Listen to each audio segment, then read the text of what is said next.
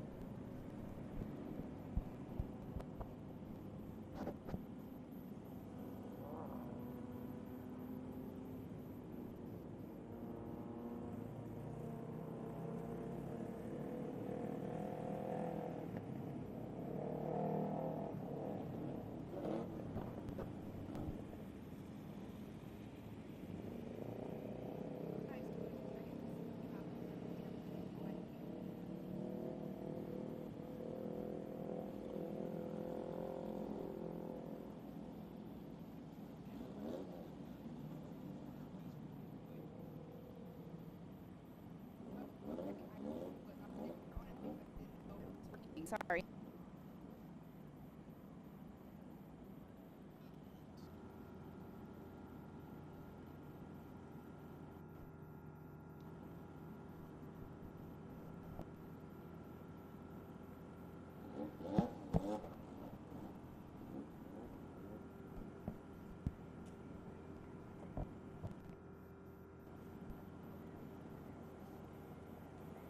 Good morning, everyone.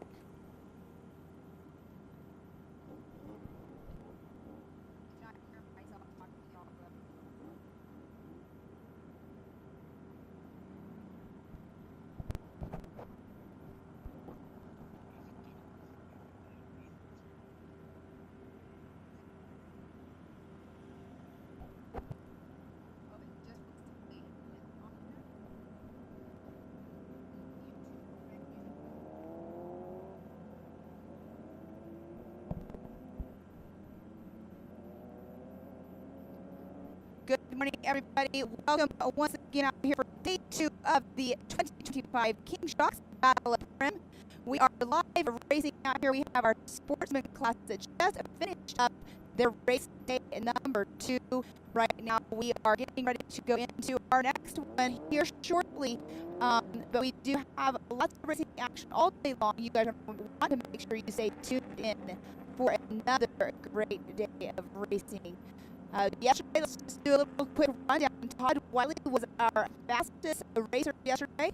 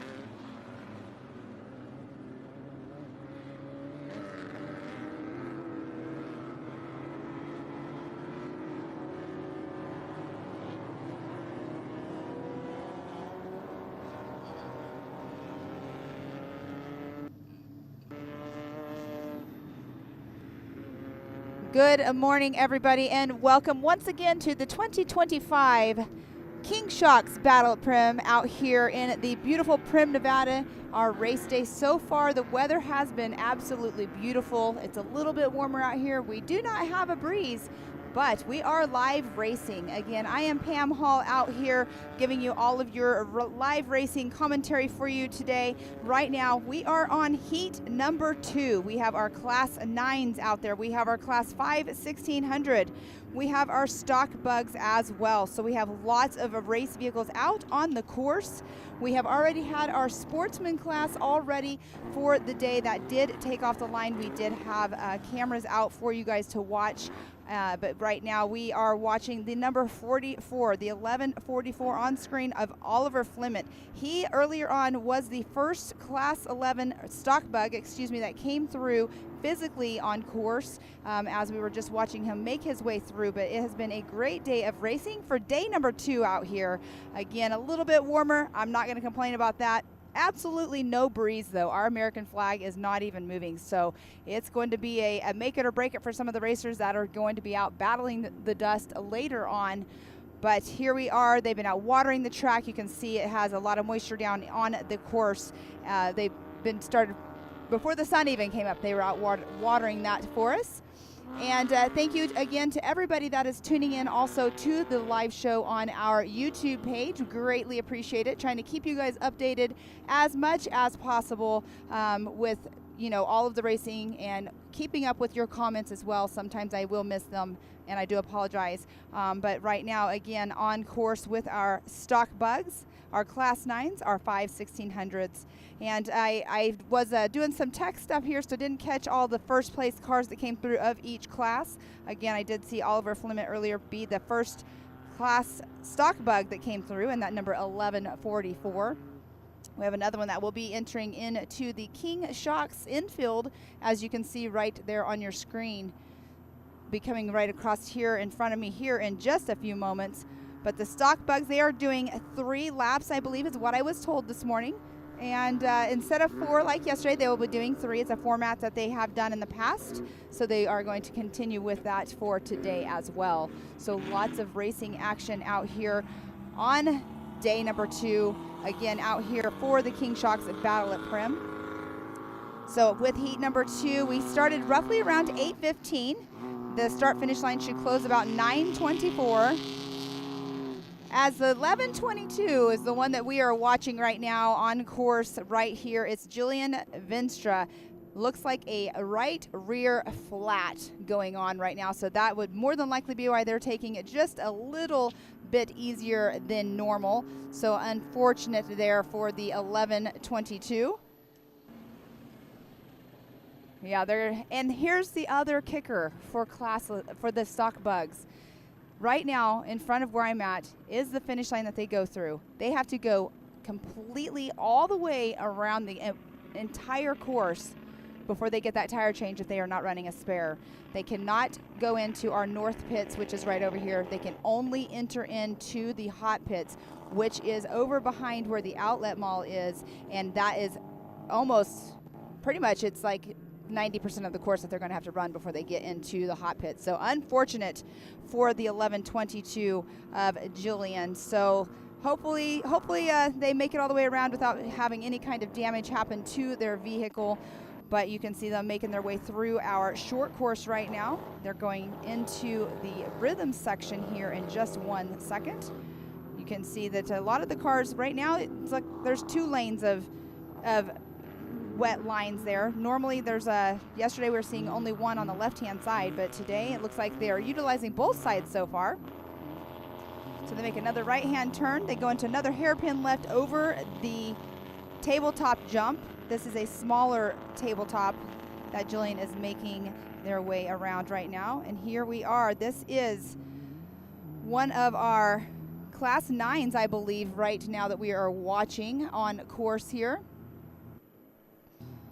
Making their way into our infield over here. Actually, making their way towards the hot pits is actually where this car is going that we were following, because the dike jump is right there on the right-hand side of that. That is the infamous, where they all love to have high speeds and and do that jump. But here we are again watching the 1122, taking it easy. It's going to be a tough one. So what you're seeing there, that was in the background. That is our north pits. That's where a lot of people will be camping, but you cannot do any kind of pits in that pit area.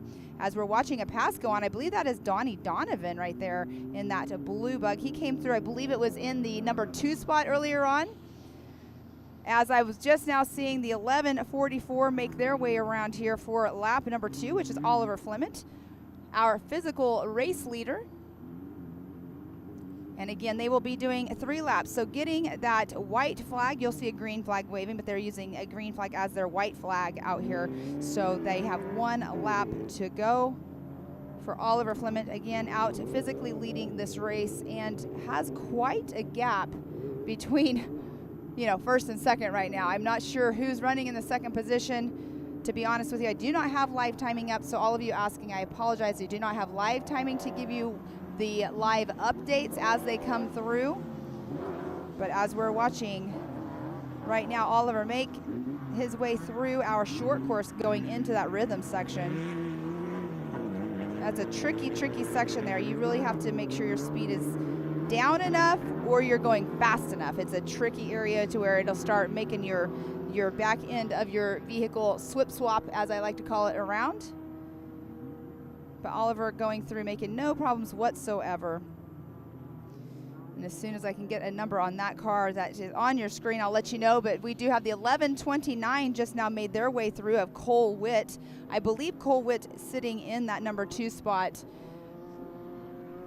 Of course, all of this is unofficial as well. But I believe that is Cole Witt. Again, in that 1129.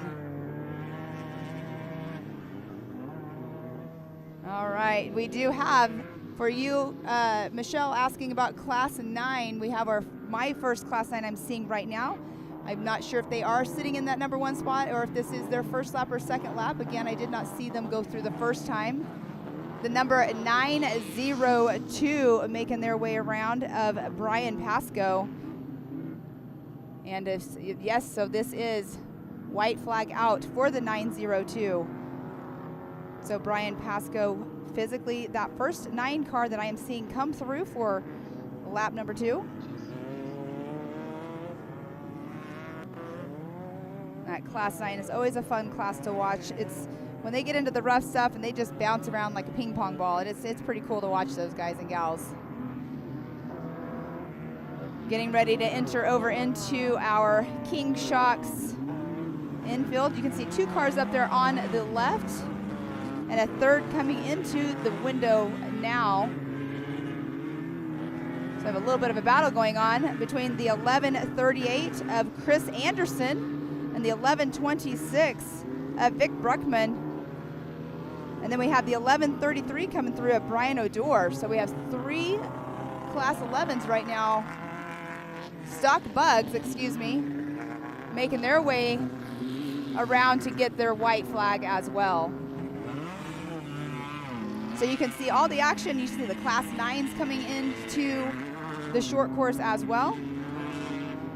Lots of action going on here in the middle of our short course. They come in, they do a jump right in front of me and go directly into a 15-mile-per-hour zone. There were some penalties for that yesterday as well, as I am watching the 979 come in of Bill Hardesty getting the white flag. The 927 next up here of Mark Blakely, also going to be getting the white flag as well.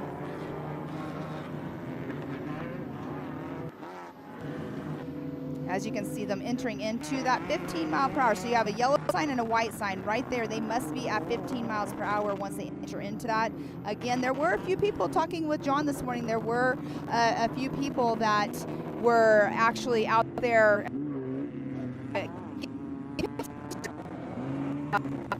to the speed limits, and it happens. Racing happens. Get excited to push that envelope just a little too far, and sometimes it comes back and it bites you.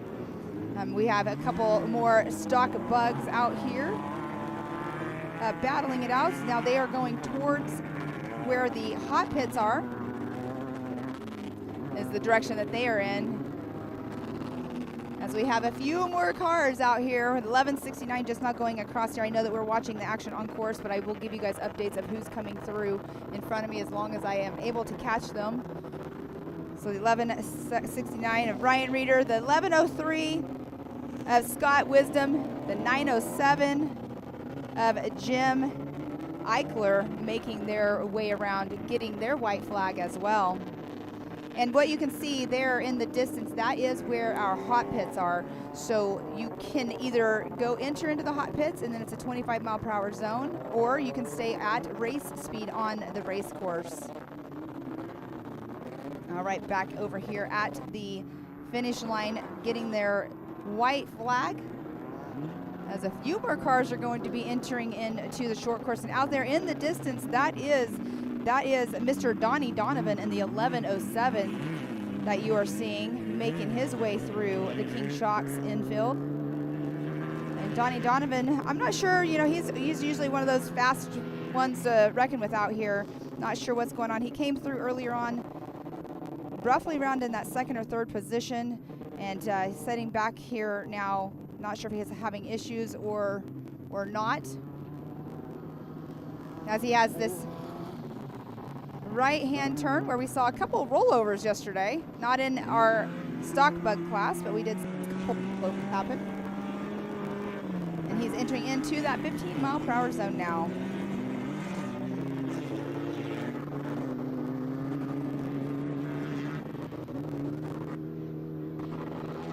A few more cars. So Donnie Donovan making his way through here. Wyatt Wiley will be the next one that is in that orange bug. Wyatt Wiley in the 1163.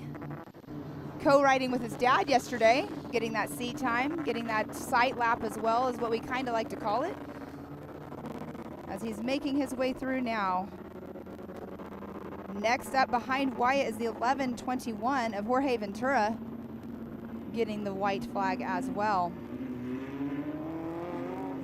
Again, I'm not sure on their lap times, but they are only doing 3 laps.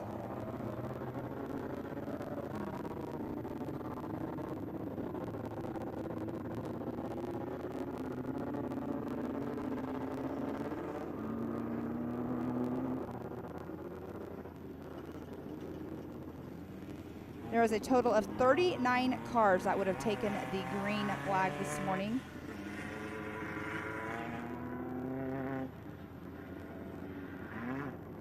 Eleven of them are Class 9s, 2 of them are 5/1600, and the rest of them are our stock bug class. As here we are watching another stock bug make their way through this short course. This short course is really fun. I mean, you think of it and you think it's easy, but yesterday it definitely showed that it wasn't that easy. So we have the 598 actually making their way through. That is a 5/1600 of Stuart Dolan, possibly in that number 1 spot for the 5/1600 class. I have not seen another one come through here. The other one would be Steve Tolbert. He's in the 566. But Stuart Dolan in that number 598 getting the white flag.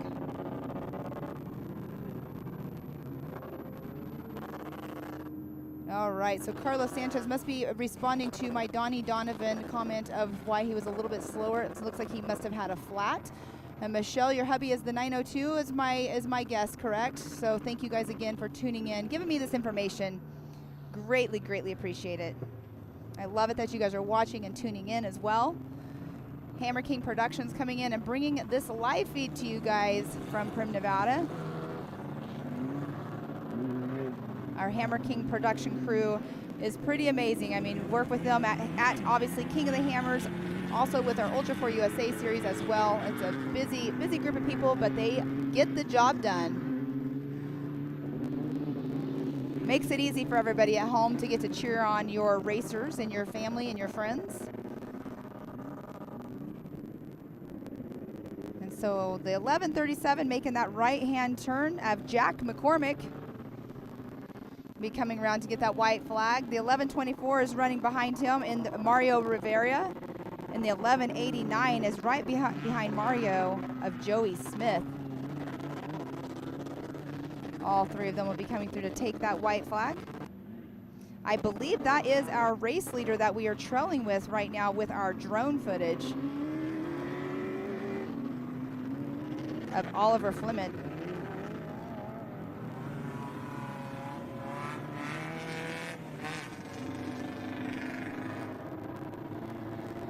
Michelle, I understand. My son was racing yesterday in Georgia, so it's hard not being somewhere where your family is racing, but thank you once again for tuning in. Carlos, thank you for the information, and you guys are awesome at home. Again, feeding me information that you guys know that I do not know, so next time, you guys will have to be here.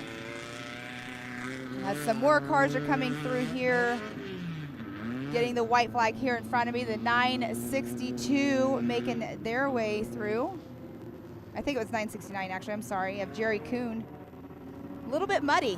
Yesterday we had a few mud puddles out there, but this morning, no wind. They didn't water it as much, so we have a nice, perfect track right now.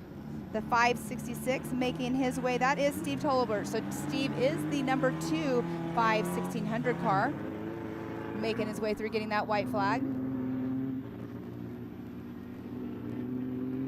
The 1166 is entering into our infield as well of Jeffrey Carraro.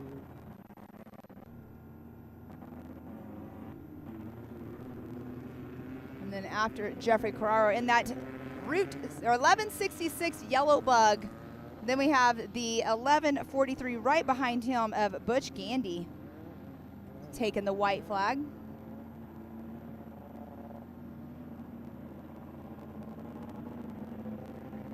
All right, as you're watching them enter into that 15-mile-per-hour zone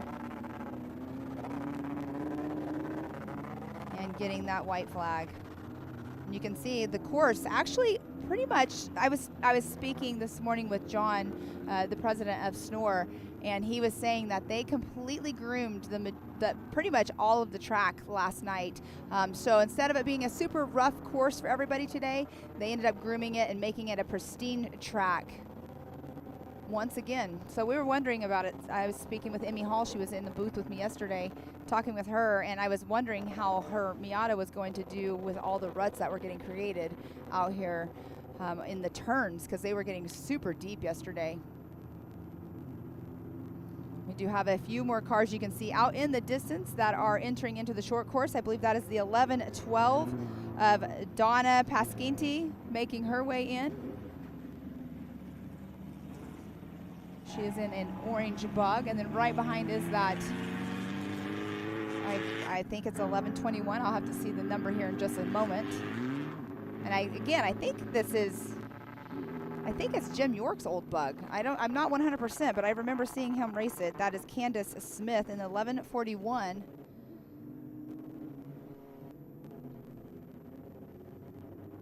So once again, coming through, making another lap here, the 1112 of Donna Pasquinti, and then the 1141 of Candace Smith as we are watching again. This class, this stock bug class is definitely one of those fun classes that so much fun to watch. One of these days my plan is to get into one of those. And you guys at home, a lot of people love this class. It's like always a fan favorite. It seems like all of the racing associations that they race at, it's got to be a hoot in there. Haven't done it yet. As again, we are here with heat number 2 going down as you're seeing our infield happening here.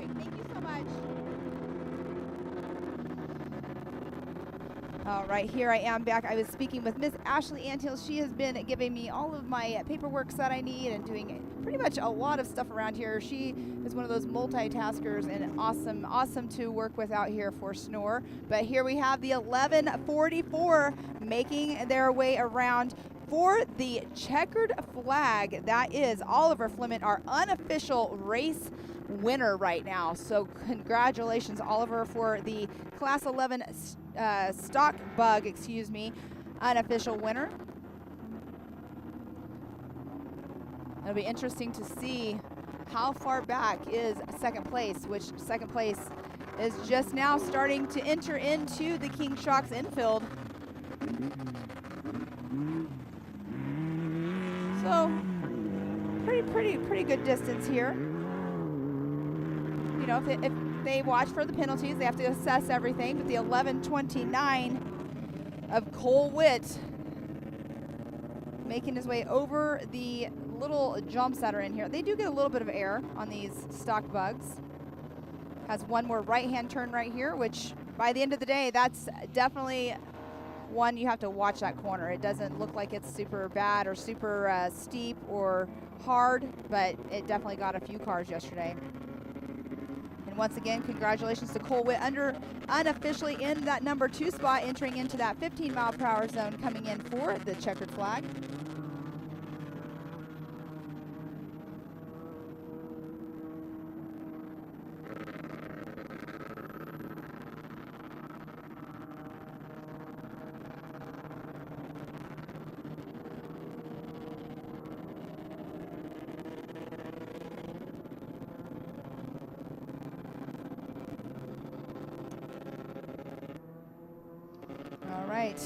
We have a few more cars that are going to be entering into our short course here.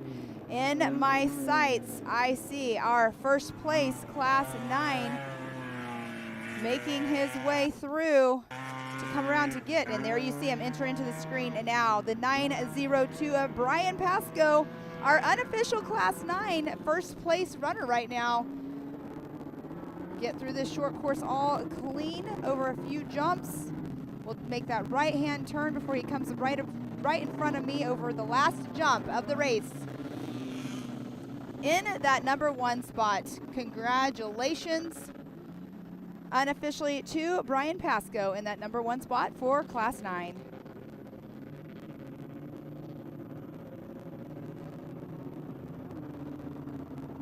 We have a few more cars that are coming in here. Oh, excuse me, Class 9 must be going out for one more lap. I apologize on that. I thought they were doing 3 laps. That must be Class Stock Bug is the only one doing 3 laps. My apologies. So, Michelle, he has got one more lap to go, but he's leading that race for you. As the 1138 will be making his way here shortly into the screen of all of you to see, the 1138 of Chris Anderson.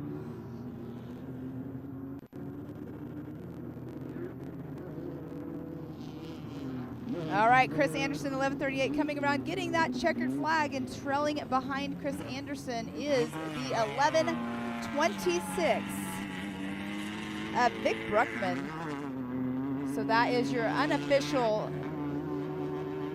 second and third place. All right, it sounds like the 1191 is out with a transmission of Ryan Rodriguez. Super bummer for Ryan Rodriguez. Definitely another one that's a contender out here as well. As the 927 is getting ready to jump over and enter into that 15-mile-per-hour zone, the 927 is the number 2 car of Mike Blakely. The 987 of Mike Smith and the 979 Bill Hardesty also making their way around, getting their white flag, as you can see them entered into the 15-mile-per-hour zone.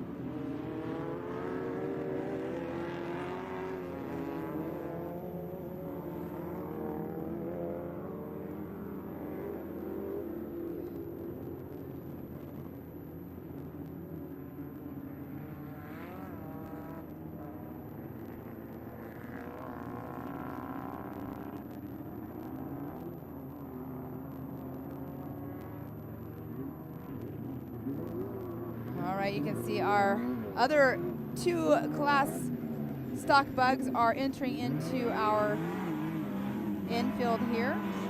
Going pretty close, neck and neck here. As that is the 11:03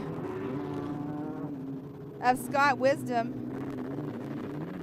Oh, and almost blowing a turn here, but you can see them 11:03 right now, making that right-hand turn.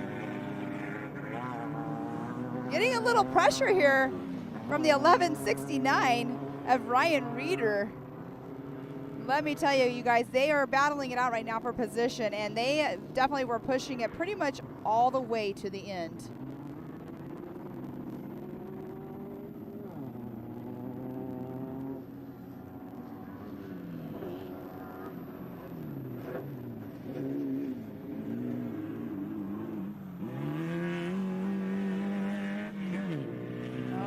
Here we do have the 11:19 getting the checkered flag as well of Cameron Reese. There was a class 9 that just snuck by me. I'm not sure what the number was on that car. As we have multiple cars in our infield right now. Next one coming through, you can see making that right-hand turn is the 11:07 of Donnie Donovan. So Donnie, again, had a flat tire earlier on is what I was being told. Thank you, Carlos. And such a bummer because Donnie is one of those that's usually up in front running as well.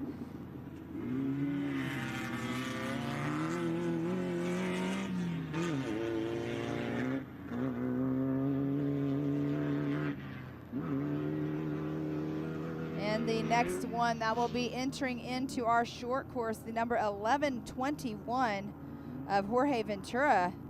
You can see him right now making his way through those jumps. He'll have a right-hand turn here. That's the last right-hand sweeper, hairpin basically. Depends on how fast you're going. It's a sweeper basically to the slower vehicles, as I would like to say. And then it's a hairpin for the faster cars. But Jorge Ventura, the number 11:21, entering into our speed zone, making his way through and getting that checkered flag.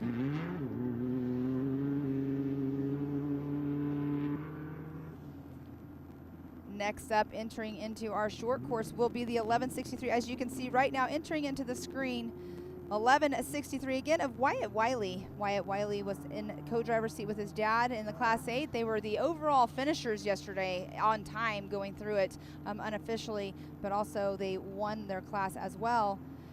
So here they are. Now Wyatt making his way through to get into that speed zone as well, and he'll be getting that checkered flag.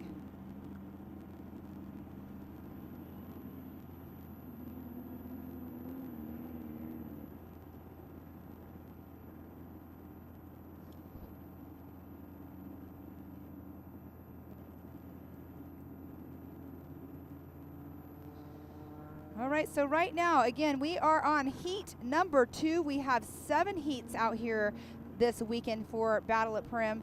Heat number 2, we have our 9, our 5/1600, and our stock bugs that just made their way around. Next heat that should already be in staging or close to getting to staging, heat number 3, our unlimited UTVs, our turbo UTV, and our NA class as well. They will be doing 5 laps out here. And they should be roughly starting around at 9:45 this morning. But heat number 3, next up, is a stacked field. Of course, these UTVs tend to be the fastest growing class pretty much in every single racing association that is out and about, that people are racing and having fun in. But the class 11, the stock bugs, definitely stacked field with a lot of talent in that comes out here and races. As here we have another one entering into our short course, or our infield, which is our 5/1600, 598 of Stuart Dallin. Stuart Dalling is leading in the 5/1600 class.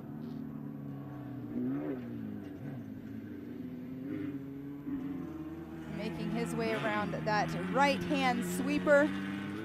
15 mile per hour zone here in just a moment.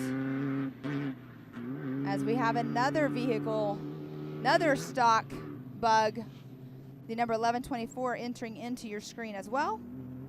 The 1124 of Mario Rivera.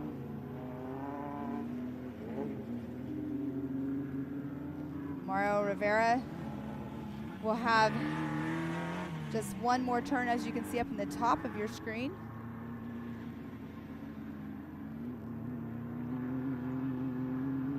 And then we also have the 1189 that'll be coming into your screen right there in the middle there. 1189 of Joey Smith. Again, I don't have all the positions of where everybody is running, but I can give you them when they come through and I see them on our cameras. Again, the 1189 will be coming through here in just one moment, taking that checkered flag.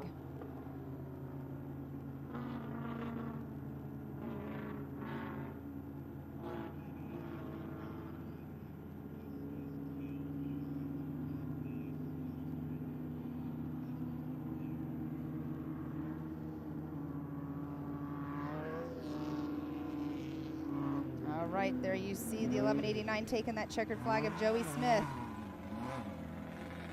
Oh, here comes another class. I see them bouncing up and down. It's oh, the suspension on these guys.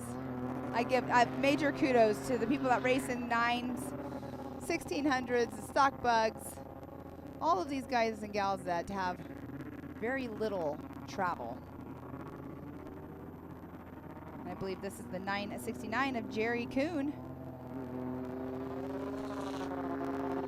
Yes, it is the 969. Going to make his way over that final jump and making his way into that speed zone as well.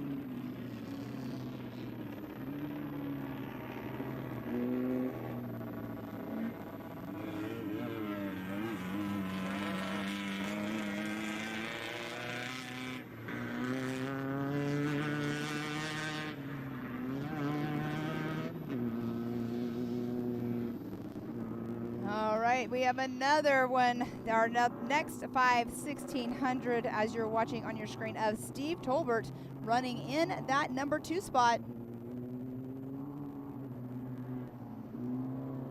Making his way around that right-hand turn in our King Shocks infield. Taking that checkered flag.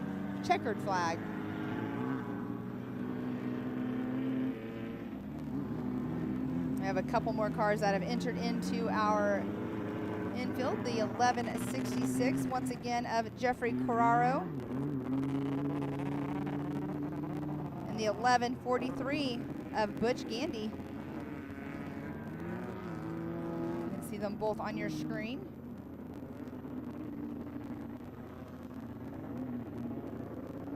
Again, the whole entire loop is about a 12.6 mile loop. Our classes all have different lap counts. So heat number 1, they did 4 laps. Heat number 2, our stock bugs are on 3 laps for today. They did 4 laps yesterday. Our class 9 and 5 1600 are on 4 laps. Heat number 3, which is our UTV class, they will be doing 5 laps. Pretty much every class almost does 5 laps. Heat 4, our class 1800 only does 4 laps, but 1600 does 5 laps. So heat number 4, and then from there on out, every single class is 5 laps except our Powderpuff class. And our Powderpuff class also does a shorter, they don't do the full course, they don't do the full length. So they do get some great seat time. as I'm watching, that is the 1133 that is coming into your screen there. That is Brian O'Dore. Almost looks like he has a passenger rear flat. Not 100%, but if he does, thank goodness he's getting the checkered flag, because otherwise he has to go all the way around the course to get that tire changed. And yeah, it definitely looks like it is flat. You'll see here in just a moment.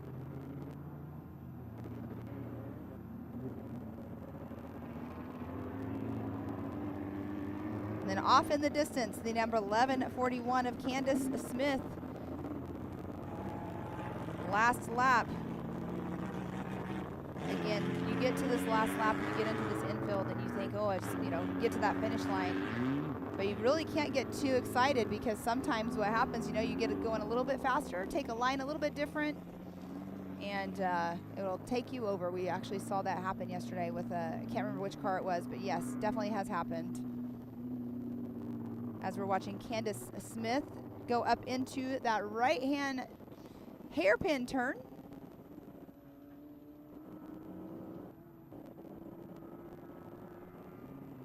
To take that checkered flag. Entering into that speed zone. Then behind Candace is the 1112 of Donna Pascanti. I apologize if I'm saying these names wrong, you guys. It's one of my pet peeves, and I don't like mispronouncing names. So if I am saying a name wrong, you can correct me, that is for sure. I try my best to say them correctly.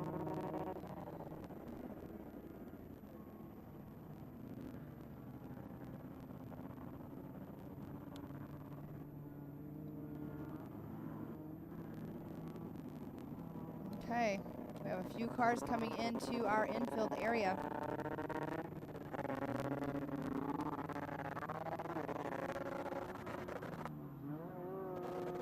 And in my sights,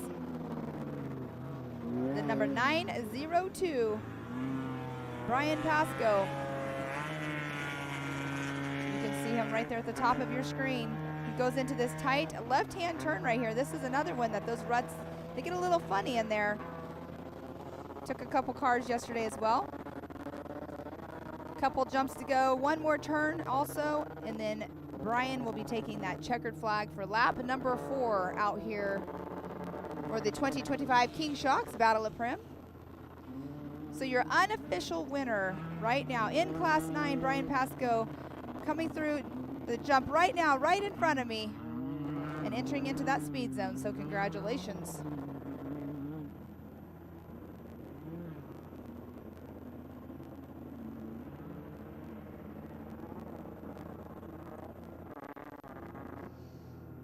Getting a little chatter here in the YouTube. Funny, Uncle's Monkey.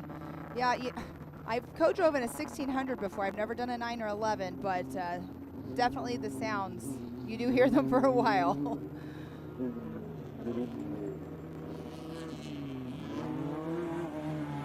We do see a couple cars at the top of our screen entering in. The 987 of Mike Smith and the 927 of Mark Blakely right now on your screen, making their way through to get the checkered flag.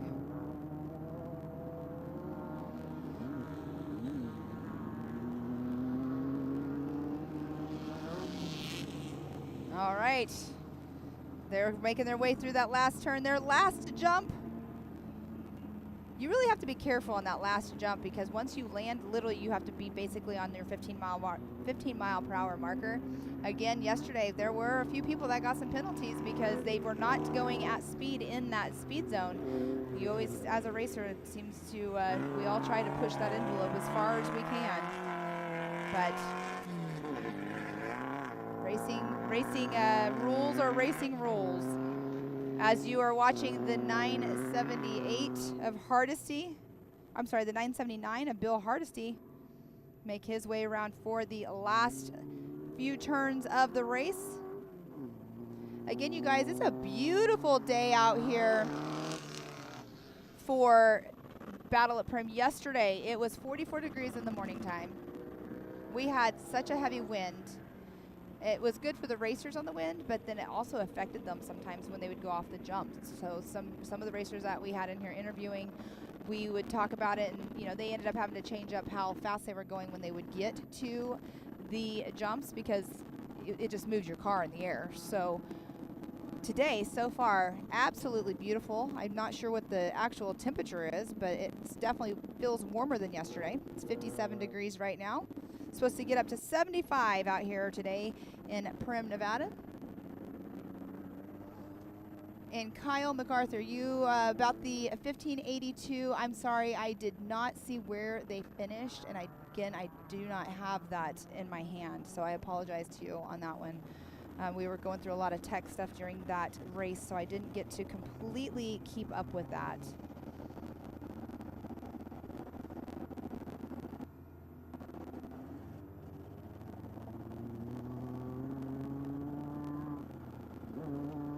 But again, we are on heat number 2 for the day. We have an all day of racing out here. They'll be watering the course in between like they were doing yesterday as well. As we are trailing over the 598 of Stuart Dolan. Stuart making his way around for his last lap of the day and his last lap of the weekend. And for you at home that might be watching, Jim Eichler just now came through in front of me, and actually you're watching him now.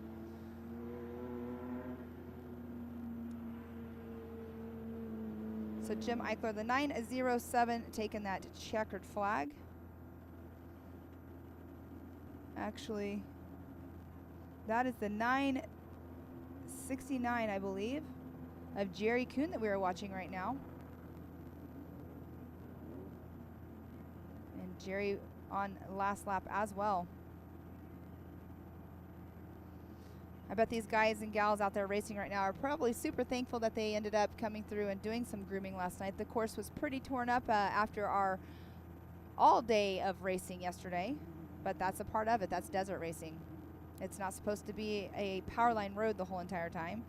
But talking with a few people too yesterday, the braking bumps in front of some of the turns, you know, when you're coming in hot to one that's a super, you know, a little bit faster, and then the acceleration bumps coming out of them, you know, those things they're not fun. So especially in these smaller vehicles. So they went through, they smoothed them out, like I was saying. Oh, and you see a little bit of a grip there, the 969 of Kuhn. That's what happens in these corners. They get rutted out, and if you take it a certain way, your tire sometimes gets hooked up into that rut. So great job there by Jerry Kuhn. And yes, our drone pilots are absolutely amazing. They bring us all of this action out on course. They're amazing. That's all I have to say. There's no way in this world I could ever fly a drone like these guys do. But we have a great crew, the FPV crew, that come out here to give you guys this action and the reading of our terrain, as they're probably more than likely going in for a battery change. As in front of me, the 1119 just came through of Cameron Reese. Cameron Reese taking that checkered flag. I agree, Mark. It's off-road racing, and yes, it should be rough. 100%. It's called off-road racing for a reason.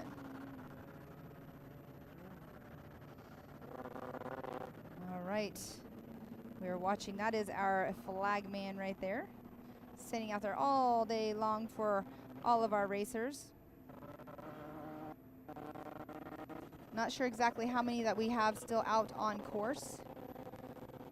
I do tend to start losing a track of count. I should probably actually start making notes for myself so I know who all comes in and gets that checkered flag.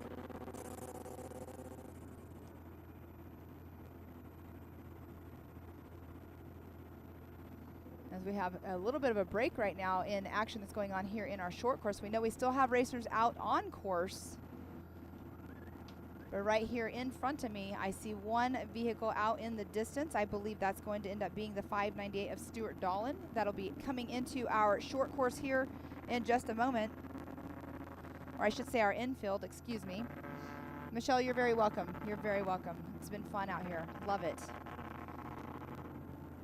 Super thankful to get the phone call to come out here and do this race, announce this race. It's been a blast. Hammer King Productions, again, bringing all this action for everybody to watch the live stream out here. A great crew of people. Super thankful to work with such an amazing production crew. As here in just a few moments, I will have the 598 of Stuart Dolan pretty much right in front of me here shortly as he's making his way through our King Shocks infield.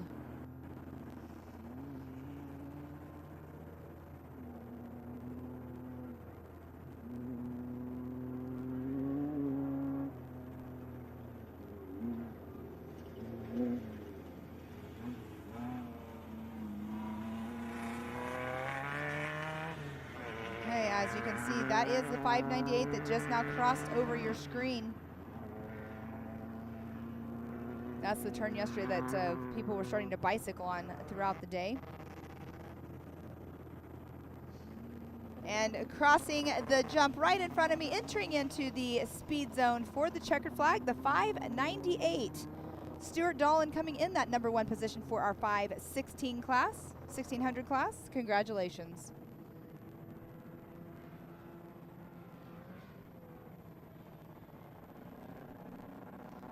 And again, next up, heat number 3. That should be starting around 9:48, so roughly in about 23 minutes, we should be starting our next race. Again, we make sure the course is all clear and free and safe for our racers to take the green flag. So once everything is all good to go and course is clear, we'll take a heat 3 green flag. As our drone pilot getting back up in the air, I have the 969 that has just entered in front of me into our infield with only 2 more turns to go before taking that checkered flag of Mr. Tom Kuhn, or Jerry Kuhn, excuse me, in the 969. And as you can see, our drone is going through staging right now, so we have about 20 minutes to start, and there's a lot of cars not in staging yet, so if you guys are watching this in your pit, you might want to make your way over to staging. Don't want to miss your time. And the 969 just now crossing over and taking the checkered flag. As the drone is right there, that is Jones in the #1. I'm sorry, the 816 that we were seeing, and right next to Jones should be the 821 of Daxton, or that could be the 808. Can't quite see their number, of Trevor Rose. And as you can see, they are now starting to pile in there.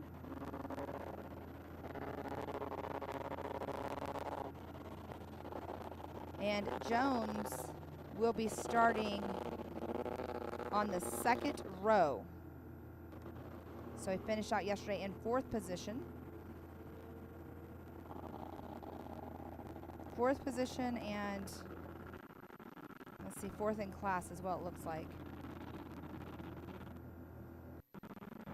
As they're making sure everybody is going to be getting all buckled up, all in their harnesses, all their seat belts, everything all safe and sound.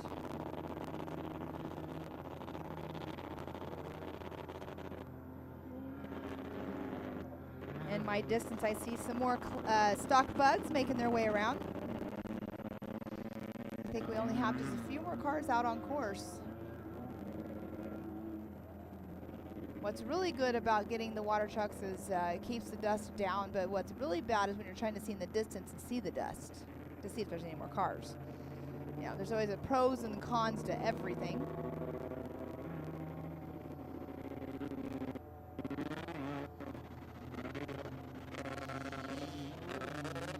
And the number 566, the 51600, making their way through our infield over here. As that's Trevor Rose right there, the number 808.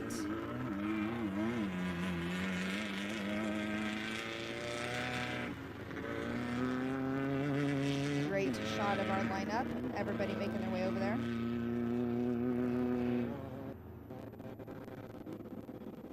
But right now in front of me, it's all about who is getting the checkered flag out here for the last day of racing, the 566 in the 1600. Second place unofficially, Steve Tolbert taking the checkered flag.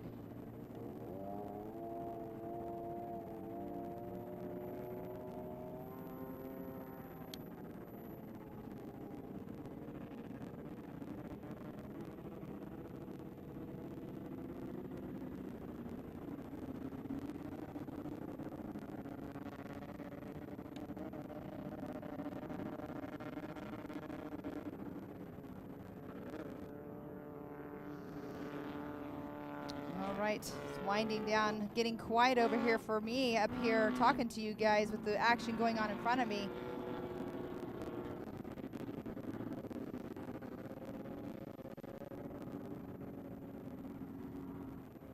Riley Benquist right there lining up in the T850. Riley was the unofficial first place yesterday in class.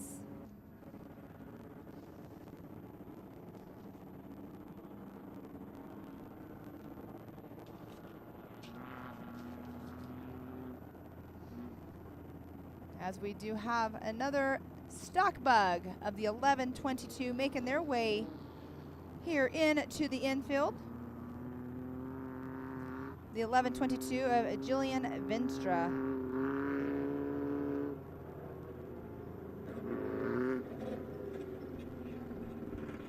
And you can see we do have a great field of our side-by-side class.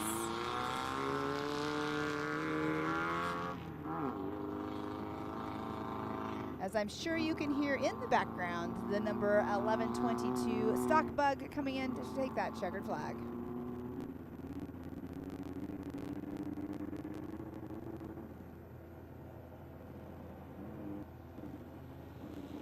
Congratulations on the finish out here to Jillian Vinstra.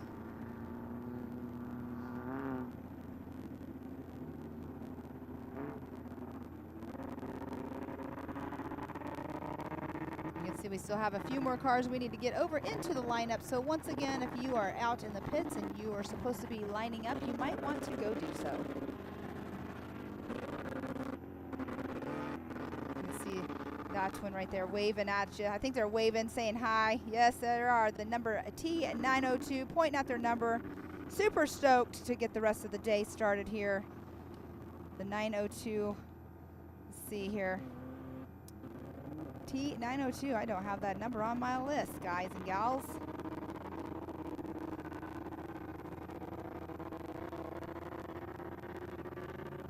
Oh, there we are, Thomas Molbach out of San Diego, California. In the Pro NA class. I love seeing the energy, race day energy.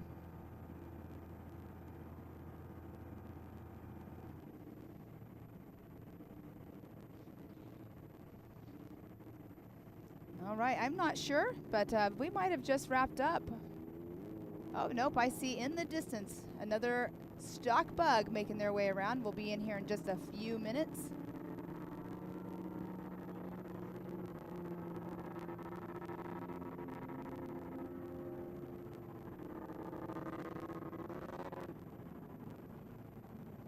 Again, let's give a huge shout out to Hammer King Productions for bringing this live show to you guys, for everybody to watch all over. So if you guys make sure you're sharing it so other people can watch as well. Let's get this the Snore series and the sport out there. I mean, there's so many people I talk about this living on the East Coast. There's a lot of people that don't know about off-road racing. So the more shares that we do, guess what?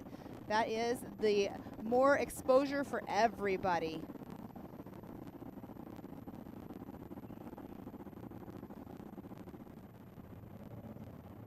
Our production crew works hard all year long to bring live shows for all of the different kind of racing that we do with Ultra 4 and King of the Hammers. And right now out here at the King Shocks Battle at Primm for the Snore series out here. Justice Brothers is the series sponsor, so a huge shout out to Justice Brothers as well. As in the distance, I am seeing our, I think, last car on course making their way through over here to the King Shocks. our King Shocks infield. All right, we'll see here in just one moment. I believe that might be the 1103. I'll see here in just a moment. Of Scott Wisdom.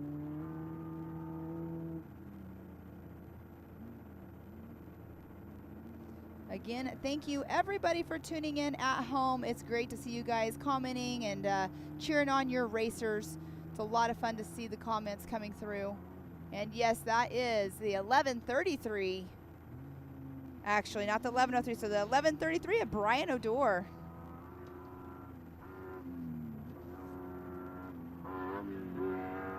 Brian O'Dore making his way around. Just a couple more turns to go before that checkered flag.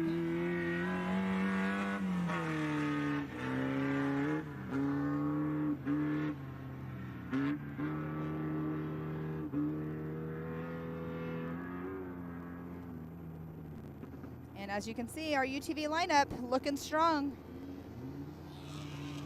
As the 1133 now has done the last jump and into the speed zone, taking the checkered flag.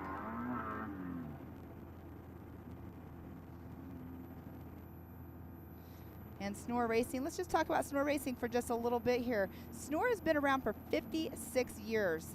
That is a great time frame and a great series. I actually see, I'm going to bring this up really quick, I see another car actually out on course, so we are not completely done with our stock bug. But right now, let's talk about everybody and all the sponsors that actually help out with the Snore series. Again, Justice Brothers, again, they are the 2025 Snore Championship Series sponsor. So they sponsored the whole entire series.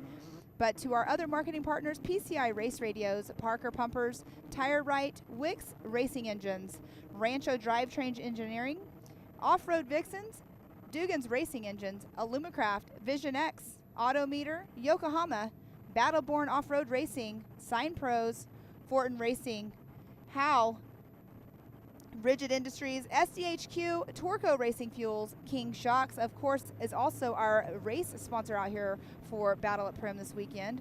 Rugged Race Radios, Fuel Factory, Weddell Industries, Raceline Wheels, Mobile Wagon, Jimenez Racing Engines, Dave Foltz Transmissions, Sunoco Race Fuels, Hostile, GG Lighting, and CST Tires. So thank you all for supporting the sport, supporting the series, and marketing partners. And as I am watching the 1137 making their way through here, taking their checkered flag for the final day out here at Battle at Primm of Jack McCormick in the 1137.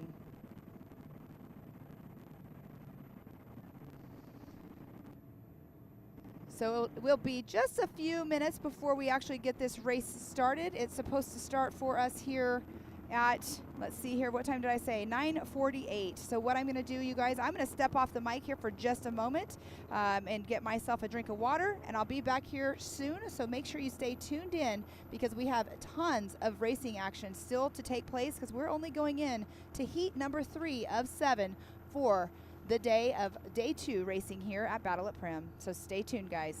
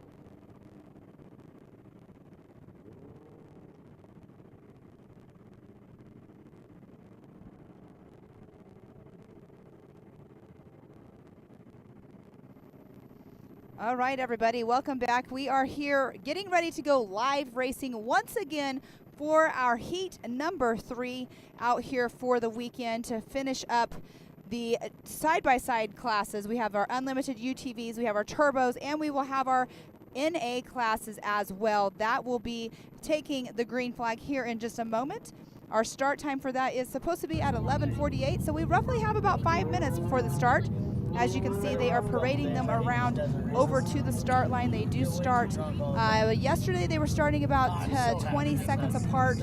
I actually did not get how far apart they are starting today.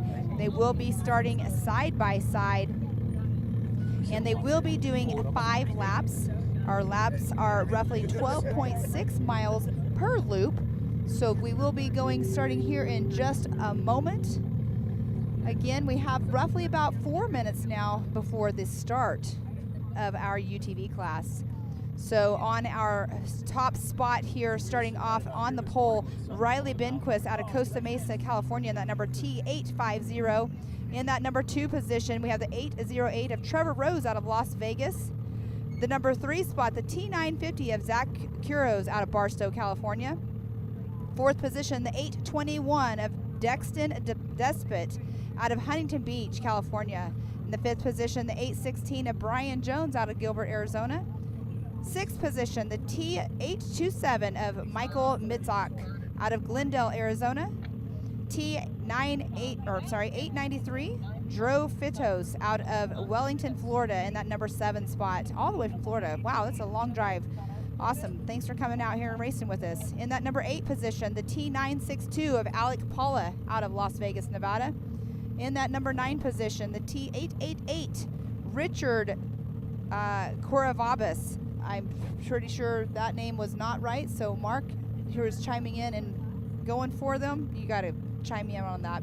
Out of Chula Vista, California. In that number 10 spot, the T990 of Parker Kaiser, Lake Havasu City, Arizona. The number 11 position, the T996 of Tammy Gubler. Yesterday was her birthday, out here racing, having fun, out of Caliente, Nevada. In the 12th position, the T911 of Gage Cheery out of Hurricane, Utah. I know a lot of y'all, Hurricane is how you guys say it.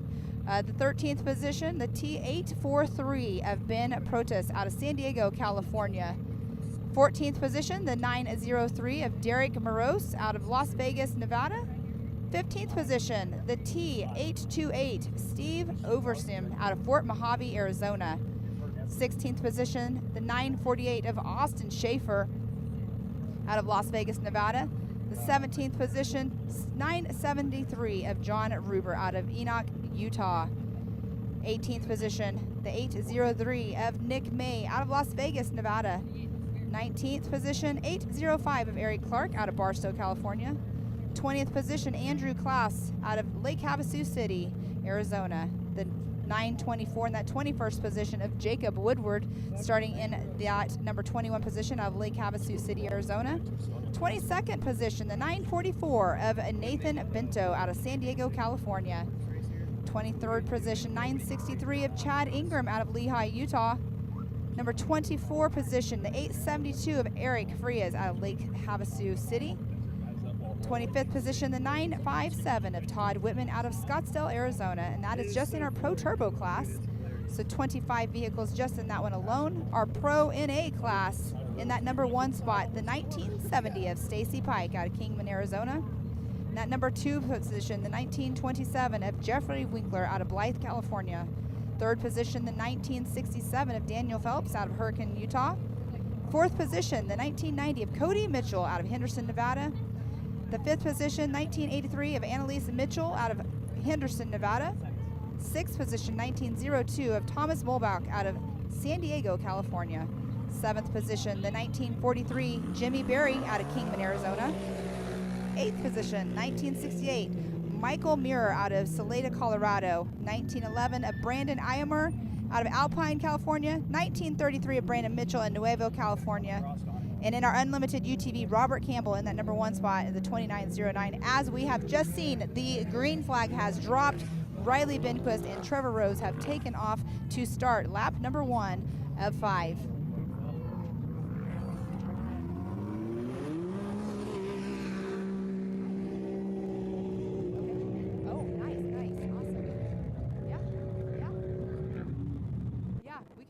that. We can do that, or we can let me get through the start, and then we'll get you in here.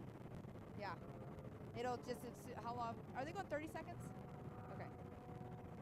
All right, so just got the confirmation. They are starting every 30 seconds off the line. So Zach Cuervos and Dexon Despot have taken the green flag. That is that rhythm section. That is a great view of seeing the cars going side by side through that rhythm section. It's an iffy one. You got to make sure you are on that properly. Ryan Jones and Michael Mitzok have taken the green flag as well out here for the 2025 King Shocks Battle at Primm. So I'm going to keep my notes here going for everybody of who all has taken the green flag. So Brian Jones, Michael Mitzok have Joe Fritos and Alec Paula now taking the green flag as well. Again, every 30-second start is how we are going through our race morning out here. Richard Corvarbas out of Chula, California. Parker Kaiser sitting there waiting to take their green flag. That's quite a distance between the two that are sitting there on the line, or going through that rhythm section, actually.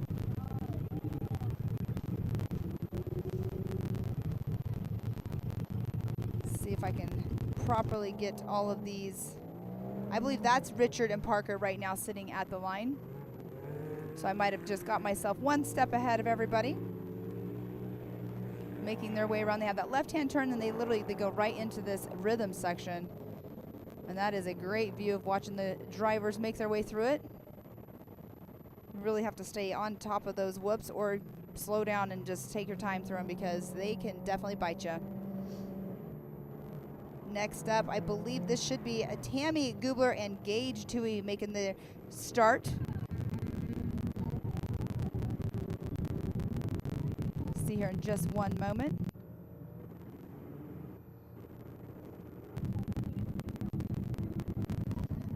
And I'm going by my starting order here, so again, if I am off on those, I will apologize to you guys.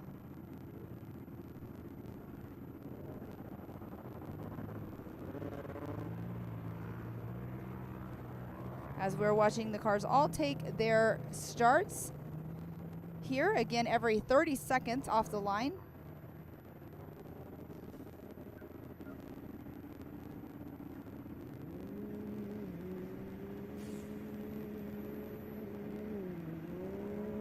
And you can see them waving their green flag for them to take their start side by side right off that start. This is another term that definitely can sneak up and bite you on that if you're not taking it properly. We saw a car yesterday roll over right off the start in it. Actually, it was in our 6100 class.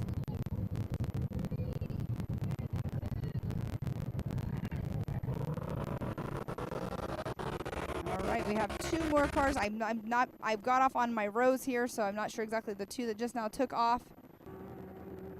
Oh, and there's that 4-seat Can-Am that's actually going out there that's racing as well. That was pretty fun to watch them out yesterday, coming through our infield over here. I will here in just a few minutes. Once all these cars take off the start, I will have a guest in here, an overall winner for the weekend.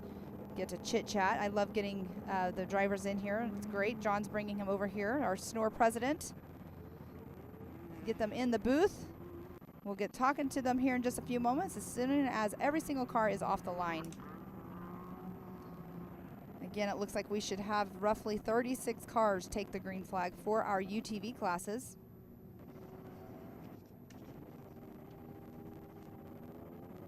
And yesterday, the lap times, I don't have the lap times, I just have the full race lap. These guys and gals are making super fast times here.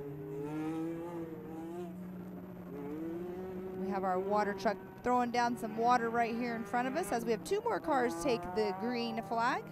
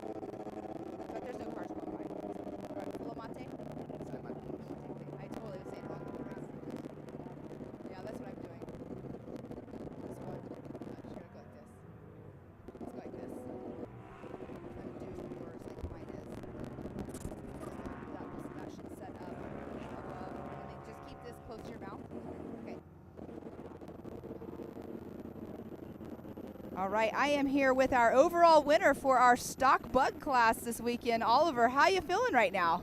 I'm so excited. It's congrats. It's an honor for me to be here.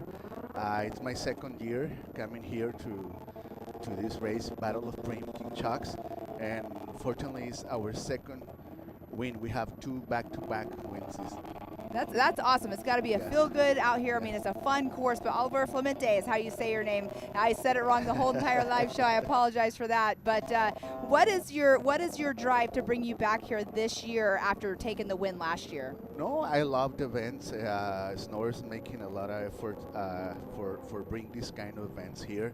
We came from Ensenada, Mexico. We drove almost 500 miles to be here, and we're gonna race all the season. And we like a lot this kind of racing, and their team is amazing. They're making a lot of effort. All the team, all the partnerships, all the volunteers, all the people who support us. They're making a lot of effort. It's great to race these kind of races. It definitely is. I 100% agree. So, with you being in Ensenada, do you do any of the races down there as well, or are you just doing Snore? No, that's weird for me this year because we have 9 straight wins in the score international series. We're the current champions, but I have to split, and I decide race here. Okay, okay. Why?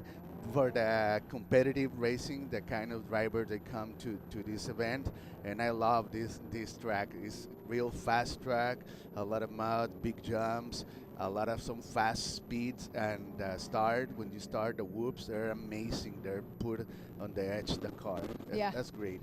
Yeah, definitely. And they went through and they groomed the track last night, so you didn't have to go through all of those major ruts and stuff that we thought you guys were going to have to go through. So you're probably thankful for that. Yeah, sure. No. That's amazing. Yeah, for sure. So Rage at the River, did you do the whole the Snore series last year? Yes. So you did Rage at the River also. Yes. We competed in all the Triple Crown. We won the Triple Crown in Snore. That was the reason we decided to race all the full season in Snore. We started here in Jim, Nevada, a couple of months. We won that race, and we have another win today. We're amazing. We are right now in doing good the parts and the things here, and we are so excited. I have to say, it's like you're sweeping the field. I have a broom right here. I feel like you should be like sweeping all the competitors out of the way. Yeah. Well, that's awesome. Yeah, that's amazing.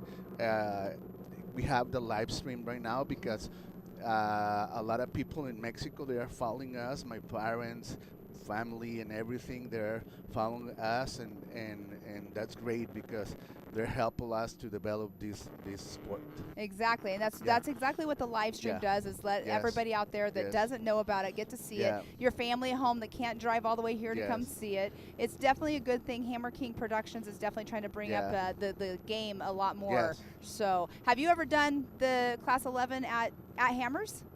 Yes, I did the Class 11. Okay. Yes, I've been there. Yes, 2 years, and I raced this January.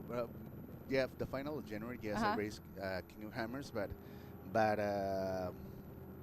right now it's great for the Hammer Kings to be here, and they help a lot to develop the sport. Yes. Exactly. So you're all done racing for the day. Yes. Are you going to stick around, or are you going to start making your trek back home? No, I'm gonna start. We have to drive 500 miles. We're gonna pack everything, put that in the bug in the trailer, and take our time and try to return the safety to Ensenada, Mexico. Yeah, I love Ensenada actually.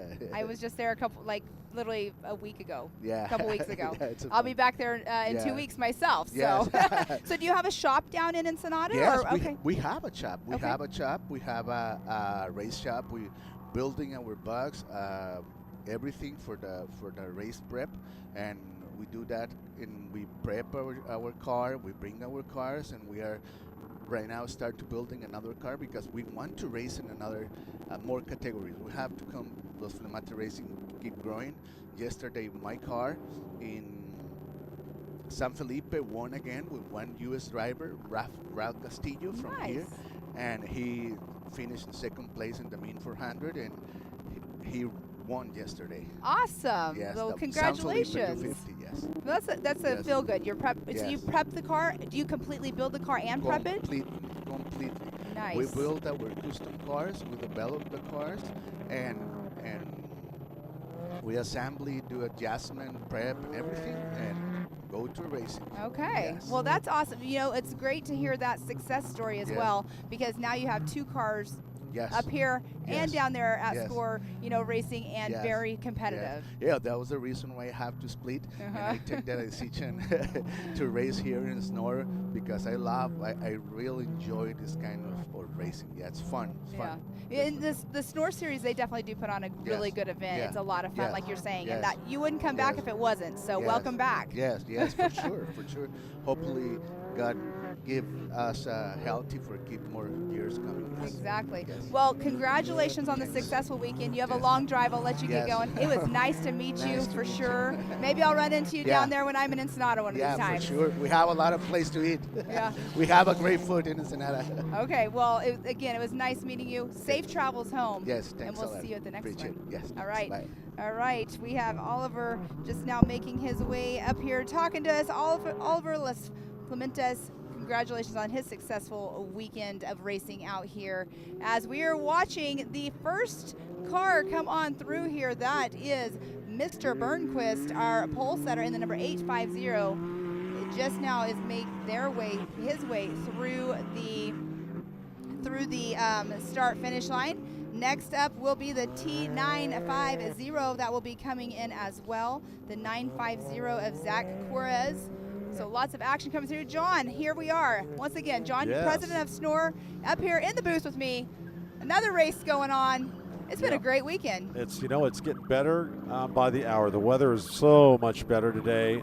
Yeah. We were getting blown away yesterday, and Mother Nature's blessing us today with a much better Yes. atmosphere. So I'm loving yeah, it. I'm it's loving really it. nice right now. Somebody did the nice weather dance. Yes, so I did a few dances yesterday. Oh man, it was yesterday. Right. I'm just thankful I was inside this building. But Yeah. all of your volunteers, I mean all the volunteers and everybody yesterday having to go through all the standing out in the weather and the photographers and the camera Yes. guys and Yeah, you're the guys flying the drones. Yeah. You know how good they are when they can fly in the wind. exactly. And I you mean, never know it. never know. Look at this. We have a pass going on. Right now we're actually on board watching a different car make their way around, but we have some nice action. That is the T948 that we are watching make their way through as we have a battle going on over here in the infield, but the 948 of Austin Schaefer is what we were watching. Mizyuk. And look at this. This is Yeah. a great battle Yeah. going on. So the 893 making their way through, battling it out with says Joe Fritos and the 827 of Michael, is it Mizaki? Mizyuk. So, And then, Stacy Pike's making his way in. He won yesterday, and he looks like he's having a good day today so far again. he's a funny guy. I like him. He He's came in here great. and interviewed with me. Oh, awesome, yeah. He's out of Kingman, Arizona with Kingman Off-Road Racing. That whole bunch of people there. Their team is such a help to me. Jimmy Berry and Jim Berry, his dad, they are lifesavers to me and what we do here in Snore. Anytime, I don't even ask for help, and they're just there. What do you need? We want to help. Anything I've needed in the last year or so since we met, they're just great people. And then they bring a great program together out here to Snore. They're super competitive, and they're having fun and Yep. getting it done. Jimmy had a rough day yesterday in the 1943. I spoke to him later in the day, and he had transmission issues. So they went goodness. all the way back to Kingman to get another transmission. Oh, wow. Yeah, to try to fix it today. So, Well, I guess in reality, Kingman's really not that far. no, Not that far at all. So there's a couple hours. 888 of Richard Corvalbus. I know I'm saying that name wrong. Just now came on through here. I didn't catch the second car, but look at that 3-car battle going on. The drone was catching up to right there. So great battles going on. This is a stacked field. I Yes. think, I can't remember how many, what I say, with 36 cars that should have taken the green flag. This is our biggest heat of the weekend right now with that many. We'll have 31 216s coming up in heat 4. Yeah, that's a big class too. I love that class. Yeah. I think that historically is one of the premier driver classes. And again, I had Emmy Hall up here yesterday talking to her about this, and other drivers also, that really it is a great learners class. Even though it's very competitive, it teaches you to drive. Yeah. And we talked about it yesterday, talked about it with other drivers as well. And it really is a class that is a great starter class for people that want to really get heavy into off-road racing. Absolutely. Yeah, we have sportsman classes that are entry level as well, but you get through that. Once 1600 is a great place to graduate to. Just like at any other, I think, class, that class has always been a staple off-road class from going back decades, and you'll usually see the solid numbers in there, and some of the best drivers that move up into truck classes came from there. I mean, Rob McAkron. Yeah, he exactly. started there. That was, where they came from. And I know, a bunch of others, Jason Coleman, who's an iBox sponsored truck right now. And yes. Obviously quite a few others. They all came from buggies. And McMillan, Different I think, areas. too, right? What's I that? think McMillan also, I believe. Oh, yeah. McMillan's, yeah. That's right. So, yeah, lots sure. of talented, unlimited truck racers. Yeah, have evolved from the buggy classes. Yes. The buggy dorks. Yeah. Cameron Steele. Didn't he used to race 1600? Oh, yeah. Yeah. Oh, yeah. So, I mean, BJ Baldwin. BJ Baldwin, exactly. I remember when Speaking of BJ. Cameron Steele, I think he won unofficially in the two-wheel drive San Felipe? TT class yesterday. Oh, right yeah. on. Good for Cameron. He's a great guy. Yeah. Man, all kinds of racers coming in. They're pretty close bunch together for the most part so far. Yeah. I do see our Motorsport Safety Solutions going out to the north over here, so not sure if we've had a issue or not. You can see him going that direction, off into the distance. As we are sitting here watching our King Shocks infield cars come through for their first lap.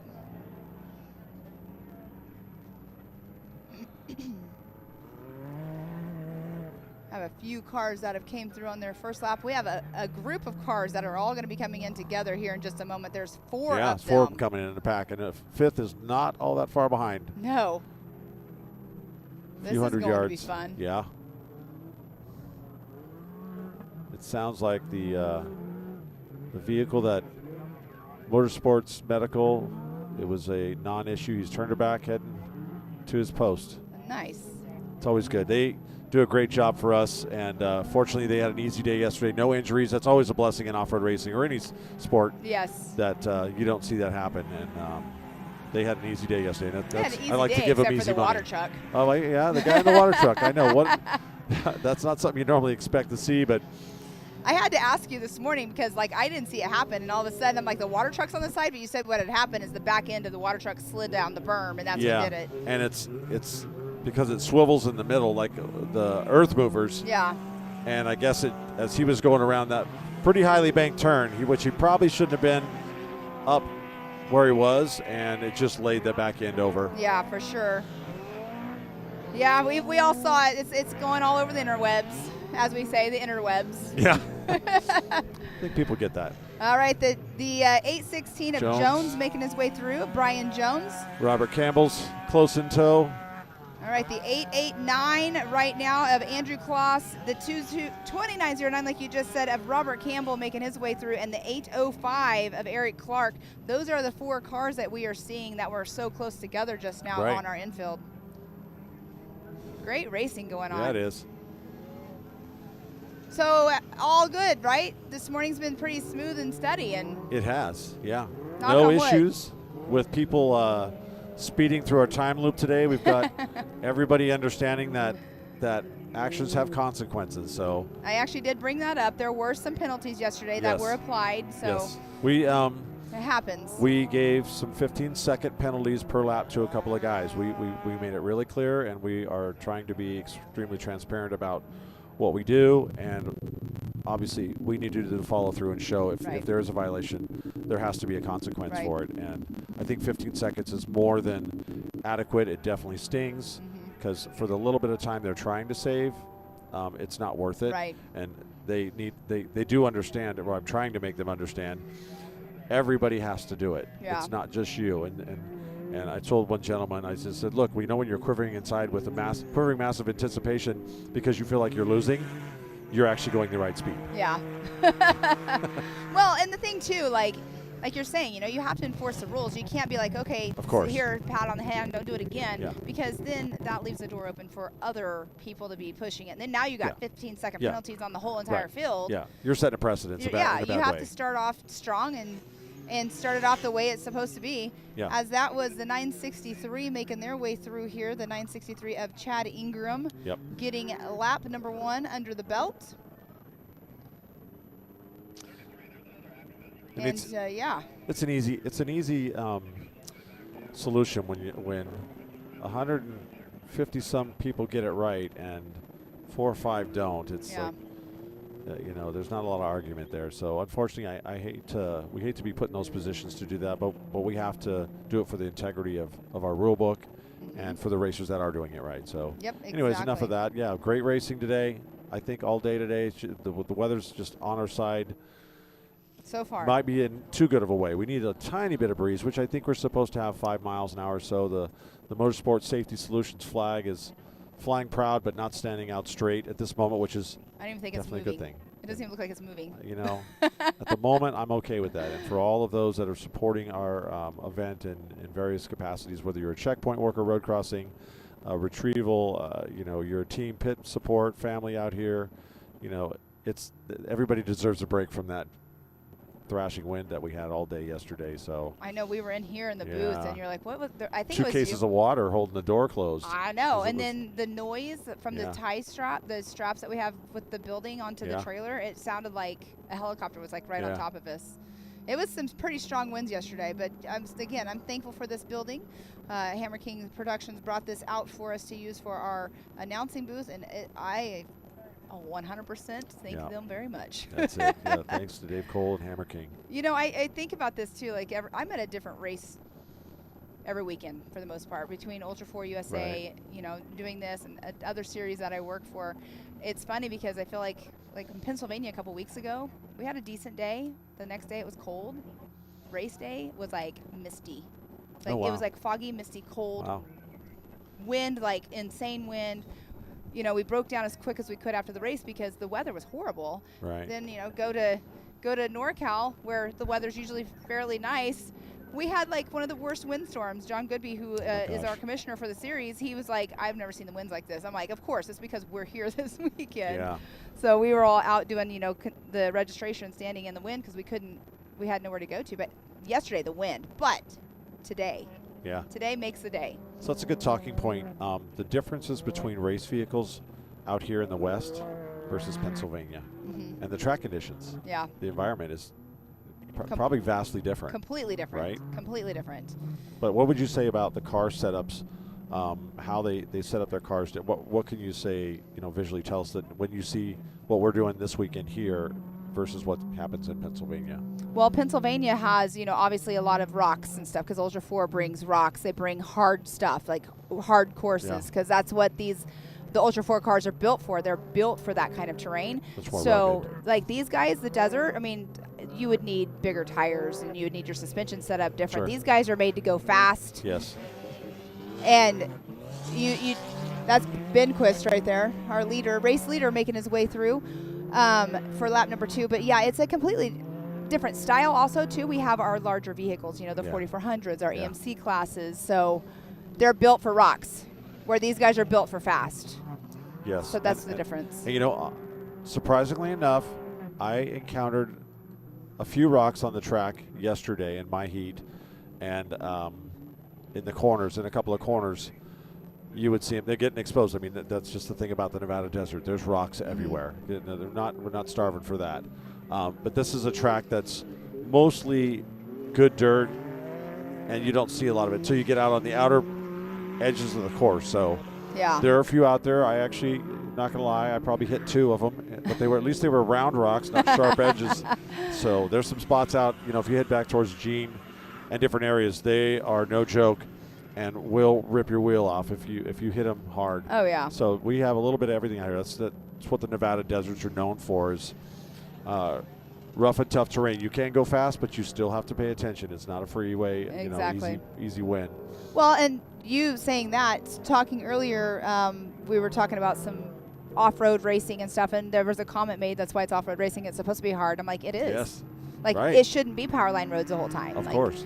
off-road racing is off-road racing for a reason. If you want to go smooth and selling, go road They course have- racing, right? They have dirt track for that, you know, and that is groomed to be smooth. And even they have their challenges a little bit as they burn in the grooves on flat track, you know, dirt circle racing. But, Exactly. yeah, this is, it's not to be blade in the desert racing, you know. No. Yeah, desert racing is a whole different racing. It's nice that we can have this, like events like this that give you both options. So this isn't a typical, you know, desert environment. It is definitely one of those, probably this, Ed Frias coming by. Mm-hmm. He's our 24 class champion in Pro Turbo. But this is probably the smoothest track we'll race all year long. True, because when you go to Rage at the River, there's rocks, Yeah. there's moon it's, bumps. Yeah, it's 3/4 open desert. Yeah. Snore 250, it is meant to be rough and tough. We Yeah. find the rough nasty because that's what the Snore 250 was always known to be. It's Yeah. like the Mint 400. It's not supposed to be a walk in the park Right. by any means. And you know, everybody. The funny thing is we have stock bugs that are saying how great the course was. You know, they love the track, and then you have class 6100 trucks or class ones. Man, that was rough and tore Yeah. up. So it's funny you get the different opinions from the cars you don't expect to get it from. Right, exactly. Yeah, I love the difference. But yeah, the Mint 400 though, like you're saying, that's not a known course. But this has always been a fairly smooth race. Yeah. There got to be some deep holes out there. Braking bumps and accelerating bumps. Those were probably, I would say, my biggest challenges. And like I say, I was in Heat 5. So coming into turns, you know, you're accelerating hard. You're staying full speed as long as you can. Yeah. So when drivers say, well, how deep can you drive in the corner? You want to drive deeper into the turn. That means going as fast as you can, as long as you can, before you have to hit the brakes. And you stand on the brakes, go through the turn, and then you're back on the gas. Or you're actually on the gas going through the turn. You're doing it right. Shouldn't give away secrets, right? You shouldn't. And, There actually had a driver in here yesterday right? that wouldn't tell me his secrets. He told me he so wasn't you going get to the do it. accelerating chop coming out of turns. Uh-huh. And so those are probably the two things that I struggled with the most. And it wasn't even horrible, but it was still, I was surprised at how built up they were at that point. So I can only imagine what it was like for heats Right, 6 exactly. and 7 with obviously the unlimiteds, Yeah. the trucks. Well, I mean, but you guys came out, like what you were telling me this morning, as you guys came out, you guys grooved it. Yeah, they did grooved groove it. it You again. groomed it, And so watered it. back to Gives it- smooth. Yeah, it gives it a reset. It was a little soft. A couple of reports I heard, Yeah. you know, they groomed it, but they are not able to have the time to pack it all in Yeah. and kind of help keep that density there for traction. So there's a Yeah. few spots out there that are a little soft this morning, and these early morning heats will hopefully work some of that out here for me when I get there. in I another know. hour What and a you half. about 1 o'clock? Yeah. Yeah. Do it again. Try to get a finish. You'll get a finish. You'll be there. You never want to assume, but if it's meant to be, we'll be thankful for it. Exactly. I'm trying to bring up my stuff here. Let me go out of here. Bring up all of my information for these racers out here. Wherever it went. As we are watching our cars make their way through the King Shocks infield out here for the 2025 King Shocks Battle of Primm. It's been a great weekend out here. Again, we've talked about the weather earlier on, but right now on our course, our UTV classes making their way through. Roughly 36 cars taking that green flag. Actually, probably 35. I believe one of them blew an engine yesterday, is what I'm being told here. It's looking like Jimmy Berry's out as well, so Okay. They were hoping to get their car fixed. Aimer might have blew a diff yesterday. Mark is saying Aimer.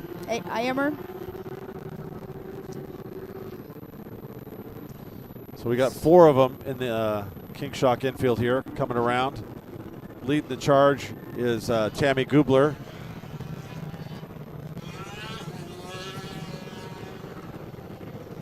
So that's the 996 of Tammy Gubler. T996, yep. Yep. Of Tammy Gubler. Looking good.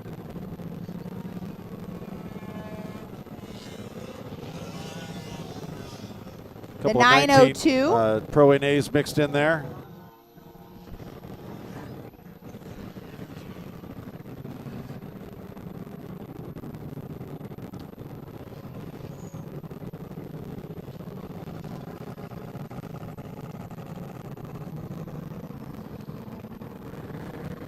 That was a 1902 of Thomas Malbeck. I was trying to find the name on here. It was a 19 number. A couple of lists here.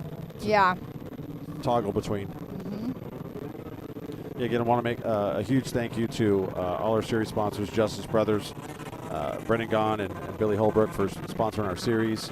They've been with us for going on 3 years now, and they're OG snore guys and support everything that we do and at many different aspects. And it's just great to have those guys that have been around snore forever to support us into our current year in operations of what we're doing. Thanks to King Shocks, obviously, for their continued support, and all our contingency vendors that come out here.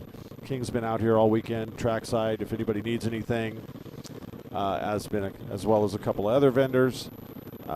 We want to thank all our volunteers and checkpoint workers, retrievals, medical, water truck drivers, Dave Pearson creating a really awesome course, Reading and Colton Gubler for putting all that together, and our tech team, Lou Farrar and his team, Don Barbeau, all he does for Snore, our flag people, our timing people, you know, the Vora, the collaboration with Vora, with Laura and BJ Butcher. They're bringing such great value into what we do, and we couldn't do it without them. That's awesome. It's good to have the support of all of those amazing people. And last but not least, Dave Cole and Hammer King Productions and the infamous Pam Hall. Well, I would love that I'm here and thankful that they brought me in here for this race. But yes, Dave Cole and Hammer King Production bringing the live show to all of the snore racers and families and fans and everybody that wants to watch it. It's definitely been an amazing weekend out here so far.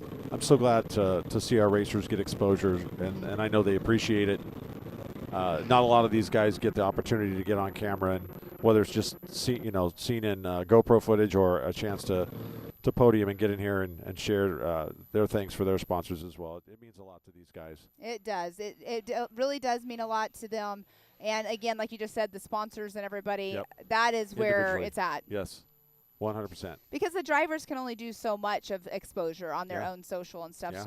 And in any aspect of promotion. So bringing it to the audience of King of the Hammers and the whole Hammer King Productions, it's broadening that spectrum. Yeah, and this all came together literally in less than 2 weeks. So normally a production takes you said weeks and months to do it. And like I say, I got the call not even 2 weeks ago, or barely, and Dave says, "Hey, I'm bringing the big show for you guys." And it was like I was just kind of dumbfounded. And he's like, "No, this is what I want to do. I want to start building up, or exposing off-road racing as a whole. It's not just about what we do; it's about what everybody does. It feeds,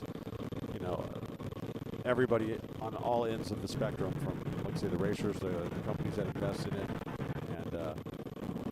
and us as promoters as well. So, and hopefully it will birth a few more new racers that are able to either experience it live or watching it at home." Exactly. And we are in heat number 3 of 7. We have 4 more heats to go for the day. It seems like it's going by really fast already. Knock on wood again. I keep saying all this stuff. I need to keep knocking on wood. I know I was asking you earlier, do you think we'll be finishing up about the same time? I'm like, I have a red eye to catch home, so.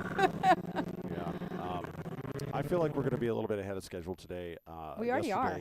Yesterday we had the Powderpuff heat, and we gave them a sight lap yesterday. I don't believe we're not going to do a sight lap today. There's not really. I don't think there's a need for that. The same people are going to go again. They should be fine getting around the track. Right. And it's marked for them as well. So we won't do that.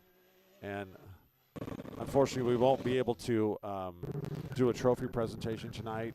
Well, we made the call with the timing people. There's literally 1,600 reads a day to go through to make sure everything's right. We will post unofficial results this evening for today. Yesterday's are posted. There was literally, I think, 2 or 3 minor little typos that we corrected last night and this morning from yesterday. Looks again 1,600 reads a day. I don't want to announce official results and do that in an event like this until we know it's right. Right. I think It's racers proper. would rather wait for the cold truth later than than telling them something that might change and having get their hopes up, sharing that with their sponsors, and then have a change that might bump somebody a Right. position. It's great for the person that benefits from it, but not the person that doesn't. So Right. we want to make sure that it's all correct. I don't know that many other organizations that do events of this scope, 2 days of racing with so many cars, this is just like Rage at the River when there's 400 cars approximately. That's a lot of paperwork for those people to go through. They, Yes. like you, they're up really early in the morning. They're up all day, all evening working on it. And your eyes, you got to be going cross-eyed after a while. And, Exactly. and they need a mental break to get away from it for a little bit. But we don't want to put them under the gun to make mistakes.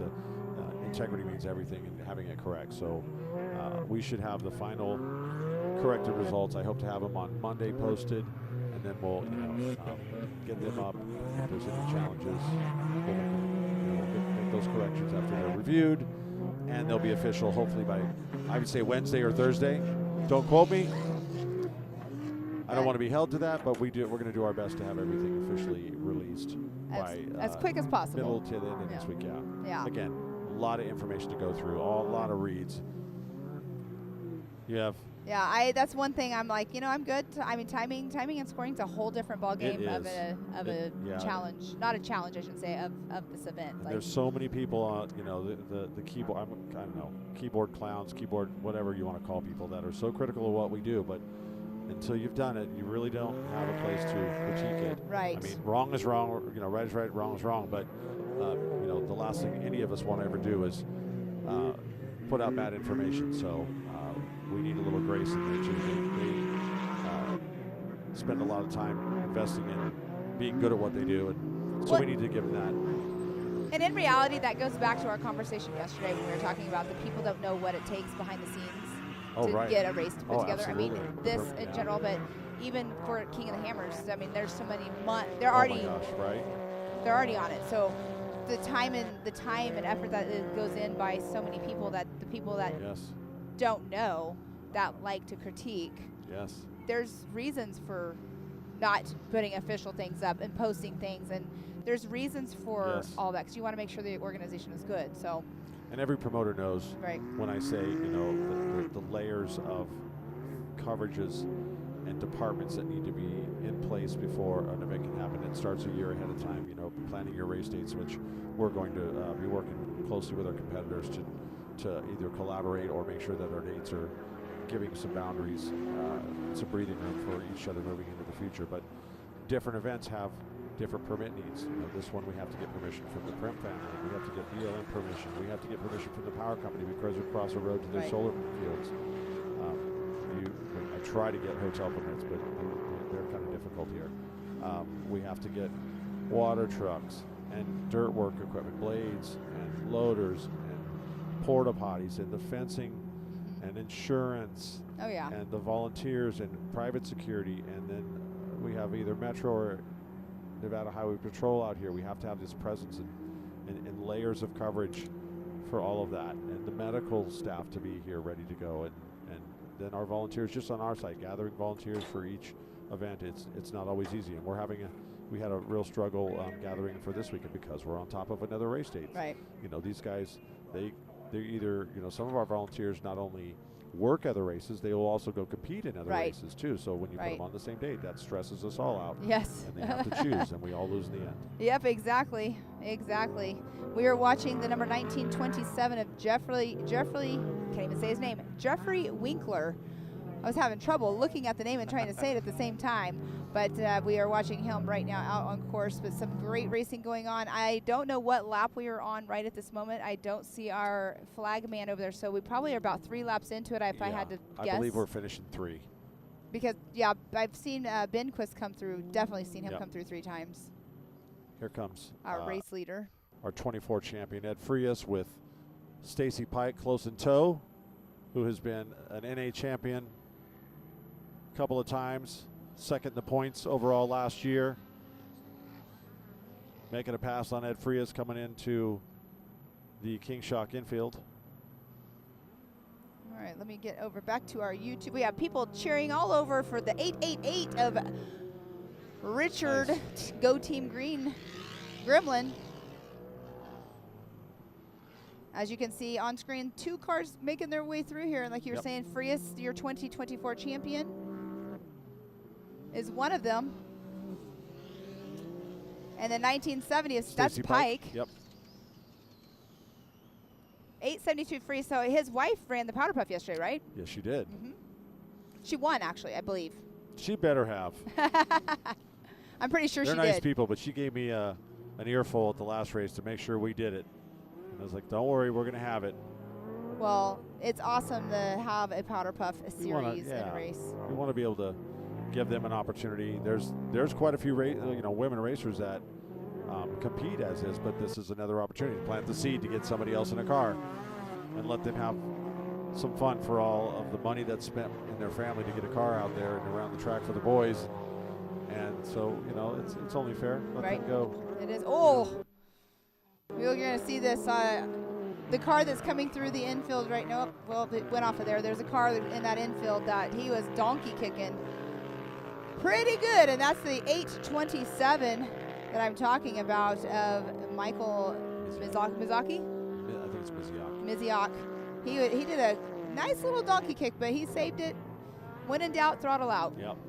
Those, as you come into that hairpin, remember there was several people bicycling in that turn, so, and even I tried it to go into that pretty fast yesterday, and I got the second one, I got a pretty good kick. Yeah. And so you got to set for the turn, and I'm still on my front wheels. I was like, okay, let's slow down a little bit next time. So yeah, for sure. I think it's good to have those there to check people up. So we don't want to have any rollovers, and that was definitely a spot that it can happen. Yeah, when he came off of the last little hump before going into the hairpin is where he did his little donkey kick. That's it. But yeah, here we are. We got this nice overview from our drone pilots. Now into our infield here. That is right where the start takes place, right there where you see the fence at the bottom of your screen. They'd make into that left-hand turn into the rhythm section.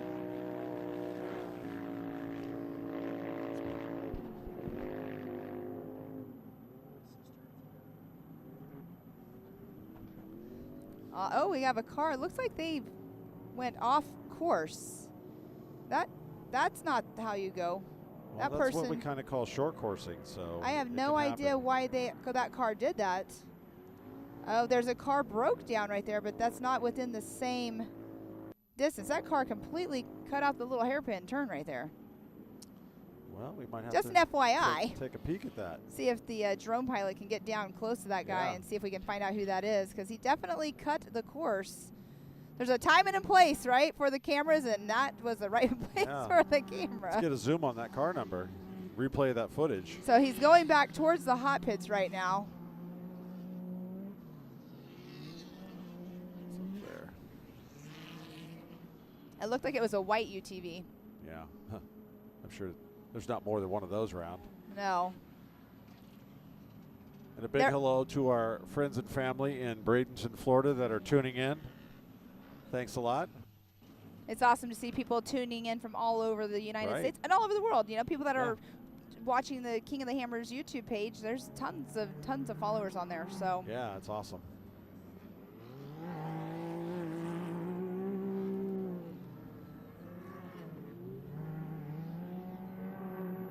Well, I think I'm going to step away for a minute and give you a break and go prepare for my heat that's coming up here in a little while and make sure the 1600s get lined up safely. But thanks again for having me. You're very welcome. Thank you for having me, and good luck out there if I don't see you before you go out and race. And I know we got to go find that white UTV too. Yeah. That was secretly that's what I'm going to do. Exactly. All right. Well, you have fun. I'll see you in a little while. Soon. As we are watching our infield here, that is our Robert Campbell right there in the 2909.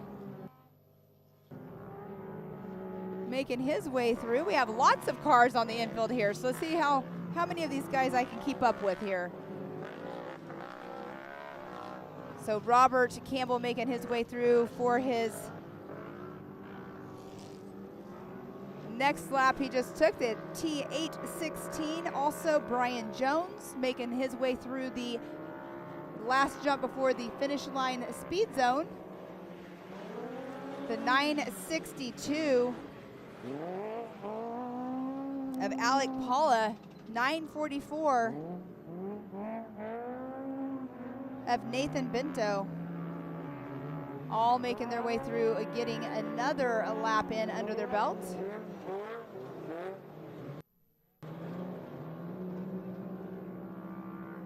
Again, as we are out here for the 2025 King Shocks Battle at Primm.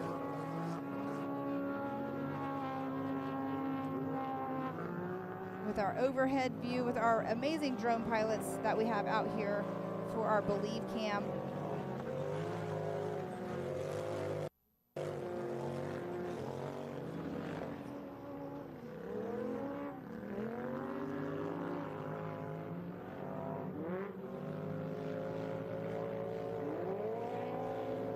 Another one in here in our infield. Right now that overview is actually of the short course of where our cars start at.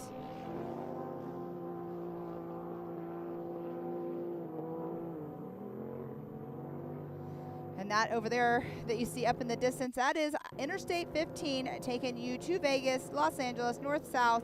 And also right below that is our North Pits, as we call it. You cannot pit over there. You can camp over there, but you cannot pit over there.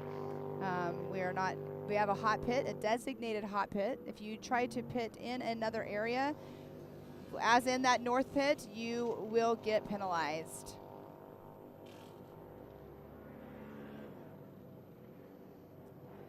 And a great overview of our Primm Resort area here at Primm, Nevada.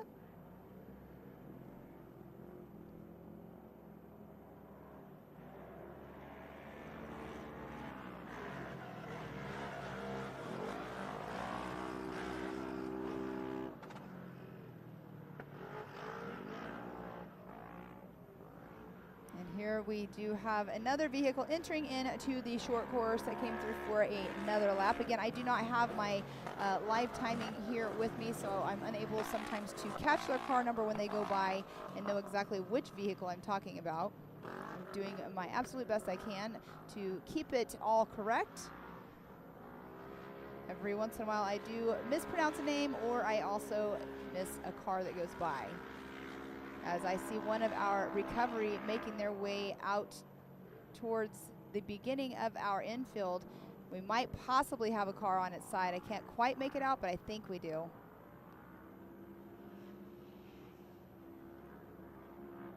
As we are watching our short course area.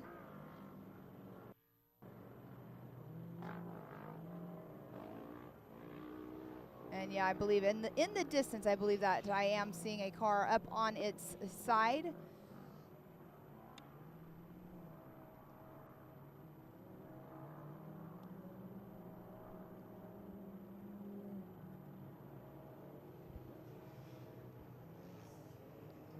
And the T889 making their way through on another lap. T889 of Andrew Kloss.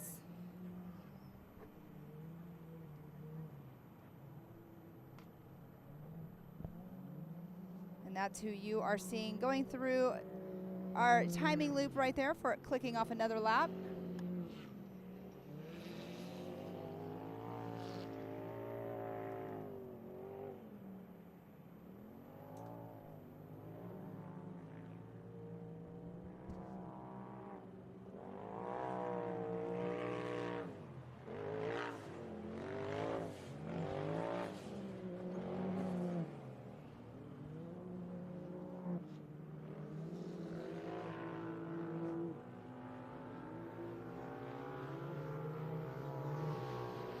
And as you can see, multiple vehicles coming through our infield here right in front of me. As the 850, our race leader unofficially right now, coming through, Riley Benquist out of Costa Mesa, California, riding in that Can-Am, getting the white flag as right behind him is the 963 as well. The 963 of Chad Ingram out of Lehigh, Utah. So our race leader, again, taking the white flag, 1 lap to go.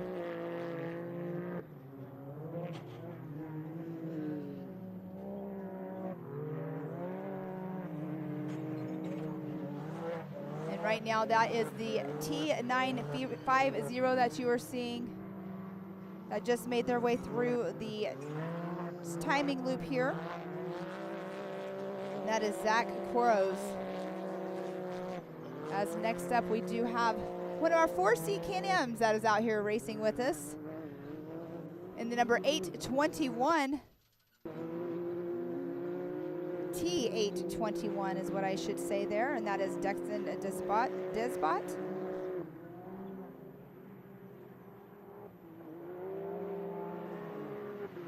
All right, I'm getting some information again here through YouTube. It looks like the T888 went through and changed 2 tires at the pit. They did already come through here and through the timing loop for another lap, but 2 tires, that's always fun. I haven't really heard much about flat tires. I mean, we saw a couple this morning in our stock bug class, but for the most part, no really any tire issues out here this weekend.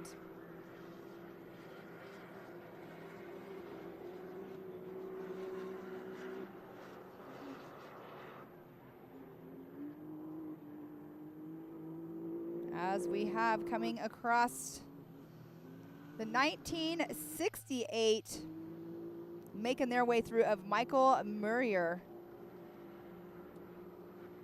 Michael Murrier is in that UTV Pro NA class. So right now out on course we have our Pro NA class, our Pro Turbo class, and also our Unlimited UTV. We only had 1 entry in that class. That was Mr. Robert Campbell, made his way through for another lap.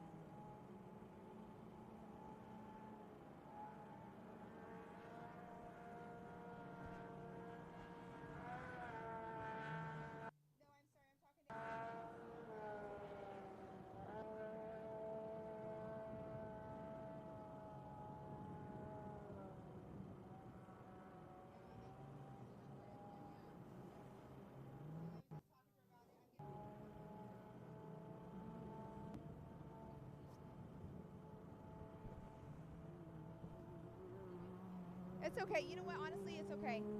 Yeah. All right. Hopped off the comms for just a quick moment, talking with Ashley about a few things, but back out with racing action. And that right there, I believe, is the 818, if I'm seeing that correctly. Or 816, I should say. I believe that is Brian Jones that we are trailing along with our drone pilots. As we are now back here in the King Shocks infield, having another vehicle come through, taking the white flag. I keep saying white flag, they're using a green flag for the white flag, so no, don't get confused.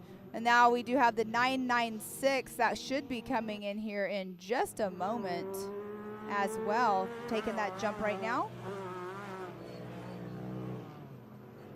996 of Tammy Gubler.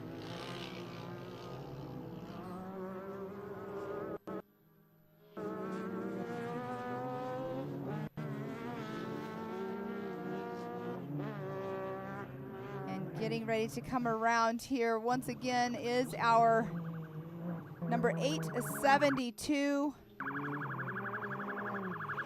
of Ed Frias, and then the 911 right behind the 911 of Gage Tui. And here we are once again trailing along. I know that's a green car, but I can't make out the number of who we have here. 1962. Man, I love my drone pilots. They're amazing. Absolutely amazing. So the 1962 Alec Paula, you can see as a T62, excuse me, but you can see the chatter bumps. You can see how the suspension was just working on that vehicle. You can tell that's a longer wheelbase vehicle as well. Some people take those 4-seaters and they build them into their 2-seat race cars. As coming through here, we have another, I believe that's an Arctic Cat coming through. Or a Terex, maybe. That could have been Thomas at Molbach. I didn't catch the number. I was looking at my screen here.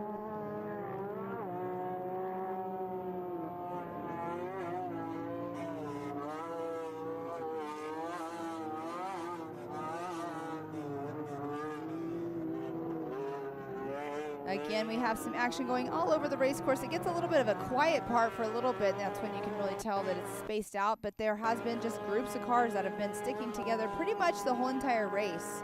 But this again is heat number 3 out here for the 2025 King Shocks Battle at Primm. We have a total of 7 heats taking place today.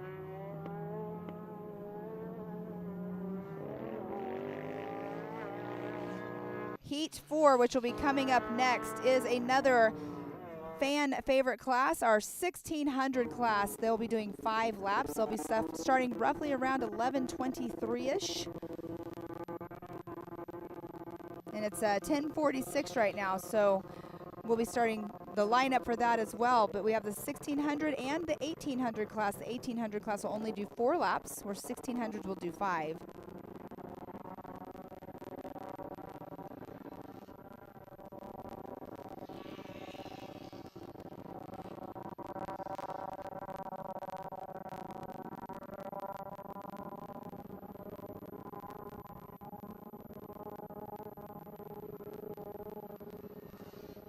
As coming through the T828, which is one of our 4-seat cars out here racing along with us.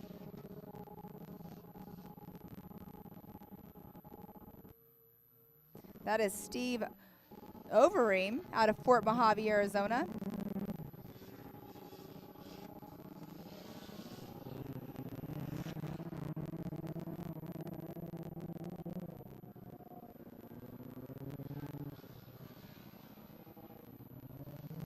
Making their way through right now, this is Brian Jones that you will see come into screen here in just one moment. Brian Jones in our Pro Turbo class.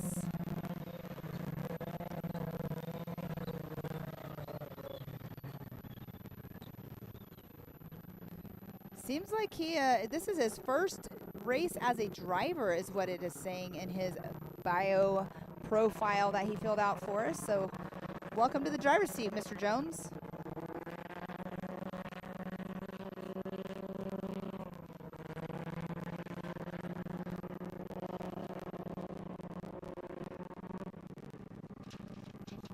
Oh, here we got a little bit of a breeze picking up and my papers are flying.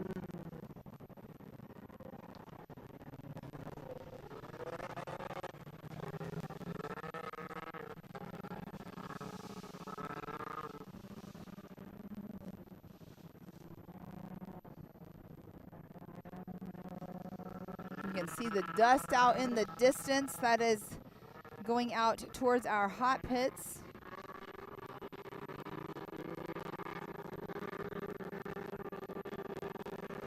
As we have another racer that is in our sights here in front of us. I believe that is the 944 of Nathan Bento. Nathan Bento in our Pro Turbo class.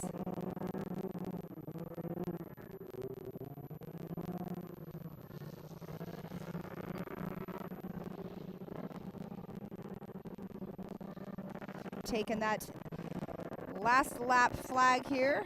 The white flag is out for the racers. They are all doing 5 laps.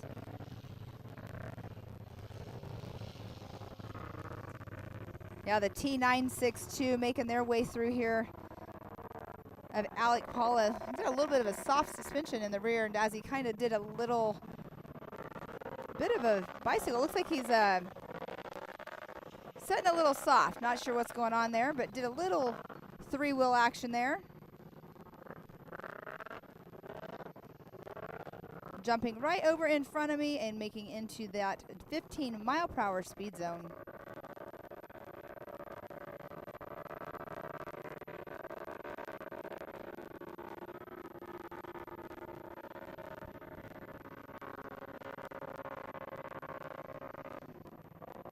We had about roughly 30, I thought it was 36 cars. There are a couple that didn't start, so we had about 34 cars take the green flag today for heat number 3.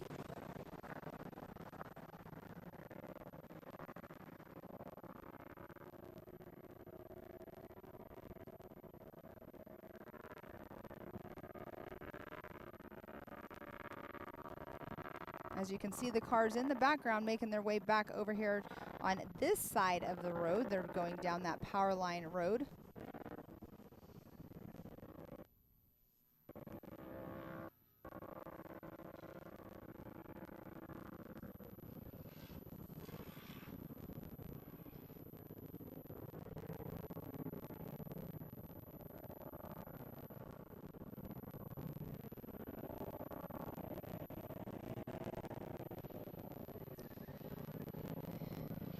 As entering into our infield, the 1967, I believe, is that number of Daniel Phillips.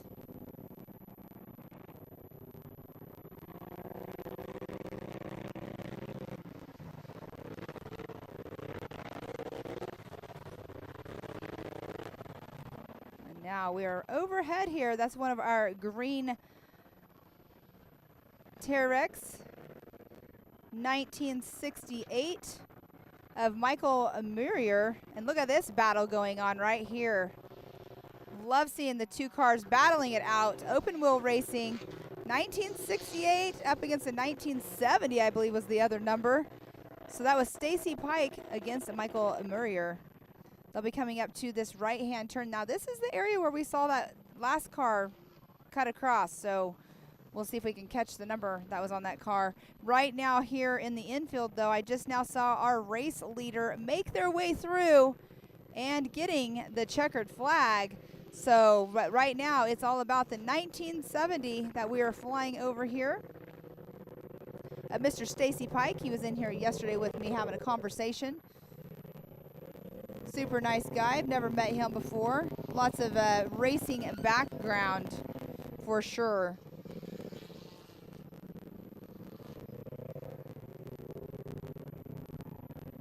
Yeah, so Stacy Pike, I mean, all kinds of stuff. He's been racing for a while. He's out of Texas. Started racing in 1987.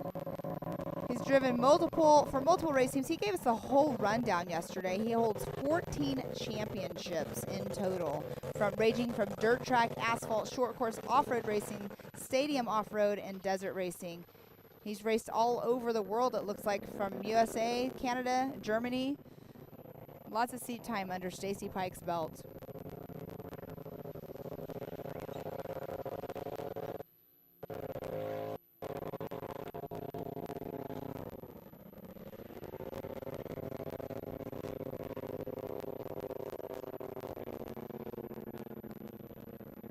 Again, thank you so much for King Shocks for being our title sponsor out here for Battle at Primm.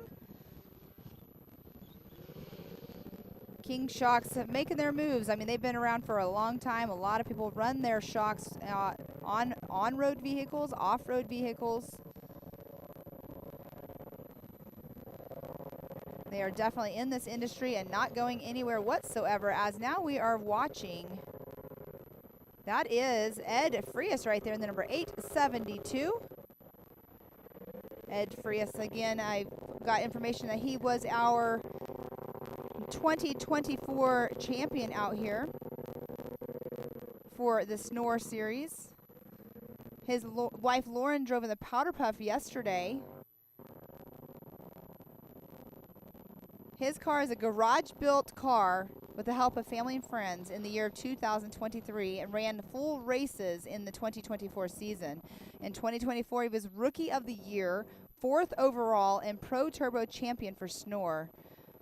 Nice. Team Good Times Racing has 2 different drivers all year, which is his wife, who rides the Powderpuff, and had 2 drivers, Brandon Campbell as a second. So he's got his wife and Brandon Campbell, excuse me, as their drivers as well.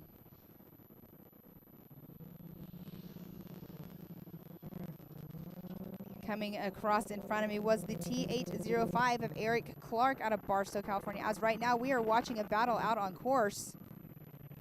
The 1990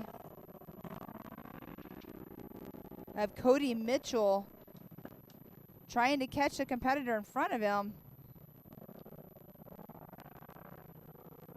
Getting super close. I know that we were on this competitor earlier on. I believe that's the 1960. I can't remember the number on that one. I'm sorry about that.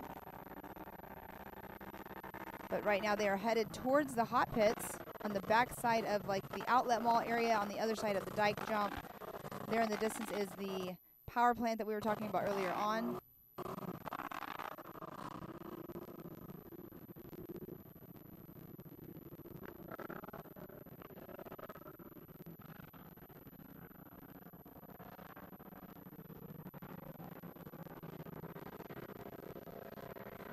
These guys and gals out here having a blast out on the race course, all over the race course.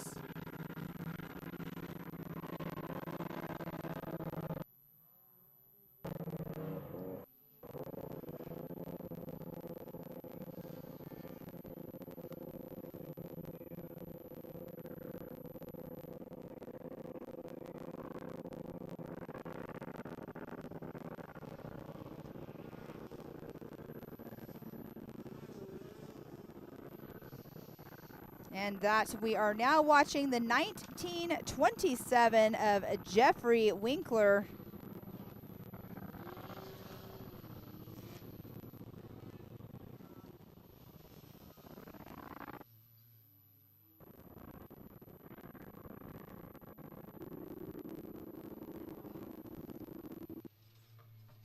Jeffrey Winkler has Chad Winkler as co-driver. They're racing in the NA class. He's only 23 years old out of Blythe, California.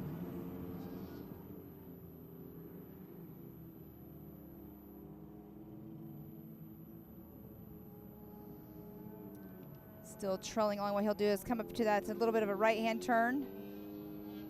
Going right in towards the hot pit area.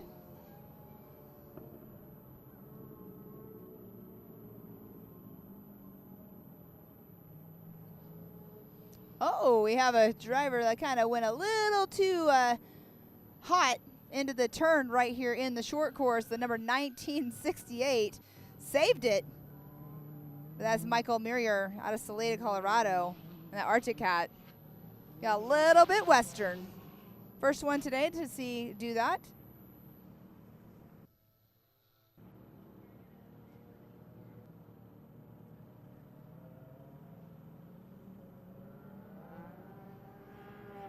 As we are watching now, the T996, I'm watching, not you guys, I'm sorry about that, come across from me here in the infield, as right now it's all about the driver we have on screen making his way. That's the area that we were talking about where there's braking bumps at the beginning of the turn, there's acceleration bumps coming out of the turn.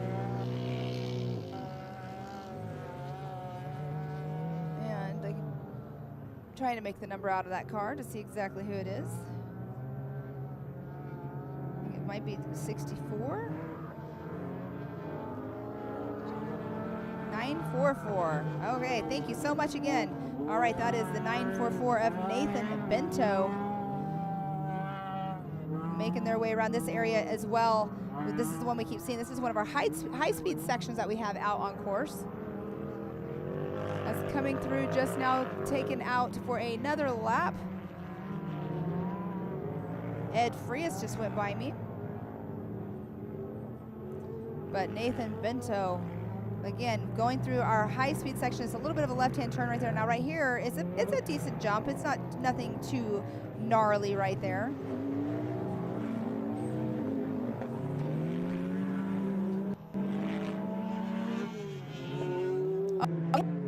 Over here in the screen where it's sitting at right now. See right there. I can't quite make out the number of that car. But a rollover. Haven't had many of those. I don't think we've had any of those today. As our safety crew is on it really, really quick. Sure. Okay, yeah, he was in yesterday. Perfect.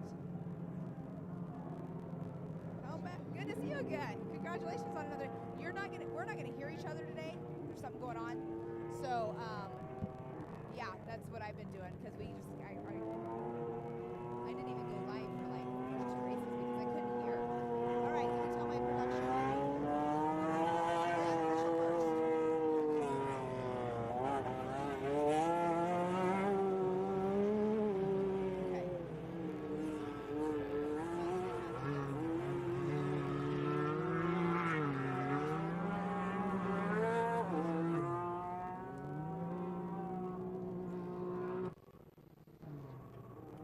Okay, I just want to let you know.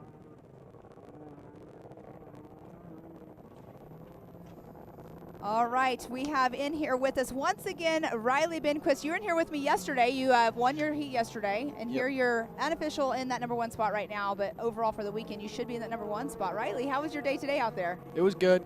Track's definitely a little different than yesterday, but managed to get through all the chatter bumps and just put in consistent laps. And the pit told us to back it down a little on 4 and 5, so backed it down a little.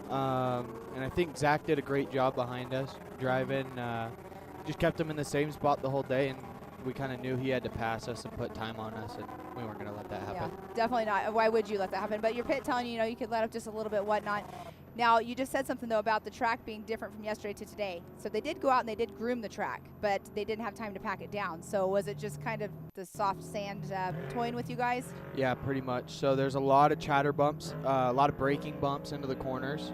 So, you got to brake a little bit earlier unless you want to ruin your equipment, but or ruin your belt. We wanted to just keep the belt on the thing and get it to the finish. We knew if we had a clean day today that it was going to happen. And but yeah, that track was definitely a lot more soft. You could feel it on the car just loading up, but other than that, the car felt great all day and just kind of drove a consistent pace. I think when they told us to back it down, we lost about 10 seconds on that lap, but I mean, that's not much. Going to listen to the pit, so just putting in consistent laps was going to do it. Well, that's why you have people in your pits that are doing your time splits and all of that stuff for you, so you can know when you can back it down or when you need to push it harder. But is it like soft powdery snow when it gets a little? Is that what it's feeling like out there? Oh yeah, and then it's real uncomfortable feeling when you brake and the car starts sliding out, kicking out from behind you. But no, it was good. I mean, track felt really good. Car felt good, so and nice to not have a ton of wind. Yeah. So that was definitely a key today. So, but other than that, clean race. You didn't really have to check up on the jumps today, then. No, we tried to give you a little show on the dike jump over there, but I keep forgetting to look that way and watch you guys come through because I'm so focused on what's in front of me. But man, I keep missing that. I need to look left or look right for myself so I can see it. But yeah, she was telling me not to do that. She was keeping my head on me. Well, like I told you. What the co-driver, that's another job you have as a co-driver, is to make sure you're keeping, calm and everything. Yeah, so. for sure. No, it was a good day. She did great in the car. Well, that's good. And she did her job, and here we are on top of the box. Once again. Yep, That's awesome. I mean, coming out here, some people are having issues with their transmissions, and some people today are having issues with tires. I've seen 2 stock class bugs came through with flat tires. I saw that earlier too. Then the 188 or the 888 in your class, somebody said that they came through and changed 2 tires out in the pits 2 laps ago, and it's just like a tire game today. Yeah, for sure. No, I mean, in the back part of that section, going down that back straight over here, gets a little rocky towards the end there, and there just keeps kicking up rocks, starting from this road crossing through. It's just rockier side of the course, so definitely some more rocks appeared today, but just clean, get through them. stay off the gas when you hit one. Yeah, All good. exactly. I mean, you know what to do. I mean, you did it yesterday and did it again today. Saw the changes in it, knew what you needed to do to keep your car going. Yep, 100%. All about finishing. 100%. Because you can't finish first. First finish, right? Yeah, What did I exactly. say that backwards, I think. But no, congratulations again, though, on the successful weekend. And again, I know that you have this is your first time racing it, right? That's what Yes. you told me yesterday. Yes. So is there anything you would do different next time you race this than what you did this weekend? Or Upgrade the car a little bit so I can corner a little faster, but we're working on that. It's just all seat time like we talked about Yeah. yesterday. So the more and more seat time I get and the more comfortable I get with that car, the more we could put it down. So well, seat time, and also we talk about it all the time too is your setup, right? I mean, it just might be something just minor in your setup that you have to fix that Yep. will completely change the way the whole car feels. yeah, I definitely need some help on the brakes. Yeah. So Yeah. the stock brakes don't feel very fun when they get hot, but we drove it good today, and that's all that mattered. That is all that matters, and a great weekend on it. So congratulations once again. Thank Again, you. let's go over who all helps you get out here to the race course. Yeah, first off, our Lord and Savior Jesus Christ. He made sure we got here safe today. Started great, and here we are talking to you. So first off, him, BDI for helping out with the car. Geyser Performance for all my bolt-on parts. You can buy every single part I have on that car from Geyser Performance. King Shocks on the shocks, SRP fans, Gates Force belts, KWI clutching. He rocks it. Love him. Thank you, Chris. But and everybody else, all my pit crew, Mark, Barb, Dad came out yesterday. He's watching from home. Mom helping me with a rent-a-car to tow the car out here this weekend. So and everybody else watching. I know my grandma and grandpa are watching, and they're loving it. And so. your amazing co-driver, your Yes. girlfriend. My girlfriend Violet, she did a great job on the right seat this weekend. It's our first time around here too, and so she did a great job calling out. Like I said yesterday, keeping my head on my shoulders and making sure we got this thing to the finish. Well, really, in reality, too, it's the co-driver's job to do that, number one. Also get you around the race course. But the co-driver has more of a job than that, like keeping you straight, keeping you focused. Yeah, And and helping telling you- me where to go and when to brake and Yes. everything else. So she did a great job this weekend, Awesome. and we'll keep the streak alive, hopefully, moving forward. There we go. Well, congratulations once again, and super excited to see you guys back in here. Cool, thank you. All right, Good thank to you. see you. Good to see you. He got second.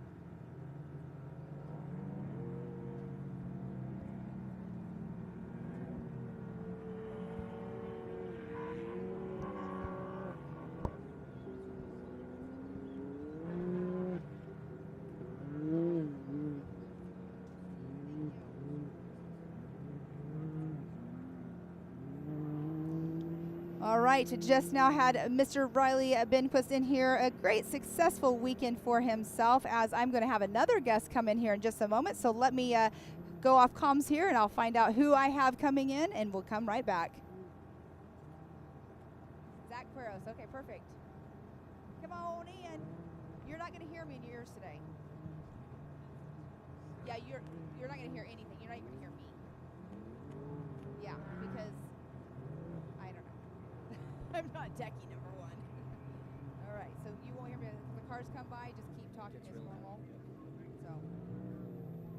All right, now back here, I have Zach Quiros in here. You are second place in the Pro class, right? Pro Turbo. Yeah. Pro Turbo. So you were second yesterday, or was you third? I think we got third yesterday. Okay. Yeah. Okay, so we'll figure out where that puts you overall for the entire weekend. You're pointing at something, but oh my gosh. That is true grit right there. What, Get that it to the is- finish line by any means necessary. Oh my goodness. My production crew, if you guys have a drone over here in the infield, we have a guy coming in on 3 wheels, and I don't know how he's going to make it. So if you guys can get him over here, he is on this struggle bus for sure. But Zach, again, you made a gain in position for today compared to yesterday. How was the course for you out there today from yesterday? I feel like the course was really good today. Really quick, hold on. My Yeah, drone yeah. guys, listen to me. Look at that, the 963. Oh, gosh, I got to find his number right here. Definitely haven't. Oh, that's Chad Ingram. Chad Ingram, He yeah. was running a great race, too, but Oh, look at man. that. His tire is actually up underneath. You can see Yeah. it up underneath there. So talk about perseverance to get to the finish line. Hey, you got to do what you got to do. Anytime you can get the car to the finish line, that's what we do. That's why we come out here. Oh, I think he was trying to looks like gas right it. here. Yeah. He's trying to gas it to get up the hill, huh? Oh, he almost rolled right here. I'm sorry. We're going ahead of the game. The front end of his car dug in, and it made him handstand just a little bit. Oh, man. Well, hopefully he's getting the checkered flag as he rolls through. He better be. Yeah. It's in hand, that is for sure. Oh, nice. There's the checkered right Perfect. there. That's awesome. Congrats That's to Chad Ingram to get to that finish line. That is one of your co-driver pointed that out to us right here when he almost looked like he was trying to back up to get the speed. But all right, let's get back to you here. Yeah. Your day, the course. I heard it was a little different out there today.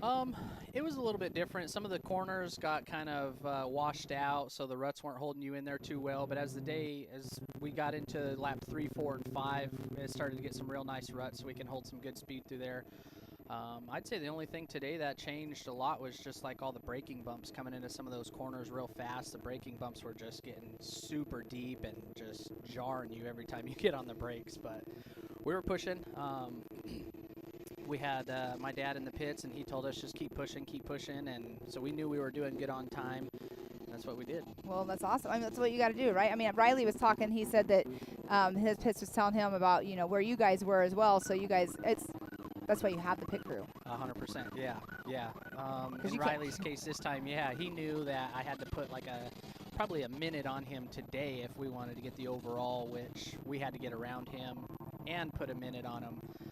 So he kind of backed it down the last couple of laps, but yeah, it was still a good day. We're hoping we got second place today, hoping maybe second for the overall. Yeah, so I'm definitely happy with that, if so. 100%. I mean, you're having a better day, obviously, than Chad, as we're watching him come through the finish line here. No, But yeah, that's super cool, though. I mean, obviously they got to go through all the timing, and because there's so much timing stuff that they have to go through and do, and all of that good stuff. But yeah, if that's a second place for the weekend, that's a successful weekend for you. Yeah, 100%. Definitely happy. And if so, then we should keep our points lead. There you go. Yeah. Exactly. Yep. So That should be. successful weekend. 100%. But so no issues out on the course. You're just talking about the braking bumps and stuff, but no problems with the car today. We had a little bit of issues. Yeah, we're not 100% sure. We're going to get back in the shop, and we're going to start tearing the car down. Had something, I don't know if the motor's getting ready to let go. Maybe just a coil pack. Was it faster maybe today? A spark plug. No. Usually no, motors go definitely. real fast right before they go. No, we had a lot of misfires. We couldn't get up to top speed on the straights, and coming out of the corners, it was just real laggy. But I mean, we just kind of pushed a little bit harder coming into the corners, tried to carry as much momentum as we could to keep the speed up. That's interesting. That was happening, but I mean, you still did great. You're still in a good position, but Yeah. get definitely. that. Do you dyno your engines too? You're the one. You No. wouldn't tell me your secrets yesterday, right? Is that our interview? No. Somebody yesterday Nope, wouldn't tell me wasn't their me. secrets. I'm like, Yeah. what was your top speed? They're like, I'm not telling you. Yeah. No, we're honestly, we're a pretty open book. I mean, so like I said, yesterday we were talking about we have an off-road shop in Barstow, so I Yes. prep cars and everything. So anybody's car that comes into my shop and I prep, I give them all my knowledge, because I want them to win, because in return it shows good on my prep for the car and everything too. You said yours is the last one to get prepped usually too. Typically, yep. Yep, we're actually, so to be honest, coming off the Mint 400, we pretty much, I replaced one CV boot because it had a small tear in it, washed the car, put fuel in it and change the oil. There you go. Yeah, and that was probably like Saturday Oh, wow. before we came to the race. Yeah. Well, that's week also ago. a testament to your prepping as well. That means you've already prepped your car very well. Even though people used to go and tear down their cars 100% after races, especially like something like the Mint. Like, Yeah. that's Oh, yeah. a tough race. But Yeah. it's a testament to you and what you put into your vehicle. Yep. Right? I mean, you didn't have to do a lot and had a great weekend. You didn't have any issues hardly, except whatever's going on with it obviously is not something you have done. It's something I mean, internal. things happen. Yeah, motors don't last forever. I mean, it could just be something as simple as a bad spark plug, Right. which we put new plugs in it, but it's just the luck of the draw sometimes. Yeah. Racing happens. Yeah, exactly. Yep. That's Well, racing. I'm gonna let you guys get going because I'm sure you're probably gonna get all loaded up. But congratulations once again on your second place today, unofficially. Hopefully it does pan out to be that number 2 spot. This guy's missing some shifts here in the 1902. Yeah. Definitely missing some shifts. But I know, again, let's go over. I know it takes a team of people, besides your shop in Barstow, to get you out here to the racetrack. Yeah, so I gotta definitely thank everybody that comes to help us out in the pits. My parents, my wife, my co-drivers. Yesterday was my buddy Chris. Today is my buddy Justin. It was Justin's first time in the car with me. He did a great job today. All my sponsors, Mirage Motorsports, helping prep the car, helping us get here. System 3 wheels and tires. Can-Am, they build an awesome car. Allsup Racing Development helped us dial it in. Fuel Factory, fuel, engine ice, KWI clutching, Voltairix lights. The list goes on and on. Yeah, there's tons of guys that help us get here, companies, everything. So it takes an army. It Sometimes a definitely small does. army. Yeah. Sometimes a definitely big does. army. Yep. Well, once again, it was nice to meet you this weekend, and congratulations on the successful weekend. Hopefully, again, you keep your points lead, Yep. like you were saying. But good luck in the next round if I don't see you out there at that one. But Awesome. hopefully Thank your you. year turns out to be up that top of that box. Yep. Thank you. All right. Thank you Alright, so yep. much.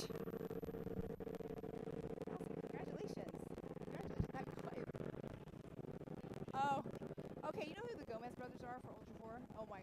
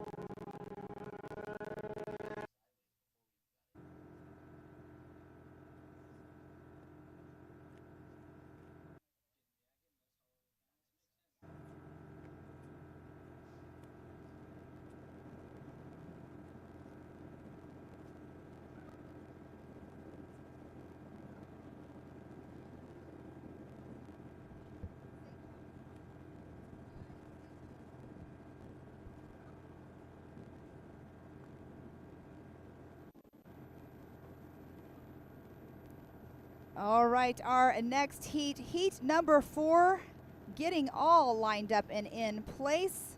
This will be our 1600 class. It looks like we only have one 1800 that will be out there, but we do have lots of 1600s as well. While they're getting ready to go out to their staging, I'm going to go grab myself some water really fast. I'll be right back. Yeah.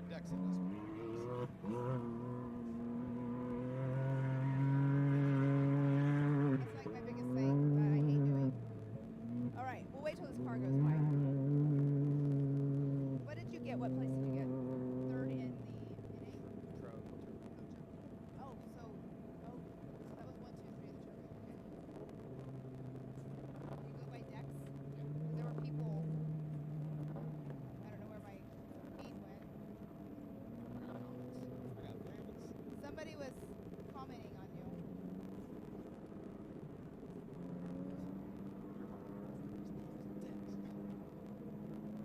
Somewhere in here.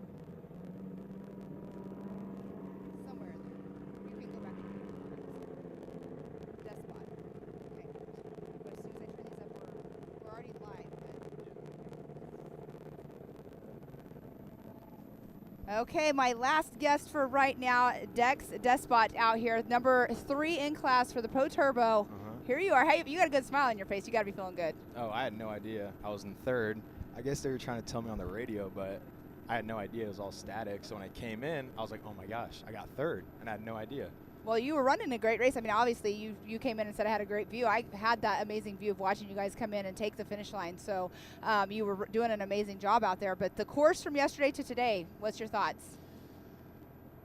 Rough. Rough? Coming into every corner, you have a lot of chatter, hard to brake. You kind of stay on top of this chatter, so the back end swinging everywhere. We're in a 4-seater too, so it's hard to get our back end to stay in with our front end. That's right. You guys are in the 4-seat Can-Am, huh? Yep. Got to represent for all the 4-seaters. Yeah. Well, you got 3rd in the Pro Turbo class, though. Yeah. So, hey, that's awesome for a 4-seater. Yeah. You beat a lot of cars. Yeah. I think, what? A lot. There were 25 in the Pro Turbo class. I don't know how many started today. Some of them might not have started, but you had 25 of them in that class. How long have you been racing for in your 4-seat Can-Am? 5 years now. The first 2-3 years my dad would drive, and I co-drove for him, and then about 2 years ago, me and him started racing together. Okay. Yep. Okay, so you stepped over. You got a lot of training time then being in that co-driver seat. Yeah. I really think it's a way it makes a good driver is if you start out as a co-driver, and it's something that I kind of tell people when they're like, I want to get into that. Start co-driving first. Oh yeah, when my dad used to race, that helped me a lot because I didn't really know what to do. He grew up riding dirt bikes and everything, so just being in the car and you feel it when he comes into corners, you can kind of see him brake and stuff. That helps a lot. Well, and you just said he came from dirt bikes. That's another thing I think that makes a good driver too. Is people that come from the 2-wheel going into the 4-wheel vehicles is you guys, they know how to read the terrain, right? Because motorcycle guys, you're always looking ahead and you're always learning how to read that terrain. So learning from somebody that's been in both styles of sports, definitely for sure. Oh yeah, he came from dirt bikes. Okay. And he helps me. Who is he? So much. What's your name? This is my co-driver Ryan Marks. Okay. Hi Ryan. I don't have a microphone for you, but but he's literally telling me like brake now, cut in, go outside, start outside, go inside. Okay. So I just listen to him, I trust him, and then you have to trust your co-driver. Oh yeah. Like coming out that lake bed, we were dusted out, just in dust. He goes, turn now, and I was like, are you sure? He's like, just turn, and we turned, and then we came out of it, and there's a corner. Yeah. And it was all good. Yeah, that's where you will probably not question again. Yeah. Because now you have that now trust. I have that full trust in him. When you said you've been riding together for a couple of years too, so that's also a good thing. Because sometimes people, I was talking about this with somebody else yesterday. You have to have like that good. I call it chemistry. Some people don't like to call it chemistry, but it's a different style of chemistry in a vehicle between a driver and a co-driver, with that trust and everything else. Oh yeah. Because they get you from point A to point B. So racing out here at Battle at Primm, you've done this course before then, and any difference from the past years that you've noticed? Not too much besides my car being good. Yeah. Zach at Mirage, the one that just finished second, he started prepping my car about 2 years ago. Okay. The time I started driving, and since then it's just been a game changer. Nice. Yeah, he made that car so dialed. So I used to think I was the worst driver ever when I used to drive, and then he started taking the car, and all of a sudden I was like, wow. Huh. Putting some good lap times down. Well, there you go. Yeah, I mean, it's about prep and also about, the way the setup is, too. Setup is definitely a key thing as well. So if he sets does he do your shocks, too? No, he does not. He just preps the whole car. He does not do my shocks. Okay. Okay, so just car prep. Yeah, that's something else, too, though. Once you get a good setup and you can learn how to drive your car even harder and push it more to the limits than you thought it would as well. Yeah. But good car prep is definitely key. We were talking about his shop and how he'll do stuff with other people's cars before his own most of the time. Yeah, pretty sure with ours, like this race. Yeah. Yeah, he made us, number one on his list, and yeah, he got our car done. Yeah, that's awesome. Well, what's on your list for your racing season? I think that's our last race in that car. Okay. So we're going to go to a Maverick car. Okay. So I don't know when we're going to get that car, but we want to go. We want to do a series. Okay. We want to go try and win a championship. I'm not sure what we want to do yet. It's kind of hard to figure out with all these series going on. You know, you don't know which one to where go. But yeah. Huh. Have you driven the Mavar yet? No. But Ooh, I've just you're heard gonna love it. great things about it, so I'm very excited. And I've never drove a 2-seater Okay. ever, so I'm really excited to Oh, finally wow. corner a 2-seater. And I used to race a 2-seat X3 at oh yeah, Best in the Desert. Is what I used to do. So fun. I drove a Mavar, and I was like, oh my gosh, this thing is awesome. yeah. I heard it just puts you in your seat. It's different. It's totally different. Like going into well, I was in the rocks. It was in Havasu where I drove it, and I was going in some rocks, and the way it articulates is just completely different. You're Yeah. gonna love it. I'm It's a really great desert excited. car. Yeah. Well, I'm excited for you. Oh, me too. And I got. Wait, what does the Maverick R have in horsepower? I don't even know. 250, and we're at 172. So Yeah. that's gonna be a big jump for us. So I'm really excited. Well, I'm gonna feel it the most for sure. Super cool. So is Zach gonna help prep and build that one for you too? Oh yeah. All right. Yeah, that's definitely a fun class, a fast class, Mhm. getting to be more and more competitive because more and more people are going Yep. into that as well. So, yeah, exciting for you. Well, who all do you have that helps you get out here to the race course? My mom, dad, and grandpa. Awesome. Yep, them three. Those are my sponsorships. There you go. Mhm. So which one's buying you a Mavar? We're all pitching in, I guess. All three. I'm just kidding. No, well, good luck on that. Thank you for coming in and chatting. Congratulations. Where did you finish yesterday? Fourth. Okay. I knew you were up there, but I couldn't remember where. Yeah. Well, that's going to put you possibly maybe third for the weekend, right? Possibly? I believe the guy that got second yesterday, I think he broke down first lap. So if he broke down, then he didn't finish. So yeah. That puts you, because Zach would go into second. Yep. That puts you third. So unofficially. yeah. I don't want to, be too happy about it yet, but Not it's till it's looking like it. unofficial till official, right? They got to dot their I's and cross their T's is what they have to do. Yep. I was like, I don't really want anyone breaking down, but it would help me a Yeah. bit. So Yeah, you never want to wish upon it, but when you come across somebody that's in front of you and you're like secretly thinking, yeah. you know, Because those guys are fast. Yesterday, I was a minute and 7 seconds behind Zach, so I knew I wasn't going to get him. So the only way I was going to get a third place was something. had to happen. So Well, sometimes things work in your favor. yeah. But, well, congratulations. We're getting ready to start our 1600 class. Are you guys sticking around, or are you going to start making your trek back? Yeah, we'll stick around. Maybe watch the Unlimiteds too. Oh, yeah. It's always fun. Todd Wiley, I love watching his truck because he sends it all the time. Oh yeah. But, well, congratulations again. Thank you for coming in and chatting. And when you go to start building your next car, I'll be excited. I'll have to follow along. And Yeah. hopefully we'll be doing more of these Yeah. live shows. And I'll Yeah. get to come do this again with you and come in here and talk with your successful day. Yeah, I hope so. Awesome. That'll be great. Awesome. Well, congratulations again. And you. hopefully I'll see you at the next one. Thank you. Thank you.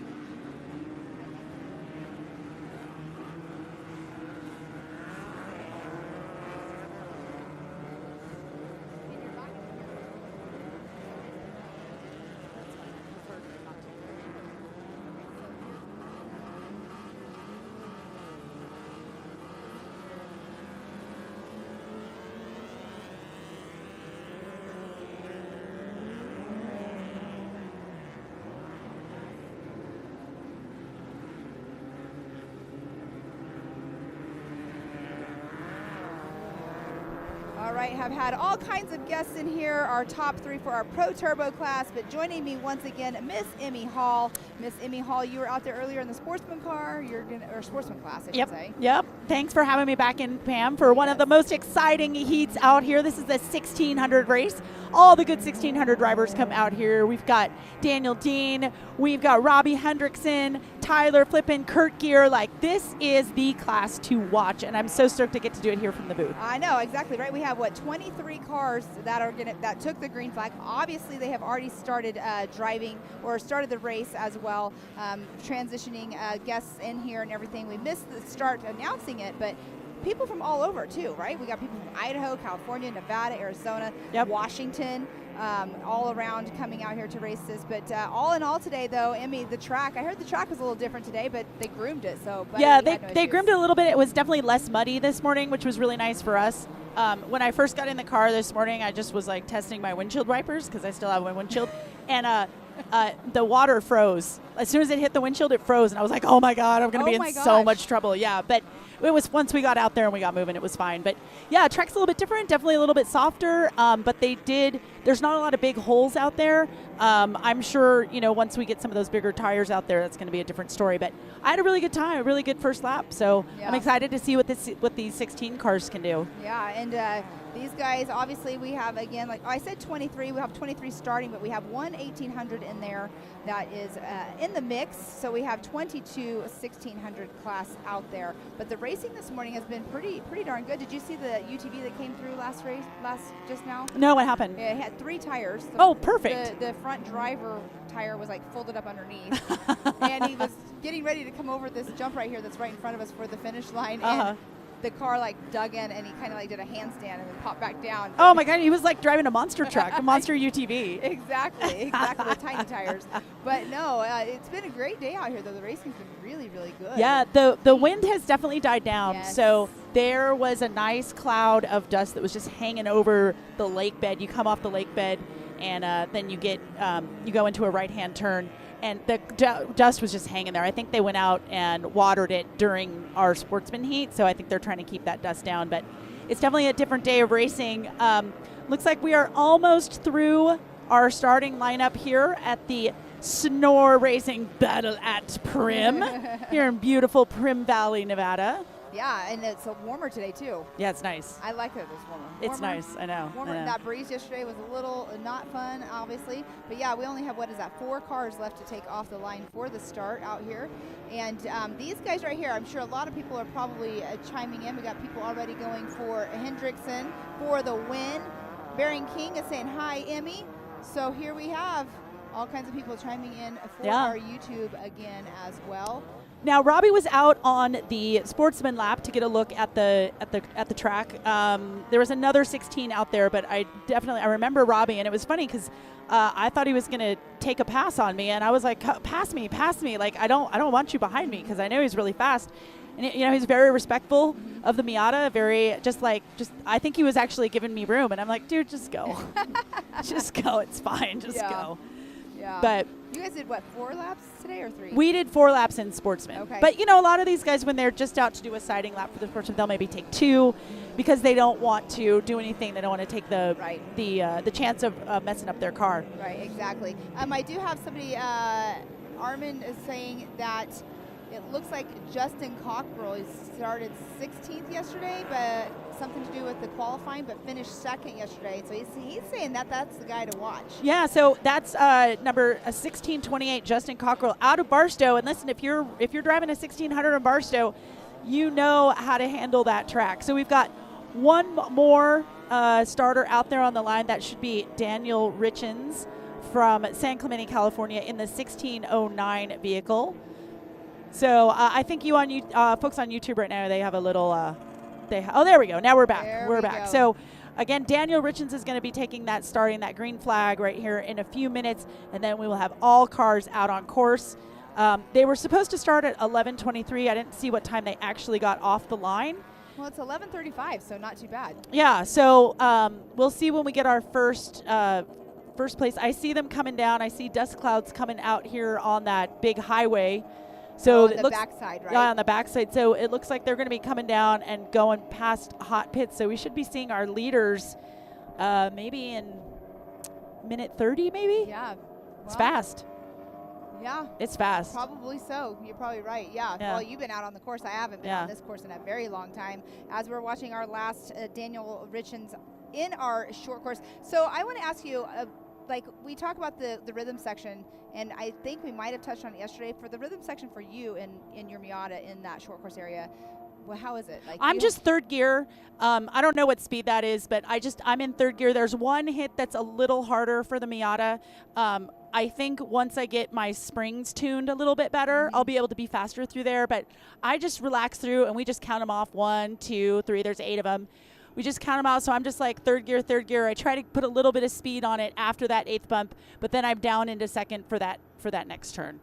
And then right after that, you have basically a blind crest. I'm sure in some of the other vehicles where you get more speed, you're getting air. I am not in Buddy, but you can't see anything, and you're just like, I'm just trusting it. Yeah, exactly. Well, and with that being said, too, like the 1600s, I mean, these guys, we already know that if you're not on the lap, you know, you got to stay on top of those, right? So, like the 1600s, they don't really get that much speed coming out of the turn, getting up on top of the what do you call it? The rhythm section. It's a hard section for everybody because you don't have that lead up, like you said, to build up speed, so you can stay on top of them, and they're just far enough apart.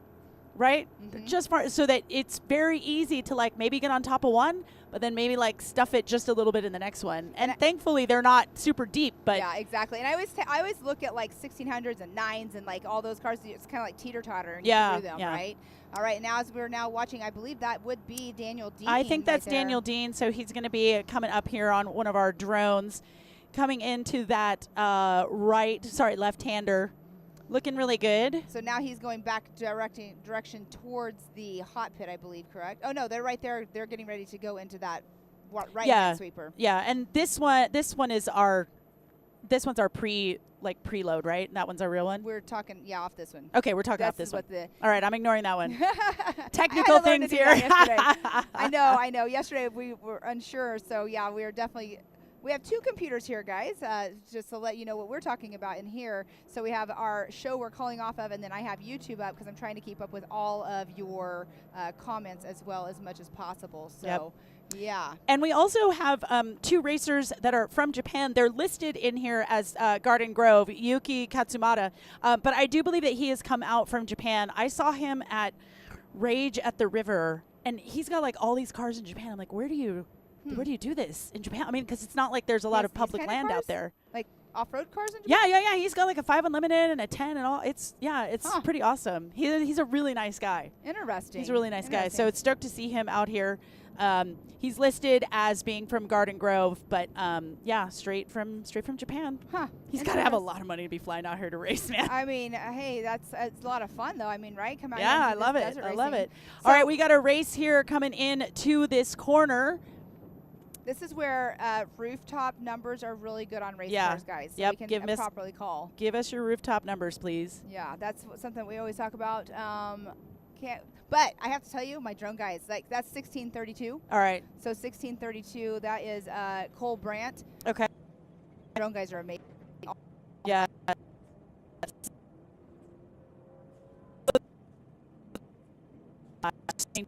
Put start order.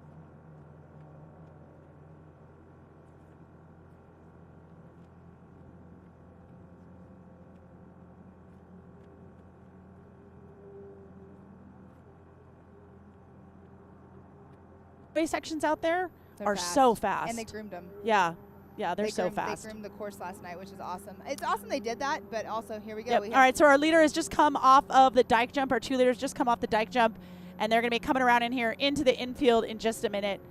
So Daniel Dean, obviously, it's I believe what we saw in the number 1, but we have 2 white cars right here, and I don't know if Justin Cockrell or for Hendrickson had the white car. Yeah, and remember, Kurt Gear is also going for that win. He had that caliper basically on fire yesterday. Yes. He stopped, got out of the vehicle, put it out, got back in the vehicle, and still came in physical second. And I was like, Isn't that how crazy? He's out of his mind. Well, he also got, I believe he got a little bit of a penalty yesterday too because he was speeding on the 15 mile per hour. Oh yeah, So yeah. it's a 15 time speed.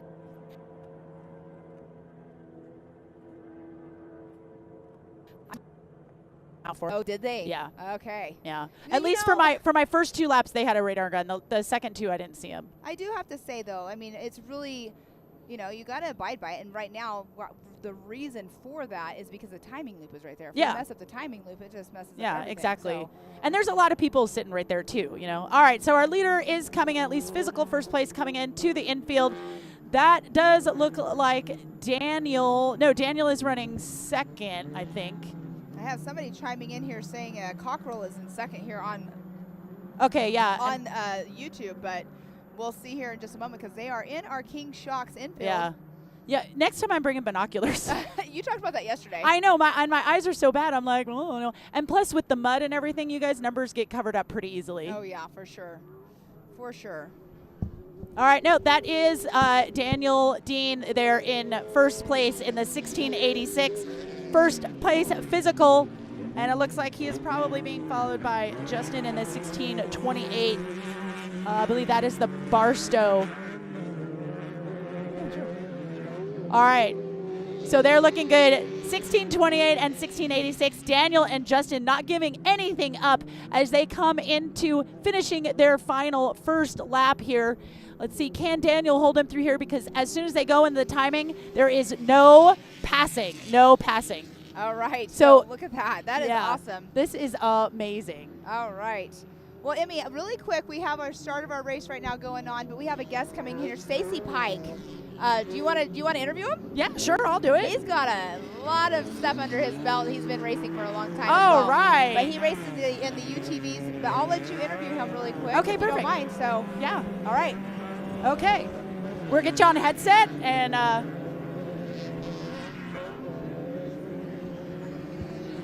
Again, if you guys can hear out here, you can hear the bugs. The angry bumblebees are coming by here in the booth. And now I know it's so noisy. You're like, I can't hear anybody. All right, so Stacy, is that it? Yes. And how was your race today? You were in the UTV race? Yeah, we run in the Pro NA class, naturally aspirated. Another flawless run today with the Yamaha. Only problems we had today was a little issue with the driver himself. I was a little off, a little sloppier than normal, but we still got it done. How did you find the difference between yesterday's course and today's course? Today, the biggest difference on today was they were putting down a little more water, so that would catch us a little off guard.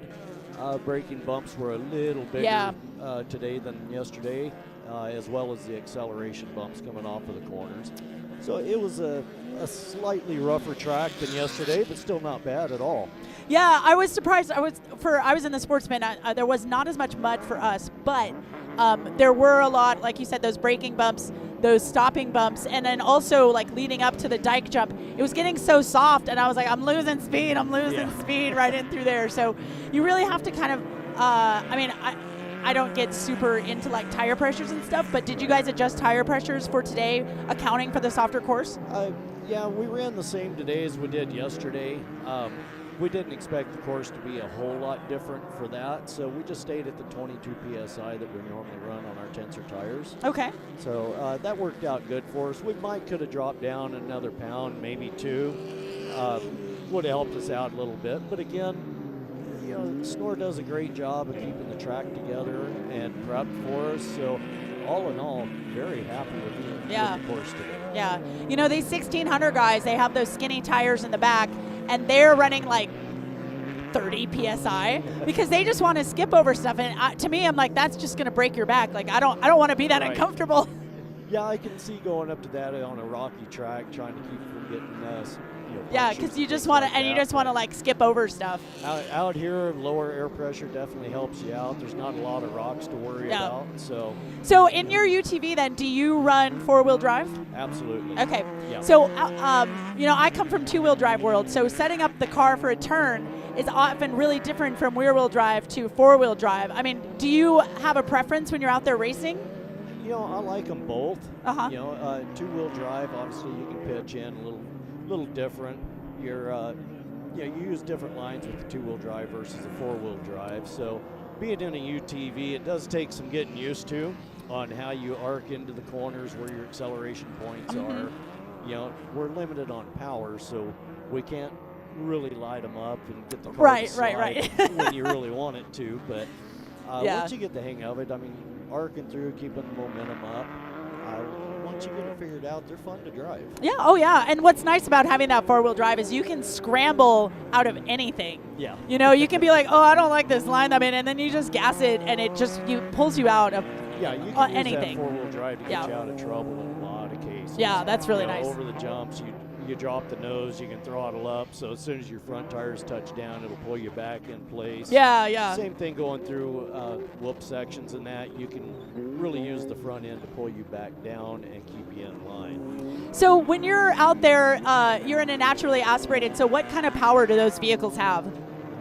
They're usually anywhere from about the cars will average anywhere from about 90 horsepower to the ground up into the 110, 115 range. Okay, all right. So, I mean, that's not a lot considering the weight of the Yeah, cars. how much, that was my next question, is how much do they weigh? They'll range anywhere, I think we're right around the 2,300 pound mark. Okay, all right. And I know some of the turbo cars and that will get up close to the 3,000 pound mark. No, UTV so, can be 3,000 pounds? Jeez, you might as well be driving you might as well drive a truck at that point. Right. So, considering what they do weigh and what the power output is. Yeah. Obviously the turbos produce a whole lot more power than the NA cars. Yeah. But what's nice about an NA is that it's much more simple. Yes. You don't have to worry about keeping that turbo cooled. You don't have to worry about keeping the turbo spooled when you get into some of these turns. So, my car is supercharged, but I've tuned it to very, very little boost just to get it to back up to a stock power to weight ratio. Right. So I still feel like I'm driving a Miata, but I mean, obviously it's not a Miata. But yeah, I mean, there's a lot to be said for naturally aspirated. There's no replacement for displacement. No, I mean, for all the years I've been racing, everything I've raced has been naturally aspirated. So for me to try to want to go to a turbo, it just doesn't. I can't wrap my head around it. It doesn't make sense for me. Yeah, and that's what's great is we've got all of these different classes. What I wish that we just, for the UTV, I wish that we just had a naturally aspirated class and either turbo or supercharged. Although I don't think there's any supercharged things. Just have those two classes and then be done with it. That's the thing with the UTVs. I mean, I can understand 4 classes. Right now, a lot of associations just have way too many classes. Yeah. And you look at the rules and that, a lot of them just don't make sense. Right. You have 2 classes that are almost identical rules. Mm-hmm. There might be one small difference in a rule book between one class and the other. It's like, why? Yeah. You end up with 3 cars in one class, 2 or 3 in another. It's like if they were combined, now you have a class, you're racing for money, and you're racing against somebody. Exactly. The more the merrier. Yeah. But I could see them going, unlimited, pro turbo, pro NA, and a sportsman. That covers all the bases. Yeah, I can get behind that. I think that's what all the associations are trying to do now. Yeah. Now that everybody kind of came together and started discussing it. Yeah. Wanting to get all the rules, across the board on the same page, so you can go race anywhere under the same rules. Yeah, wouldn't that be amazing? Oh, it would help our sport. In a huge way. I know at Nora. So I'm racing the Nora later on this month, and right now there's a big thing about the 80-inch width on the UTVs because a lot of them, if you go and you pull it up, then you're at 80 inches. But if the driver's in it, then maybe the width is a little bit more than 80 inches, and it's like, where is that cutoff line? Especially with the new Maverick. Yeah, the Mav R and the Pro R. Yeah. They're getting out there in width, so rules definitely need to be. Yeah, they need to be addressed for that. Those cars also are technically They're classified so as the fast. unlimited class. They're so fast. So once you get into the unlimited class, that's a whole different set of rules than Yeah. what the Pro Turbo and Pro NA run. Yeah. So, you know, I mean, they'll get it together. Yeah, absolutely. No, absolutely. And, you know, I don't know about you. I come out here just to have fun, hang out with my friends, hang out with my family, and, you know, drive a car and try to put in consistent lap times and maybe do a little bit better on Sunday than I did on Saturday. And if I do all of those things, then I'm happy. Yeah, and, you know, the camaraderie here, you know, with Snore is great. Yeah. It's more of a family atmosphere.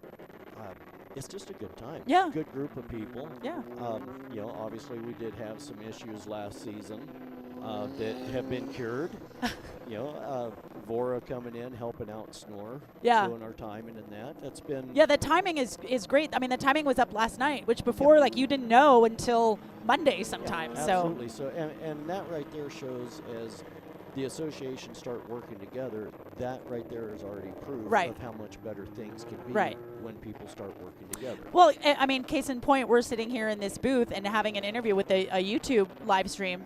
That's never really happened here at Snore, and this is because Dave Cole and Hammer King Productions, you know, he's really good at doing, at having this live feed. It's always been so great. So being able to come in, get Pam to come down here, get me to come in the booth. You know, we both are commentators for Hammers as well. And to have his drone people, you know, it makes the whole thing stronger, and it allows us to showcase you guys and your sponsors.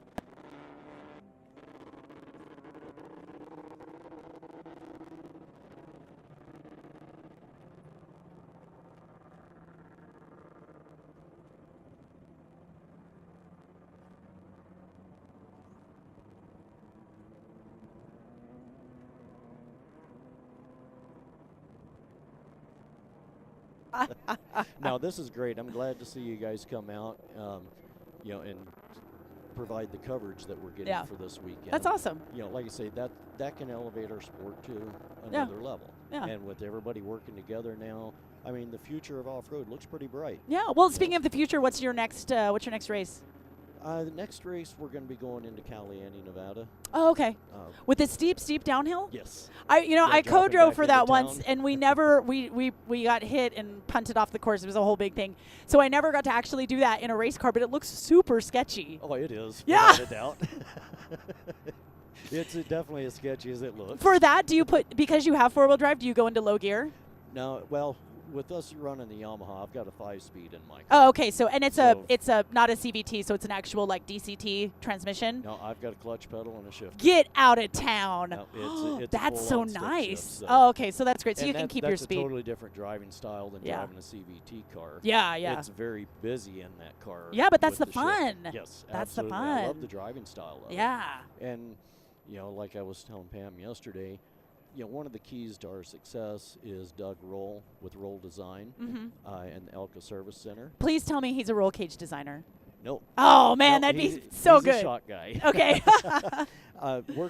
Been working really close with Doug Roll since 2015, actually. Okay. So we've got a long relationship history there with suspension tuning. Oh, good. And the amount of effort that they put into getting our car to work like it does, I mean, that's the key to our success. Right. Doug Roll and his guys and Elka Suspension. You know, with what they do for us, you know, you can see the results from the car. Yamahas are not sought after as being desert cars. Yeah, when you came in, I was like, okay, there's not a lot out there, so I wanted to. That's an interesting story. But I mean, it really is. It's all about your suspension. Yes. It's all about how fast you can take these whoops and how easily you can set yourself up into a corner without having too much body roll, and you know, it's a delicate balance. Too many people think it's all about motor. It is not. No, 100% no. You've got, in order to use that motor in the straightaway, you got to be able to go around the corner. Exactly. You got to be able to handle in the rough. You got to be able to stay in a straight line through the rough. Well, and even tuning is huge. Out here before the across before the lake bed, right in front of all the things. That's flat out. I am flat out in that section. And I'm in fifth gear. I probably indicated like 85, 80 miles an hour, which is probably like high 70s. And there's one little bump in there. And the first lap, I took it at full speed, and the car was like, oh, whoa. The car got a little upset. Yeah, going across there. Yeah. There was just one little thing. And I think once I get, once I'm able to find time with Hypercoil, we'll be able to tune the springs a little bit better. But I don't want to stop, but we have our 2 leaders coming around, and again, it is Daniel Dean in front. Oh no, he's going to get him. Justin Cockrell just passed Daniel Dean in the infield. Daniel made a mistake there going around that left-hand turn, and Justin took advantage of it, pulling ahead of Daniel. Now again, Daniel started first. I don't know if he started by himself or if he actually started with Justin, but right now your physical first is Justin Cockrell in the 1628 car, followed very closely by Daniel Dean in the 1686. Now they are only on their second lap. They still have 3 more laps to go. So I know Daniel he's going to wait for his time to pass Justin. He's not going to try to do it here, but I'm sure that Daniel is having a hard time in that car. His co-driver is Troy. Troy weighs about 130 pounds, soaking wet. I told Troy to make Daniel go fast. So they are going into that start-finish timing loop. 15 miles an hour. They do have the radar gun there. So we'll have to see how Daniel looks coming out of the timing and out of that short course. He might get him on that straightaway in front of all the RVs. I know Daniel's got a lot of motor there with his major performance motor. Don't know what Justin is running, but man, that was a great pass on Justin. Great pass. All right, well, we're getting all these guys into the infield, so I'm going to bring Pam back so we can have a little chat. Thank you so much for being here. I appreciate your time. I'm so stoked that you guys did well today. You're all in one piece. You get to go have, not in your pits, but maybe in the parking lot or at the tree bar. You can have a frosty beverage, but just not in your pits. Not in the pits, not until after the race. Not till we are cold, cold, cold. Well, before I go, I just want to put out a thank you to the Kingman Off-Road group out of Kingman, Arizona for all the work they do on the team. You know, we definitely couldn't do this without them. My co-driver, Jesse Garcia, huge for me today in the car since I was having an off day. He kept me level-headed and tried to get me to get back in my groove. So it takes a team to do this, and just want to say thank you to everybody that helps out on our program. All right, it's nice meeting you, and I'll let you get back to work. You too. Thank you so much. Have a good one. Enjoy the rest of your day here at the Snore Racing Battle at Primm here at beautiful Primm Valley, Nevada. We've got the 1,600 cars out right now. We've had a leader swap, physical leader swap, right here in the infield with Justin Cockrell getting the best of Daniel Dean. But again, they have got 3 more laps and a lot of straight, flat, fast sections. So we'll see if Daniel is able to get ahead of Justin on that. But man, Pam, that was a fantastic pass over there. Daniel made a little bit of a mistake on his turn, and Justin took advantage. I know. I was watching that going, oh my gosh, you know that in his head. Yeah, because they were, Justin must have been right on his butt the entire lap. Yeah, exactly. Which is so stressful. Super close the whole time. Right now, we're trailing along, though, with that 16-19 yesterday. It was Mr. Joe Woods. Wasn't he the one we were trying to get in the booth yesterday, Joe?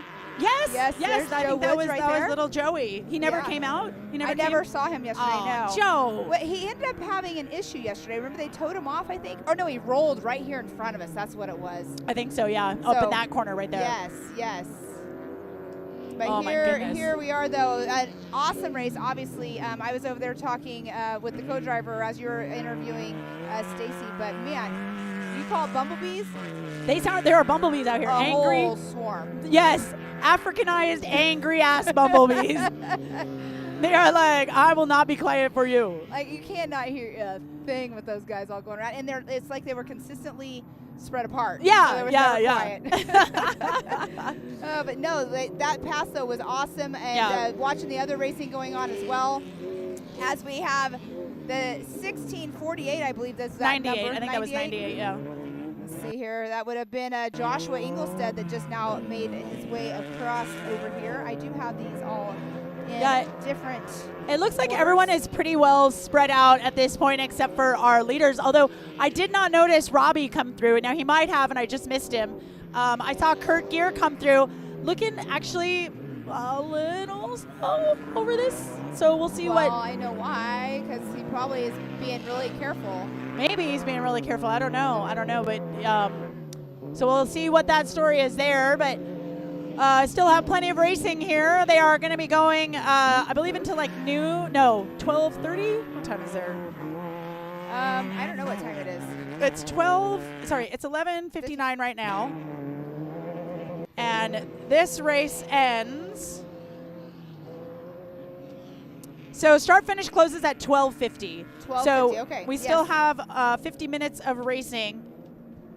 Of great racing. Yeah, And, but what's this funny is start finish closes at 12:50. This is showing us exactly why this is a fan favorite to watch.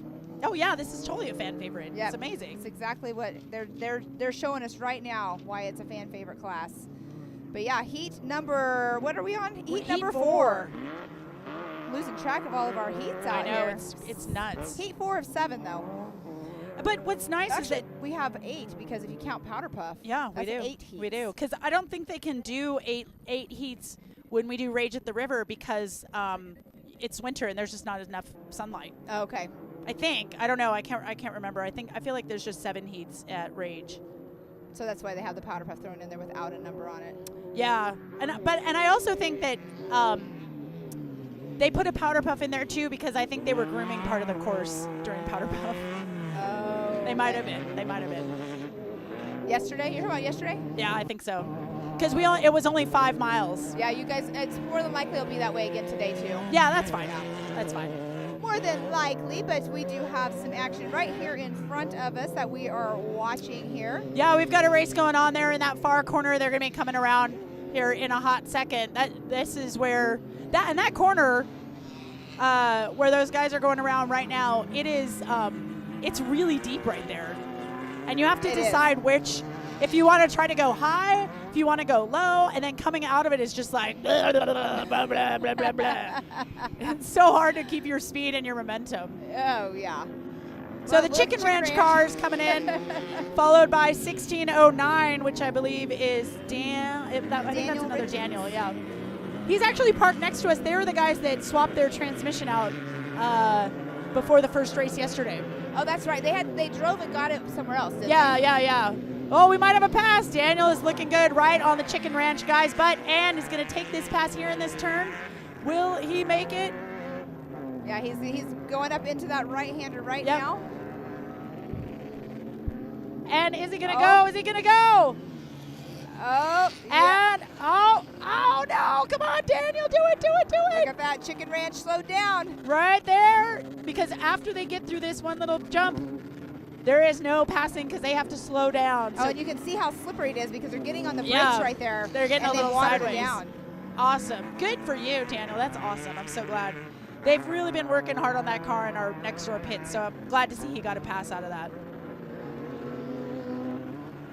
All right, as we're watching the overview of our King Shocks infield right here, all kinds of action of the cars coming in for their finish line. And you guys, this looks really smooth and flat, and I guarantee you it is not. It's very deceiving. Yep.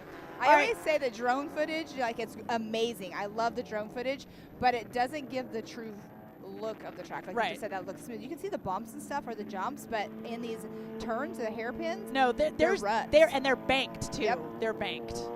Definitely. Yeah, and on the left-hand side of your screen there, I saw a lot of people roll there just being in the booth here with you. So for my first heat, I was like, I don't care how dumb and slow I look. I am not rolling my car. So.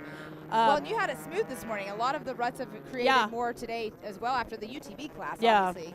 Yeah, those UTVs, especially they tend to leave a lot of chatter, which can be harder than for these lower horsepower cars because, like I was talking with Stacy, it's hard to get up and on top of those bumps. Did you have Stacy in with you again today?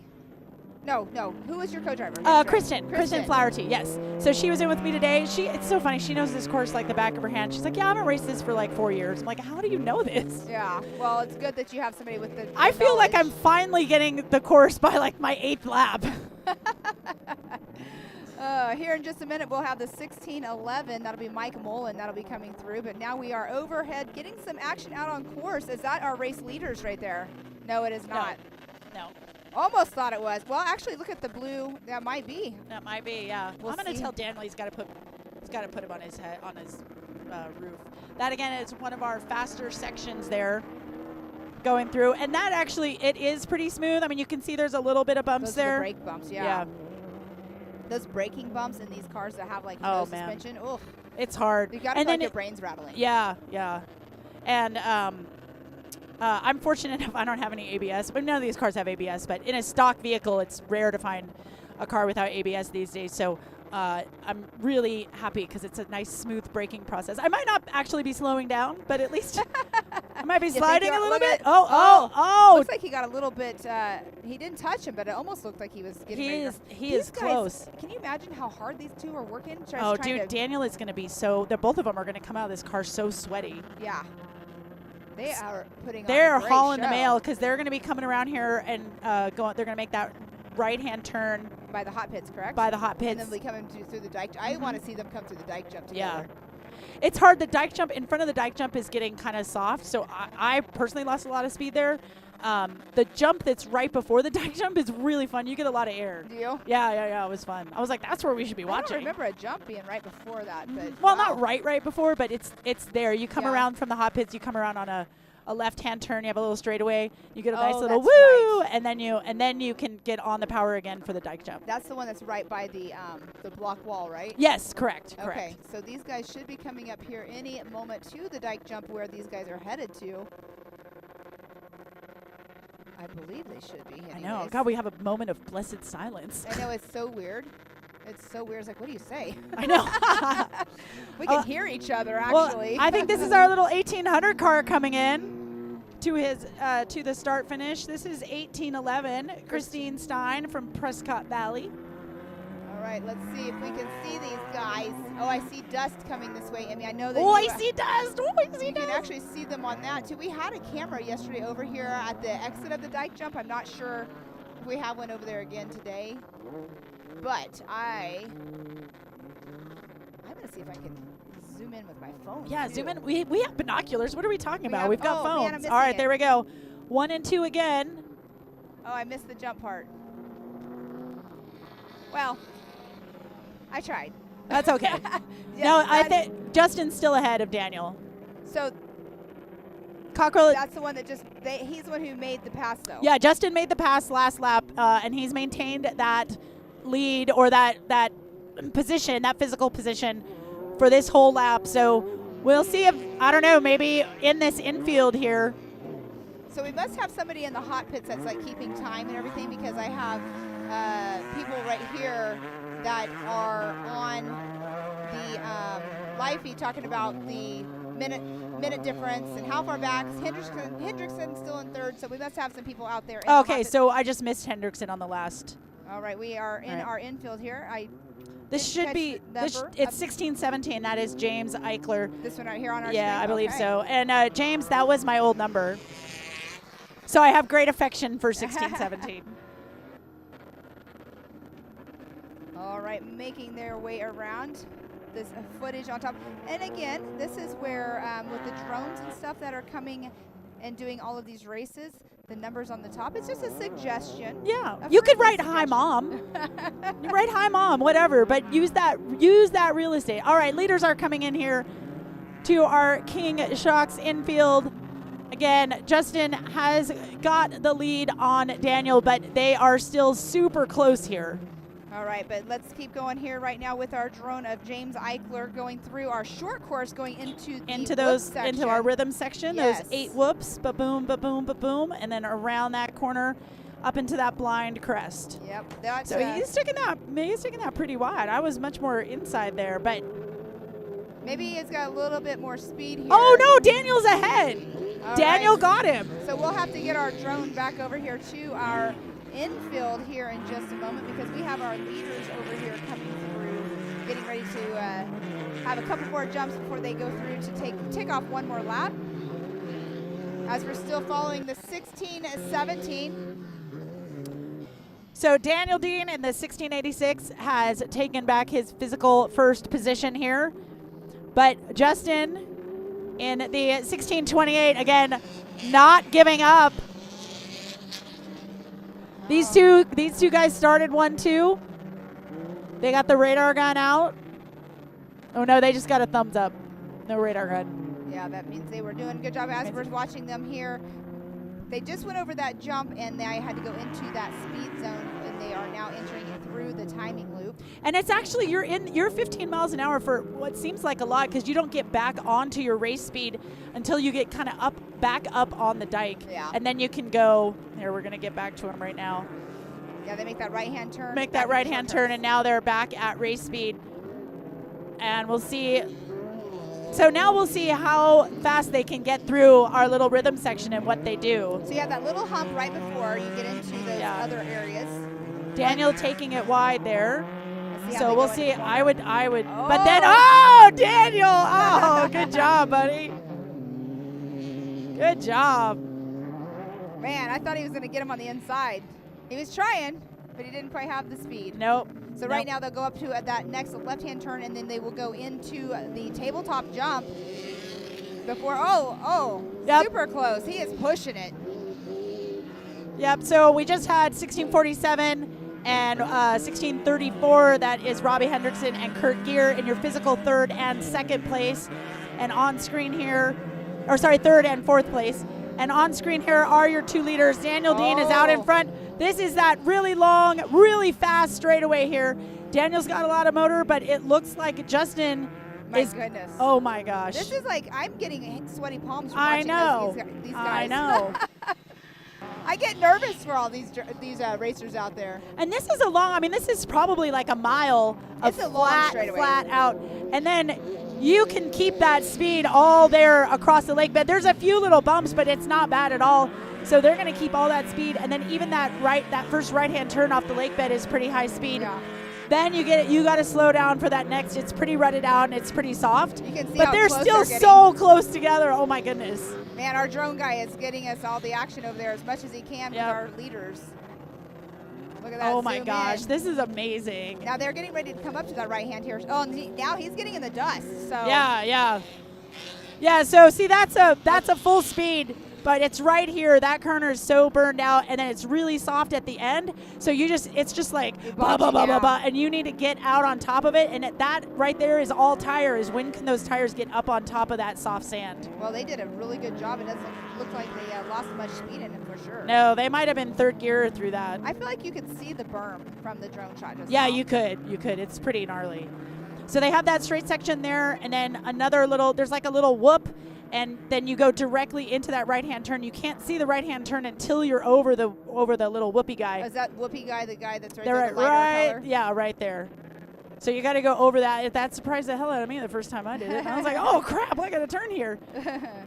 All right. Thank you for that drone footage, you guys. That was awesome going here in beautiful Primm Valley. And that is our north pits, as we were calling it earlier on. We'll make our way back over here. We've had lots of action happening out in front of us as we were watching our race leaders on course. But here we are going back towards our short course area, the core track area. Looks like that is 1668, maybe? 1668. No, I'm wrong. There's 1666, 1669. Why is there two? Oh, he had two entries. Yeah, whatever.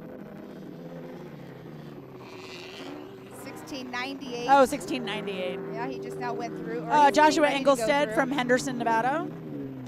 Going around that turn, coming in here to our last little doinky jump, and then into the start-finish area. So again, leaders are on their fourth lap. Everyone should be coming into their fourth lap right now.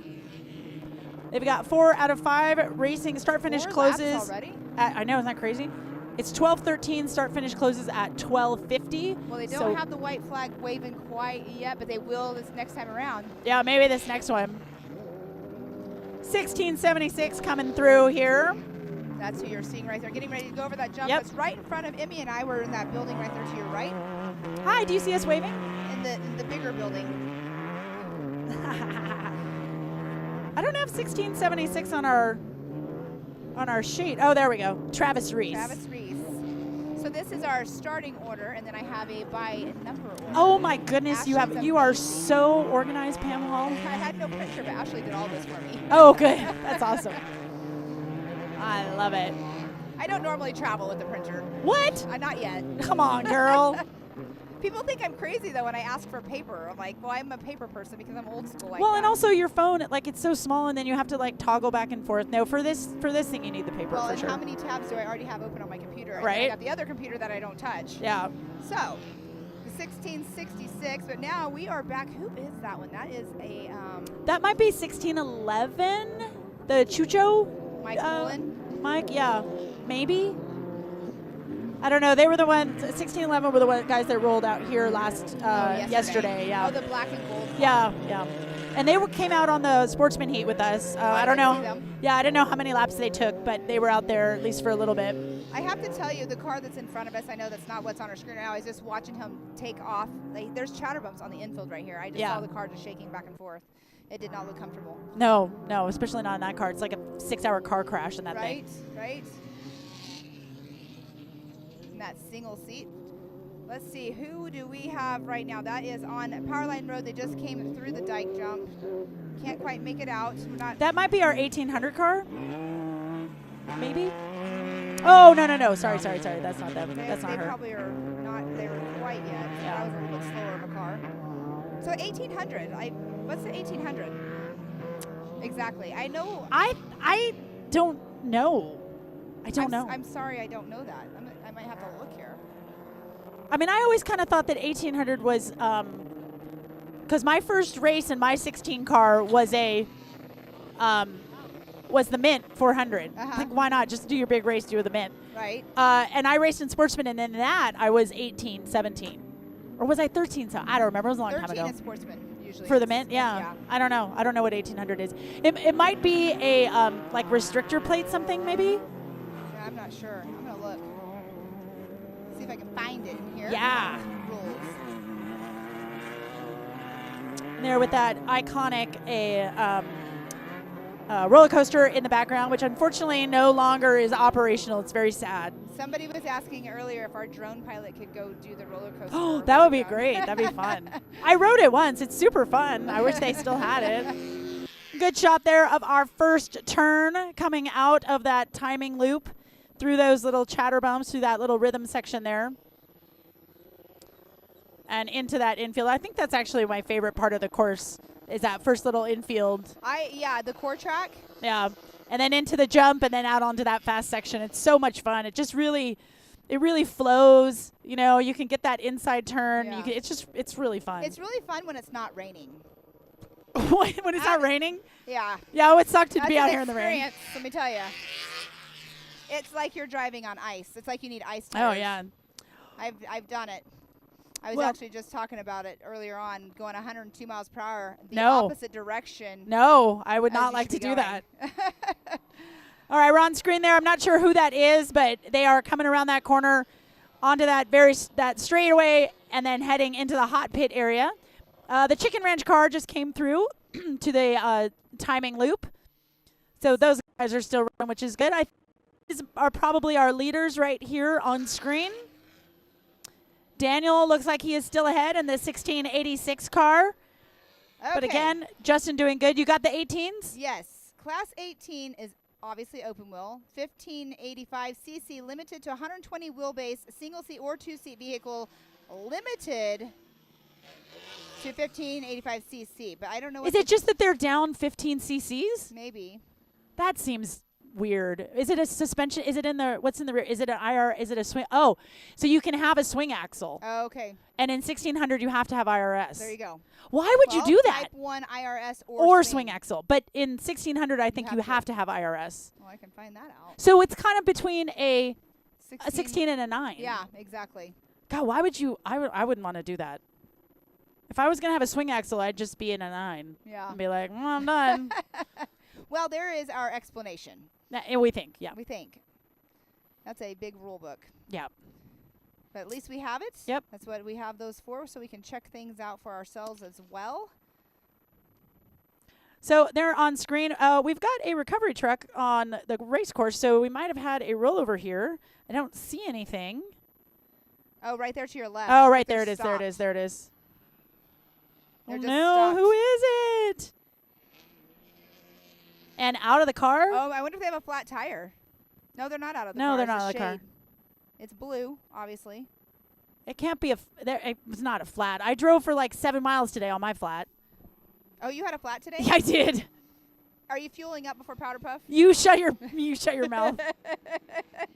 Jim Martisan. I call you Jim. I know. I did. I went and got gas right after the thing. I have to give you a hard time. The car to please do. I didn't run out of gas. You would give me a hard time. I had a fuel pump problem.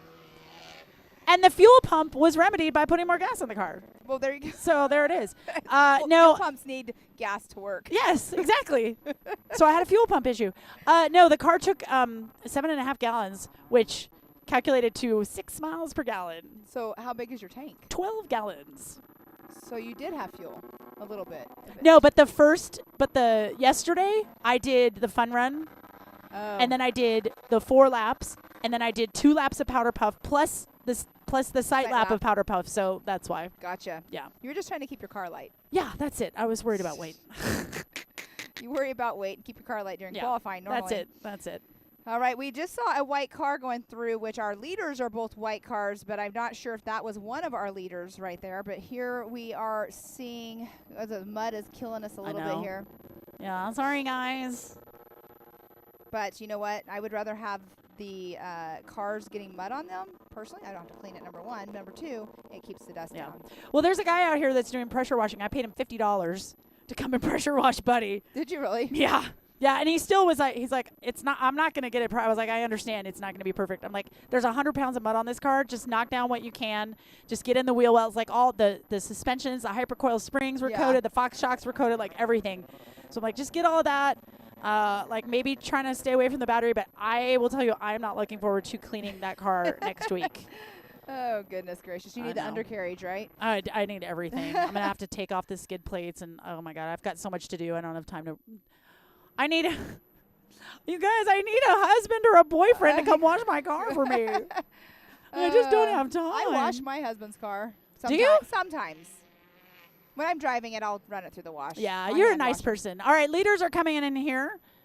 We've got our little 1811. Oh, no, that's not our 1811. So our yellow car. Which one is our yellow car? The yellow car is Robbie Hendrickson. But once we can do this, we are on the orange car, the 1619 right now, which is Joe Woods. Right behind Joe Woods is still our leaders battling it out. So as soon as we see Joe Woods go through, we're going to have to pan back over to our leaders. And Justin is pushing Daniel. Look at that. They are neck and neck, not giving anything up. Both cars looking really good over these bumps here in the King Shocks infield. This right here is a corner. Are they going to take that risk and get it out there? Oh, no! And now Daniel kept it. Here we go. This is what we're seeing it before you guys are at home, and this is what we are seeing right in front of us right now. That was close for Daniel for sure. Took it a little bit wide coming out of that turn. Yeah, sorry, you guys. I get excited and I watch it live and then I commentate live. Yeah. All right, so 1686 still out in that number 1 spot with Justin Cockrell in that number 2 spot, neck and neck. And they should be getting a white flag. No, they're getting a green. Flag is actually white. Oh, the green flag. That makes sense. Pretend. Okay, that's so they're going out there on their last lap. Yes, it took me a minute yesterday to figure that out.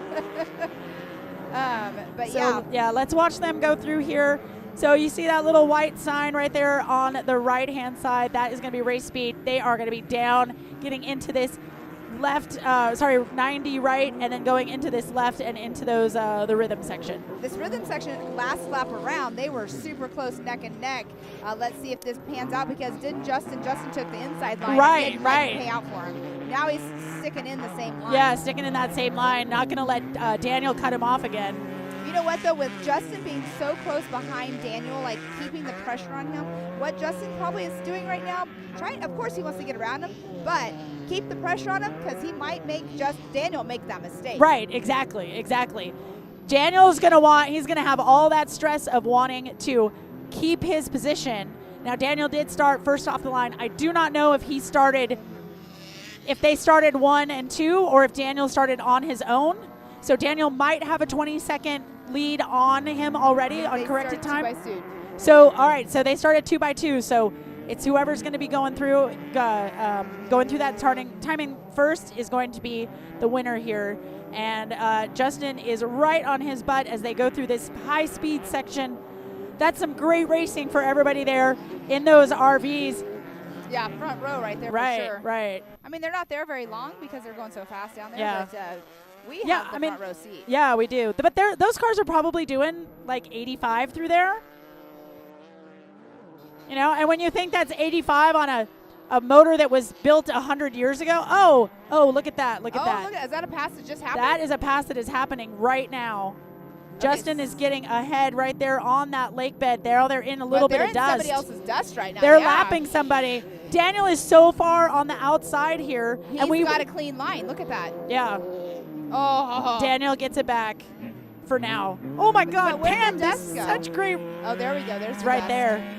So now this it's going to be a factor right here, though, because this is not a lot of passing down this straightaway they're going on. No, I mean, they can, but it's also like, does this person know that the leaders are behind him? That's up to their co-driver to tell him. Yeah. So let's see if he can. Oh. Yep. He wants to get by. Yep. He's getting ready to get by him. Oh. Oh, he nerfed him. Oh, look, it's opening up the door, though. He's opening it up for Justin. This is so sketchy. Dude, that guy okay, there we go. Whew, he's probably like, what is happening? But look, a 3-car battle going into that right-hand turn right Yep. there. Like you were saying, that little bit of a jump. Yep. All three neck and neck. Man, that guy was probably, what in the world's going on behind me? Right, right. But look how close they are again. They're so close. Oh, my God. These guys are putting on a race for us. I'm not sure. I have some people asking about where's third and fourth. We've been watching what's on our screen. I do not have timing and scoring, so I'm not sure exactly where they are at, if they have already gone through. They have gone through. I saw them. I saw them go through. Yeah, they've been through a long time ago. So they're third and fourth right now are probably on the long straightaway in front of the RVs. That's where I would think they are. Okay. But yeah, Robbie holding good third position in the 1647 in his new car, and then Kurt Gear in the single state 1634 has got a strong hold on physical fourth place. I did see Gear go through for sure. All right, here we are watching again our leaders. This drone has been sticking with them. I for a know, long that's great. time. I mean, this is almost the whole course for the most part. Overhead view of it. Yeah, right.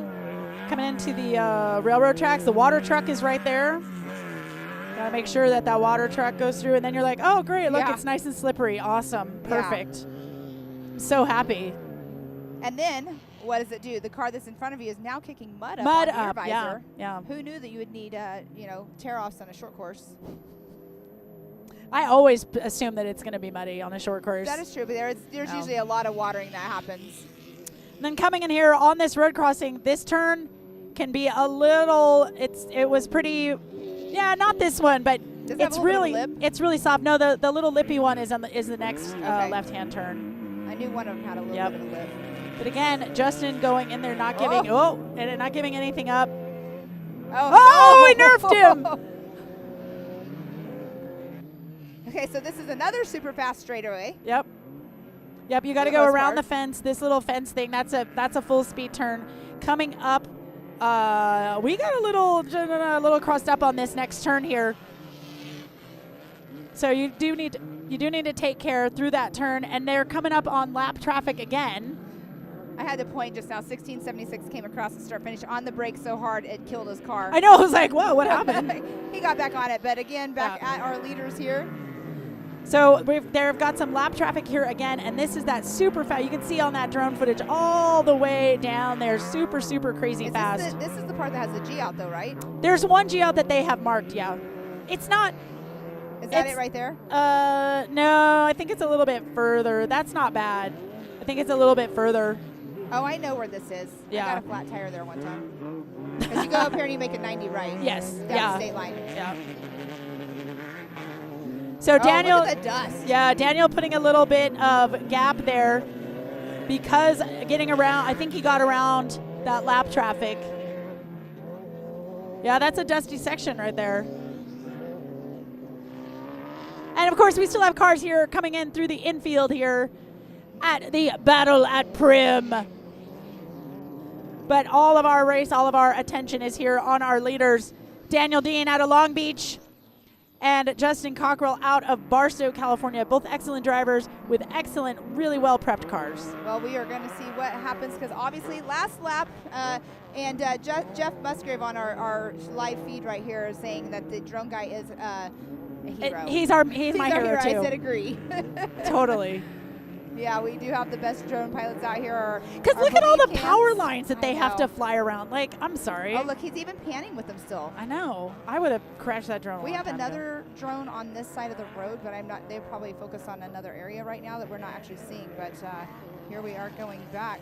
The guy that's flying the drone right now, I believe, is right over here by us somewhere. Oh, really? Yeah. So he's got some wide range here.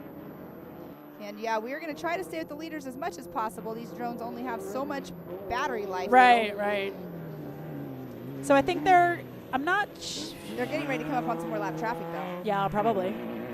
There's a little bit of a gap, it looks like. I think they put a gap on him when they were getting past this lap traffic because it looked like Justin was in the dust a little bit.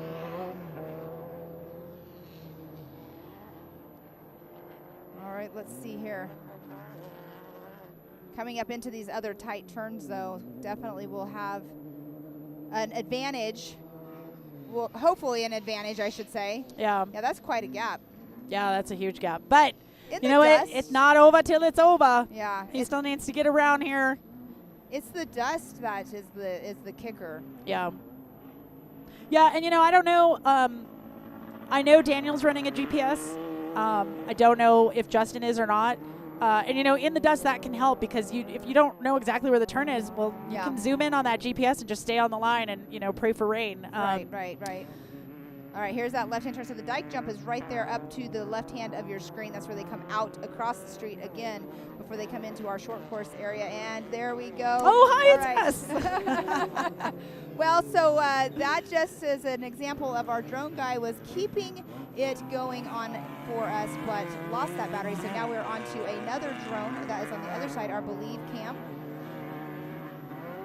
And I believe that is our leader right there of Daniel Dean. Yep, I think so.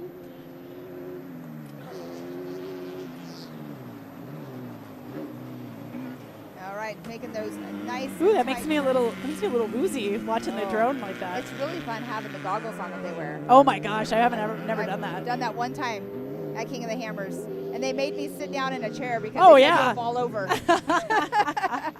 It was insane, but here we are with our leaders. All right, let's see. When are they coming over that dike jump? He's got a minute. He still needs to. He's basically going now onto that road towards the towards hot pits. Yeah.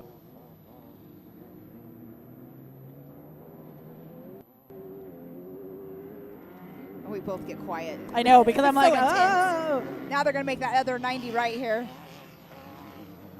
Super intense, but you guys, we're not forgetting about anybody else that's out on the race course. We're focusing right now on these leaders because they've been neck and neck the whole entire race. So don't think that we're not focusing on all the other people. We do have these guys that are going to come in to finish, and then we also have a ton of people that have been coming through here in front of us as well. So we have not forgot about anybody. No, we have not. We have not. I do want to see what happens with second and third place.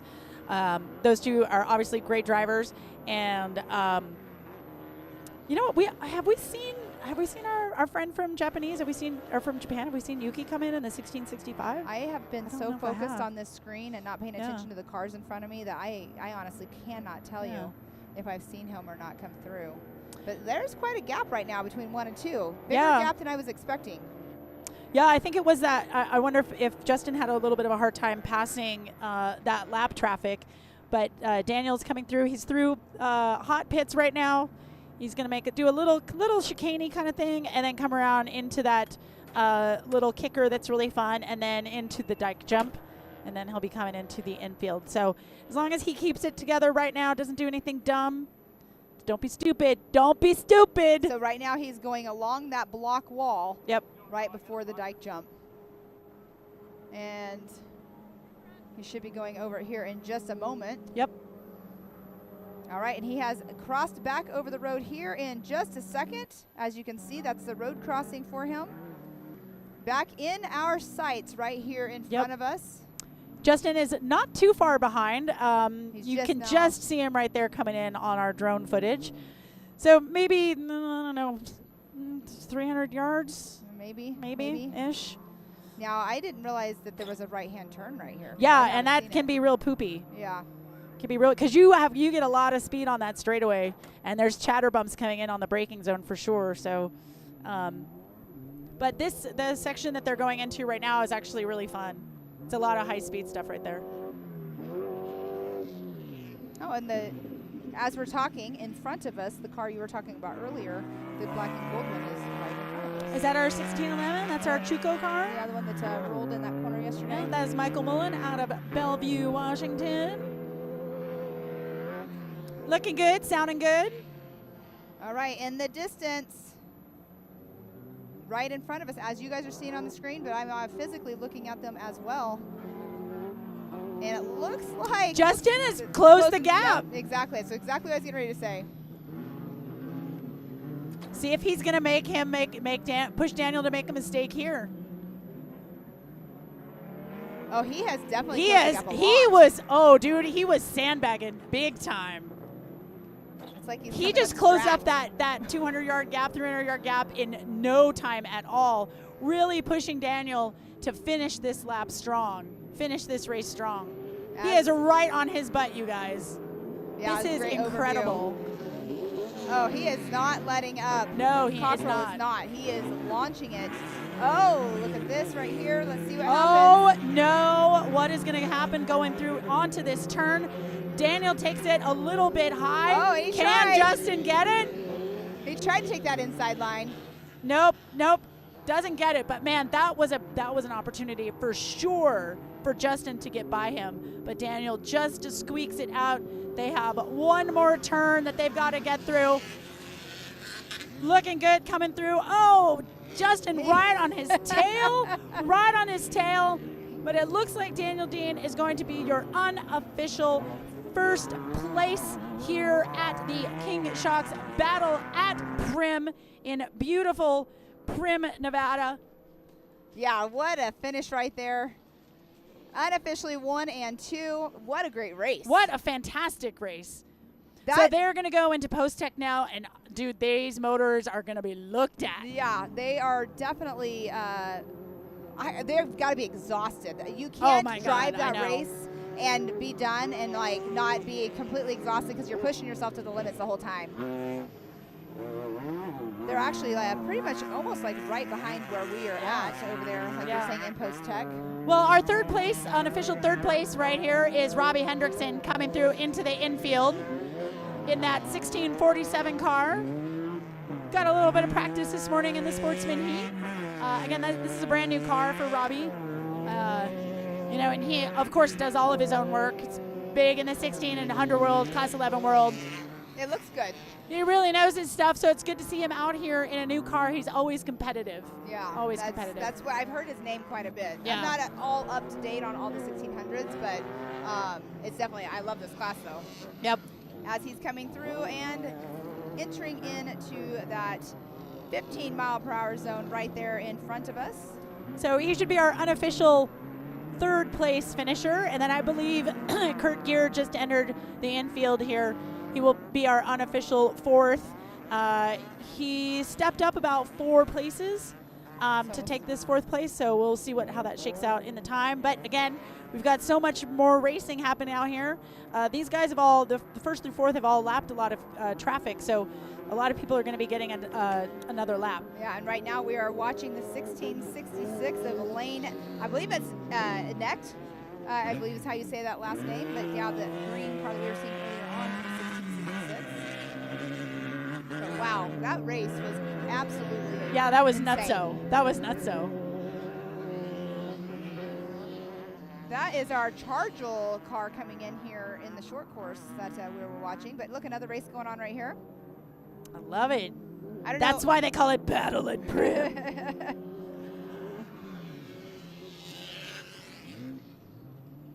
Definitely awesome to see here. These guys battling it out, making their way down that stretch going towards hot pits. Man, that race wore me out. I know. I'm like, oh, I need like another Diet Dr. Pepper. You have one more race to go too. Yeah, I got another 20 miles. That'll be fun, though. 25 miles. We get 5 of them. Yes, you guys do get 5 laps. All right, our drone pilot's still doing an amazing job out there. We have lots of cars coming through our infield right now. They're all getting the checkered flag. Well, racing start-finish closes in 10 minutes. So they'll still be going. They'll still get a. If they're coming in on their 4th, so that guy's gonna. But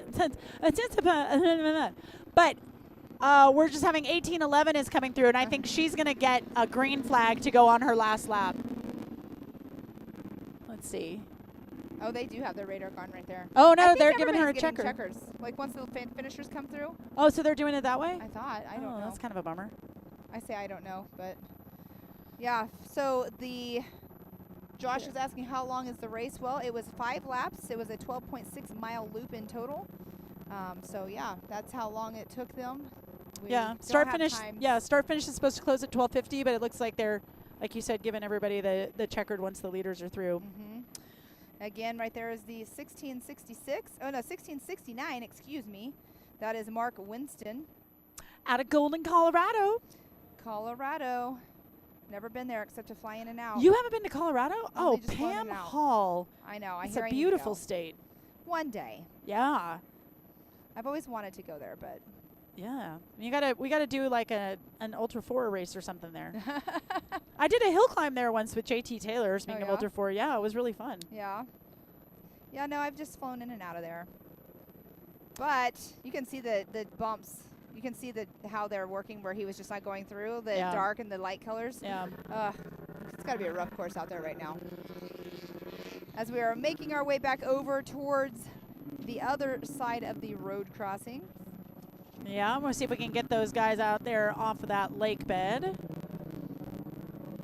Coming in their iconic shot with that roller coaster in the background. Yes. Still got a little bit of a race here happening on our screen. Again, you want to battle it out for every single second that you can get on your opponent. I know, look at those wheels. Yeah. Just like ba ba ba ba ba ba ba ba ba. That goes to show you the chatter bumps that they're going through. 1698 crossing over in front of us. Getting that checkered flag. That checkered. As we're following, I'm not sure what position these guys are battling for, or if they're actually battling for the same position, or if there's lap traffic, but they're putting on a good race. I like seeing the cars racing back and forth against each other. Yeah, well, you know, racers never give up, especially 1600s. Like, they're going to go to the very bitter end. Yeah, exactly. It's a no-lift class. Yeah, this is all stay on the pipe, maintain your momentum, and don't ever lift. Because if you do, you know, these tiny little motors, like I said, it's 100-year-old technology, right? Carbureted, air-cooled, super simple. There's no computers to get in the way. Exactly. They're running hydraulic power steering. Although I think some people put in an electric system, but why would you? Hydraulic is so much better, I think. Have you, obviously you have them because you just said you think it's better. I've driven a race car with hydraulic steering one time, and it was amazing. Yeah, it's great. You feel everything. Yeah. It was so good. My son's race car had it. The problem with your hydraulic power steering is it does take away just a little bit of, takes away a little bit of power. Yeah. Not usually a whole bunch, but yeah, but it does take away a little bit. And in the 1600 class, that matters. A difference. Yeah, that matters. I mean, if people are searching for the lightest co-driver they can find out there, the 90-pounders or whatever, you right. know, as every bit of weight is horsepower. So 1610, Grant Williams has just taken his checkered flag. And we've got another one, and we've got a drone in a bush. Well, there we go on your screen there. That should be Grant. And 1669, I think that was Mark Winston from Golden that just came through the start finish as well. So all of our finishers making their way through. I don't know how many we still have out on course, but yeah. Yeah, I'm not sure. You know, down. Who knows? Well, we do. We definitely know we got the one that had stopped right after the rhythm section. Oh yeah. But who knows? We didn't have any rollovers in the infield, at least not where we can see. So that's good. Yeah. Yesterday we had. Many. We had 2, for sure. Yeah. Yeah. Joe Woods was one of them, and then with the black and gold car was the other one. Oh, we have another guy coming towards us in the King Shock's infield section. Oh, we got a race out there on the road crossing. I know. I just saw that, and I was like, oh, we'll have to get that one. I wonder if that's the 2 cars that we were looking at earlier. It might have been. They were pretty close together. And, oh, no, this might have been those 2. Oh, no, those are them. I don't know. You guys, it's so hard. It's so hard to see what's going on. As we are now watching here, I saw the other guy, the 3rd one that went across the road, come into screen.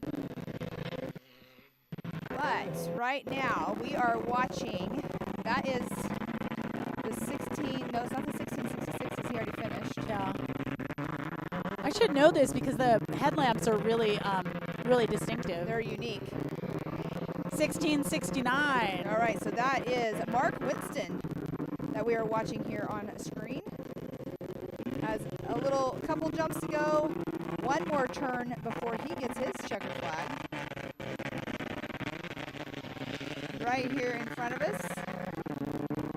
Here in just a moment. That right-hand turn right there. That right-hand turn is, from my view right here, there's some rocks in there, and it looks like it's pretty deep. There were a lot of rocks that came up, that got chewed up out of the ground, for sure. There was way more like little gotcha boulders out there. I mean, that's how I got a flat. I didn't even see it. It was just like hidden in that soft dirt. He has a number on top. Good job. Good job, Mark. Mark is. We love you. One. I mean, it's funny because people that are watching the live show and all these other racing series that I work for, it's something that we've talked about is put your number on your roof, and especially like short course races. It's really key because it's a lot of drones, right? So putting the number on the roof, we can identify you easier and be like, I don't know who that is. And then, my drone guy's here. I say mine. I'm calling you guys mine, by the way. So well, and especially when your side numbers just get muddy so fast. Yeah, exactly. That's why I'm a big advocate of like the shark fin in the middle because they don't get as muddy. Of course, it's harder to see, but the shark fin in the middle of the back is great. As of right now, that is the 1629 that we were watching of, let's see here, the 1629. It might have been 59 of John Bulls because I cannot see 1629. Yeah, maybe it was 59. No, 1609. Sorry, that's Daniel. And then the 1623, Cody Carling making his way through here. And then the next one up, but right now that is still... Yeah, so that's 1609 going through. Daniel taking his checkered flag. And then we should have 1623 should be our next car. And then the 1659 of John Bowles, and he is in that Chicken Ranch car. Chicken Ranch! I was talking to somebody earlier, and they were like, we thought that was eggs. Yeah, it's a pair of ladies' legs coming out of an egg. But they thought it was like an egg company. Oh, like an egg, like an actual chicken ranch? Yes. Oh, it's funny. All right, so there is our pan shot here of our infield. It's winding down. I'm not sure if we have more cars out on the course or not. I haven't seen. Well, there's a little bit of dust in the distance. Is there? Okay. Oh, yeah, we still do. Okay. Going over the dike jump now. Oh, and you know what? We do have a few more because there's a crossing right there where we saw 2 cars. All right, perfect. More out there on course. That's awesome. I love it. What time was the closing time to see this list here? Racing is finished at 12:55. 12:55. Start finish close at 12:50. Okay. So. Well, we're not doing too bad here. We've been actually really good on time today as well. Yeah. Yesterday we got a little off, but you know what? It happens. It happens. Yeah, it happens. And I'm sure that they build in a little bit of time off. Usually. On this. But our next heat coming up is going to be Heat 5.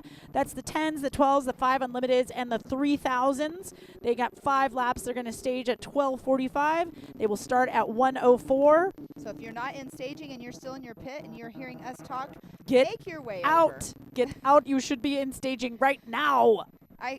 Earlier I was doing that with, I can't remember what class it was, and I'm like, they must hear me. They must be hearing me right now. No. I'm just kidding. I know they were probably already on their way there, but it was like, I felt like they all started going over there. But yeah, definitely if you're hearing us, yep, get in your car.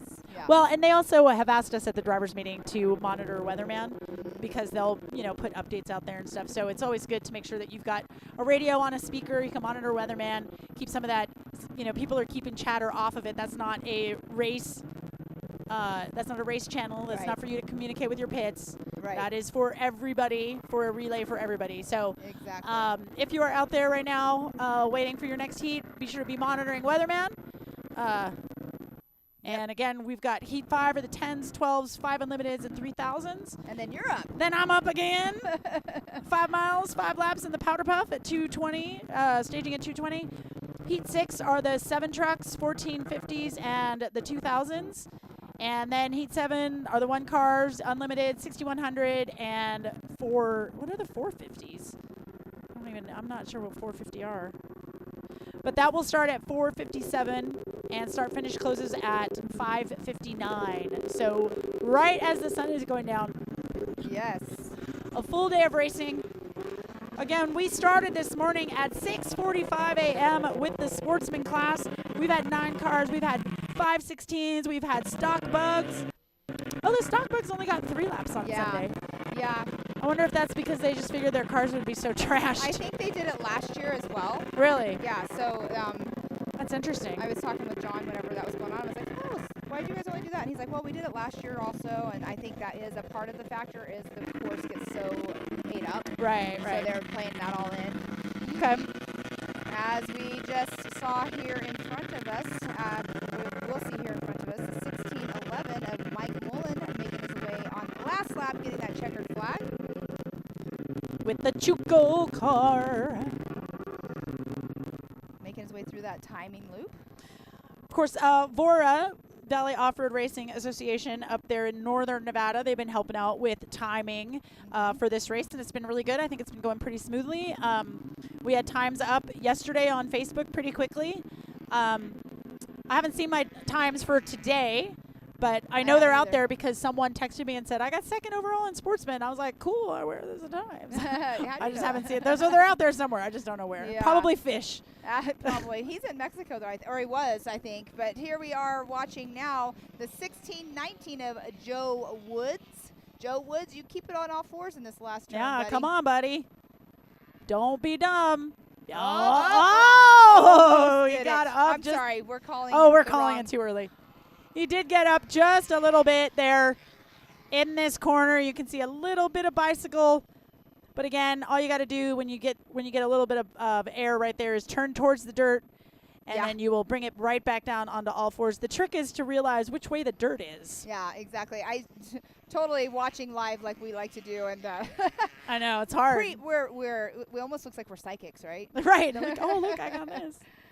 Oh, goodness gracious. So much fun. Okay, I think we have the winner of this class coming in here. All right. I'm going to take my heads off really quick. Okay, I will be here finishing up the rest of this for you guys here at the Battle at Primm here in beautiful Primm, Nevada. This is Snore Racing. We are at the King Shocks infield in our little duck blind. And we do have our winners here. So Pam's going to get a good interview with these guys. Or I'll do it. Sure, I'll do it. I love these guys. Come on over here. Get over here. Actually, I'm going to put your co-dog on, too. Yeah.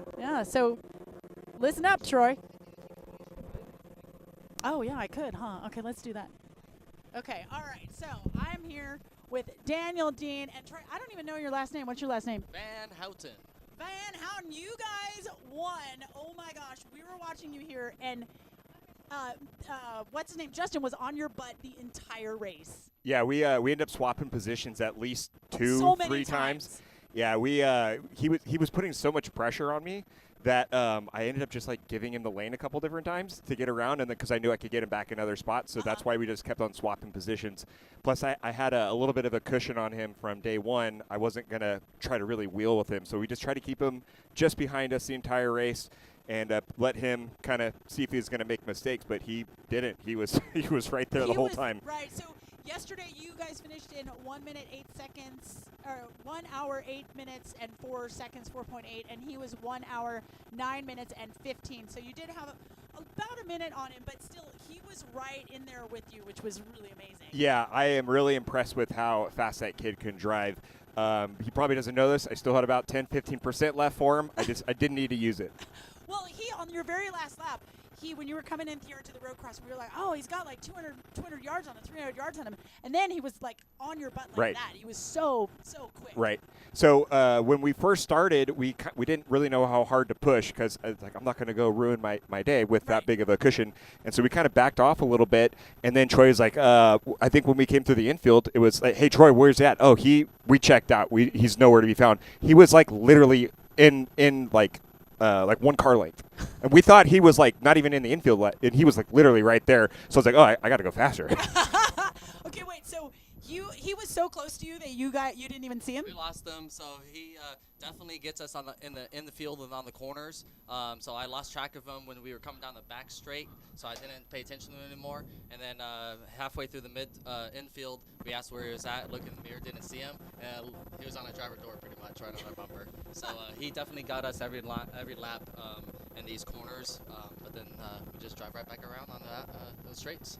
All right, so what happened when you guys started reaching some lap traffic? Because we saw on the drones there was some lap traffic out there, and it was like, oh, how are you guys going to get around these guys? Yeah, that was actually really unfortunate. I don't like hitting people. If I cannot do it, I won't. But he was right in the middle of the track. There wasn't enough room on the right to pass him. There wasn't enough room on the left. We gave him a tap to let him know that we were there, and it was almost like he was blocking us. So I don't know what his deal was, but then I just put my foot on him and I took him for a ride. And like I don't like to do that, but I'm racing. There's a guy behind me trying to pass me, and when you're that car that's like in lap traffic, the other guy can kind of get around both of you sometimes.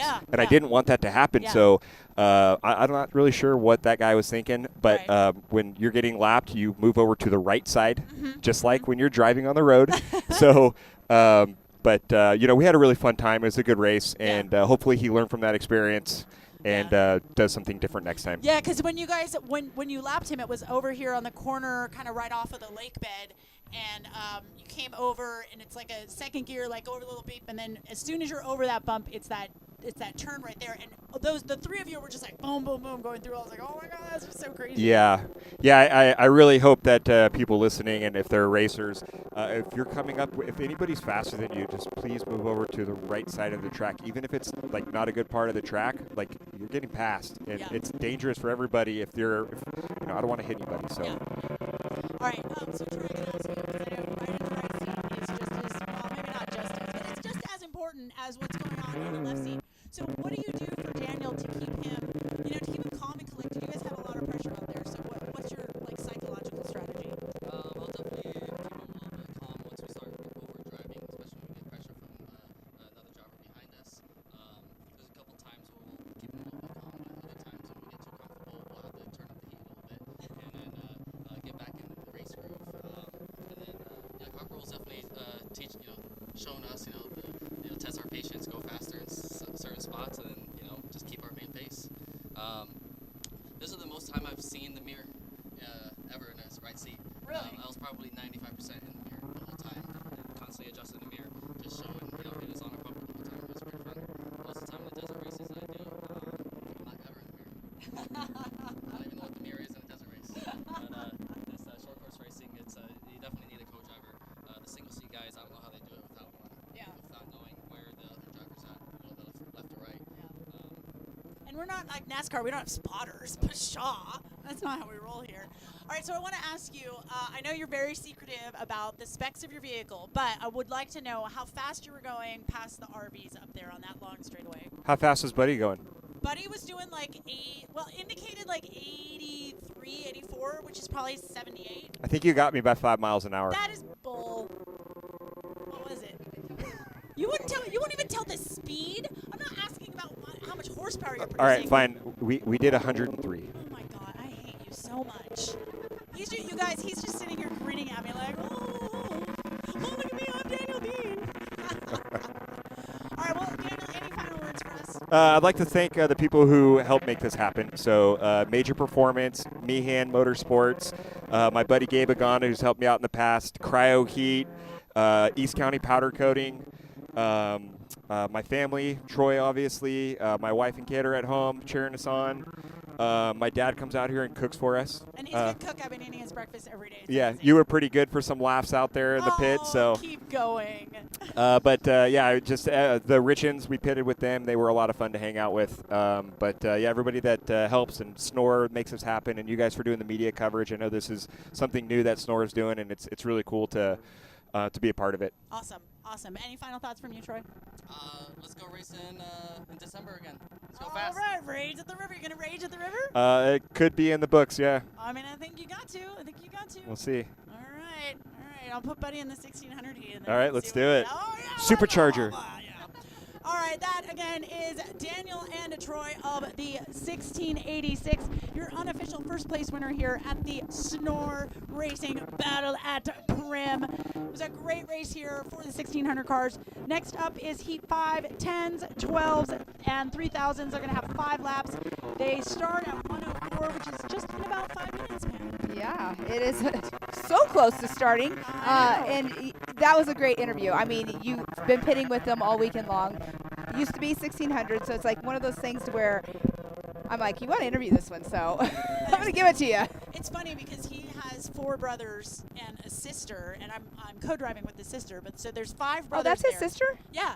Oh, I didn't realize so there's that. 5 brothers plus Kristen. So I basically have been dealing with 5 brothers. Like your brothers? No, younger brothers, and it's been really fun. They gave me no end of grief for my fuel pump issue yesterday. So yeah. Well, I foresee that not going away for other people in other areas that we work in. I texted Jim Marston and I said, you know what happened to me? I haven't heard back from him yet, but we'll see. Well, it's because he's on Europe time, probably. That's true. But anyway, goodness gracious. Know your fuel economy. And you know what the thing is? Here's the thing, Pam. Is when I put that fuel cell in, I could have gotten a sending unit, and I was like, I don't need a sending unit. Yeah. And I cheaped out, and it was like, dude, just spend the extra $300. Are you going to do it now? I mean, probably.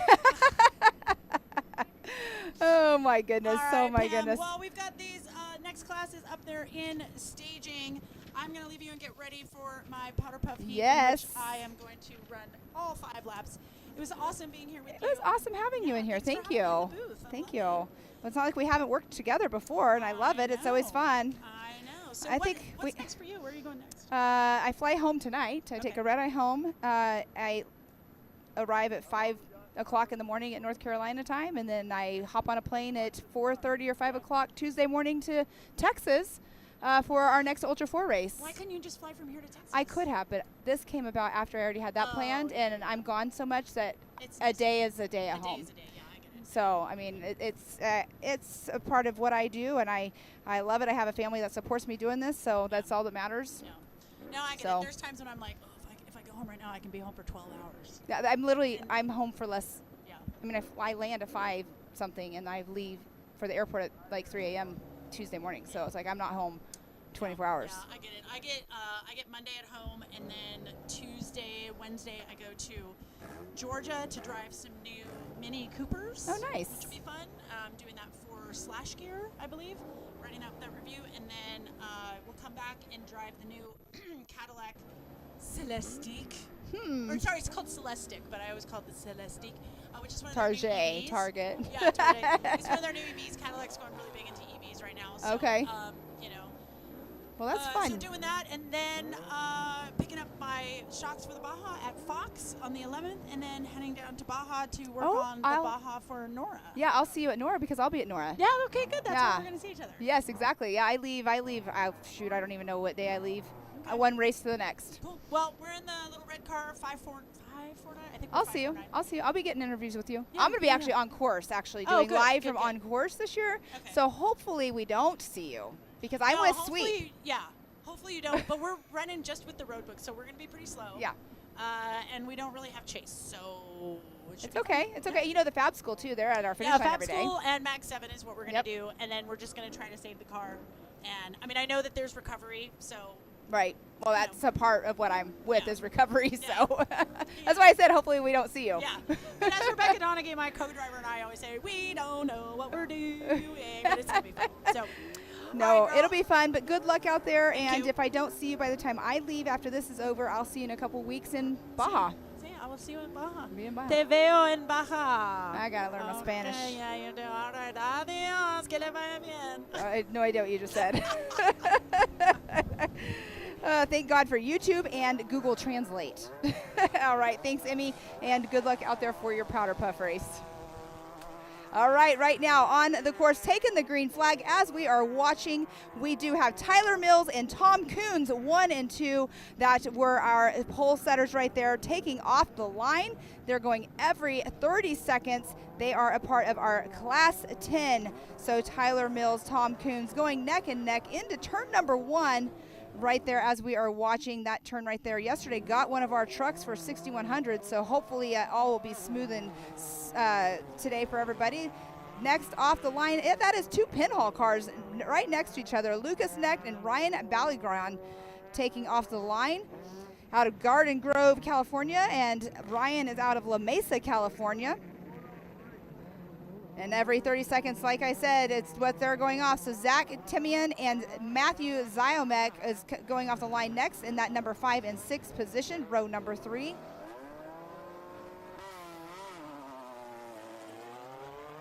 Here in just one moment, they'll be taken off, and the green flag has dropped. In the next position will be John Pellicer, which is our Snore president, and Mike Whitcomb taking off in that number 7 and 8 spot.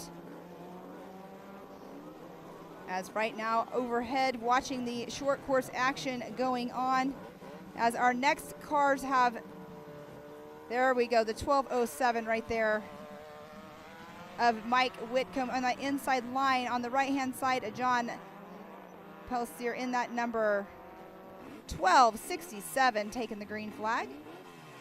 Pulling on up to the line is Michael Wells in the 1015 out of Pahrump, Nevada, right next to John Manicatari out of El Paso, Texas in that 1220. So Class 12s and Class 10s are all intermixed, and we have the unlimited Class 5.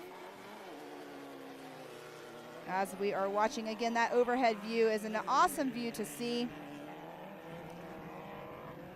And next off the line, there we have Michael and John taking the green flag. Next up will be the 1216 of Lou Ferrier out of Tehachapi, California. And in that number 12 position, Dave Matsui out of Chino Hills, California in the 1266. We'll be taking that green flag here in just one moment. As we are watching them now drop the green flag. Next off will be our first 5 unlimited car in the number 13 position, John Canavo out of Waddle, Arizona, in the number 505, starting right next to Bruce Kimber out of Pahrump, Nevada in Class 10, car number 1027. As we are overhead here with Lou and Dave sitting here at the line waiting for John and Bruce to take that green flag. And there they are off the line. Next up in the 15th position, Ron Martin out of Ontario, California in the 549 for the 5 unlimited class, starting right next to Randy Polig out of Henderson, Nevada in the number 521. Next off the line here in just a moment. As we're watching the overhead, and the green flag should be dropping any second. And they are off the line.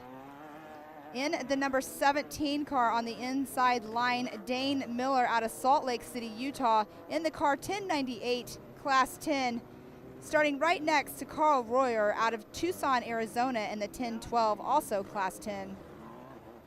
They will be taking that green flag here in just one moment.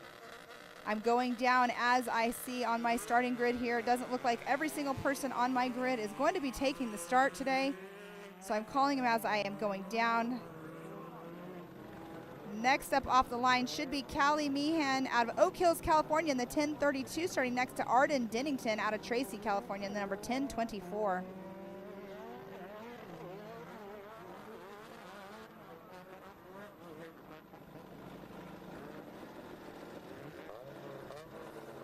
And we should have Ricky Cook in the 21st position, David Carling in the 22nd position, Ricky Cook out of Queen Creek, Arizona in the 1270. Dave Carling, the number 22 position out of Lucerne Valley, California, and Mark Walker, Merced, California in the 1210. I do not see all of them, but all of our cars are now off of the line for our Class 10, Class 12, and 5 Unlimited. This is heat number 5 of 8 today. It says we have 7 heats, but if you count the Powderpuff, that will make 8 heats for us out here.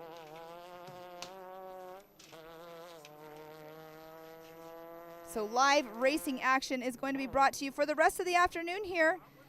Right now, heat number 5, again, Class 10, 12, and 5 Unlimited. This is also normally a Class 3000. We do not have a 3000 that's entered into the race, so we don't have them out here with us. But again, thank you everybody for tuning in to the 2025 King Shocks Battle at Primm out here in Primm, Nevada. The weather's absolutely beautiful today. Cannot ask for better weather. Yesterday was a little bit of a windy mess, and I can say wind because I don't think we're going to have it today. And we're almost done for the day, so you know, hopefully I can duck out of here before the wind might pick back up. But we are doing some watering over here now in the short course area. Since the cars have all gone through, they're trying to stay on top of the watering because it definitely gets to be a dusty, dusty mess super quick here. Again, we do have every single car off the line. It's a 12.6-mile loop. I can see some cars in the distance already making their way along the fence line back by the power plant. And that's a super fast section back in that area.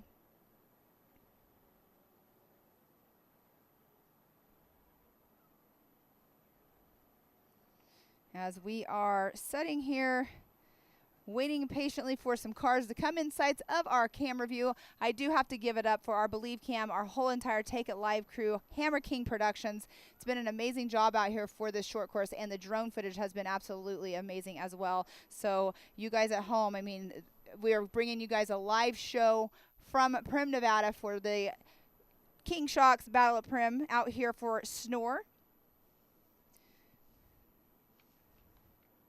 Pretty amazing. The people that have been watching this and keeping up with the whole entire show as well. Thank you guys once again. Have had great feedback from you guys. You guys feeding some information that you know that I don't know. So again, thank you to everybody who is chiming in as well.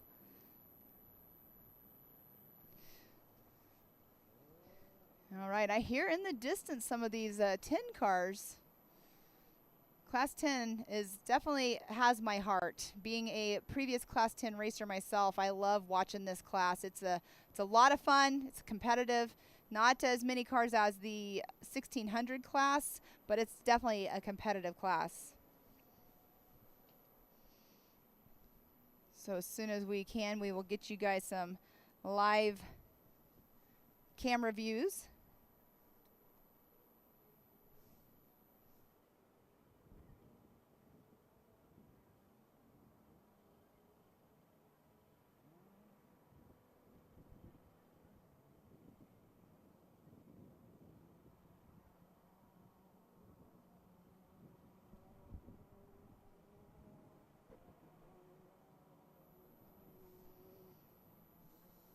All right, again, I can hear the cars in the distance. We'll see them here in just a little bit, but some good racing going on. I see a lot of, not a lot of dust because they've been doing an amazing job of watering this course the whole entire day, keeping the dust down out here.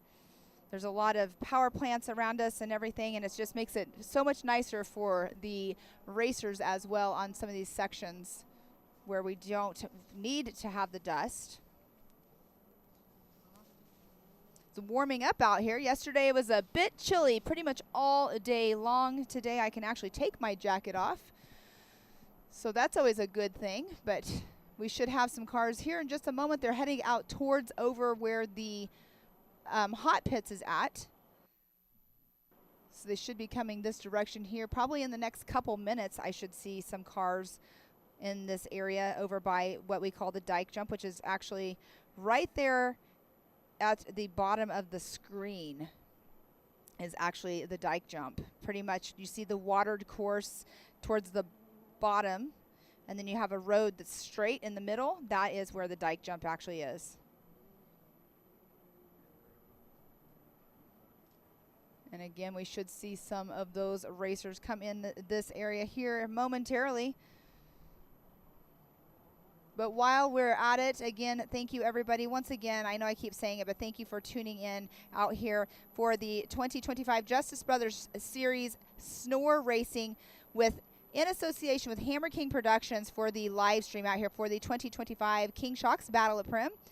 Tons of sponsors that actually help out the industry, and I have to go through those really quick. We have PCI Race Radios, we have Parker Pumper Helmets, Tire Right, Wix Racing Engines, Rancho Drivetrain Engineering, Off-Road Vixens, Dugan's Racing Engines, Illumicraft, Vision X, Autometer, Yokohama, Battleborn Off-Road Racing, Sign Pros Custom Lettering, Fortin Racing, Howe Performance, Rigid, SDHQ, Torco Racing Fuels, King Shocks, Rugged Radios, Fuel Factory, Weddle Industries, Raceline Wheels, Mobile Wagon, Jimenez Racing Engines, Dave Foltz Transmissions, Sunoco Race Fuels, Hostile, GG Lighting, and CST Tires. So thank you guys all for your marketing partnerships with the series, and to all of you at home. A lot of these guys and gals out here run all of those products on there, or their radios, or their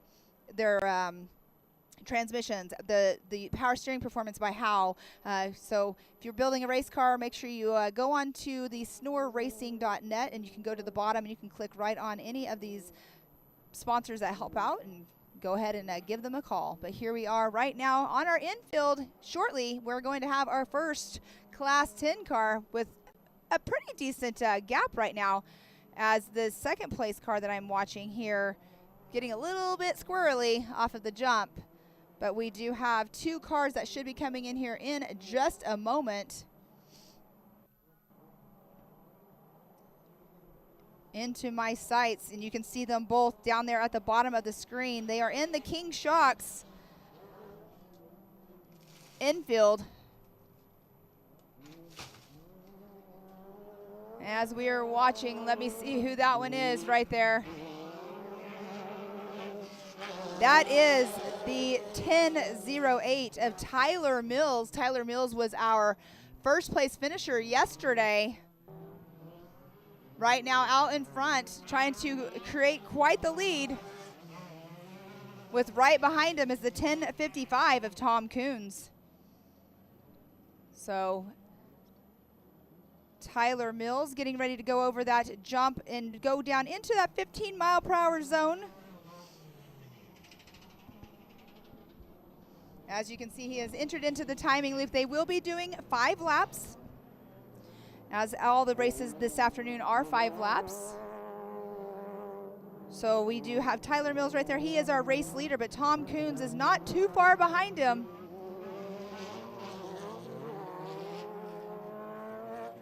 And the 1066 of Lucas Necht in that number 3 position right now physically on course. But as we are watching Tyler Mills back to race speed out here in that rhythm section, and you just saw at the bottom of your screen Tom Coons enter out into the short course. He's getting ready to enter into that rhythm section as well. I believe Tom Coons actually is a single seat car also.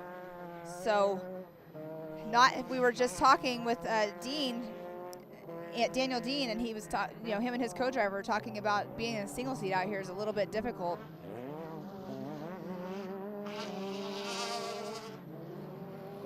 As we're watching our 1 and 2, Tyler Mills and Tom Coons in our infield area, our short course area, I should say.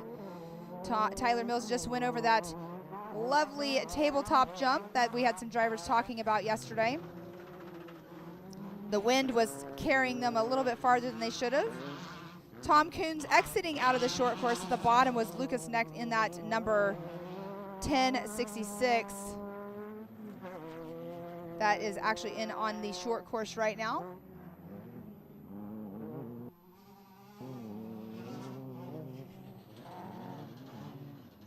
And now entering out onto the short course in that blue pinhole car is Ryan Balagueron out of La Mesa, California, and that number 1030.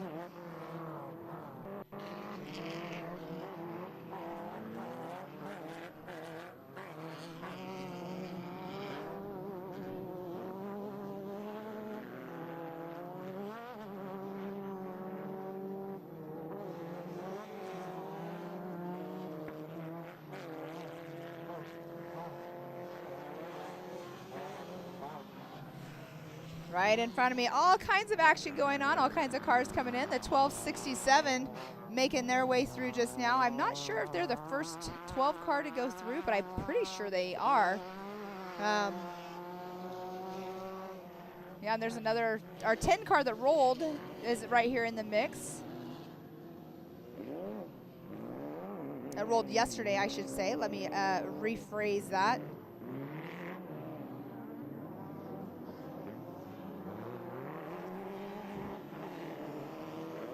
And right now, the cars that you're seeing are the ones that are in the speed zones.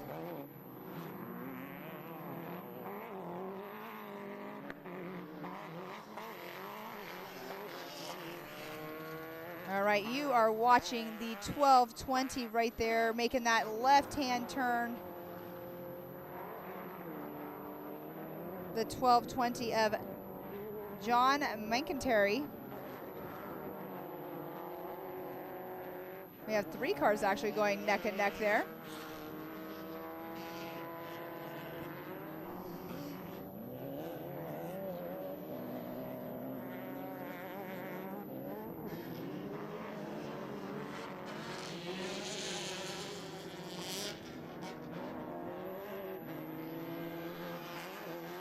All right, making those left-hand turns.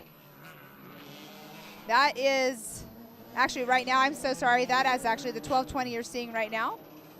A little bit of a delay from what I'm seeing here.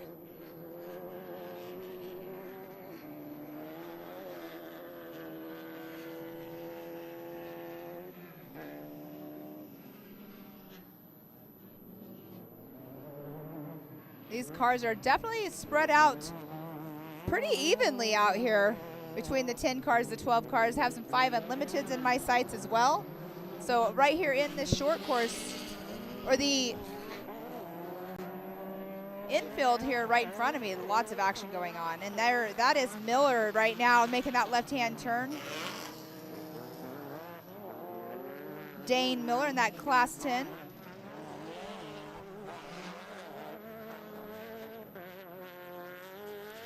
We do have our gentleman out here with the radar gun today, making sure everybody's on point with their speed.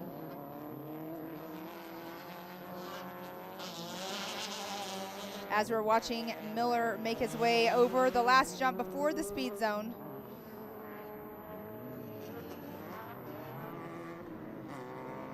We have quite a few cars over in the short course area now as well.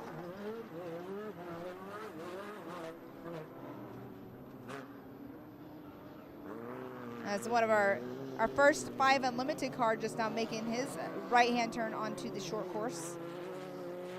I believe that is the 505.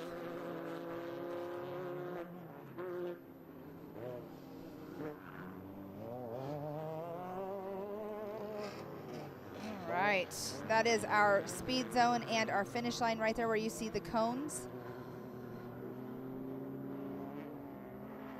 Right as they get over that jump, that is when they end up, you know, having to have that 15-mile-per-hour zone pretty much instantaneously as soon as they get over that jump. You can see they get a thumbs up. That thumbs up goes for them getting, you know, they're okay. Your speed's good. Keep it like that. Because not everybody runs a GPS out here, so it's, then if they don't run a GPS, they don't have a speed limit on it.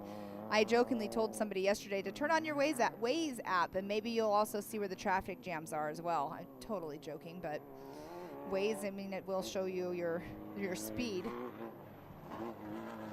But our infield is pretty quiet right now. I do have a 5 Unlimited that's in my sights. That is it right there in the distance that you're seeing. They'll be making their way around to me here in just a moment.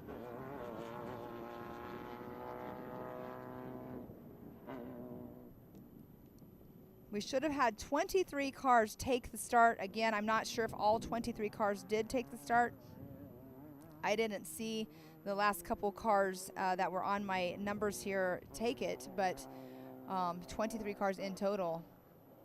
But that is the 549 that you're seeing right there on your right-hand side of your screen, the 549 of Ron Martin out of Ontario, California.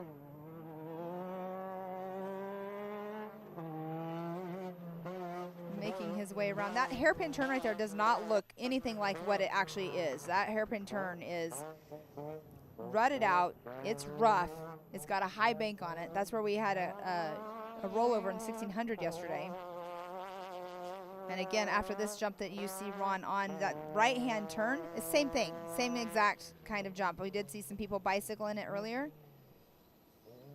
But now he's on that straightaway. You can see he's getting ready to go over a little bit of a jump. That is 15-mile-per-hour zone as of right now. You can see him sliding to stop to make sure he's not speeding. Going to go through that timing loop.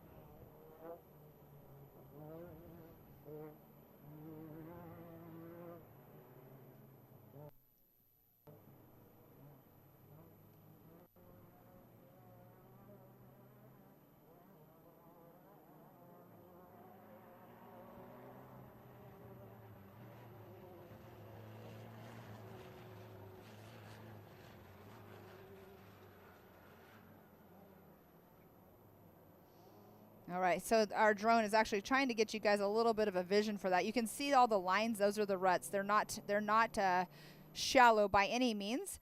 And you take that corner the wrong way, it actually will kind of it'll bite you. It'll grab your tires, and it's not a fun thing because that's when you roll.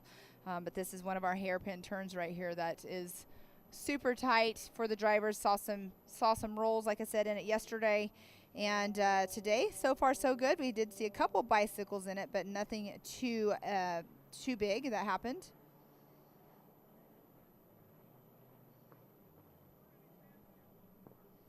And a great overview once again of our infield over here.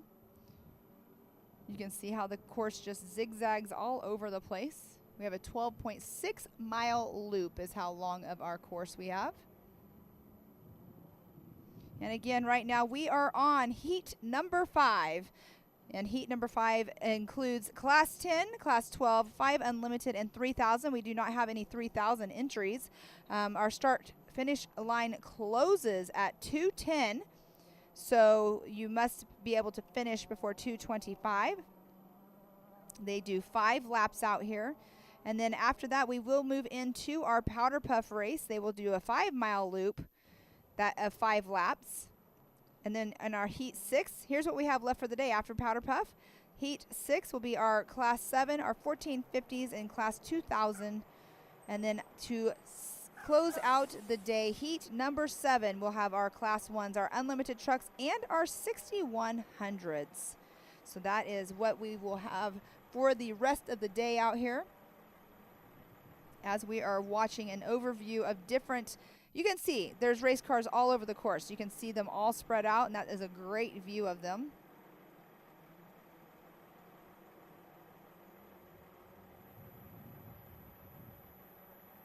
You can hear them in the background on my end here.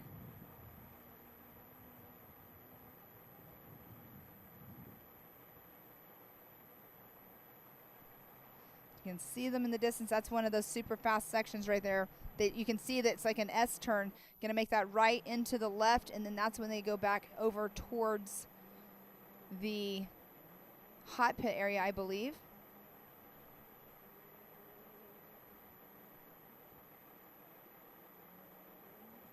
Yes, because that is the dike jump right there on our bottom of our screen, bottom left now. As we see a car getting ready to launch over it. That will be our race leader just now making his way across the road crossing once again. We have a couple cars that are now on this side of the road once again.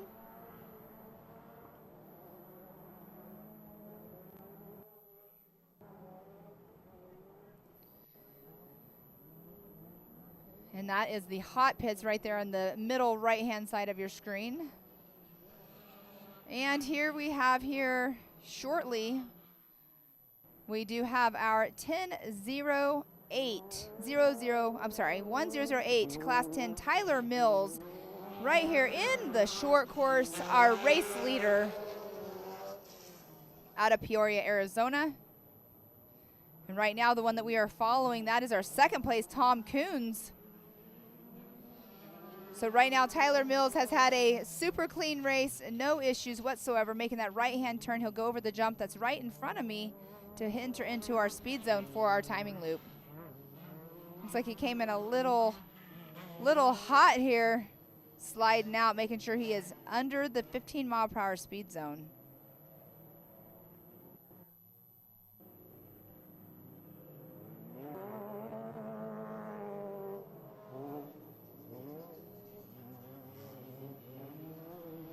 As he's now entering back out, or exiting back out, I should say, into the short course. That right there is a high bank turn. You can drift around if you have enough speed on it, but you're going directly into this rhythm section. Not too far behind him is our second place car of Tom Coons as well. So as we are following along there with Tyler Mills, out in front with a pretty good lead. I mean, him, Tyler Mills, and Tom Coons. And he gets a little too hot in that turn. Good thing he has a decent lead, because right there, if he had anybody on his tail, he would have definitely got past. So Tyler Mills, good save by you, bud. He's going to make another left-hand hairpin turn right here, and he'll go over that tabletop jump.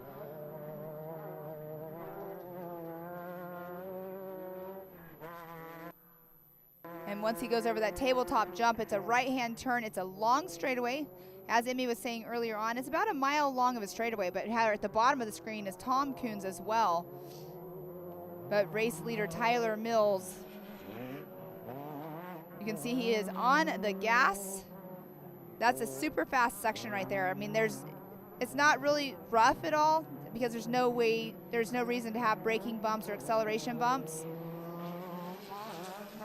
So he is definitely checking out quite a bit right now from Tom Coons.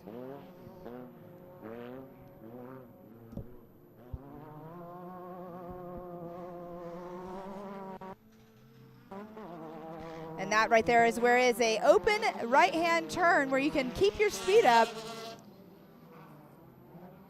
And that's where there's a pretty dusty section right where he is at, but you can tell that they have watered the course out there as well. So he'll come into another left-hand sweeper. He'll have to check up just a little bit. I mean, I'm sure he probably hit 100 miles per hour right there on that dry lake bed, maybe a little bit more than that. So he'll have to check up, make that left-hand turn.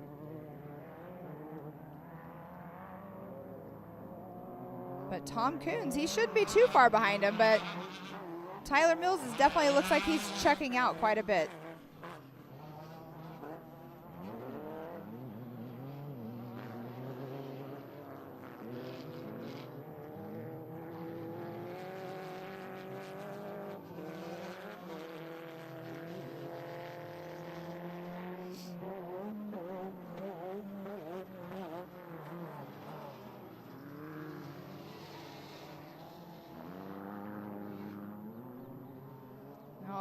There is a great overview. All the dark areas, that is the race course. They've been keeping it watered down quite a bit. Again, lots of action going on here in the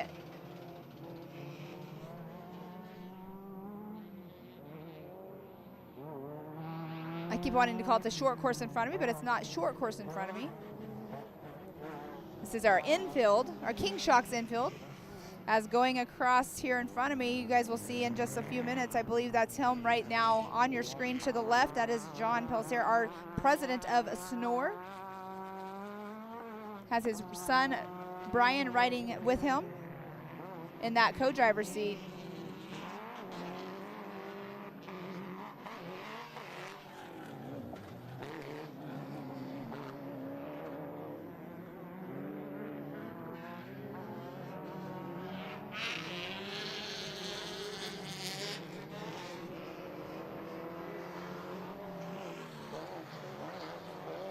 Right now you are seeing, that is Miller, Dane Miller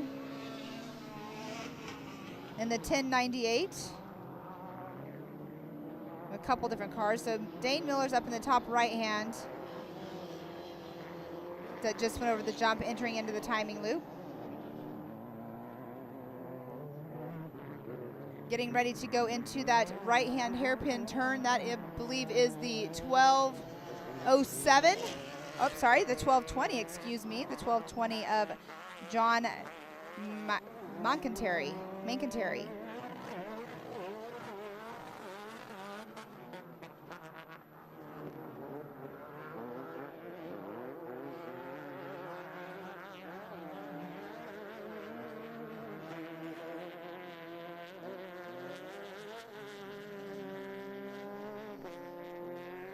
All right, once again, thank you everybody for tuning in to the 2025 King Shocks Battle at Primm. It's been a great race weekend out here as we are watching another one of our 12 cars up there getting ready to go into that left-hand turn, and that actually, excuse me, that's a 1012 is the number of the car. 1012 of Carl Royer making his way around. Up there making that right-hand turn, getting ready to go across the jump of me. So 1012 of Carl, along with the 1216 of Lou Ferrier are also in the screen. He's got a little bit of smoke coming out of his car, it looks like, of the 1216. Not sure what's going on with his car. He had a little bit in the last two turns, a little bit of puff of smoke coming out.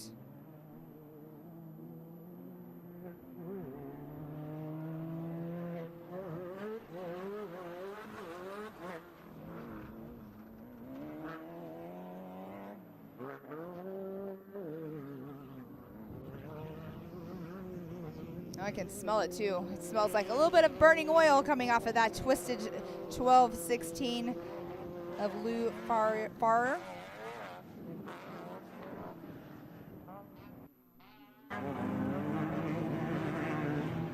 Lots more cars coming through.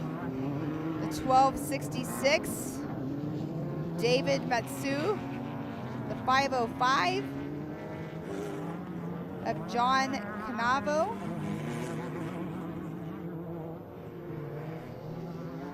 We have a third car here in the infield as well. Taking it a little bit easy, it looks like here right now in the middle of your screen.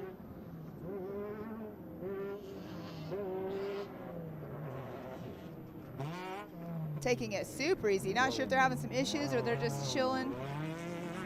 With the 1027 of Bruce Kimber. Being easier on his car than I've seen anybody else through this right here. So we'll see if he makes it around or if he ends up having issues of pulling off. You can see him going really slow right there in the bottom of your screen. As up there in that right-hand turn is the 1032 of Callie Meehan.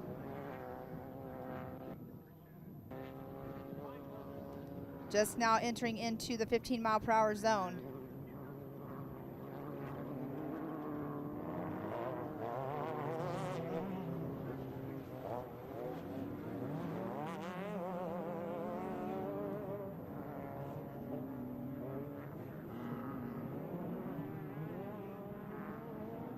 The distance there, we do have another 5 Unlimited car that'll be entering into the, or has entered into the infield.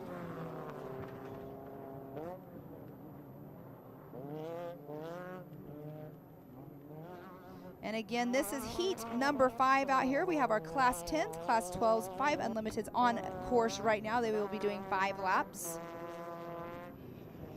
5 laps of a 12.6 mile loop.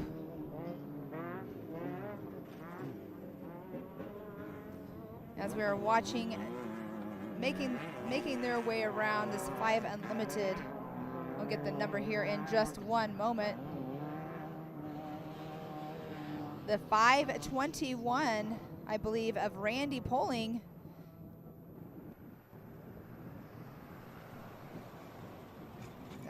Another little jump. There's 3 little jumps once they make that left-hand turn. They have 3 jumps into a hairpin right. The jump that's right in front of me kind of is a little funky one because as soon as they land, probably within 50 feet, there's a 15-mile-per-hour zone. And if you have not hit that 15-mile-per-hour zone, you will get penalized. We had some penalties yesterday. There's a gentleman down there with a radar gun as well. So we definitely have to make sure we are paying attention. The drivers know. They know it's there. They raced already once.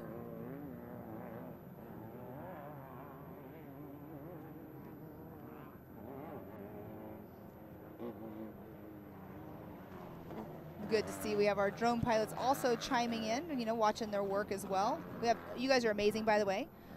I can't give you guys enough props, especially in that last race. You guys followed those leaders.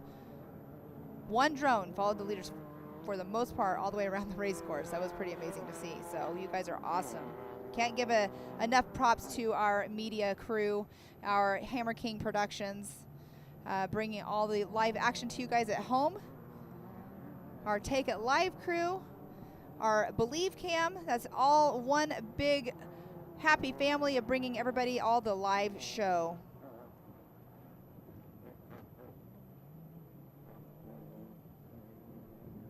As we are watching right now, that's a gorgeous shot. And look at the solar field in the background, you guys. That's a gigantic solar field.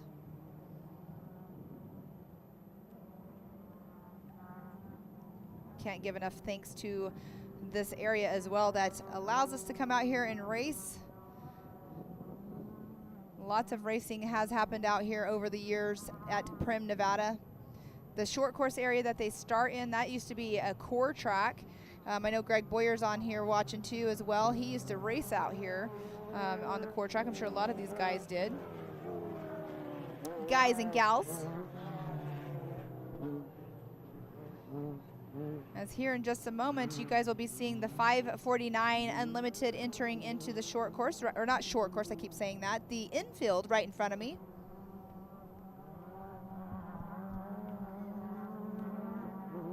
The 549 of Ron Martin, that 5 Unlimited class, getting down to speed here.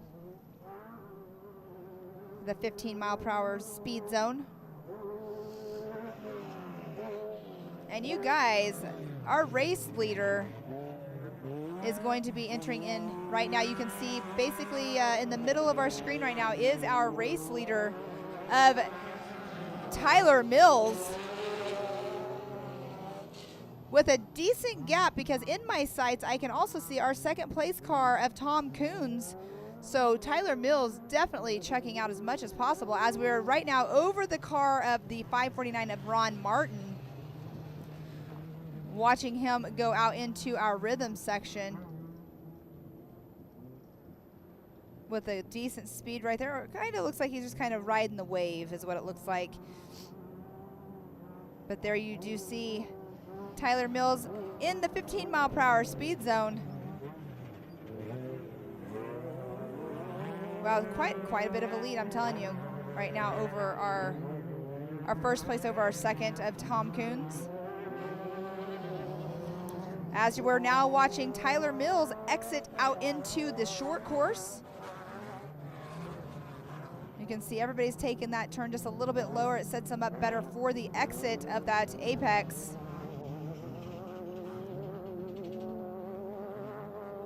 Tyler Mills making a fast run through the whoop section, the rhythm section, if you want to call it that. I don't know how much of a rhythm it actually is. It's only a rhythm if you have the correct speed, I should say.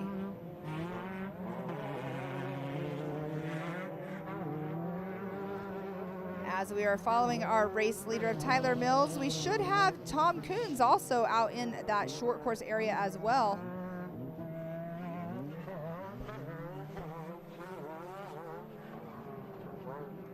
But that really goes to show you the lead that Tyler Mills has on our second place car. I haven't even seen Tom Coons enter into the picture quite yet.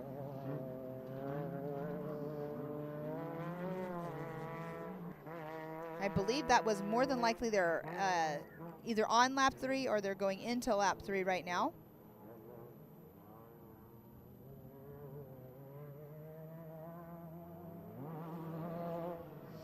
Okay, Tom Coons now is in the right-hand side of your screen. He's getting ready to go over that tabletop jump.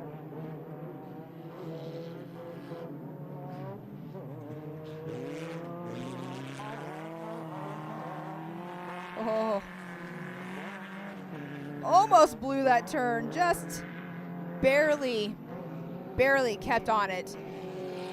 And that is the 10:56 of Zach Timonen. I'm sorry. I know I'm totally butchering that name again. I'm sorry about that. But yeah, he almost completely blew that turn right now. That is the jump right that he just went over that takes him down into that 15-mile-per-hour speed zone. So Zach right now running in that number 4 spot.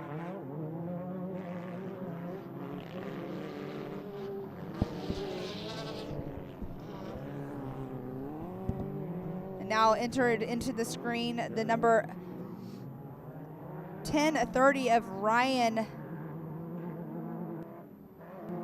Balligron running in that number 5 spot in that blue pinhole built.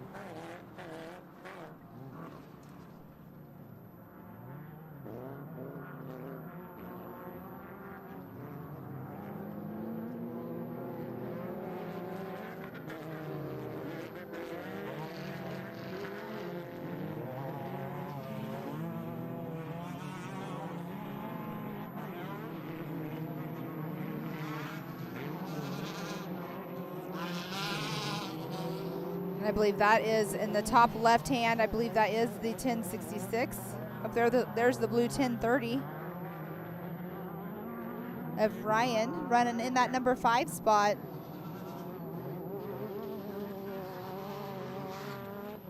Ryan runs in the class 10 and also the sportsman class as well. Ryan grew up riding and racing dirt bikes. He's an AMA champion in 2014, a Baja 500 and 1000. He has 20 years of Tecate hair scrambles under his belt. Loves working on his car and mountain biking. He races in a 1600 car at the Nora 500 and 1000. In a short time in a 2 1600. So now again in this pinhole class 10 car. He only has a few races in it so far.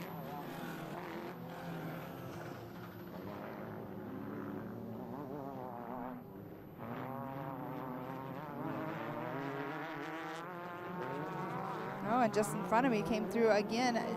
Our president of Snore, John, made his way through for another lap. I see our flag person going over, getting the white flag out for the leaders next time around.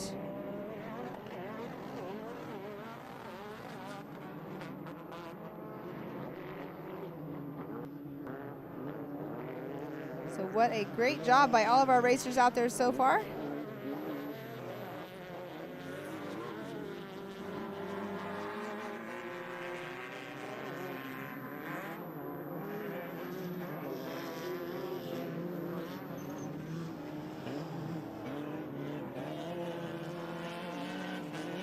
I do have some action going on right here in front of me. We have our camera sight right now on our short course area, right by where they do take the start.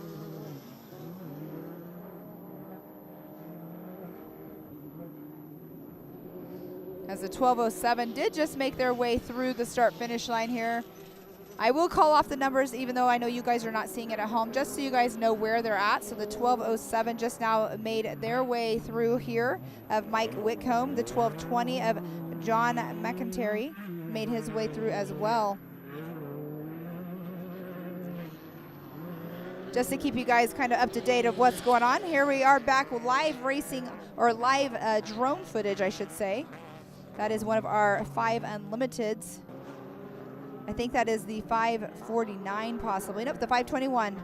Randy Poling. You can see the suspension working on the vehicle. That means that he's going through those, what we keep calling the chatter bumps or the brake bumps. Definitely works your car and works your body as well.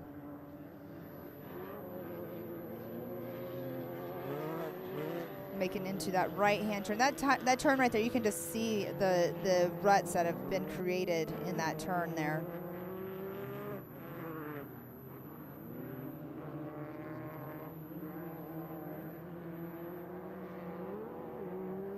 Yes, we are on board on top of following the 521. Again, of Randy Poling in that 5 Unlimited car.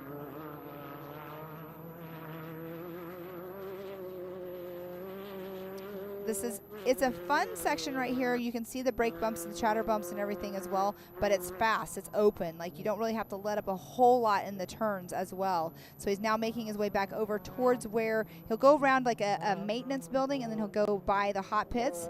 Again, if he goes into the hot pits, he'll have to maintain a speed of 25 miles per hour if he does not need to go into the hot pits, so he can stay at full race speed.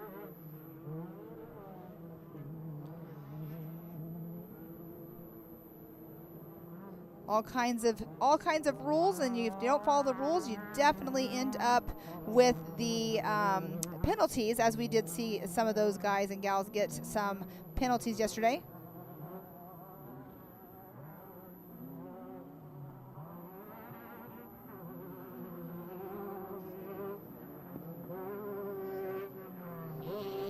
We have all kinds of action. There is our race leader right there, the 10:08 of Tyler Mills, making his way through. You can see again the suspension working. You saw right now that little bit of a kicker that he just went over as well.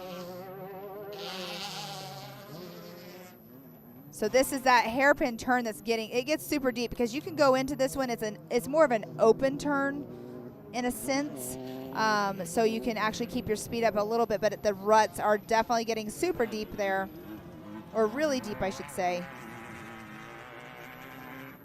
as we are following along with our race leader. He won yesterday as well, started on the pole today, has not looked back whatsoever throughout the day.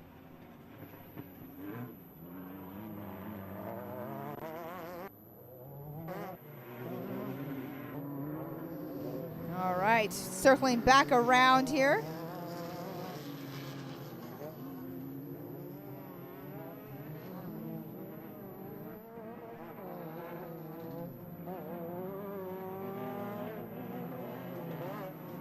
So Tyler Mills has co-driver Casey Mills. He grew up co-driving for his dad and his uncle. He's been driving the M&M Motorsports Class 10 and Pro UTV since 2018. He's got quite the list, you guys. He's got a 2024 Mint 400 first place in Class 10, 21 Snore Battle at Primm first place in Pro Turbo, Rage at the River second place Class 10 and 21, 23 Rage at the River second place in Class 10, 2019 the Snore Points Championship, he got second place in Class 10. 2024 he was our second place in Class 10 Points Championship. He's out of Arizona as well. So lots of championships and seat time under the belt. As that right there is the 549 of Ron Martin in our 5 Unlimited. This is always a fun class to watch.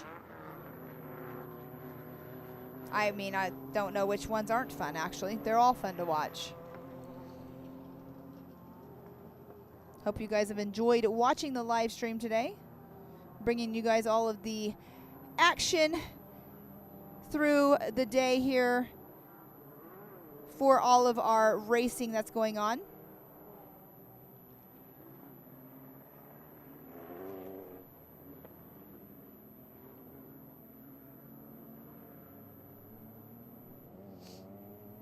All right, that is the 1027 that just went through here. Now resuming race speed out on short course, the 1027 of Bruce Kimber.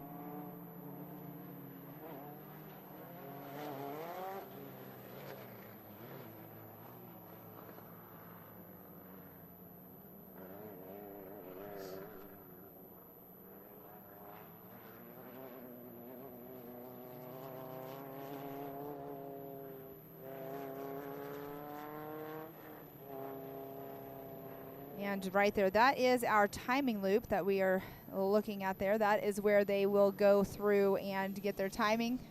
Hi, everybody. Right here in our booth. This is actually the booth that is here. This is our Hammer King production. This is what our old duck blind was, is what we called it at King of the Hammers. We had a new one that was brought or built this year for us out there. This is our old announcing booth. It's kind of iconic to be in a different area, or not ironic, but it's fun to be in a different area in this booth, announcing for a different style of racing.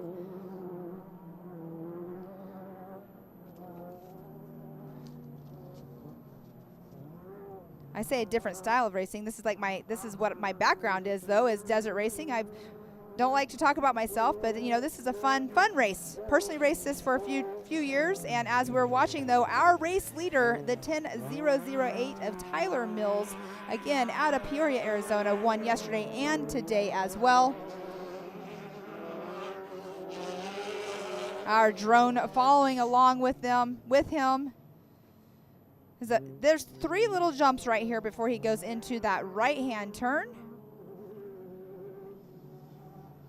And the right-hand turn right here will take him around.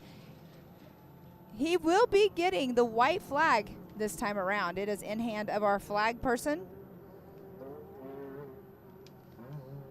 And it is waving, so white flag is out for our race leader.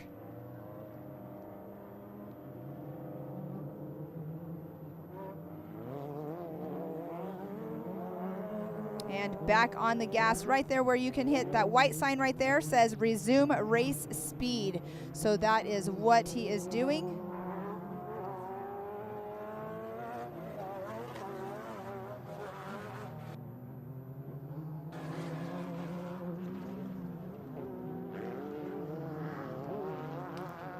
All right, have more cars coming in here. Our second place car, Tom Coons, you know, he's got a decent gap. I say a decent gap, but a little bit of a decent gap between.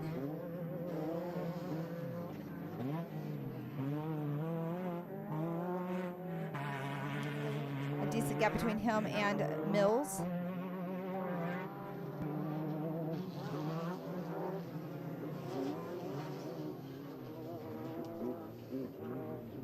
And definitely getting on the binders right here. Tom Coons right in front of me. I know that we are watching an overview right here, but I have cars going in front of me, so I'm going to call them out. We got the 1066 that just went over the jump right in front of me. The 1066 is our third place, Lucas Necht. He actually is closing the gap on Tom Coons by quite a bit. I know we have some cars right here as well battling it out. I'll get their names here in just a moment when I can see their numbers.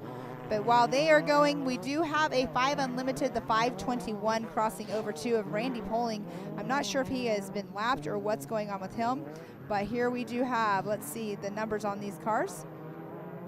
If I can catch them here in just a moment. Oh, battling, that's a good battle right there. That is that open turn that I was saying that you can kind of keep up your speed. And there is the proper racing right there. You know you have a faster car on your tail. You're still going to try to race them because you have room right here. But you always allow the other car to get onto the right-hand side. And that is some open wheel racing at its finest. Class 12. I believe that might be the 1220. Actually, I think that is John right there in the 1267 that did get passed. Not sure which car it was, but I'm pretty sure that is him that just got passed right there. As going across the line right here in front of me, going into the 15-mile-per-hour speed zone is the 549 of Ron Mills. The 1056 of Zach Timonen. There it is right there, our blue pinhole car, the 1030, making his way through of Ryan Balgren. In our short course area over here. Or not our short course, I'm sorry about that, our infield. Great footage right there. I wonder if they saw the drone go down in front of them. Great flying. Now they're in that 15-mile-per-hour speed zone. So they are running, I believe that makes them in the number 5 spot. If I can keep track with my numbers here. Again, I do not have the live timing right in front of me, so everything I say is unofficial up here as in placement. That is Miller right there that we are with Dane Miller, the number 1098. But right in front of me, the 1015 as well, Michael Wells is in front of Dane Miller. And not by far, you guys. It is super close. Miller is coming up to super quick on behind of the 1015 of Michael Wells. as you can see right there. So Michael Wells, he's one of our racers that actually rolled yesterday in our infield here. His roof flap is still a little bit flapping.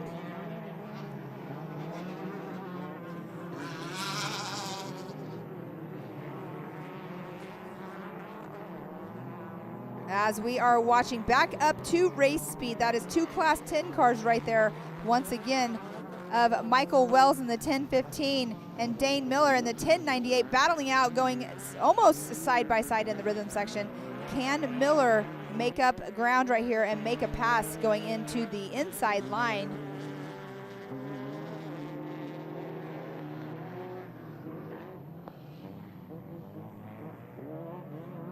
Oh, and it looks like Miller did get around Wells on the infield. They will be making a left-hand turn going over a tabletop jump.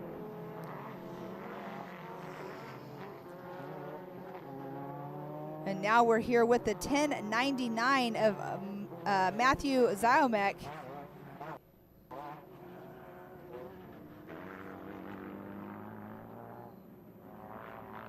And now coming in our short course area. That is the 1267. Mr. John right there making another lap around in the number 1267.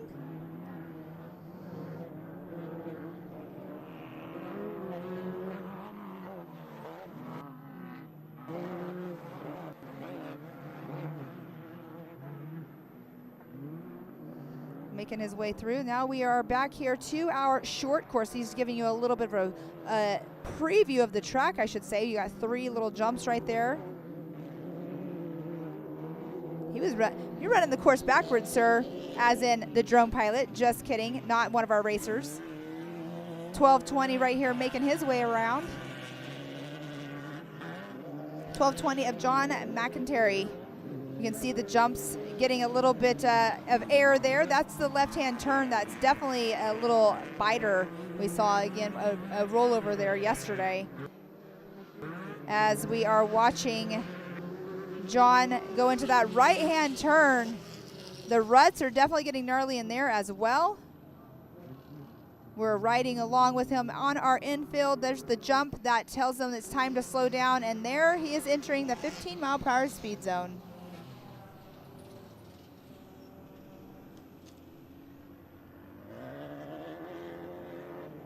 We have 2 more cars that are trailing behind. That's another 1207 right there of Mike Whitcomb.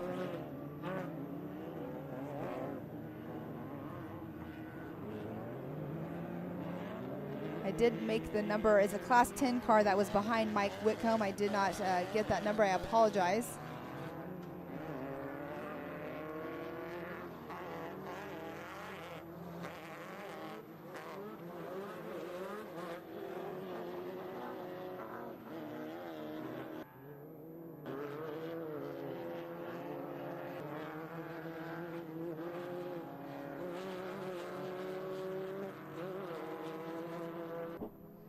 As we are watching this infield here, that is actually our race leader, the number 1008 of Tyler Mills. On the other side of the road here, he'll be going through here in just a moment, a right-hand sweeper. The open sweeper, the one that's getting a little bit, you have to stay in those lines. If you get out of those lines, it can definitely catch you, but you can see he's keeping his speed up pretty good. Has those acceleration bumps coming out of that. He'll be going by the hot pits here in just a little bit.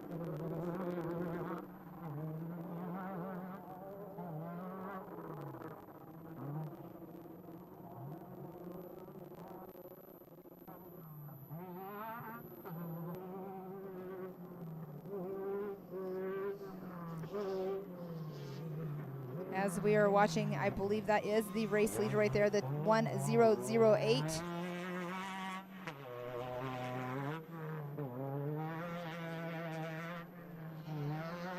And some infield action right here in front of me as well. We got on-course action going on all over the place. The white flag was out for the last time around, so now we are watching.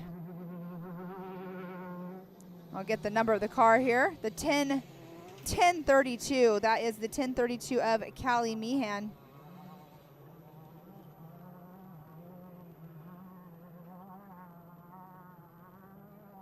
Callie Meehan coming through, taking the white flag as well.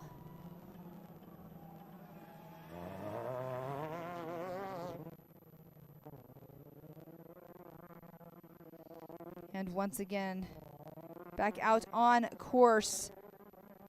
I think that is 1015 of Michael Wells that we are seeing. Don't know if that was dust or if that was a little bit of, oh no, that's Tom Coons. There we have our second place car physically out on course, the number 1055 of Tom Coons.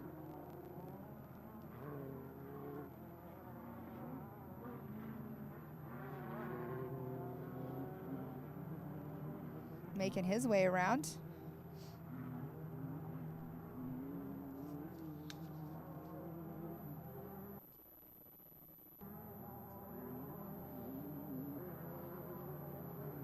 Tom Coons also races in Class 1 as well. He says he's the oldest Class 10 racer out here. He's won this race last year. He's a full-time racer, has a beautiful wife, 3 children, 6 grandchildren. He's addicted to racing and hates to lose. I agree with you on that. Both of those, addicted to racing and hates to lose. He says he's staying alive is one of his biggest accomplishments. Latest win was the Cali 300 in his Class 10 car, but he has had several podiums over the last 8 years. So his co-drivers, Brian and Justin. But right now we are overhead with the 505 of our unlimited John Canavo in our infield here. John making his way around that right-hand turn. He'll be going over this jump into the speed zone as well.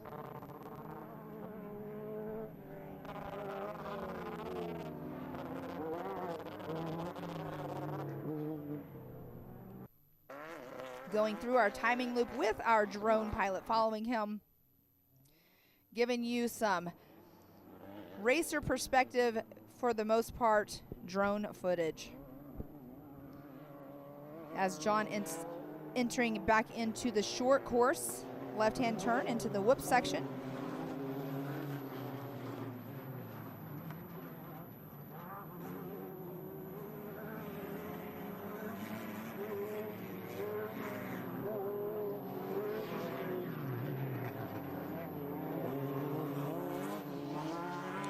And right now, we do have a couple cars here in the short course, but one of them, the one you're looking at right now, that is the 1008, our race leader of Tyler Mills. He'll be coming around to take the checkered flag, but the 1027's right in front of him. 1027 of Bruce Kimber will get to go out one more time because he is in front of our race leader, who is getting the checkered flag. So as we are watching the 1008 last jump right here, going into the 15-mile-per-hour zone, right behind, again, like I said, the 1027 of Bruce Kimber. The 1008. Tyler Mills, unofficially, your race winner. Day 1 and day 2 out here for the King Shocks Battle at Primm.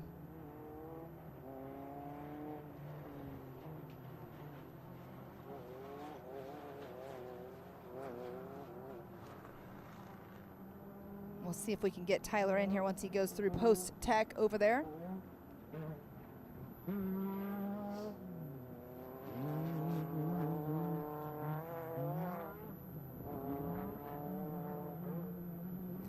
In the distance, I hear some more Class 10 cars coming on through here.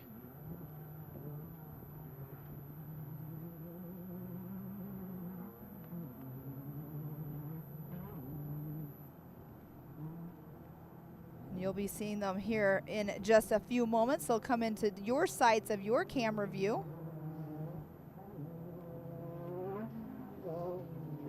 Should be about 15, 20 seconds. You're going to see the car 1066, who is our... Wait, he was running in 3rd position. So Tom Coons has got past. So 1066. So Tom Coons Wonder what's going on with Tom. He's been running second position the whole entire race, as that is Tom right there you are seeing. But crossing over is the 1066 right now over that jump. In the unofficial number 2 spot, Lucas Necht getting past Tom Coons. Tom Coons making his way through right now. Unofficial in that number 3 spot. That is interesting. I'm wondering what's going on with Tom. Tom was running a great fast race. He did look like he was making more of a distance, and the 1066 definitely was making up ground on him earlier on. So unfortunate for Tom Coons, but Lucas Necht, he just made up a position in that number 2 spot unofficially right now.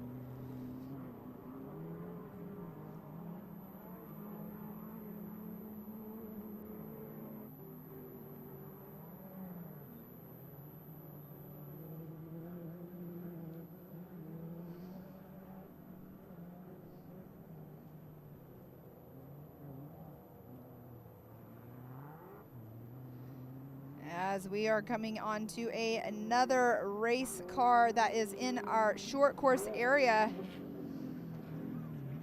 The number 1056 of Zach Timonen, I believe is how you say it. Earlier on, he did a little bit of a hiccup earlier on, but he is right now running in that number 4 spot. Zach qualified in that number 5 position. And again, everything is unofficial that I say in this booth about positions, as he just made his way through across the jump and into the speed zone. We have the rest of our race leaders making their way through here as well. Car number 1030. As right now we are on screen, I did not catch the car number that we were on screen with, but back to our infield. That is the blue car, the 1030, as there's a pass going on behind him. The 1030 of Brian Balgran. Let's see how he is doing into that number 5 position.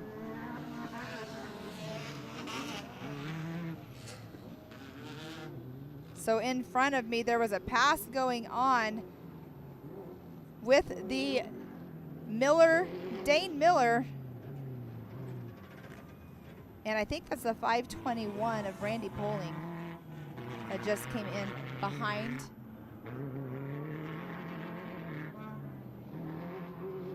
As we have our next car coming through. They actually rolled yesterday here in our infield. You can see their roof flaps flapping just a little bit. That is the 1015 of Michael Wells. Michael Wells making his way around a right-hand turn. You can hear him getting on the brakes right here in front of me. Here is the speed zone jump, and there is the actual speed zone, 15 miles per hour. So we have Michael Wells 6th or 7th in. I lost my count there. Again, I apologize for that one. Making his way through that timing loop. He'll turn left off the race course, getting that checkered flag.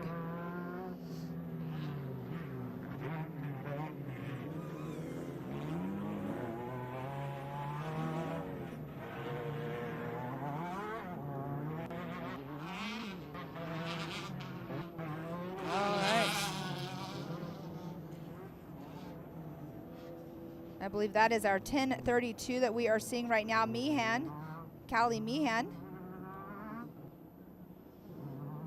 I wonder, I don't know the answer to this, if our drone pilots can see the speed that they're going at, because if they're keeping up with the car, that means they could see how fast the guys and gals are going. I need to ask our drone pilots that question.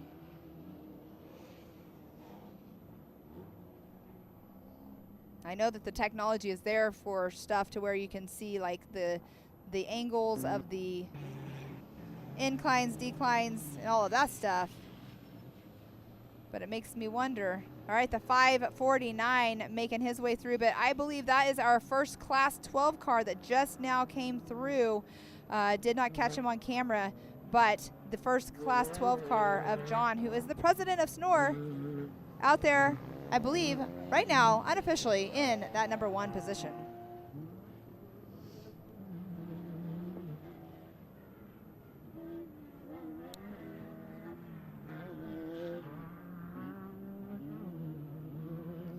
Definitely had a solid lead out there. Now I see Brian is chiming in. Brian, I can't remember. He must not have rode with John today out there. Brian is John's son. But he's chiming in on the live feed stream here, so I must have missed that or forgot that he was having a different co-driver today.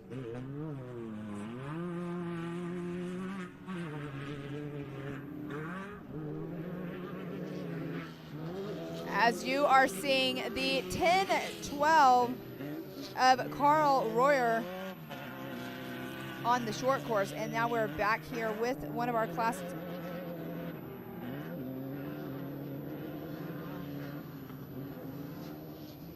12s. I can't make out that number. I should know this number by now. I remember saying their name a lot.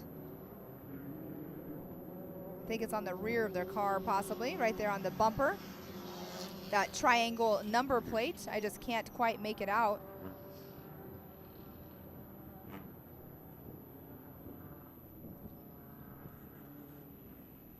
Sometimes I can catch them, sometimes I can't. I try my best. But again, thank you to everybody. Oh, thank you, Alyssa. So Daniel rode with John today. Oh, you know what? I think they did mention that to me. Thank you for that information. Greatly appreciated, as we're now watching the 505 Unlimited John Canavo and the 1207 as well. 1207 of Mike Whitcomb. He just has a couple more jumps and one more turn, and he will be finished for the day.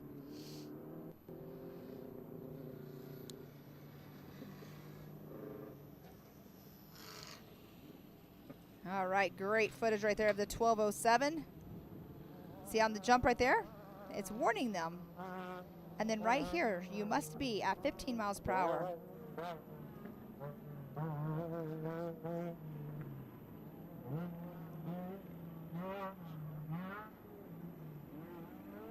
Have some few more cars out on course here.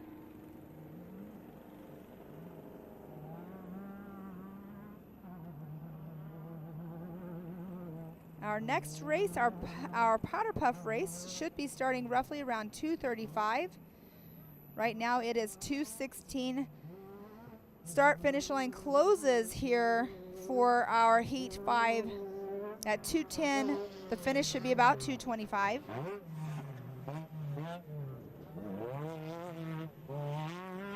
As our drone is following the 10:32 of Callie Meehan.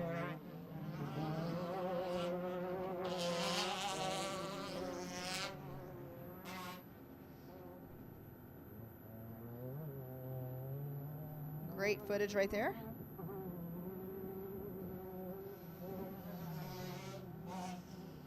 The 10:32 Callie Meehan right there coming across the finish line.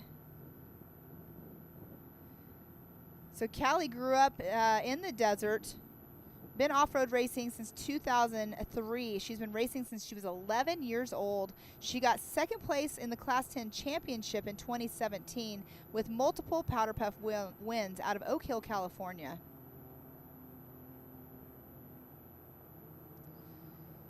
So Meehan out there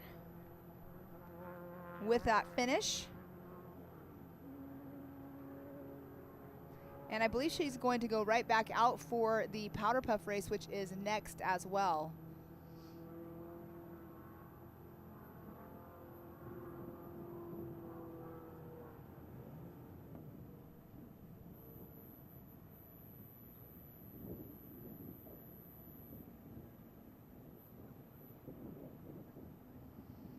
All right, I can hear the cars in the distance. I can see a little bit of the running lights on the back side, the amber lights.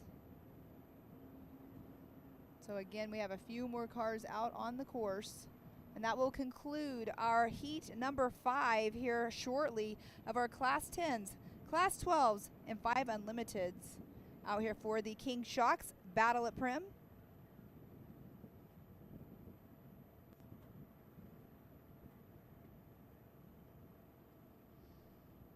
I hear an engine turning off behind me. Maybe that is our race winner that'll come in here, our unofficial race winner, I should say. Come in here and chit chat with us for a little bit. I have 2 cars in my sights here, a Class 12 and a Class 5 that's coming in for a finish.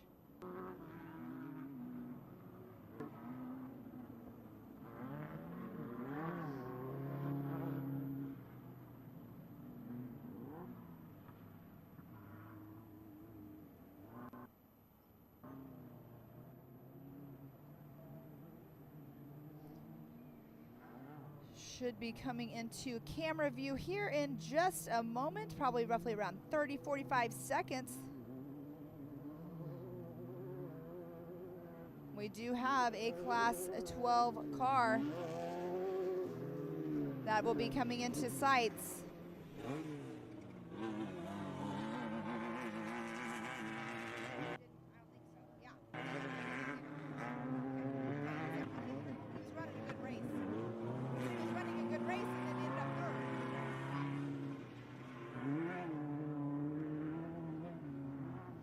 All right, going to have a guest come in here in just one moment. Tom Coons is going to be coming in here and visiting with me. How are you?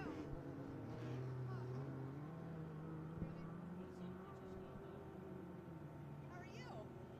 All right. You're not going to be able to hear me in your ears, but if you leave this side up, like off, and just put this side on, but make sure the mic is close. Ready? I'm ready. Okay. All right, in here with me in the booth, Mr. Tom Coons in the number, what was your number again? It was 10-5-5. 10-5-5. I got it first off. You were running in second place the whole race. What happened on that last lap? Start sputtering. I first thought I had a flat. I came through the pits. They said I didn't have a flat, so I go, and then I start sputtering. We're having fuel issues with the car. This is like the 3rd race for this car. Okay.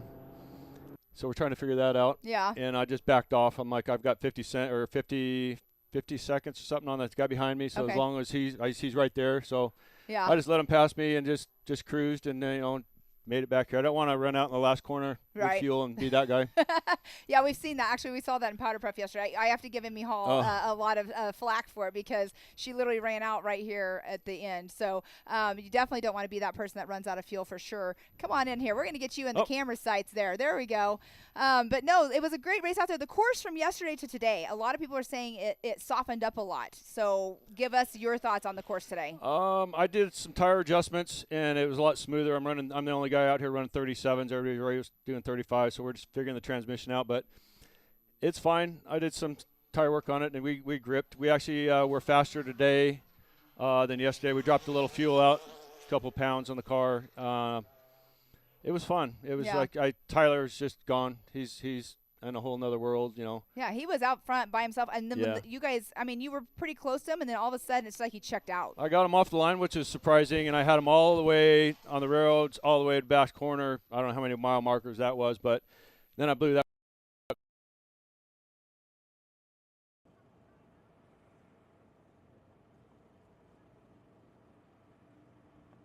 Motor stuff. If I can get on the podium, I'm good. I'm good with that. So. Well, right now it's looking really good for you. Yeah. Looking really good for you. We're figuring this car out. We got lucky at the 300 and won that. And actually yesterday my 155, I was the car that was on fire for like 5 checkpoints, and then we pulled over and it was on fire. It was? I did not know that. Yeah. So I was catching the truck. We had him. I could see him up ahead by like 3 corners. If we would have kept going, we would have gotten up to him. Who knows if I would have passed him or not? But yeah, we caught on fire. So that's another bad day for that car. So is it done for the weekend then? Yeah. Yeah. We didn't race it today. We're not going to race it today. It's done. But yeah, in the Hammers actually we made it a mile on that car, and we had relay problems with the fuel pump, and so it's bad luck for that car right now. But gremlins. I call them gremlins. Until those gremlins are gone, I mean, you have to figure it out and get it out. You know, it happens all the time. It happens to new cars a lot to people. You know, until you get those cars broken really well. This is my new car. Last year I was here. My Penhall, I love that car. Didn't have the travel suspension, but we won last year, and that car just hauls the mail here. It's like 10 miles faster than my car now. Okay. And I'm out there just, and I'm like, okay, let's go. But real quick, I got to say hi to my mom. She comes out. She's all, you better say something. So, love you, Mom. Yes. I know you're going to watch this and burn it in your TV. A lot of people have been chiming in here, giving comments and everything. I love it that we have this live show out here for you guys. I mean, Battle at Primm is such an iconic race, and it's such a fun race to watch and to bring the live feed. Our drone footage has been amazing all weekend. I don't know if you've gone back and watched anything from yesterday, but yeah, Hammer King Productions is really putting on a great show. Yep. Great show for you guys. Dave Cole's an awesome guy. Yeah, he's for the racers. So exactly. Yeah, I want to say thanks to Dave for sure. Exactly. I mean, putting on, bringing this out here, it's awesome and everything. But so, what's your next event? What's your next your next race? I was going to take the 155 to Laughlin next weekend, but I don't think. You know what? If I get it put back together, maybe. Yeah, I don't know. We've got the Moore race, Cody Moore out there in Lucerne Valley. Love that race. I think we got third last year in my Penhall car. So this will be a new car out there. Love that race. A lot of 10 cars show up. It's a rough track too. Yeah, and since we're online, and maybe I can throw that out there. I'm trying to get another class for Class 10. Okay. Not the Super 10 that Best in Desert has, but just a better motor package. It's unlimited, doesn't have to be tagged. I'm just throwing that out. Any 10 guys watching this right now. Might as well just go to Class 1 at that point. Let's talk. Well, you know what? Kidding. There's you keep it 4-cylinder. Right. Lightweight cars. And, Class 1s have their own thing. Right. But we need a little more power. I'm tired of getting, blown by. I have a Pro R, and that thing will smoke my 10 car. It's like the car will take that force. We just need a little more pep to it. I don't know what the answer is. I'm just throwing it out there. Yeah. I mean, there's always, the Motex and all that kind of stuff that people throw in there. I personal experience, I can't even talk experience with a 10 car that I owned with my husband, and we used to race it. We went to a Danzio, had a different engine, and went to the direct injected with the Motec, and it just completely changed the whole game. It's a but it was still sealed. Fun class. Yeah, it's a fun class. It's definitely a fun class. It's fun to watch you guys out there because this is such a fun course too. But I mean, you've done it in multiple classes. Which one would you say would probably be your favorite? The Class 1 or the 10? Obviously, Class 1 probably. It's the one. It's the one. It's I did 137 going down pit road. Fifth gear, I slammed it in fourth gear and just probably did 120 around that corner, a dry lake bed. I just hugged it, and we were leaning the whole way. And we laid it out. No, I don't know. We're a couple of minutes ahead of the next guy that was behind us, but But Class 1 is definitely. It's an older Tatum. It's definitely not a current race car. And I just like going out there and dicing with all the guys that have the $500,000 cars, and if I can pass one or two of them, it's like heck yeah, I got my little $80,000 car here, and I'm. But that's probably why it breaks so much, It's like. Well, I mean, you were running great. What is it? Going good until it's not. Yeah. So that's what happened. Power steering pump kind of squirted on the. Blew that and squirted on the exhaust, and then we had flames. That stuff's pretty flammable. Yeah, I hear that kind of stuff a lot. Yeah, I knew that happened to that pump, and I should have addressed that, but I'm more of a craps guy, and I threw the dice, and we just went for it today or yesterday. Yesterday, yeah. But it was fun. We went 18 miles, and my buddy Justin Berry he co-drives with me in my single seater, and then he drove in the 155 yesterday. Had a blast, and we pulled up, and I'm Justin, we need to get out of the car, we're on fire. I mean, just like that, and he's like, how do I get out here? And he's grabbing the net, couldn't get out. I mean, Yeah. So I guess until you're in that kind of situation. Yeah. Practice it. That's what they always say, practice blindfolded, right, to get out of the car. I've been upside down in Mexico, and it's disorienting. Trying to just get in and out of seatbelts because there's so much pressure on them. So. Right. Yeah. Well. Char was down there with me, and she was in the back. Yeah. Yeah, it was an experience down there. Mexico's always an experience. It's fun. And we spent probably 8 hours out there. Oh, wow. Nowhere, just waiting. Goodness gracious. Well, we have our Powderpuff class getting ready to take off the line here in just a minute. It's good to see the ladies out there racing as well.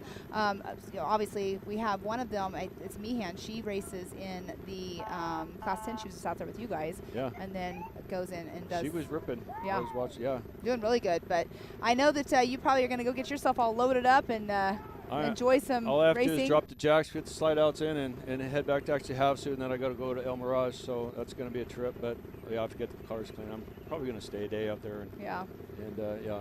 Get that all done. Then go to the pool for a while. Well, there you go. There you go. Definitely not warm enough out here this weekend for a pool. Nah, well, out there it's like if it's 70, 75, it's good because keep that sun and just relaxation.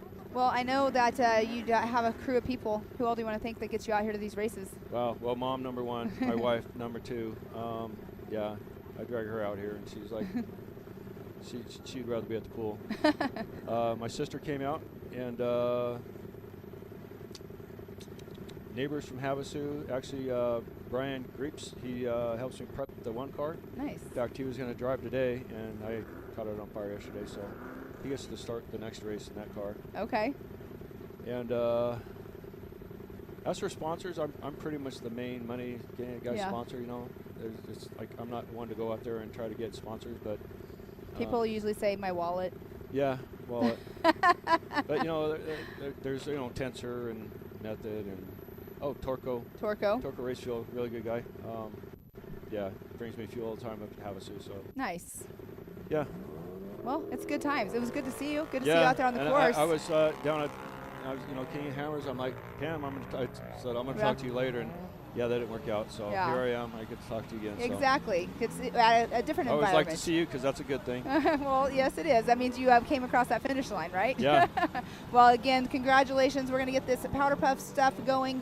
You can go. Get all loaded up and get on the road. I'm doing a red eye tonight back home. So, next race for me is next weekend in Oklahoma. So. Oh, Oklahoma. Yeah. 4,400. It's our Ultra 4 USA race. Oh, nice. Yeah. Crossbar Ranch. That's a good one. That gives you everything. It gives you rocks. It gives you a fast section. It gives you an infield. Oh. Yeah. It's a good one. That's a really good course. But again, I'm glad to see you here at the finish. Bummer about the Class 1 car, but maybe next time. Yeah, so. it'll happen. We got third in the Hammers last year in that car. So, but I don't know what car I'm gonna take back 10 or that car next year. I don't know because I busted both of them out there. Pretty much tomorrow I'll either car the 1 car or the 10 car. Busted the tie rod and just took us out there. So. Yeah. Well, it's 2 days, 2 different days racing, isn't it? Yeah. You could do them both. I did that the second year. Yeah, it's a challenge. I'm not a good influence when it comes to race cars. I'm like, just do them both. Come on, let's just buy them all. Yeah. My husband knows that well. Let's get it. But anyways, well, it was good to see you out here, and I'll see you hopefully at the next one, unless you want to sit here and announce the women's race with me. Yeah, I'm kind of parched. If they had some Coronas up here, we'd be good. Yeah, no alcohol up here. Yeah. No Coronas. Oh yeah, you can't drink when it's racing. My bad. Yeah, well, I wouldn't do that in work anyways. 100%. Got lots of water. We got some of these Chargel Energies that. You know what? Did you hear about these? I saw stickers in my car. I'm like, what is this? Okay, so apparently those are those energy gel drink things that you can get for energy, but they're caffeine free. So they're like all natural. I haven't looked at all the ingredients and everything, but they are out here giving out some samples to the racers. And they actually had a 1600 car out here that was racing. Yeah, I saw that car. Mm-hmm. Huh, yeah. I should have put some of these in my car. Could have tried them. Yeah, well, you can just take threw some of those. in there. You can throw some of those in your car. Because these are all for you guys as well. They had a whole case out here. Oh, wow. But yep, we got Emmy Hall right now. She is taking the green flag. I think she was the last one off the line. She ran out of fuel yesterday, so she had to go last off the line this morning or this afternoon for our heat number 6 for our Powderpuff race. And we have 8 cars out there that are racing for a great cause out of Las Vegas, I believe is where it's out of. So I love seeing the Powderpuffs. That's where I started, Powderpuff, Barstow, with more series. Now, I have a question. Yeah. The water truck that tipped over yesterday, he was going backwards. Did he get violated for going backwards on the track? It's so funny you're saying that because the drone pilot was going towards you guys. I'm like, you can't do that. You're going backwards. And I was Not the racer. I had to clarify, not the racer. No, what had happened is where he rolled, what I was told is he was a little close to the berm trying to water, and the back end, because it's one of those kind that articulate, the back end slipped and went over, and that's what took him sideways. It happens. Yeah. It was kind of funny because Motorsports Safety Solution, you know, we have Dave over there, and David, and I was like, he posted something today. I'm like, they don't only recover race cars. Water trucks is too, because he posted a picture of it on its side. So, but yeah, good times. Good times out here at Primm. I'm glad it's over. Podium's awesome. And I actually get a paycheck, so. It's always a good feeling I'll pay for the fuel and maybe my burnt car for a little bit. Yeah. Maybe a few tires. All right. Well, I'll let you get going. I'm going to stand here and announce these ladies out there racing, and it was good to see you, and I'll see you hopefully at the next one. You'll see me. All righty. Thanks, Bye. Pam. Bye.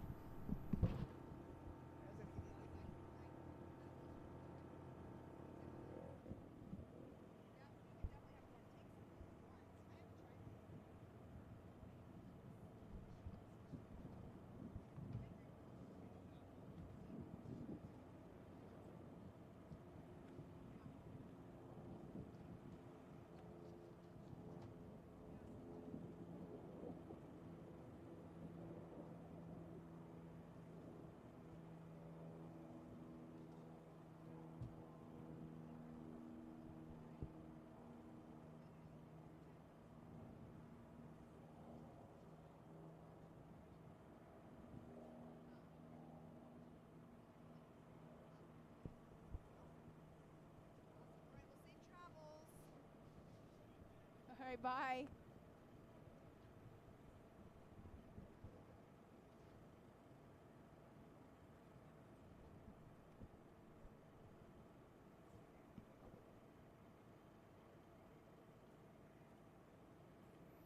All right, everybody, we have our Powderpuff race off of the line. Thank you, Tom Coons, for coming in and chatting with us. Sorry about the luck this weekend. Such a bummer for sure. But we do have out on the race course, we have Callie Boudele, we have Emmy Hall, Cabria Balagron. I'm sorry, I'm probably butchering these names. Christian Reese, Isabel Mullen, Jacqueline Rodriguez, Lauren Frias, and Olivia Warrens. And I did just see Lauren Frias out on the course there for just a split second. And I believe that she is actually running out in the number 1 spot right now. She started in that second position. So here in just a few minutes, I see her out in my sights, making her way this direction.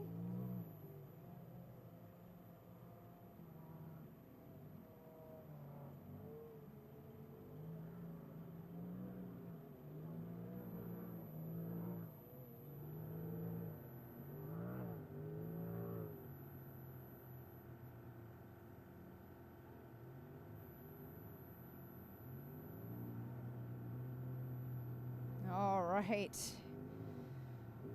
We are trailing along. Did not catch the number of the truck, so again, I'm not 100% what that number is, and once they come across, I will catch them and know who they are coming through. But Lauren Frias right now out of Lake Havasu City, Arizona, and the number T872 is in our infield here.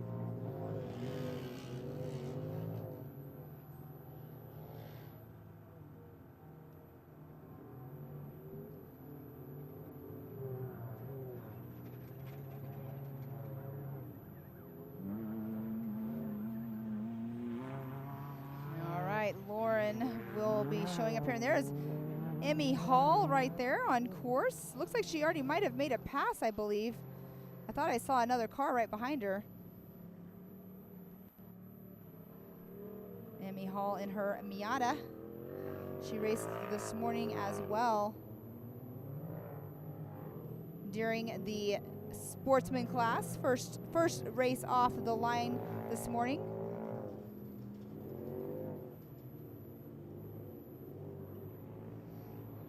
Making her way around the course.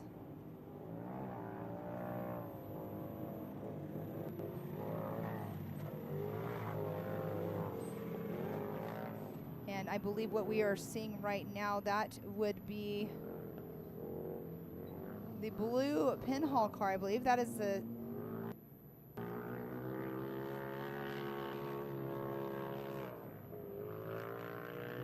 Let's see here, once we get closer. Oh, that's right, and I forgot. I totally forgot. They are only doing 5 miles. They're not doing the whole entire course as well. So the 622 just made her way right here in front of me.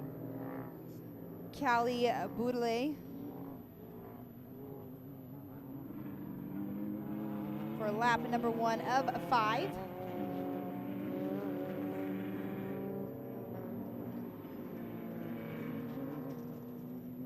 As you can see, the water truck right there is throwing down a little bit of water here for all of our racers, as Emmy Hall just made her way over into the lap number 1.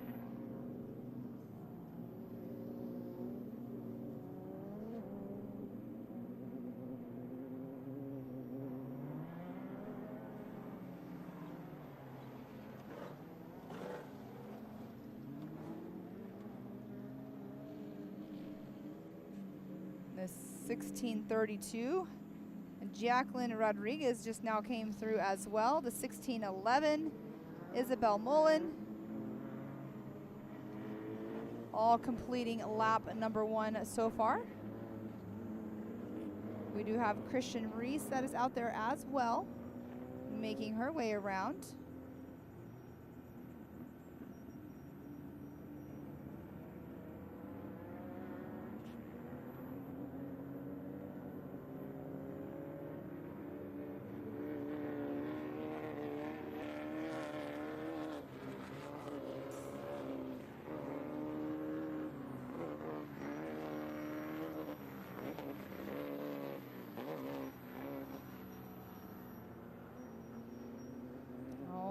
Here in just a moment, we'll get some more footage of all the racers out on the course, but we do have the Class 11 of Christian Reese should be coming around here in just a moment. Just now entered into the short course, excuse me, the infield.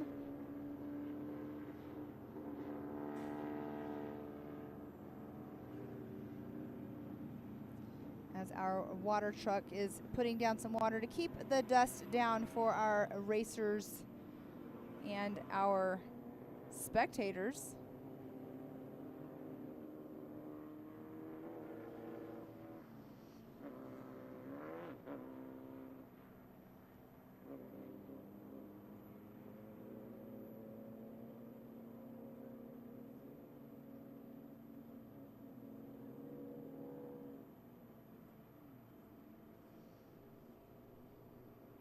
As we have Christian Reese making her way right now across that finish line to complete lap number 1 of 5.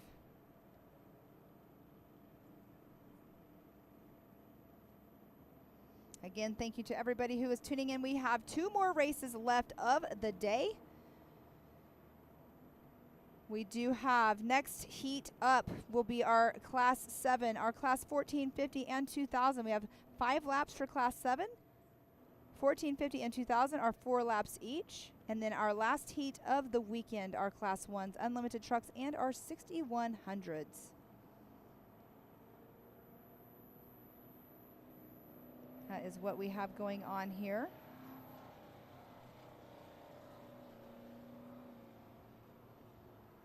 Again, our Powderpuff are on course right now. We have 8 ladies out on course.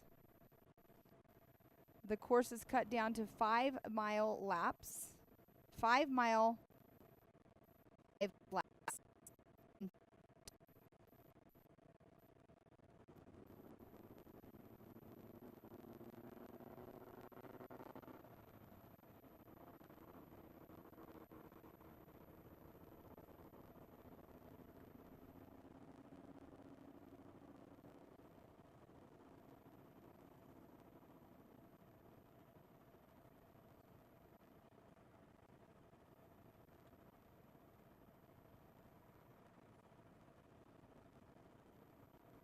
Just checking in with you guys to see how everything's going, if everything's still running the same. I haven't heard anything because I've had my thing off.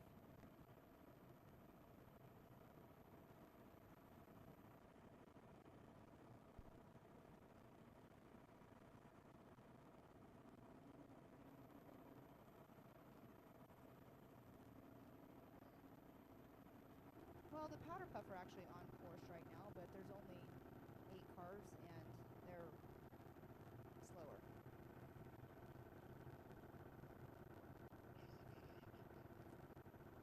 Absolutely beautiful compared to yesterday. Yesterday was yup. I actually took... Yeah, pretty much.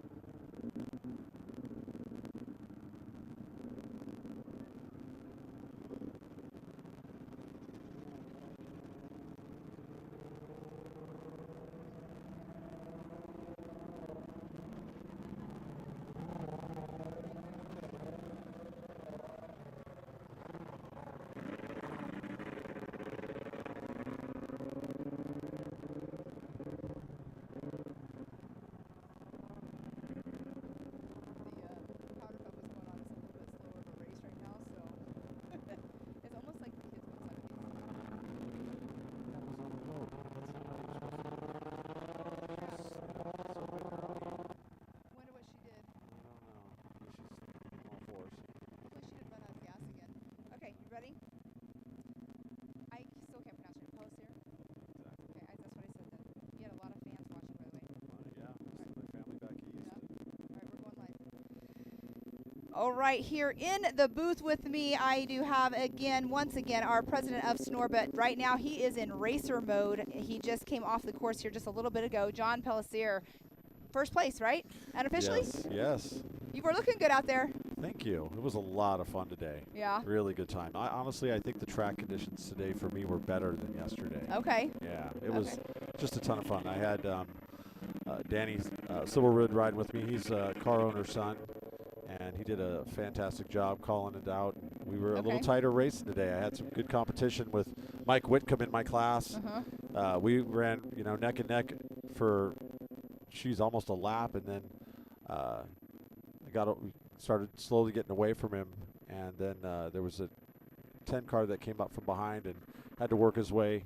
He had a problem. This guy, I think, rolled yesterday. Oh, gotcha. So, the 10-15 rolled yesterday. It was, Mike Wells. Yep. And so we were waiting for him. He got us, took about a lap and a half for him to get us, but that kind of helped me create some separation with Mike. But here at the end, Mike's motor didn't sound so good. I think that was what was slowing him down. But he was a solid driver today and did a great job. And then John, I'm going to screw up his name. I always want to say Manikari or 1220. Don't ask me. They were not too far behind. Yeah. Yeah, that's how I've been saying his name actually. Manikarti. Manikatari, something like that. Anyways, sorry for that. Sorry, exactly. Sorry, everybody. From one hard last name to another. Right. Exactly. Yeah. Exactly. But it was good time, no problems. Like I said. And the car performed really well. We had a couple little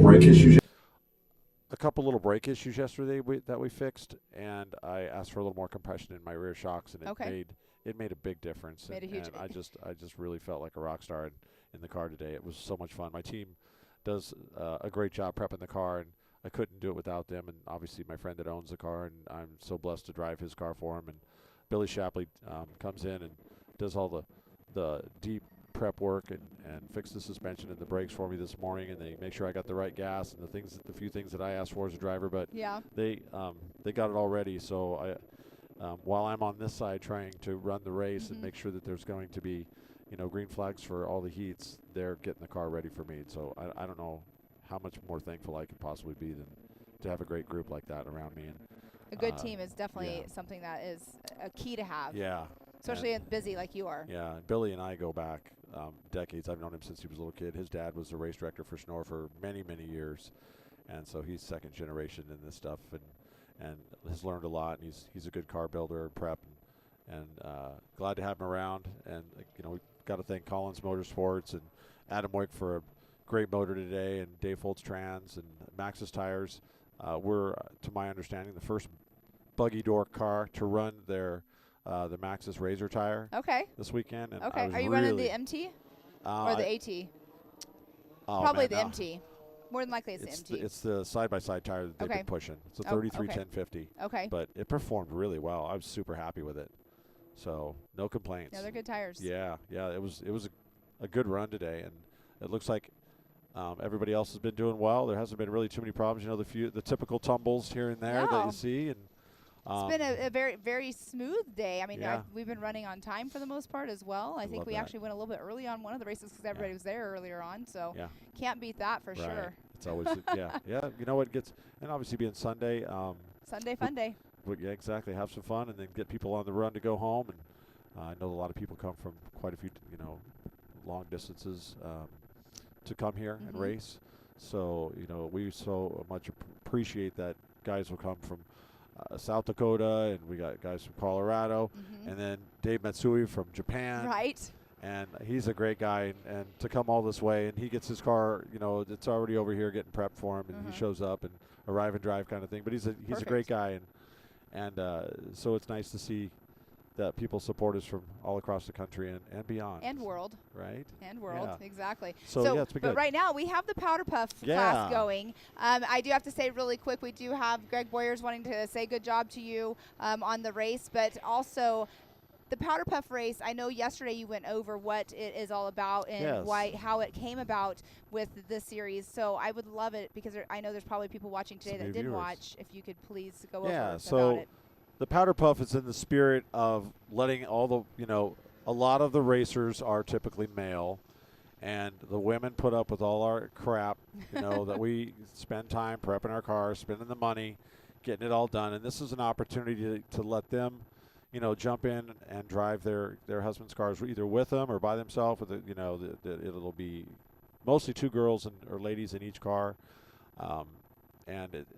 There's also, the secondary benefit is that it's going to benefit breast cancer awareness. And there's an organization here in Southern Nevada in Las Vegas called Breast Cancer Warriors. There's a lady named Anna Marie. She just arrived a little bit ago here. She's coming out and hang out with us today. And the proceeds, like from our fun run, and we're going to, and some other donations, we've raised a couple $1,000s to give to her and her organization. She does a great job supporting women that either are in the beginning stages of breast cancer or on the other end. But there's so many aspects of going through treatment that women don't know about, and she gets lots of little neat trinkets to, different pillows, arm pillows, and different things that will help ladies through their recovery. And my wife being a breast cancer survivor as well, so that's how we met her a couple years ago. And Anna Maria is a 2-time breast cancer survivor herself, so she's firsthand knowledge. But she works really hard at her organization supporting ladies, and since we met her, we've developed a friendship. She found out that we're involved in off-road racing, and we invited her out. She came out last year. She was our grand marshal, waved the flag for all the Powderpuff races, and I was hoping to find her way to get her into a car this weekend, but it didn't quite work yet. But we're gonna make that happen at some point. But Breast Cancer Warriors of I don't know if it's Southern Nevada, but there's a link on our website. You can make a donation. You can reach out to her, whatever, and support her in any way, or even in your own area, wherever you live. Please support those organizations, and as it helps people that are going through the process, because being when you're in it, it's scary, and you don't really know. You can ask a lot of questions. People go on the internet and so forth sometimes, but that's not always all the right answers. And people that have been through it can tell you so much more. So get connected with somebody in your area to help you through that. And there's life on the other side. Yeah, exactly. There's so much good technology out there these days. And I'm a 25-year survivor of a rare kind of eye cancer, so I can say, I have the experience and firsthand knowledge of being a cancer survivor, even though my journey was completely different than my wife's was. But it's just something you get used to, you adapt and overcome. Yeah. And then I don't tell anybody about that until after I've drove their race car. Gotcha. You're what? You're blind in one eye? Well, cancer is, it seems like it's a daily word anymore. It's a daily disease. Yeah. And I've had skin cancer myself on my face twice, so it's like I've never had to go whatever through they did, chemo. it worked and even better. You'd never know it. You're even more beautiful. I ended up with a pretty decent doctor down in the Los Angeles area, okay. So great dermatology. I mean, I live in Good North for you. Carolina. I still go to them. So, but yeah, it's one of those things. But breast cancer runs in my family as well. So my sisters and I, we all keep check on and everything, because we have a high risk of it. Yeah. Of course, people do the gene testing and everything, and the gene, even though you do the gene testing, and when I did it, they told me it can come out negative, but you can still come out with breast cancer. So it's really. It could be, something in your diet. There's so many different ways to get it. Unfortunately, that the world we live in, that's another soapbox. Yeah, exactly. Well, as you were coming in here, we were seeing Emmy Hall getting towed off. We don't know what happened with Emmy. But I don't know yet. I guess that's unfortunate. She didn't run out of gas because she said she filled up. Yeah. She ran out yesterday. She got a gas leak, but I do know that she had a good run this morning in her heat race. Yeah. So that's what counts. And she was doing great. I was watching her. She was doing great at the beginning of this.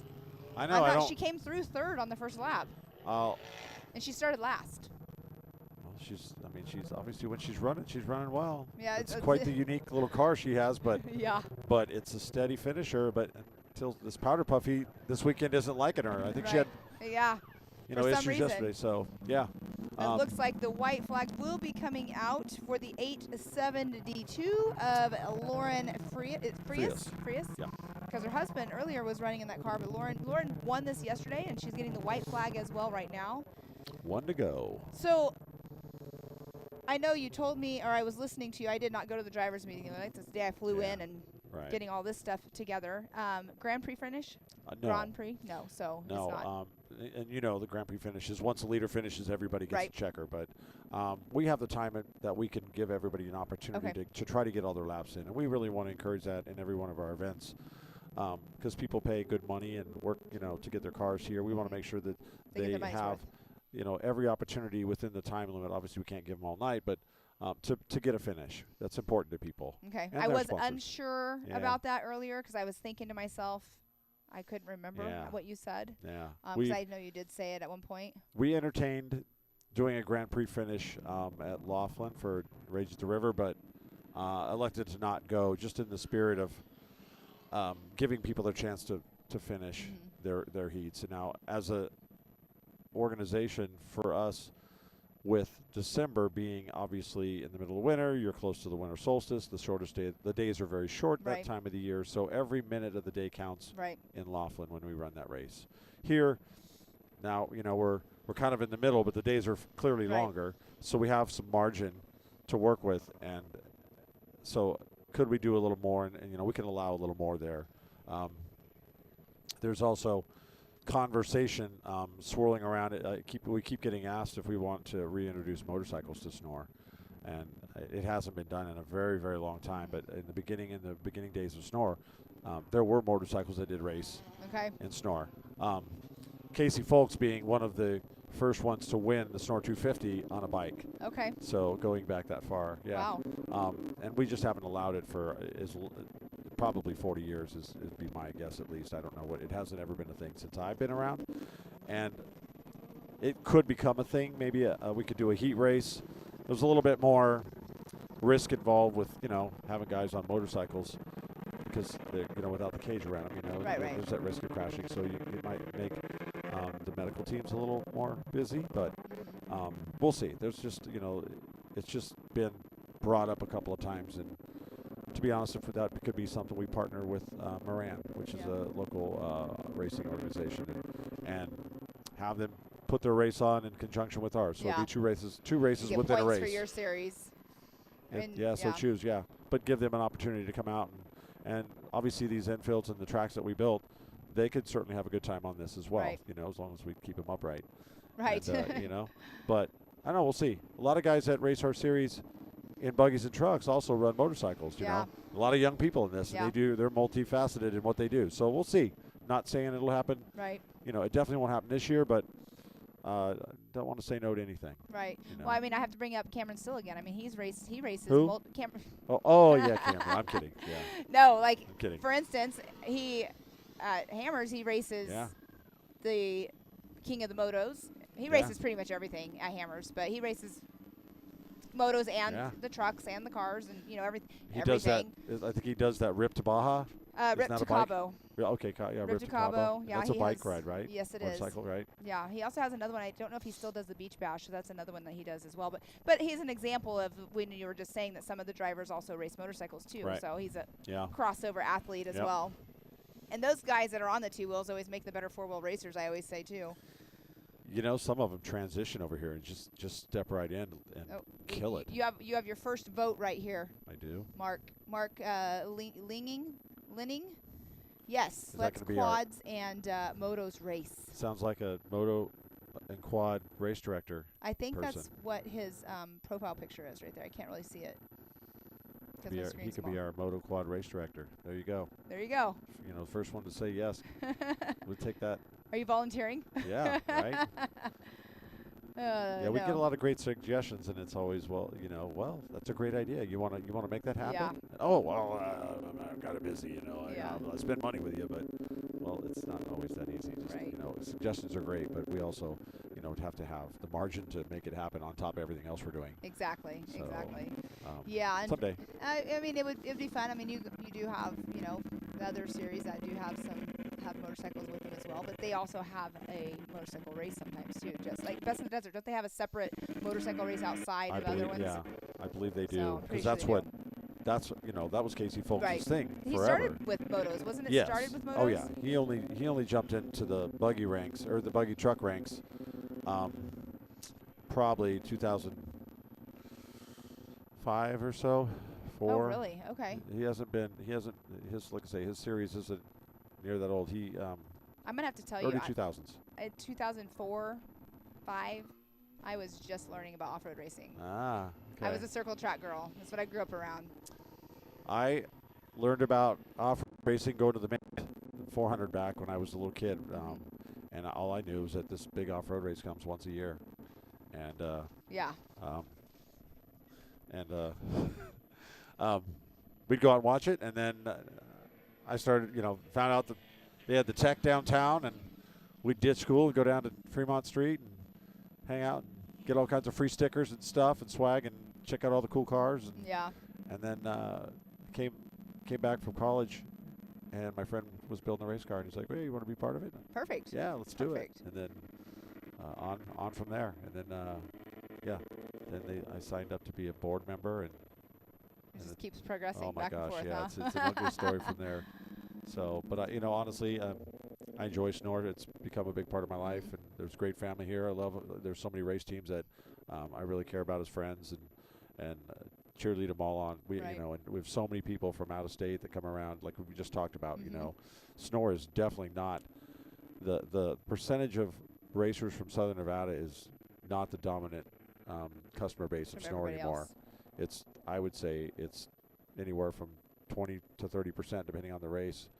There are people that just make up the vast majority of our customers are from California, Arizona, Utah, Colorado, and then it just get you get peppered in from everywhere. Yeah. We have people from Montana, the surrounding states. here and there, yeah. So really quick, we do have our race leader of Lauren Frias making her way around. She just has a couple turns left to win this race unofficially for day number 2 out here for the King Shocks Battle at Primm. So Lauren making her way around as you guys are watching on screen as well. You can hear the turbo. Yeah. The psh noise in it every time she lets Wonder off. Ed might have put a restrictor plate on there so you don't get too far into it. There you go.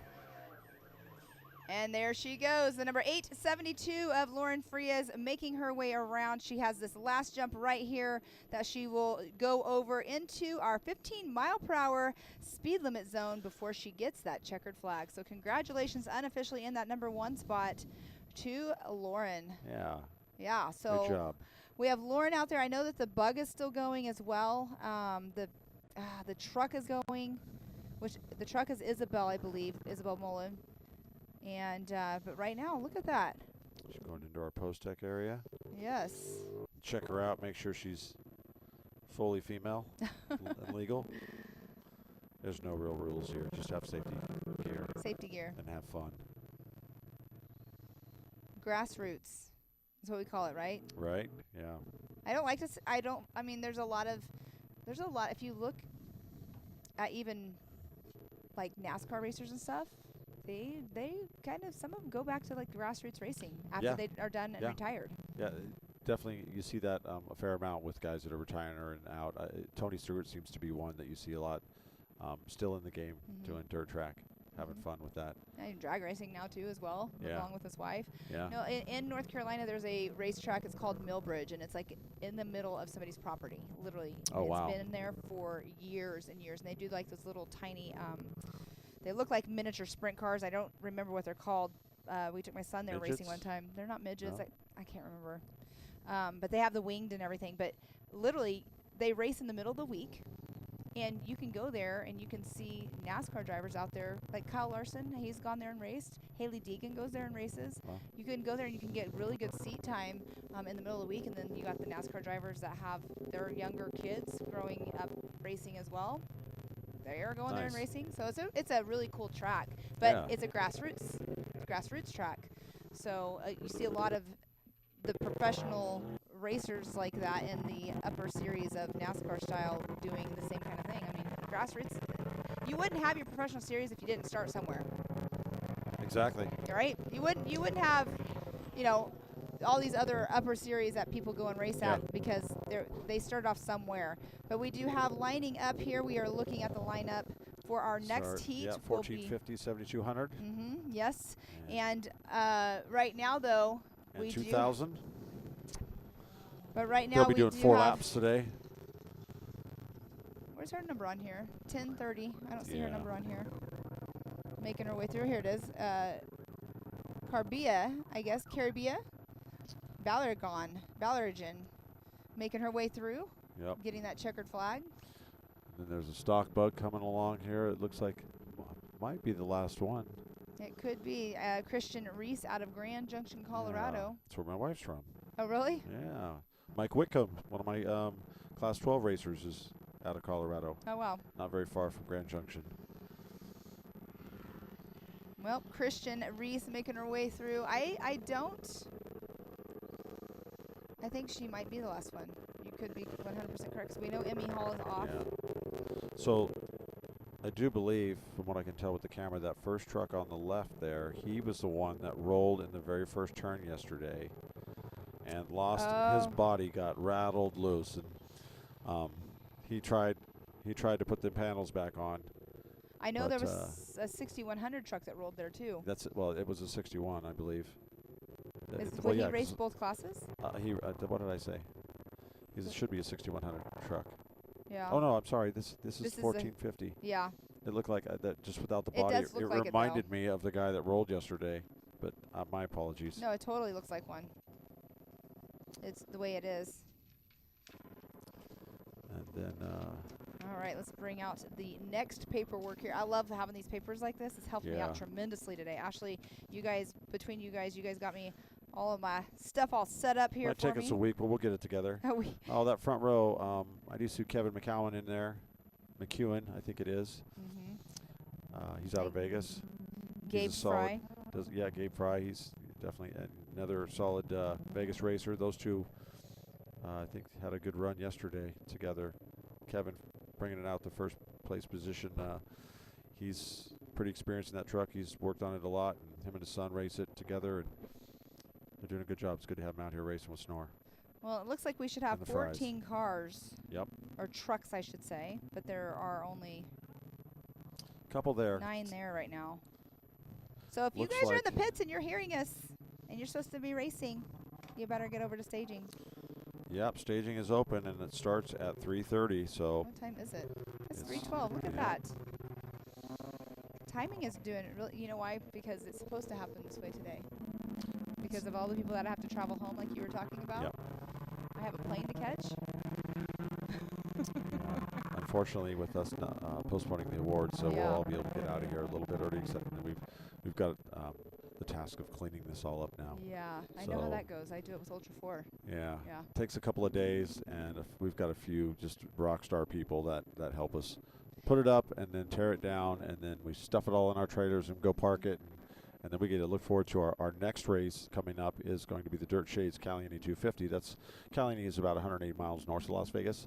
Kind of a lot of people know where like Pioche is, and on the way north. So Caliente is a small town. It used to be kind of a railroad depot, train depot where they would switch trains, transfer station there for many years, and now they don't really do much of that there, but the trains do still come through there. And is it like a ghost town, or where's the Caliente ghost town at? Isn't there a Caliente ghost town somewhere? I could be wrong. I'm thinking of Caliente. No, there's another one that's a close name, but Caliente it's just a small little town. I think the population there probably might be around 1,200, but it's so cool because they opened the town up to us. We literally race through the town, and we go in there and we rent all their rooms and spend a bunch of money on food and drinks. Bring and the revenue.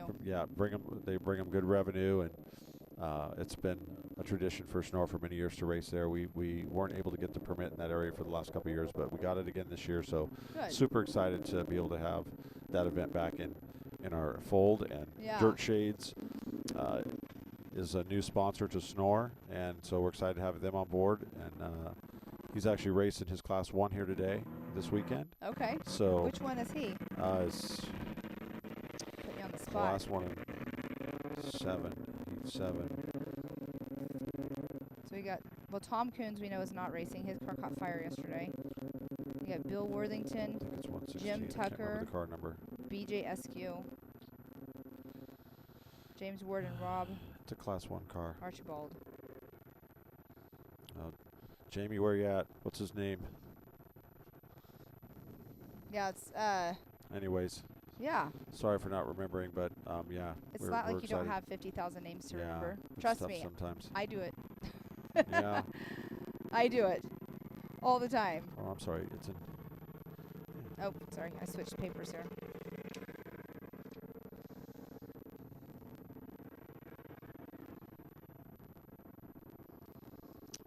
All right. As we are getting our next race underway for lineup here. I want to say it's Matt. Masajewski. Masajewski. Masajewski. Makajewski. I don't know. That's another tough one. We've got some. You guys have some getting our challenging work names. cut out for us on tough last names this weekend. Yes, definitely. Definitely. I like I say, I struggle with names a lot, and it's one of my pet peeves of my own things. I hate that I struggle with names so bad. I struggle to say my name sometimes. Your last name. I'm not joking. On a long day. I got up at 4. And got over here, got this all set up. It's been fun. You know, I learned some tech this weekend. Yeah. I'm not a techie person, but You kind of had to learn this morning, huh? well, you know, we're all in our roles of learning things, or not learning things, but helping out each other, and that's what we all do. The Hammer King Productions crew, again, I can't give them enough props because that's how it is. You know, even just today announcing the race, I'll talk about something, can't read the number, and the drone pilots are getting as close as they can just so I can read the names. So or not the names, with the numbers. Yeah. So just in general, like just the teamwork alone, and doing this is, you know, helping out Carlos, because Carlos is the one setting up all the cameras out on course. Yeah. So this is one less thing that he has to worry about. Right. But yeah, I'm like, nope. I got in here this morning and I hooked everything up, like probably within 10 minutes this morning, which is kind of cool. Gave me time to go get my coffee. That is important. I told Carlos, I'm like, I'm getting this set up. I said, and I'm ordering coffee online, and I'm going to go pick it up, and I'll be right back. All the way out in Primm, Nevada. You can order online. Yeah. There's not a lot out here. Well, Starbucks are here. But they have a Starbucks? There's a Starbucks in the Chevron by the pink box donuts. Yeah. Yeah, and I ordered Carlos and I a coffee online and went and picked it up really quick. That's awesome. I needed hot coffee, and I told him I had gas station coffee yesterday, and he was like, oh no. I'm like, yeah. I did. I had Chevron gas station. So the people at home that might be listening that work with me, that call me bougie, I had Chevron gas station coffee yesterday. You can admit that you liked it? And I drank it. No, I didn't like it. I drank it because it was warm. It got cold really quick because that Your teeth wind are still yesterday. white from it. So I drink with a straw. Ah, okay. I drink coffee with a straw. That's why your tongue's got a brown stripe on it. Probably. It probably does. Kidding. No, you know, got to have caffeine here and there, but there goes our water truck in front of us. Yeah, unsung heroes. He's throwing dust. What's up with that? He should be putting water down. The water truck is dusting us out over here. Right? Exactly. And now he's going to do a donut, as long as he doesn't roll it. Speaking of energy, the char gel. Yeah. I just got one out. I thought about trying it out. I didn't realize it was such a large package of gel. It's supposed to, if you refrigerate it, I think it helps. Alex Rodriguez, our 1600 champion. This is our 1600 champion. This is one of the products that sponsor his team.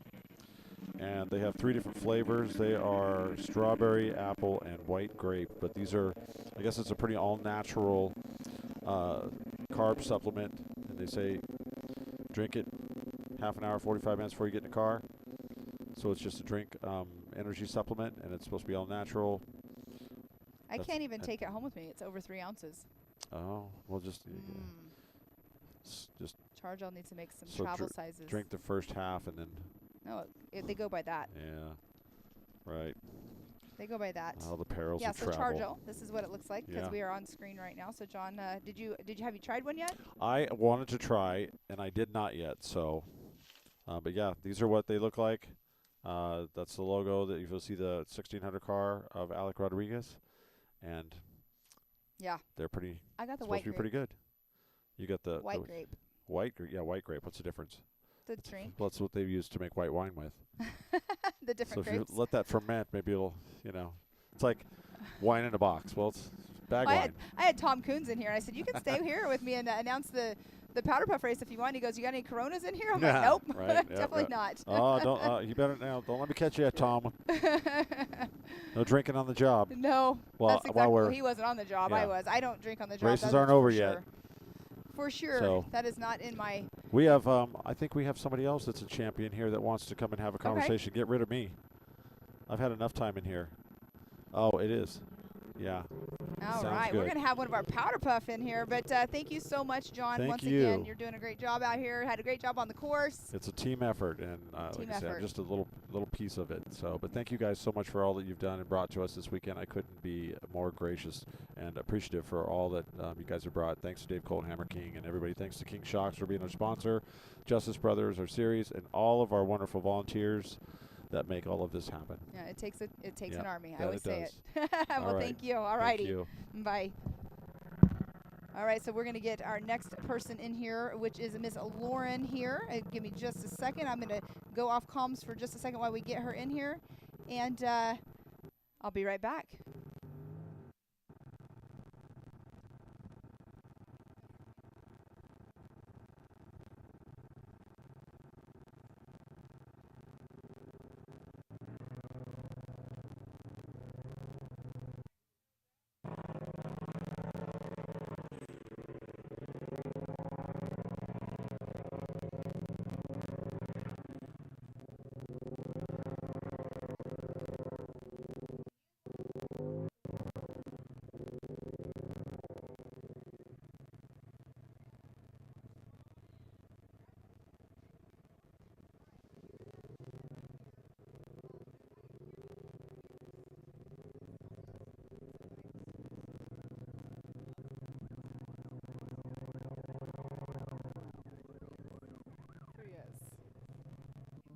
Lauren, nice to meet you.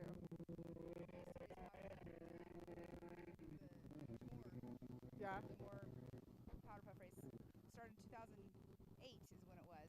All right, so let's get you talking while this is starting here. So when I turn these volumes up, we're going to be live. So. All right, everybody, as we see the 1450s, the 2000s, and the 7200s lining up, I have Lauren Frias in here with me. You just won unofficially both days. I'm saying unofficially because I have to say unofficially. The past 2 days for the Powderpuff race. How you feeling? Good. Feel really good. You looked really good out there. I was cheering you on. I mean, I'm cheering all you ladies on, actually. But you started out front and you never looked back. I know. I was kind of wondering if there was anyone behind me still. You did actually have quite the lead for sure. But yes, the 5 mile loop, was there any challenging spots out there for you? Today was a little bit more challenging. There was a lot more water on the track that made it slippery.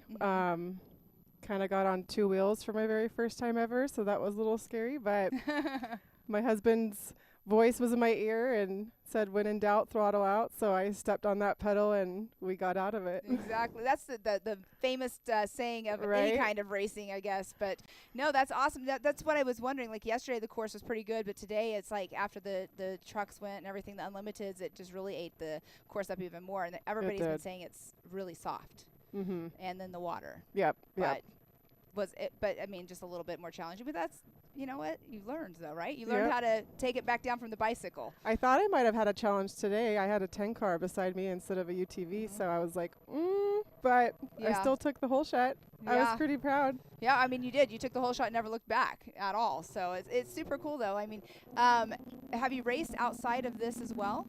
I race with my husband. I co-drive with him quite a few times.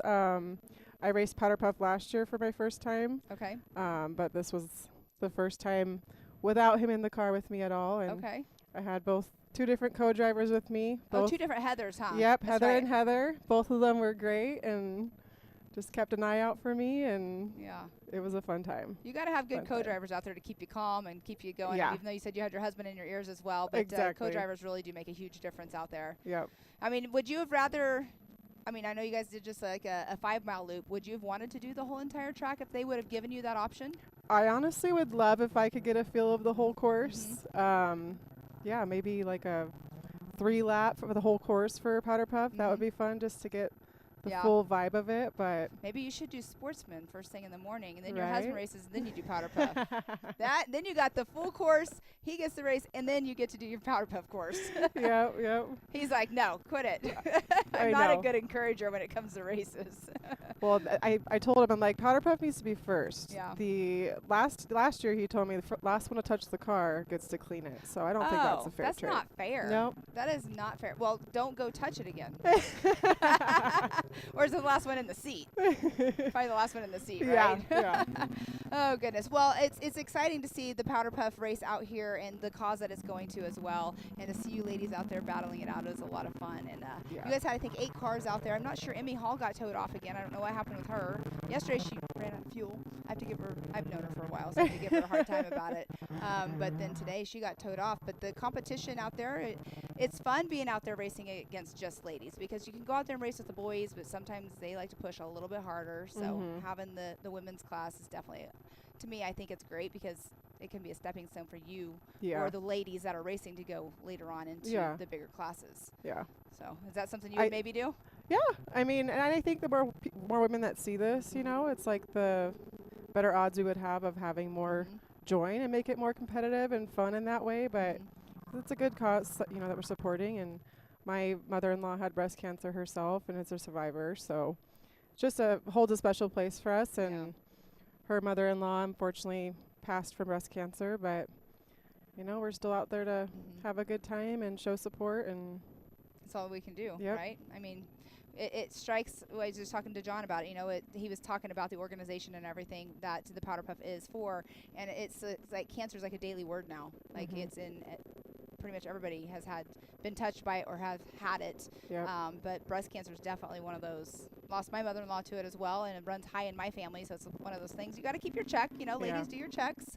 But yeah, it was great to see you out here, though. So are you going to do any more? Are you going to drive with your husband anymore this year in any of the other races, or any plans of you getting back in the driver's seat again? Yeah, I mean, I'm sure I'll be co-driving with him some more of the races for this season. Driving myself, I don't know. He said there might be a possibility I could take the wheel at Caliente, There but you go. we'll see. Yeah, that'll be fun. Yeah. I've never been to that race, but Me that'd be neither. fun. He loves it though. He said it's a blast. I've so. heard, that's what I've heard too. I've Yeah. heard that as well. And John was just talking about it also, that it's an old, race that has been around Snore for so long, and they got the permits back again to go race it. So he's super stoked as well. Yeah. But yeah, well, I'll let you guys get going. Thank you so much for coming in. Thank you. Who all does it take to get you out here though to race and get you out there besides your husband and your co-drivers as well? Yeah, well, all our husbands. The Yeah. boys really do a lot of it. We have some main sponsors: Anderson Power Sports, Morgan Motorsports. There's a lot of others out there Yeah. that aren't on the top of my head, but lots of people to thank, Yeah. and just our family and all the support we have that helps us get here and cheers us on. Well, it takes I always say this. I probably sound like a broken record, but I always say it takes a small army, sometimes a large army, but Yep. it takes a whole army of people to get people out here to a race course. So Yeah. Well, and But Snore in general, because if it wasn't for Snore, we wouldn't be out here having the fun that we have. So. And Checkers, yes, Checkers is our pit team. So we've had a lot of help from Good. Checkers and all the different boys out there that support it, and They've been around for a while. They have, yeah. I know that they do a lot of the more stuff as well. Mhm. But Yep. yeah, they've been around for a while. It's great to have those kind of people support. Yep, lots And of good guys. Yeah. Army, yeah, part of the army, right? That is part of your, what do they call it, brigade? Your army. But congratulations on your successful Thank weekend you. out here for the King Shock's Battle at Primm, and hopefully I get to see you out here again. Whatever I'm doing with you guys, or maybe someday I can come back out and race again. There you go. Maybe my husband will bring me a car this way. I'm on the East Coast, so a little difficult. But yeah, no, it's super exciting to see you ladies, though. And again, congratulations. Thank you. All right, thank you. Turn this down. Yeah, congratulations. That's super.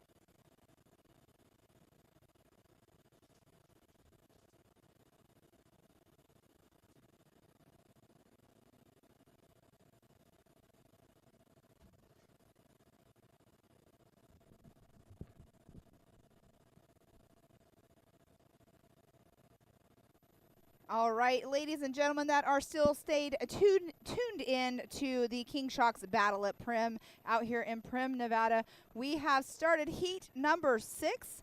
Heat number 6 includes our 1450s, our Class 8, and also our 2000 and 7200 racers.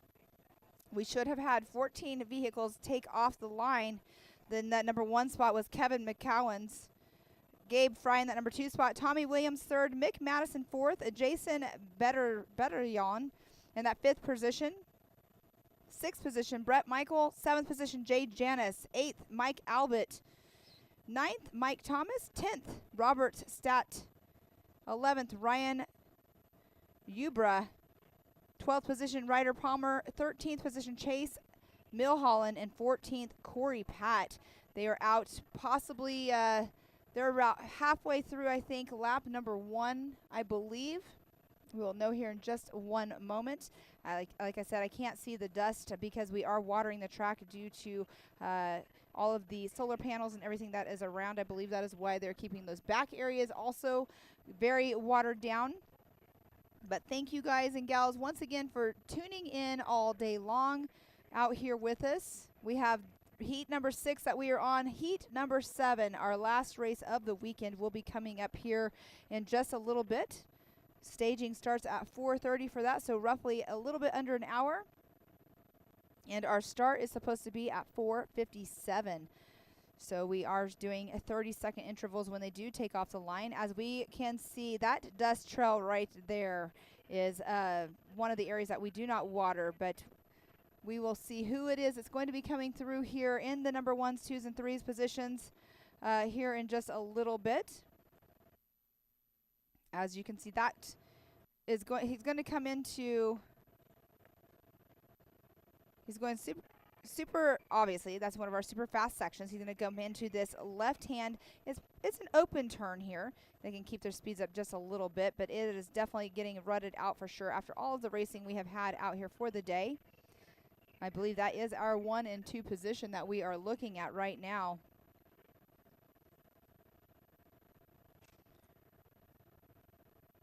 And I know Kevin started in that number 1 spot, so we will see if he is still holding that number 1 position when he comes through.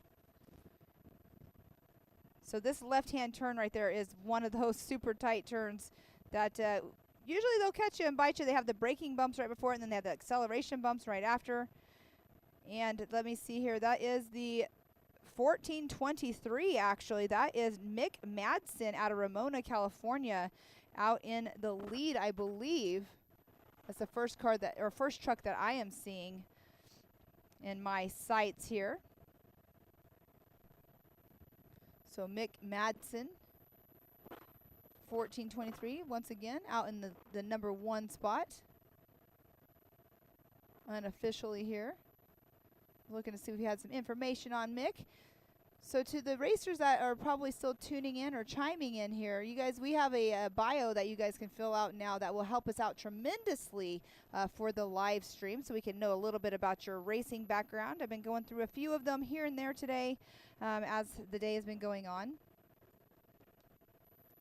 The ones that I can catch are the ones that have turned them in, so it's really good information for everybody.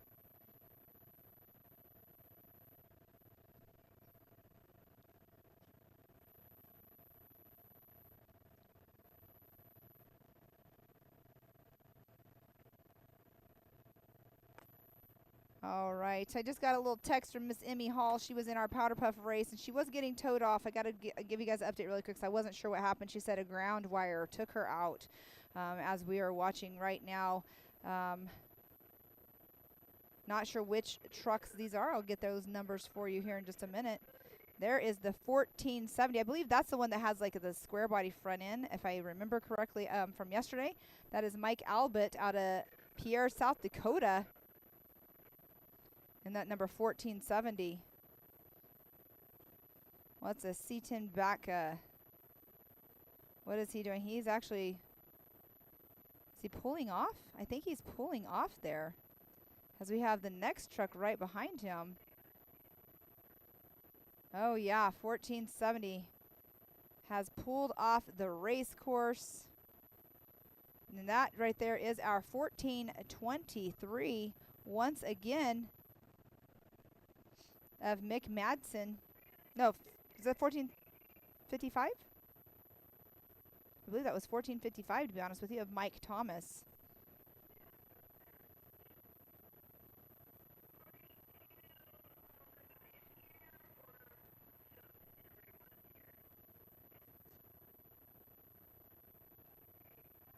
Have to get the number, I believe, again. Once I said, I think that was the 1455 that we were just following. A couple cars have now launched over the dike jump and they're making their way down here to the short course infield area. They'll be here to me here in just a little bit. Won't take them long to get here. These 1450 trucks, 7200 trucks, they are able to do high speeds. We have 3 cars now over the dike jump, or I should say trucks.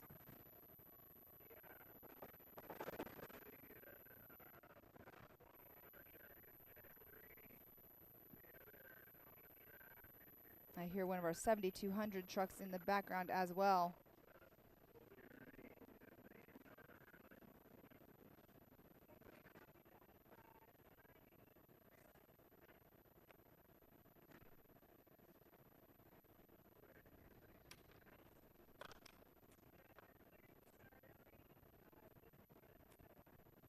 Coming here into my infield in my sights here. The 1423.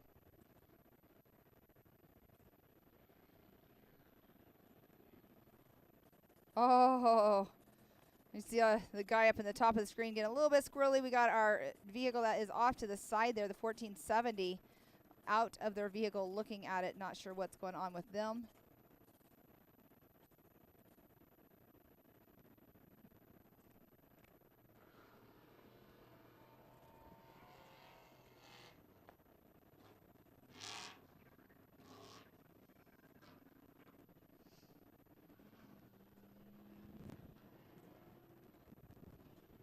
Now these guys are a little bit top heavy. They have now made it into the infield area here right in front of me. As I'm sure you can hear in the background, the 1423. A little bit top heavy. They have to take these corners just a little bit different, as you're watching there on screen there. These guys, I've never driven in a truck, but what I've been told before is you have to throw it in and you drive it into the corners in the rear. So use the rear of the truck to actually get you steering right in the corners. Again, like I said, I've never driven one of these or ridden in one either. But all kinds of action going on in front of me. But the 1423, our race leader, making his way out into our short course area, getting ready to end up in that rhythm section is where he is at. The 1459 going in a little bit hot there. Got down to speed, but took the last corner a little hot. And now we are looking at a 7200 truck right there. The white one, I didn't catch their number. The 7211 was what it was, of Tommy Williams. All right, that's the 1455, I believe, that we are now riding along with. 1455 of Mike Thomas.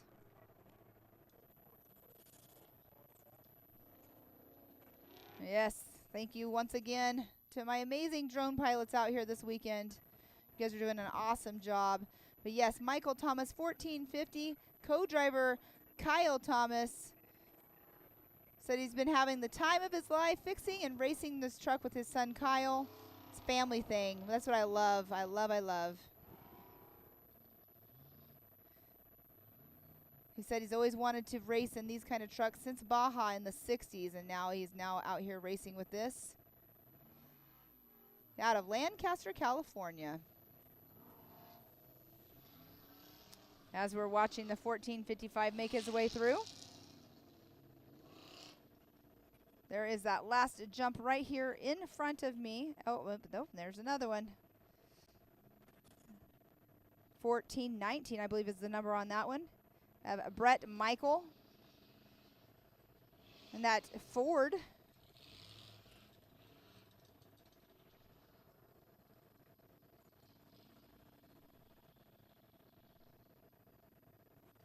The 1418. I'm sorry, that's Ryan.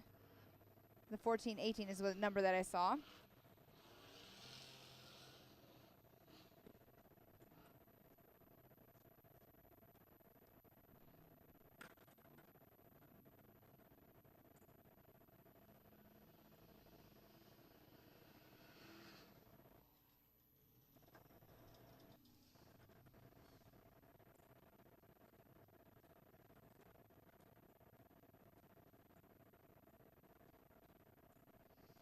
All right, now we are watching. That is a Jeep, I believe. That would be Corey Pratt, the 1414, running in the 1450 class.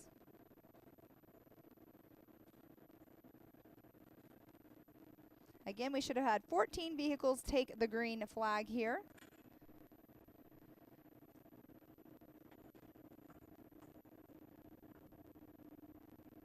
As we have just a couple more races to go between this one and then our heat number 7 out here for the weekend.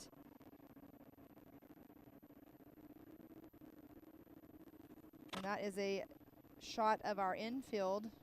That is actually the silver little 4 squares right there. That's the building we've been announcing out of all weekend long. As we have another 1450 truck making his way through. Actually, that's a 2000. That's a 2007 Ryder Palmer out of Henderson, Nevada, running in his Toyota. Started off the line 12th position today. Be coming back in sights here in just one moment. But Ryder Palmer in that class 2000.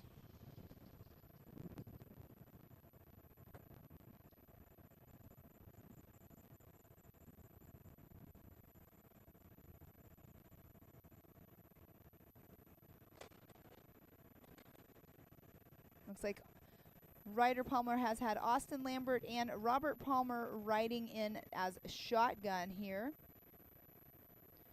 Ryder's 17 years old with 11 years of diverse racing experience. He began his journey at the age of 6 years old. So awesome job by him. A Las Vegas Kart Championship Series at Las Vegas Motor Speedway. Went into cadets. Continued to develop his driving skills at the karting facility. He has also raced in Junior 1 trophy karts with the Lucas Oil regional races. Went into mod karts. He's also raced in paved oval flat karts with Las Vegas quarter midgets. Man, he's done a lot of stuff for being 17 years old. Again, has some championships under his belt for the karting series here at Las Vegas and the Predator Championship. Also has a Lucas Oil Off-Road Racing Junior 1 Championship runner-up, but out of Henderson, Nevada, running in that Toyota. It sounds like it's a Ford-powered Toyota.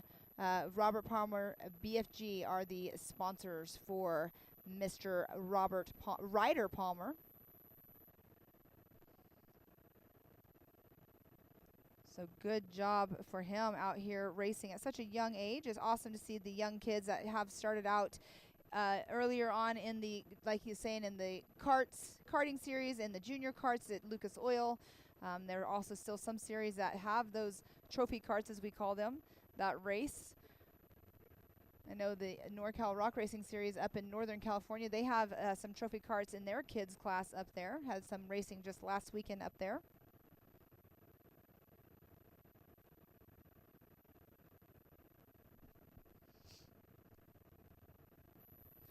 And we have been live racing since 6:45 this morning, so thank you once again to everybody that has stayed tuned in and listening to us talking about the racers and talking about the cars, and hopefully you guys have been enjoying the live show.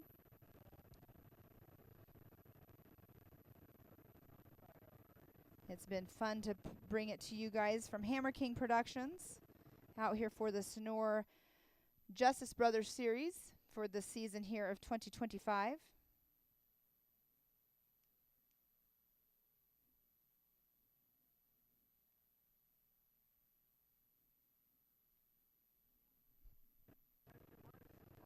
As I do have another race truck in my sights here.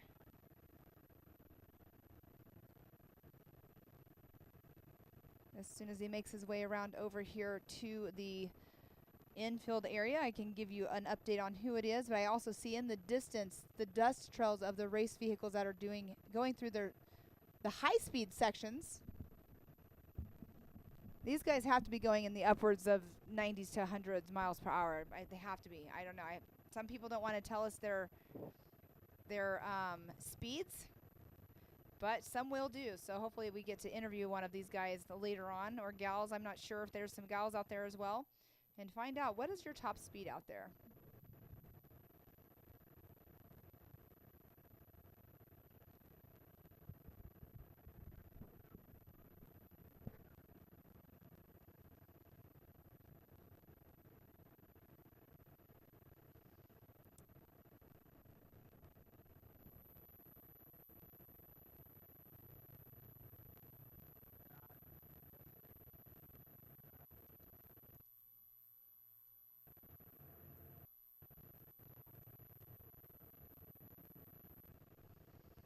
All right, as we are now trailing over, let's see if I can grab that number over here.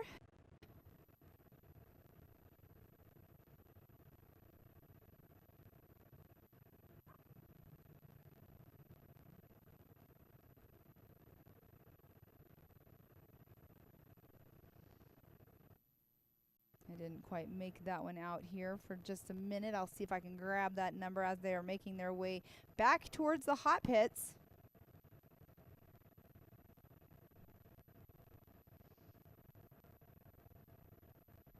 I don't think that was the race leader. It could be the race leader, though. I don't know if that is red or not. I know that our unofficial race leader is the 1423 of Mick Madsen.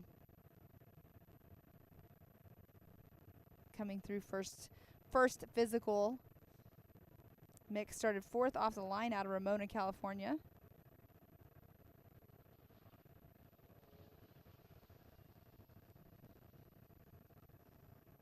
We have a couple trucks here on course making that left.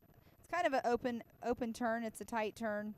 It can't be open and tight at the same time, but it's a rough turn, I should say, because you're pretty much trying to keep your speed. And these bigger tires of these guys definitely tear it up just a little bit here.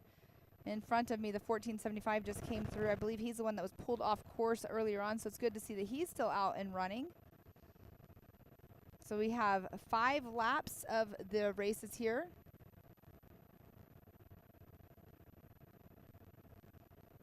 For our 1450, 2000, and 7200 class. We have 1-8 class out here.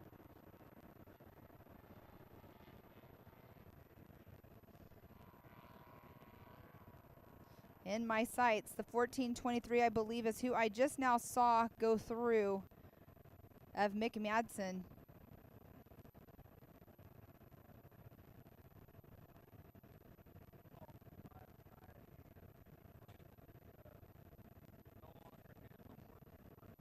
Being followed closely behind by another vehicle as well.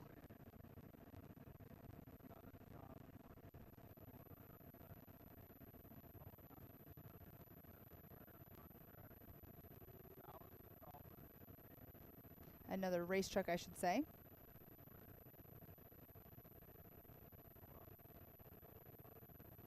We'll have some action here in our infield here shortly.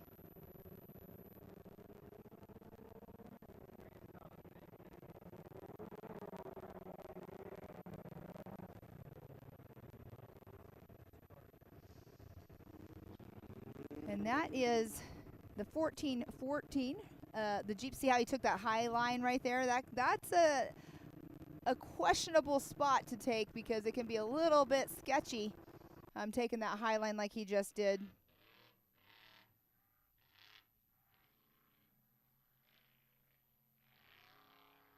That high line, if you get just a little bit out of sorts, it can grab your rear tire and make you go over the top. As we are still trailing along here with Corey Pratt out of Vista, California.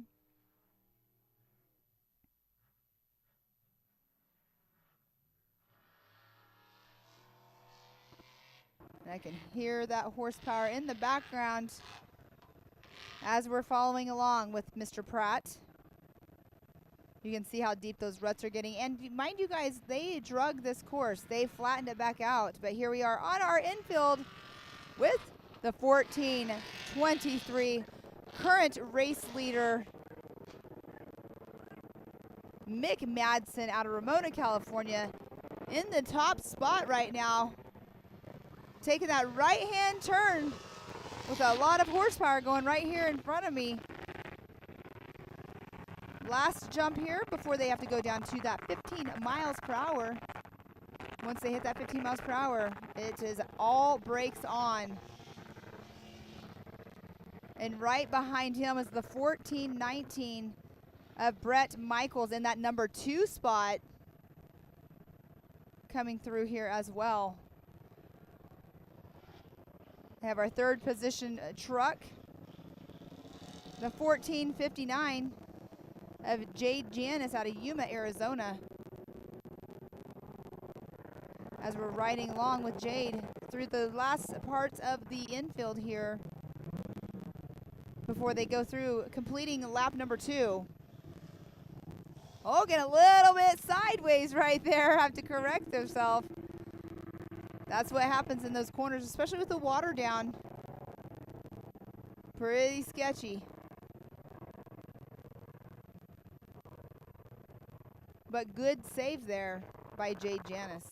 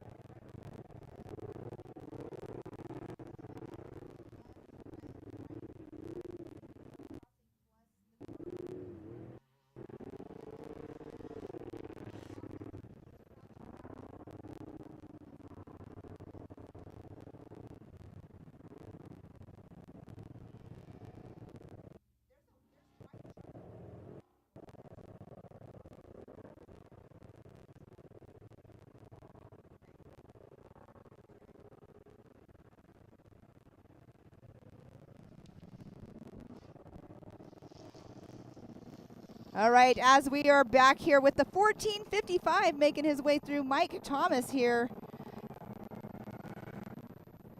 through our short course.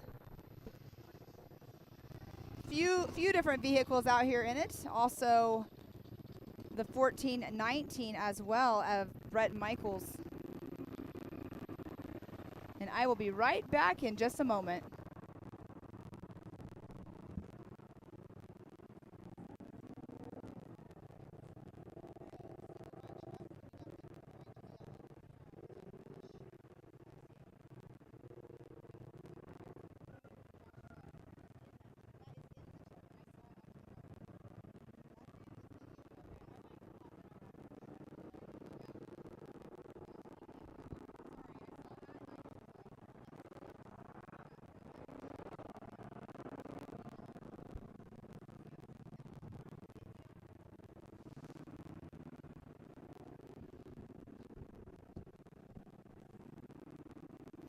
All right, back in the infield here, the 14-14 of Corey Pratt making his way through.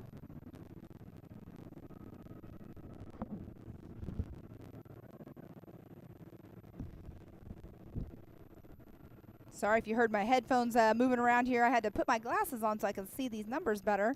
I took them off for just a second. But Corey Pratt making his way through on another lap. So lots of action out on the race course, all over the race course as well. Again, our drone crew has been doing an amazing job of bringing us all of our action out here.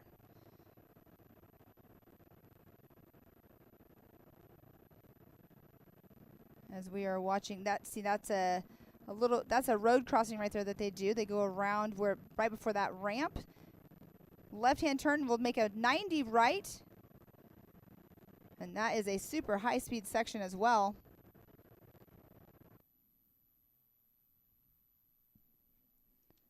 You got a little bit of an S-turn, but then right there you can just gas and go.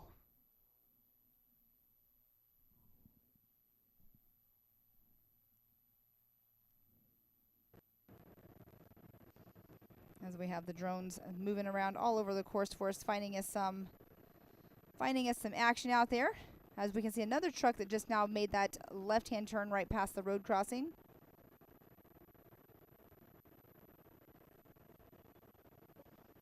Again, it's a nice little berm right there that they can utilize. It's like using a backboard for basketball.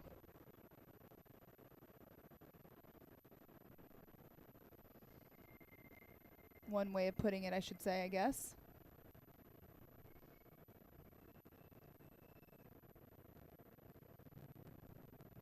Again, thank you so much for tuning in. Oh, I got somebody telling me that the backstretch has 2 gotchas. I've heard about the gotcha, the G out that is on the Nevada-California state line that we trail along.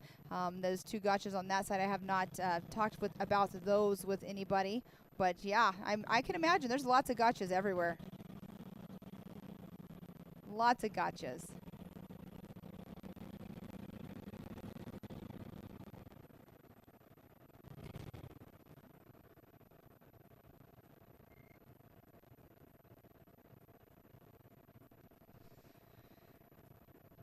And there we are watching, I believe that's a 1475 right there of Bob Stat. Yes, it is. And I believe Bob is the one that was pulled over earlier on for just a little bit, but it looks like he got himself back moving.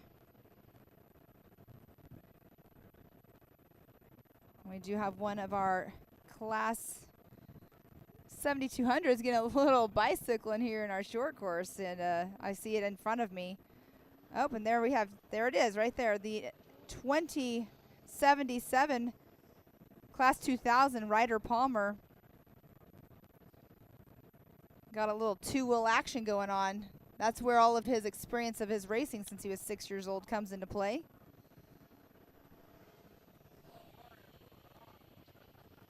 Making his way around to right now. He's getting ready to go over the jump with the warning of the speed limit down into our 15 mile per hour.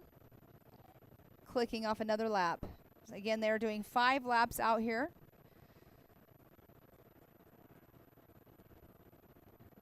The majority of our races do 5 laps.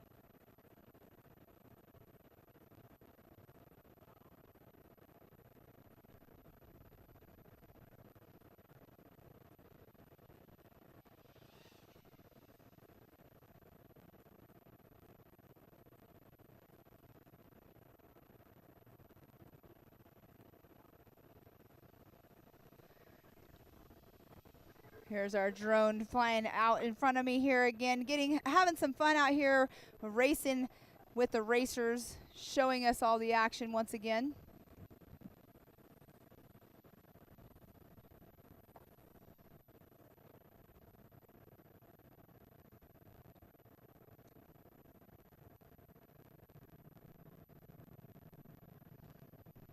Again, we should have had 14 vehicles take the green flag out here this afternoon for our heat number 6 of the day.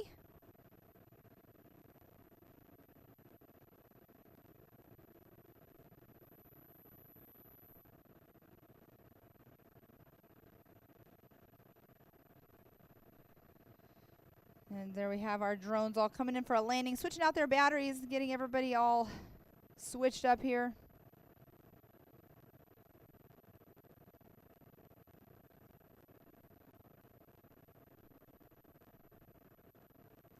I just saw a vehicle do our road crossing, so we'll see who that one is here in just one moment.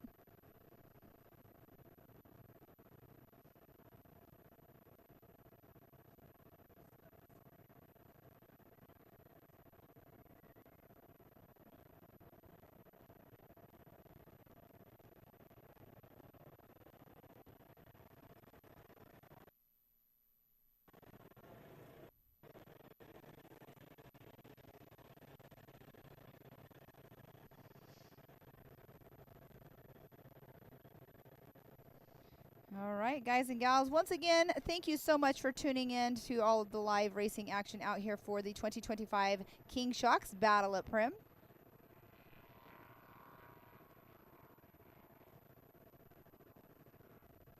Our race leader just now made his way over the road crossing, the 1423 of Mick Madsen.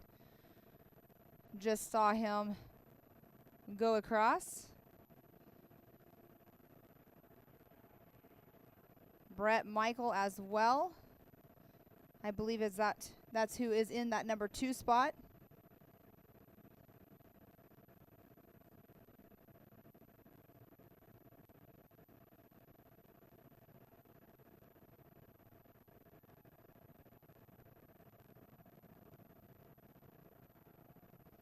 As we are watching the racing action go on here at Primm, Nevada for Battle at Primm.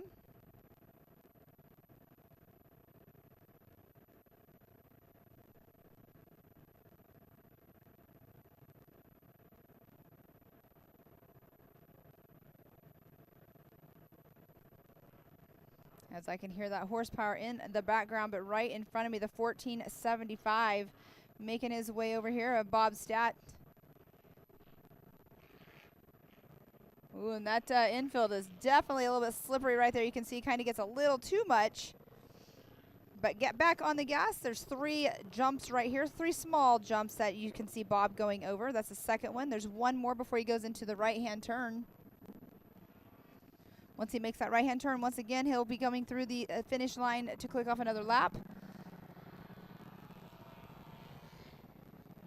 As I can hear in the background, that is our race leader, 1423, once again, of Mick Madsen.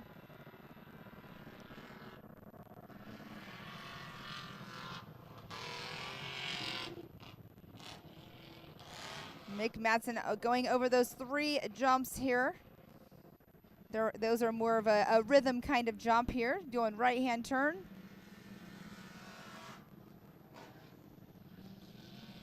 Getting on those brakes super hard here, but right now doing that last jump. There we go. And right there is our number 2 truck, that black truck that's going over the humps, making that right-hand turn. And that is the number 1419 of Brett Michael in that number 2 spot out here. And now we're on board here watching the 1459, Jade Janis.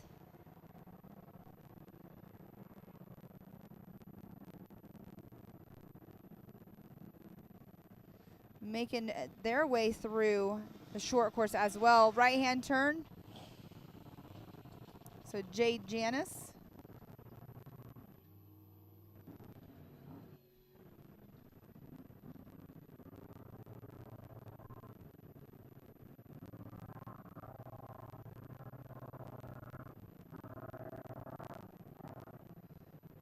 And once again, making their way around, finding the on-board or on-course racing action for us.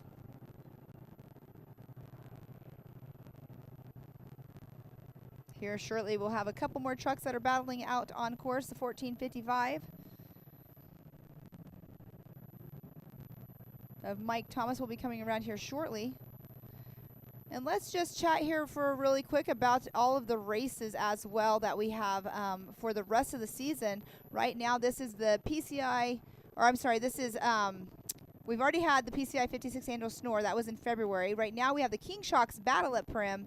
Next up on the list is the Dirt Shades Caliente 250, May 30th and 31st in Caliente, Nevada. Then after that, we will have the Lone Kid Pahrump 200, October 24th and 25th in Pahrump, Nevada.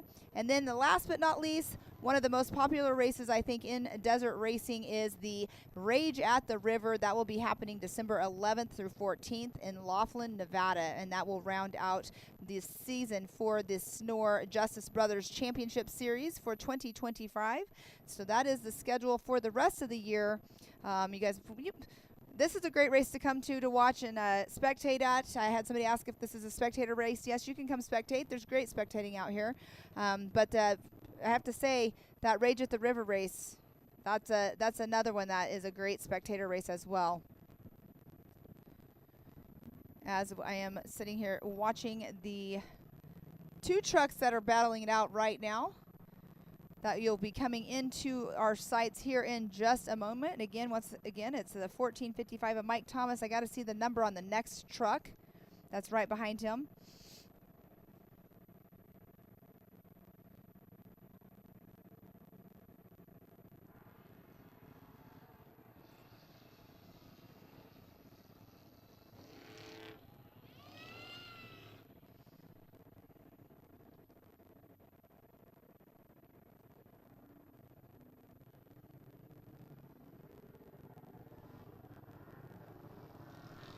All right, as you're seeing the action right now in front of me, again, the 1455.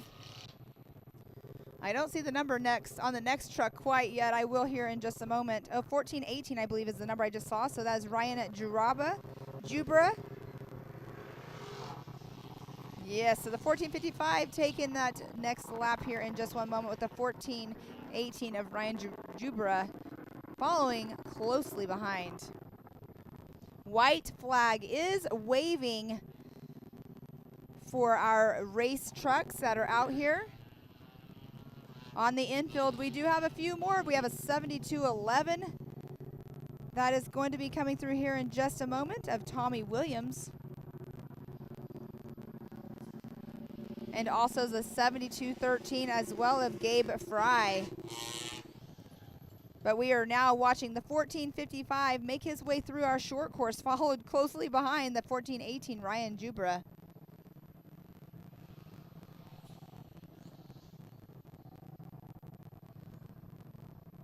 As we've had a few more cars come through this finish line here. There is the 7211 that you are seeing, getting the white flag.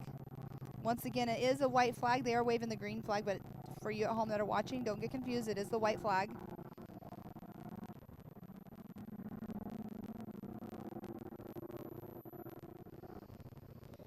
Now we are trailing behind the 2077, the young 17-year-old of Ryder Palmer in that 2000 sportsman class.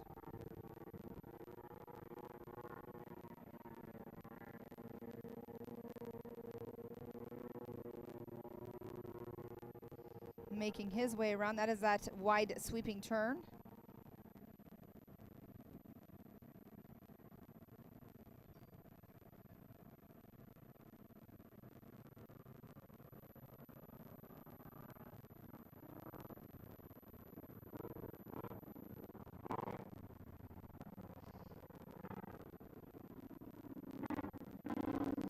All right, as we are watching the 2077 still making his way around the course. Right now he's headed towards where the hot pits are at. And those hot pits right there, once he gets to that, it won't be long before he is right on over here. And be up here in our infield. Our King Shocks infield. Huge thank you to King Shocks being the title sponsor for this race this weekend.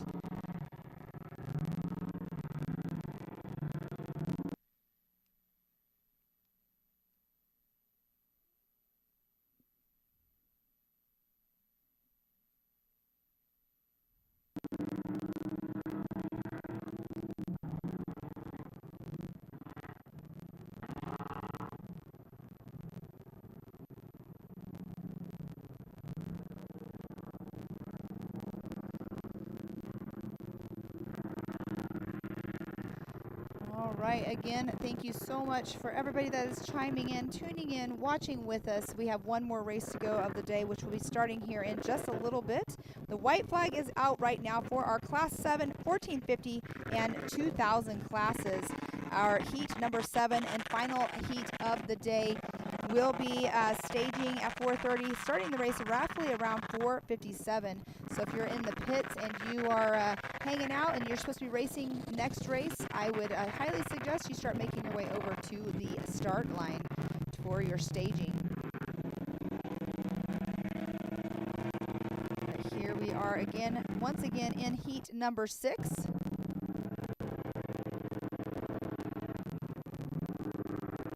And look at this, look at that dust trail coming this direction. That's that high-speed section that comes back over here, and that is our race leader, I believe, right there, our 1423 of Mick Madsen. Making his way around. That's a wide left turn, and then he goes into a tighter left turn where there's a lot of braking bumps and a lot of acceleration bumps as well. But then he will go into another high-speed right-hand sweeper.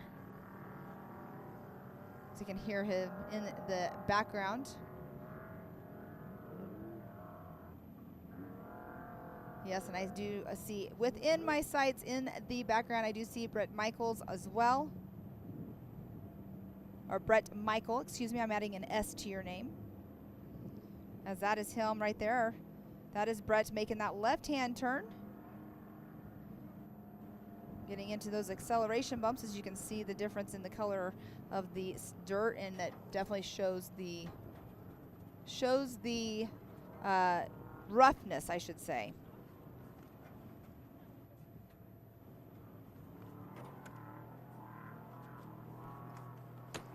And this is that wide open sweeper that I was just talking about, the right-hand turn.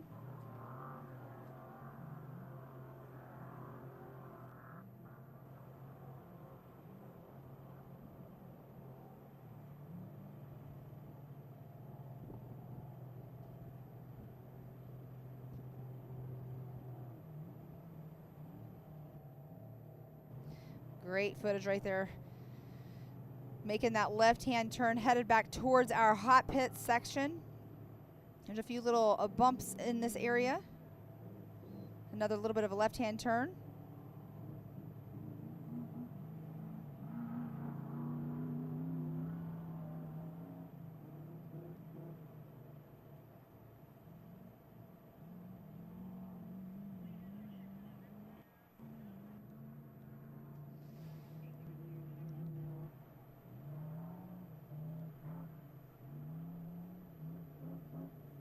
I got Bearing King saying that he's been 130 miles per hour down that long stretch up into that left-hand turn. I can imagine a fast section for a lot of you guys through there.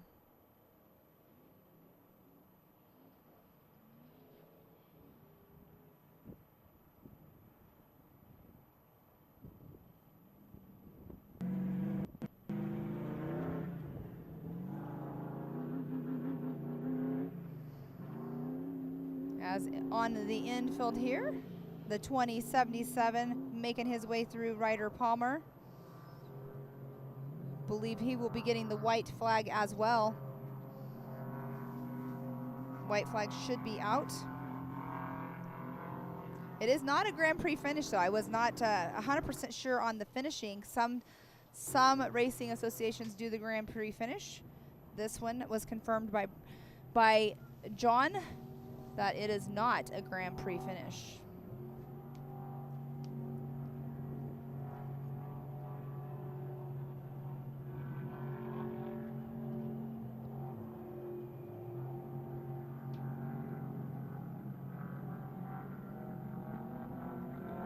You can see in my sights the leaders are making their way over here to the infield.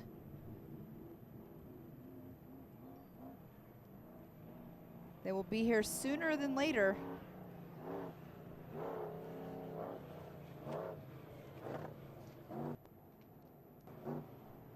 As we are getting our drones up in the air.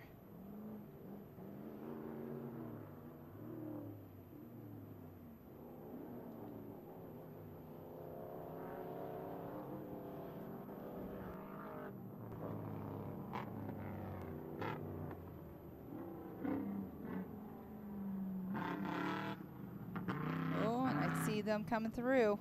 Our 1423. That's our 1455. Mike Thomas.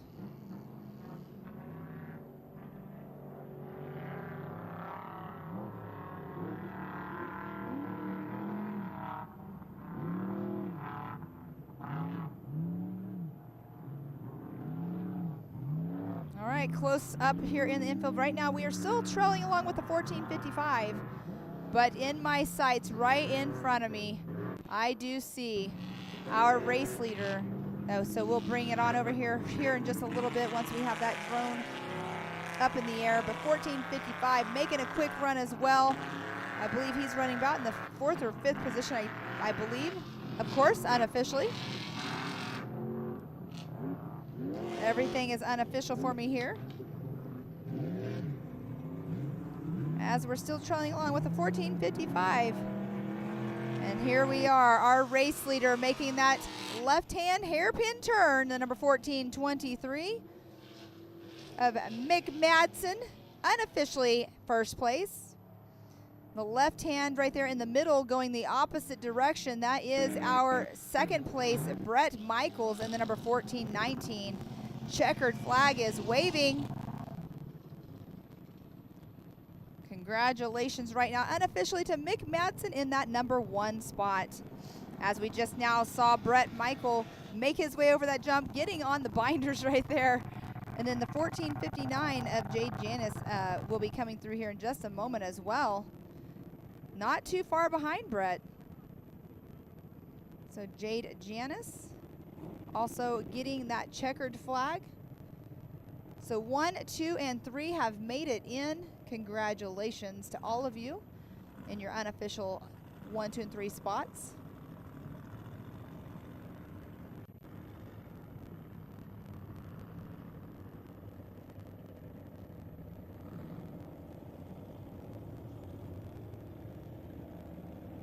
I do see in the distance some more of our race vehicles out there on this side of the road.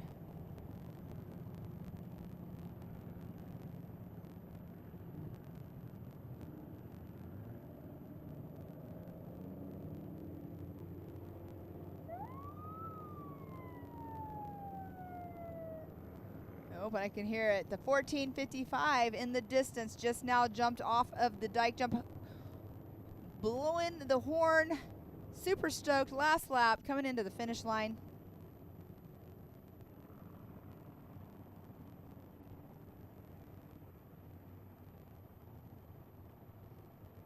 As we have a few more race trucks out there, I can hear in the background some a little more horsepower, more than likely heading over to staging.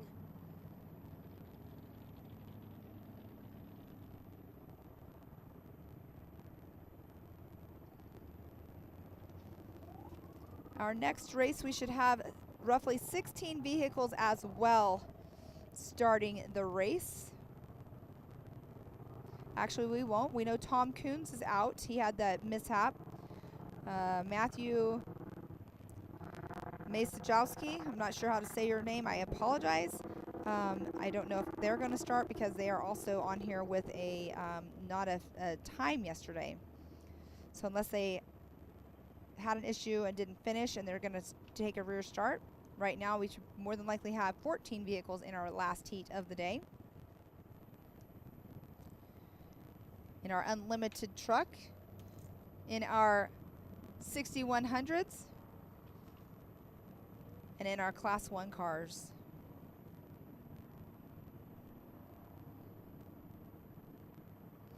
And up there in the top left-hand corner of your screen, there is the number 1475 that will be making his way around. The 1475 of Robert Statt. taking it pretty easy in those corners there. I see the white flag and the checkered flag out in hand of our flag person.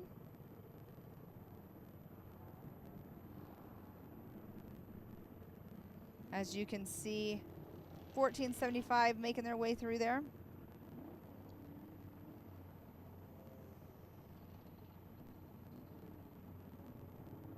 And coming into sights here in just a moment will be the 1455 of Mike Thomas as well. But right now it's all about the 1475 Bobstat getting the white flag. One more lap to go.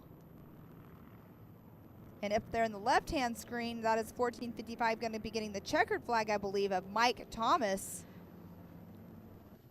Yes, checkered flag went in hand, so congratulations.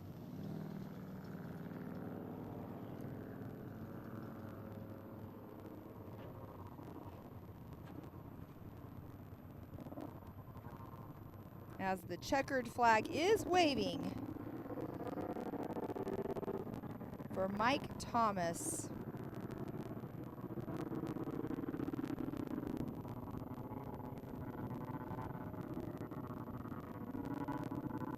We have another car that's going to be coming through here, a truck I should say, be coming through here in just a moment.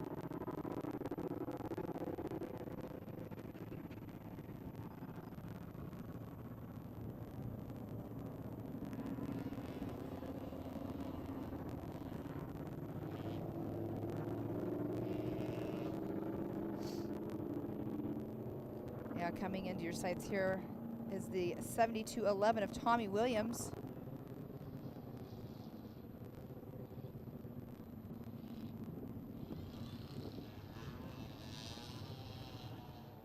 Tommy Williams with just a few more turns to go, a few more jumps to go over.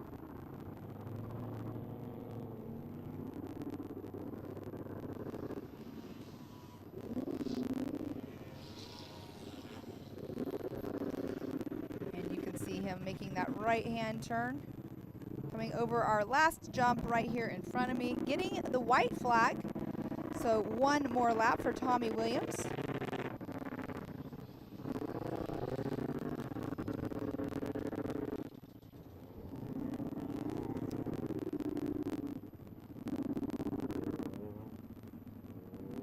The 1418 of Ryan Gerbria just now coming through and getting the checkered flag as well.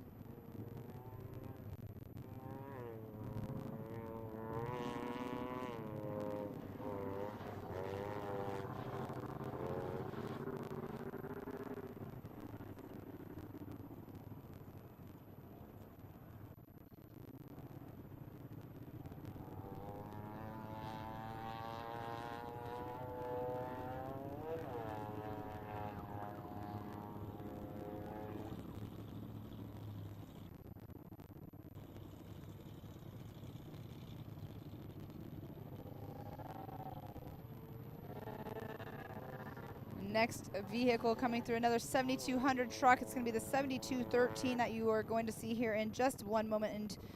And in your camera view, the 7213 of Gabe Fry. There you see him going over that jump. Honking his horn, super excited. He's going to have one more lap to go.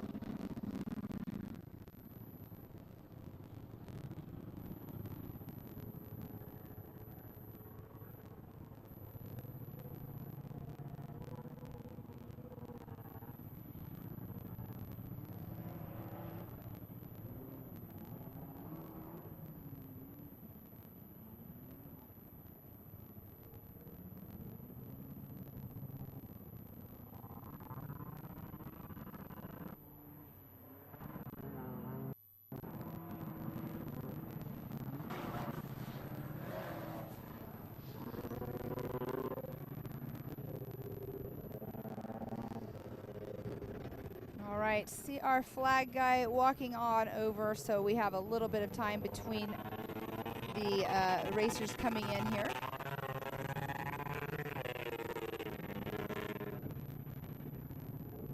We have a few more, I believe, out on course here because we do have some that did just take the white flag, so they have one more lap to go. So we still have some active racers out on course. So everybody go ahead and just make sure you stay tuned in here. We have one more race to go of the day. That is our Class 1s, our Unlimited Trucks, and our 6100 Heat. Number 7 will be starting here roughly in about 30 minutes. We got to get our racers that are out on their last lap all back here safe and sound. And then we will be going live racing once again. So make sure you stay tuned in. I'll be right back. So, yeah, great day of racing so far. Thank you guys all for staying tuned in as well. We greatly appreciate it.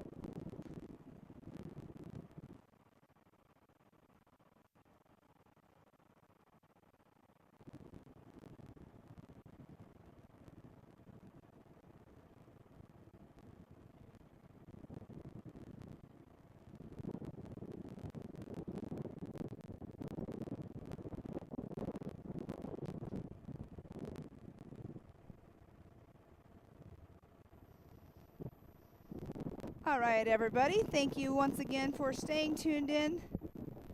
We will be going live racing for our final race once we are all complete with our race that we have on course right now. We have some of our 7,200 trucks still out there. We just are finishing up with our 2,000 and our 1450 sportsman class. Right now what you're seeing our lineup to the ones out there that are lined up, staged for the race. So they are in staging until it's time for them to move out onto the race course. So that is what we are looking at right now. And again, we will have roughly, let's see, I believe it's 12 or 14 vehicles that'll be taking the green flag here. But right now, heat number 6 is getting all finished up, completed.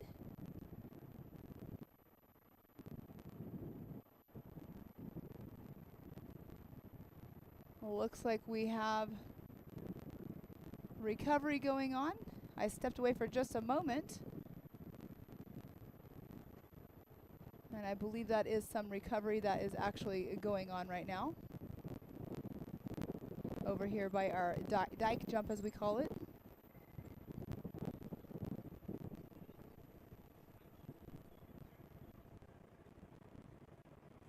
Sure, that's fine. Well, which way you want to turn it?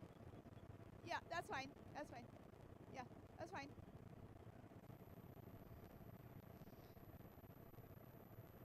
All right, so once again, it looks like some recovery might be going on here. I stepped away literally just for a second and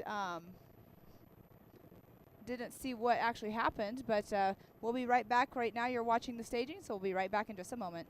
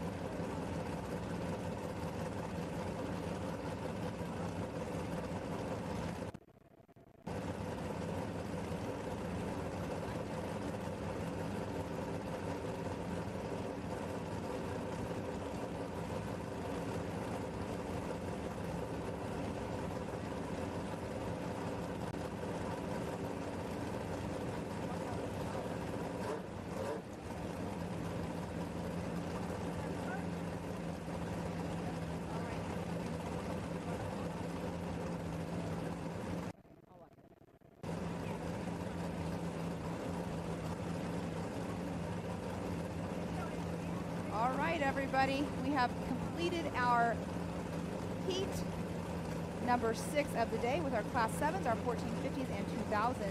We are watching right now the lineup for our heat number 7, our Class 1s, unlimited trucks, and 6100s. I will get you all of our names of all of our drivers that will be taking off the line here. We do have in that number 1 spot the number 8 of Todd Wiley out of Glendale, Arizona in that unlimited truck. In that number 2 position, Robert Archibald out of Lakeside, California in the number 169 in that Class 1.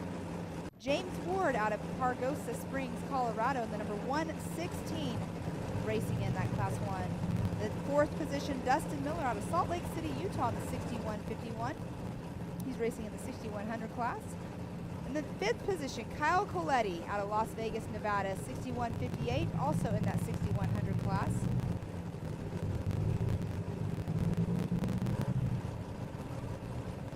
In that number 6 position, BJ Eskew out of Las Vegas, Nevada in the number 104 Class 1. 7th position, Trevor Brain out of Huntington Beach, California in the number 6154, 6100 class. In the 6157, in that number 8 position, Trevor Harvey out of Westminster, Colorado. The 6180 of Diane Coletti out of Las Vegas, Nevada in that number 9 position. The 10th position, the 157 out of Ridgecrest, California, Jim Tucker. The 6107 in that 11th position out of Las Vegas, Nevada, Nick May. In the 12th position, the 6190 of Stephen Arlia out of Phoenix, Arizona. Kevin Schwartz in the number 13 position out of Page, Texas in that 6134.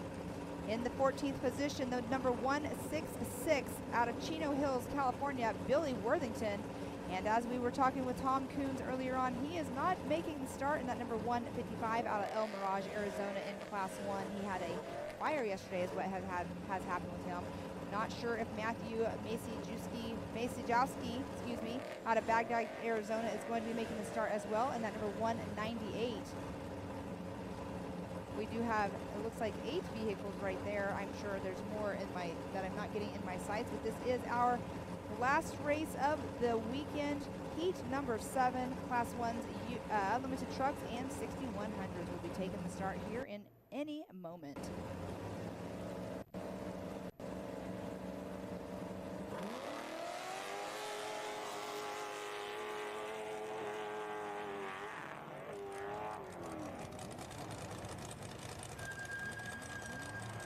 All right, green flag is out. Todd Wiley in the inside line in that big old Class unlimited truck. Number 8 on the outside, Robert Archibald in the number 169.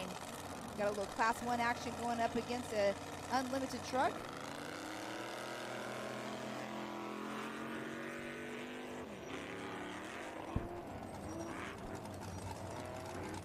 And next off the line was Dustin Miller in that number 4 spot, right next to James Ward in the number 116. So 6100 truck up against a Class 1 car. As we are watching Miller and Ward make their way through that rhythm section, you can see Miller got just a little bit awkward there. It's definitely an iffy little spot there. Next off the line, we do have BJ Eskew in the number 104, starting next to 6100 of the 6158, Kyle Coletti, taking the green flag as well.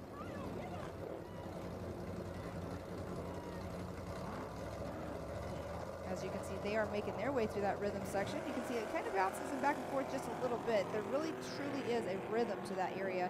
Another reason why we do call it the rhythm section. Next off the line, taking the green flag is Trevor Brain in the number 6154, starting right next to Trevor Harvey for the 6157.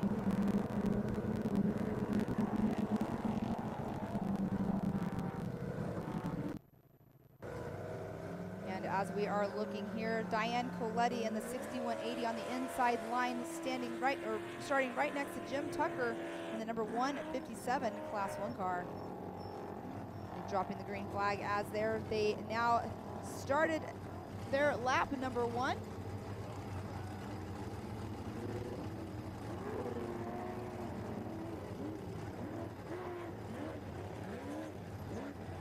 right, as we see Diane and Jim making their way through the rhythm section.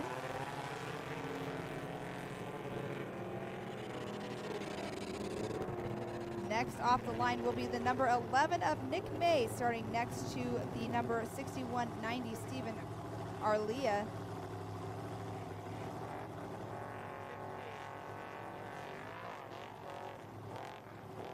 Yesterday we had a couple vehicles have some mishaps over in that first first left-hand turn, excuse me. That left-hand turn can get a little bit tricky when you're on the gas trying to get past all these people. Get that whole shot out of the short course, and the green flag has now dropped for Kevin Schwartz in the 6134 and Billy Worthington in the number 166. That is 14 vehicles that just now took the green flag.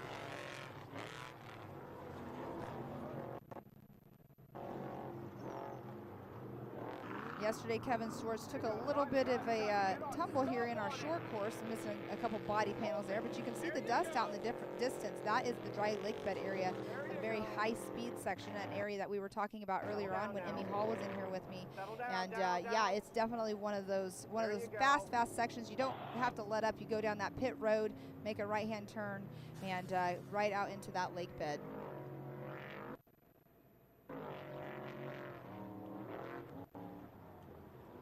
As we already have, I believe that's probably the 169 of Robert Archibald that we were just now seeing. Nice. As we are watching our last two competitors exit out of the area that I was just talking about, pit road. And there we have, like I said, I believe that is Robert Archibald right there. Looks like he is still out in front, so he got the whole shot and hasn't looked back quite yet. So Robert Archibald in that number 169 in front of the number 8 of Todd Wiley. Todd Wiley in that unlimited truck. Let's put a supercharger in it. He used to run in the Class 8, which is our old heavy metal class. As now they are on that backstretch. It has a couple gotchas on it. It's a super fast section as well. You can see that they're trailing along the railroad tracks.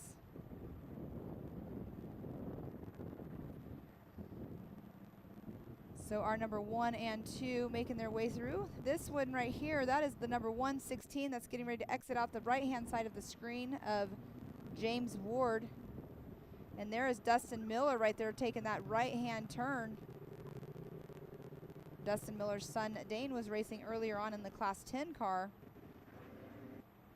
But Dustin Miller making his way. They go into this 90 left-hand turn, and they go basically right into another right 90 into a high-speed section. We've got a little bit of a breeze. It sounds like this might possibly be picking up just a little bit, which will be awesome for these racers.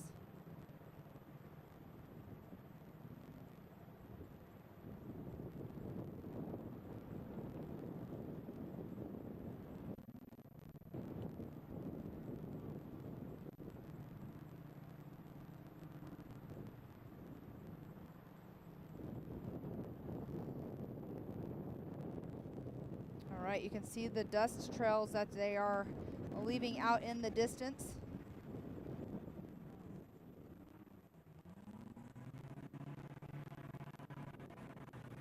We'll see them come back into our sights here in just a moment.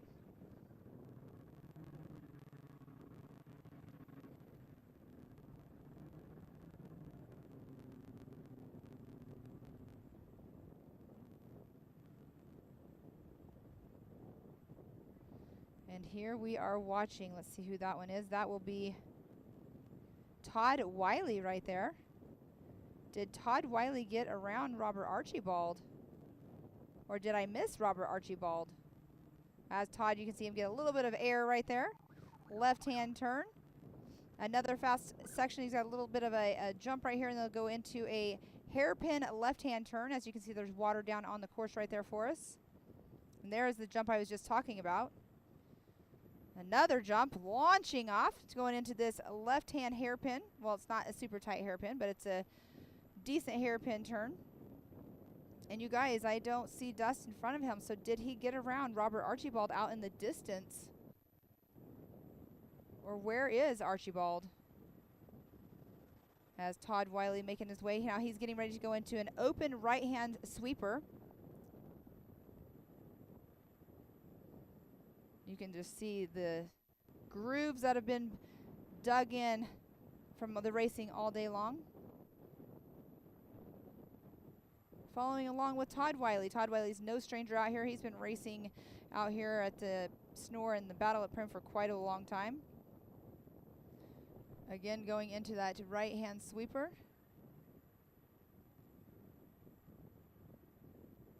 He'll be heading back towards the hot pit area. I didn't see exactly, I should have timed what time they started to see how long his lap times are. Again, I do not have timing right up in front of me, but I know that they are doing super fast lap times. John, who is the president of Snore, was saying he was thinking they'll probably do like 15-minute laps. That was yesterday. So it'll be interesting to find out exactly how quick their lap times are.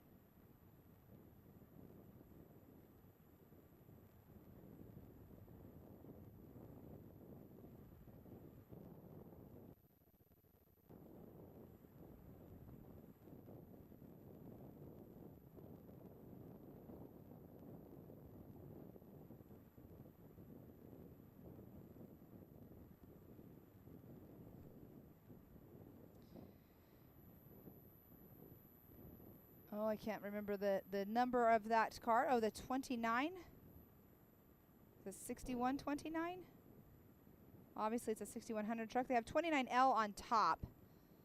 They must race in the Legends class in a different association, so that more than likely is what is that number up on top. So I don't know what their side number is, as my drone pilot's going to be listening to me and giving me my shots whenever I need them, because he's an amazing, all of our drone pilots are amazing. Look at that. See, you ask and you shall receive. The 6158. Thank you so much. That is Kyle Coletti out of Las Vegas, Nevada. And he is making his way through. He's got the S turns here, as they're called, going out onto the section that trails the opposite direction of the dike jump, takes them back out towards the hot pits. We got a couple jumps here and there.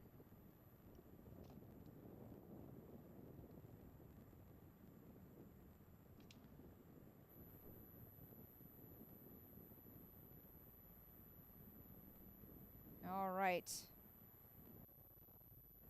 That one right there that we are looking at. Ooh, coming in hot to that turn. That's the turn that I've mentioned before that can definitely be one of those little gotcha turns. That is Nick May that we were just now watching. Nick May out of Las Vegas, Nevada also, the 6107. I can tell you this, in my sights I have Todd Wiley over here that'll be entering into our infield section, and he has a phenomenal, very strong lead right now, I should say. Don't want to jinx him too much here, but Todd Wiley making his way over here into the short course as we are back with Nick May in the 6107.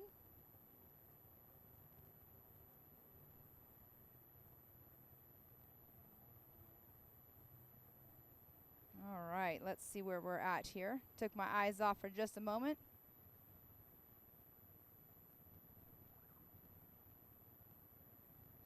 Going back to catch up with these racers, but I can hear in my ears Todd Wiley getting closer and closer to our finish line for lap number 1.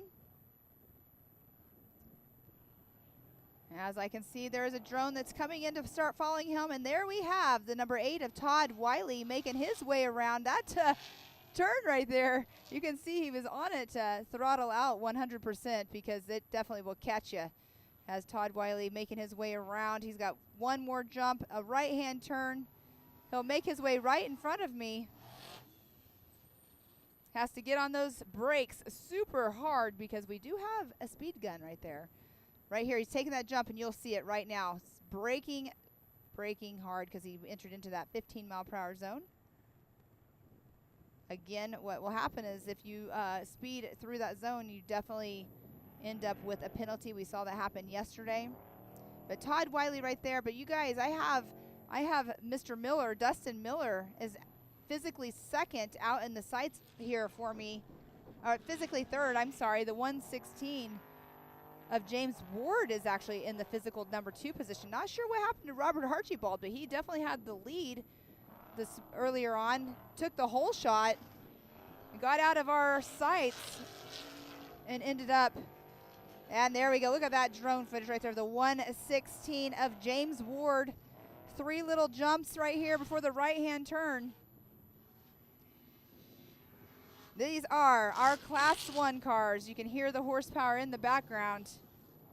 Class 1s, 6100s, and our unlimited truck.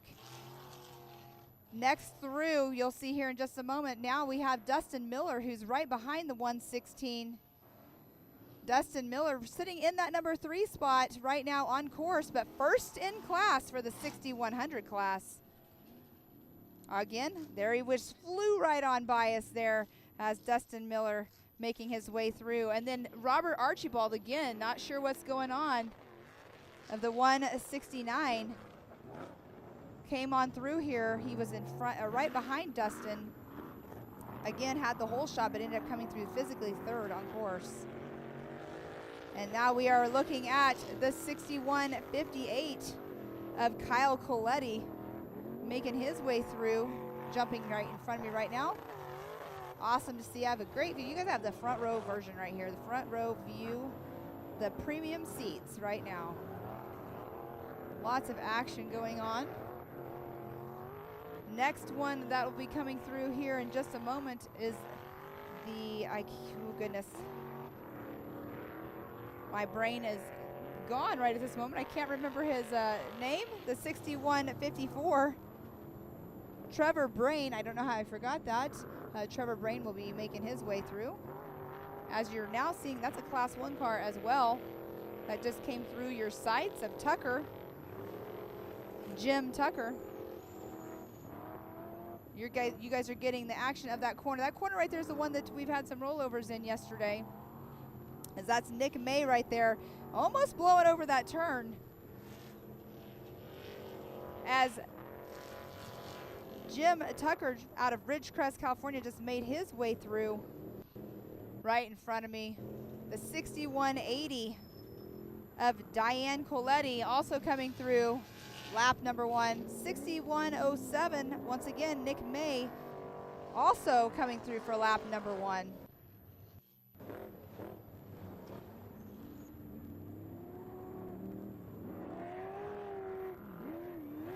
And there we are right now trailing along with Jim Tucker, the number 157, once again out of Ridgecrest, California. Oh, and there we have, that is Kevin Schwartz, 6134. Again, yesterday he took a tumble, and this turn that he's coming into right now, he took a tumble. But there he made it through as we are watching with him right now. He's missing the front clip of his car, or his truck as well. Just now took a leap right on over in front of me, going down to that 15-mile-per-hour zone.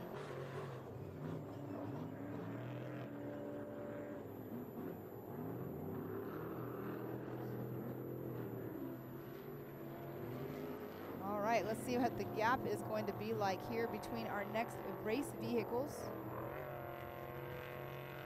Way out in the distance, I already see Todd Wiley getting ready to go trail down the I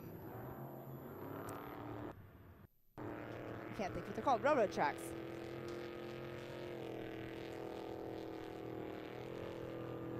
So making super fast time.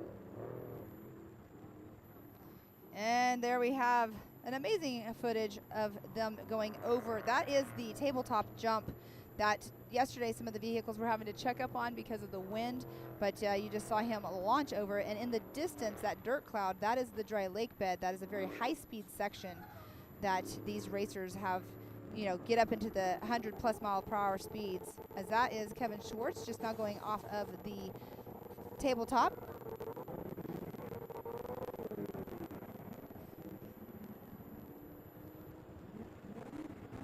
again, we have a little bit of a lull right here in front of me and in our short course because all of the racers have made their way through out on lap number 2 out in the distance.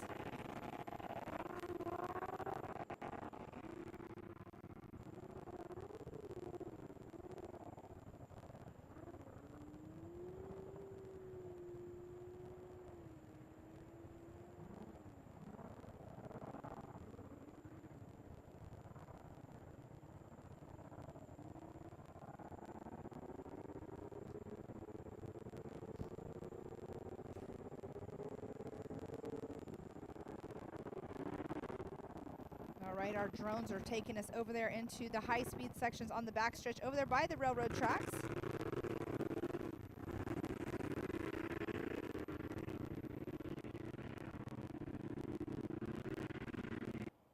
And again, back there are a few gotchas back there. There's some on the state line as well, but I believe that right there, whew, let's see, I think that one is our 60 or 169 of Robert Archibald that we were just seeing make that left-hand turn. I believe that's Dustin Miller. That's out in front of him. Dustin Miller in that 6100 truck.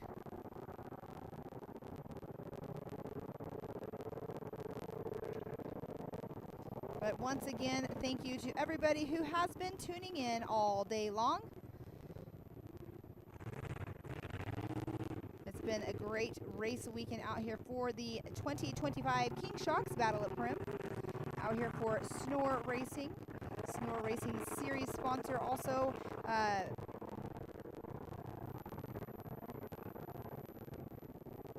Justice Brothers.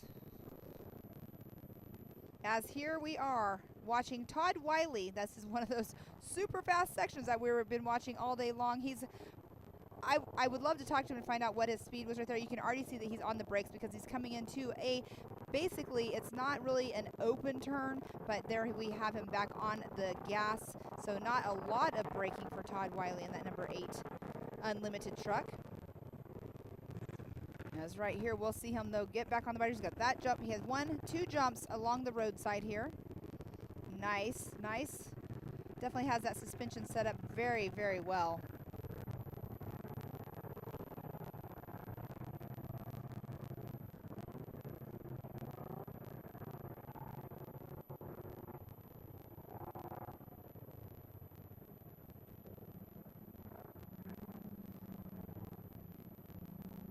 Todd Wiley has his son racing with him.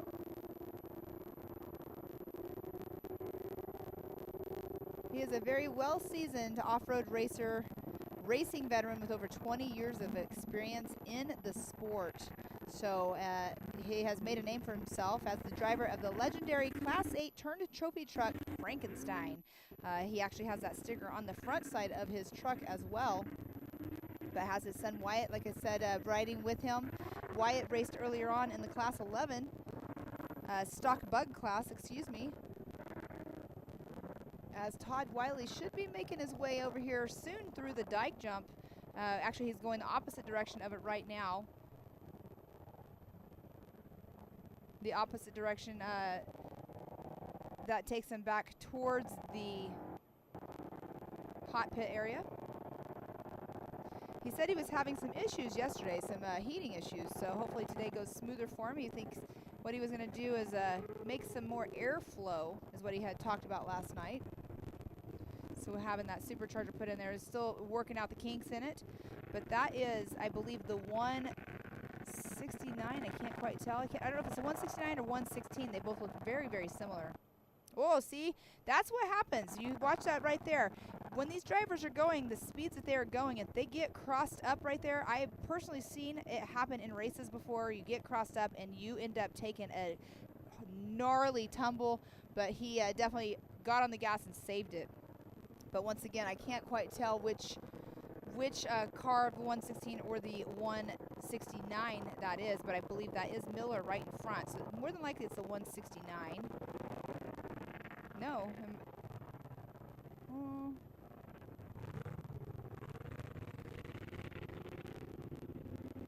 Trying to see it. 104. That's actually BJ Eskew, you guys. So BJ Eskew, excuse me. There's a couple white Class 1s out there, so BJSQ out of Las Vegas, Nevada. As we watch that, though, I mean, it's something that a driver, you know, you have to know your driving skills, as Todd Wiley just took off of the dike jump and has a commanding lead right now. But getting crossed up in those grooved in ruts from all the race vehicles all day long, it's a scary moment once you do that, especially at the speeds that these Class 1 cars go through. And now we are watching. That is Jim Tucker in the number 157 out of Ridgecrest, California. It's a good number. I like it. I've had a race car with that number too. Lucky number 57.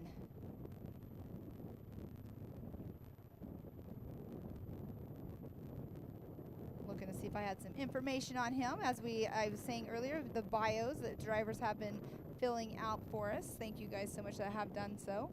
It's nice to get your information out there to all of the people in the world that want to know about who are these drivers.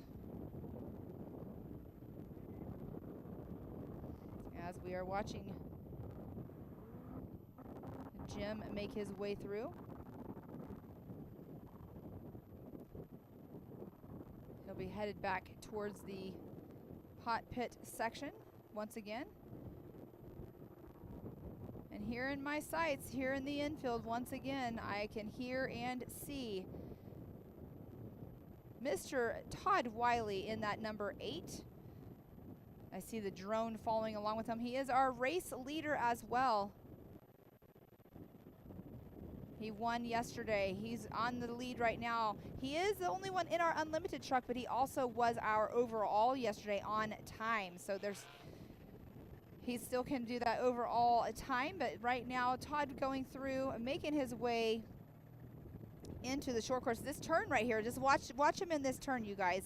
You can see that little bit too much lean almost. We did a little three-wheel action for just a slight moment, as he has those 3 jumps that he has to go over before that right-hand turn. That right-hand turn has really got burnt in very, very well today.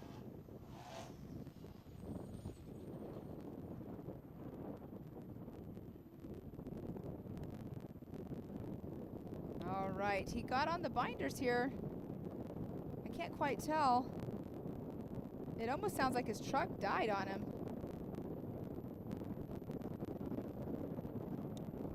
Nope, it sounded like it. I didn't hear anything for a second, but he definitely did not. Right there is resume race speed.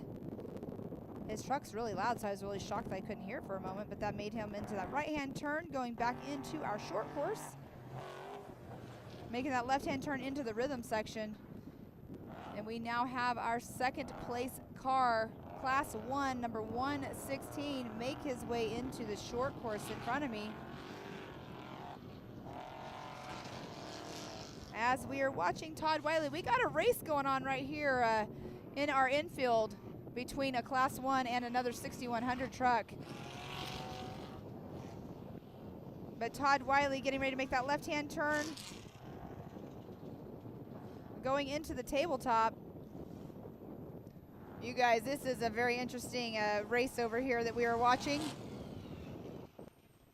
Woo! How exciting. Right in front of me. You guys will see it here in a minute. It's a drone pilot, if you can get back over here where they're going to exit back out onto the short course right here to the right-hand turn. We're going to have 2 vehicles neck and neck. So that one right there. And then right behind him, that's the 116, but right behind him, we have a race between a Class 1 car and a 6100 truck. That should be entering onto the short course here in just a second. As I hear that horsepower, they're going to battle it out. They're making that left-hand turn into our whoop section. Back where you were just at, but right now that is Jim. Here we have Jim Tucker making his way into our infield area. Just now had a truck come through. I missed it because I was looking at the screen, so I apologize. But once again, here we are watching the last race of the weekend out here for Battle at Primm, for our King Shocks Battle at Primm. That is the 157 that we are trailing along with of Jim Tucker.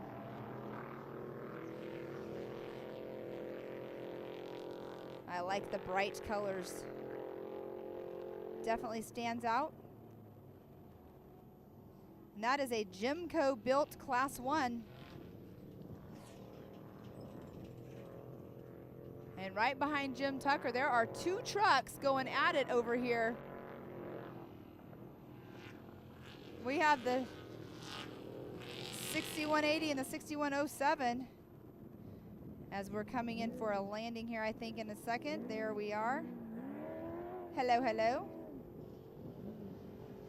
All right. Right now, I will tell you the 6180 just now coming through of Diane Coletti, and right behind Diane was Nick May, trailing really close. They're going to be entering into the short course together.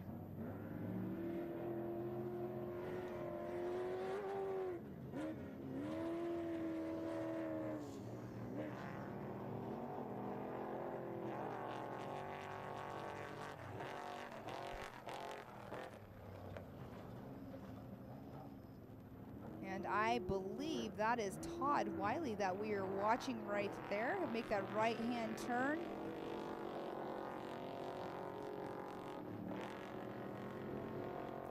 Okay, so he's on our side of the road right now. I was a little confused there for just a moment.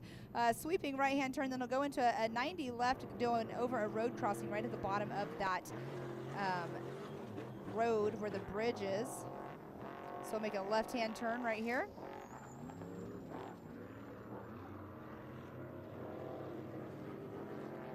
Back out onto the other side of the race course, Mr. Todd Wiley, our race leader.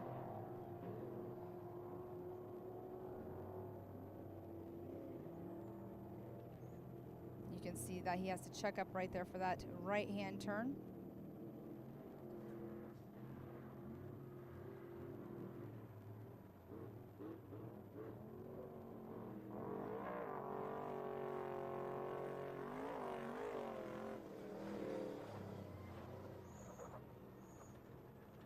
Some racing action going on in our short course area as well. I didn't catch the number of that truck when they came through that you just now saw, but we do have some racing way out in the fields here right now. You can see a lot of dust right there. Hopefully that's just them making that turn, because that's right off of the tabletop.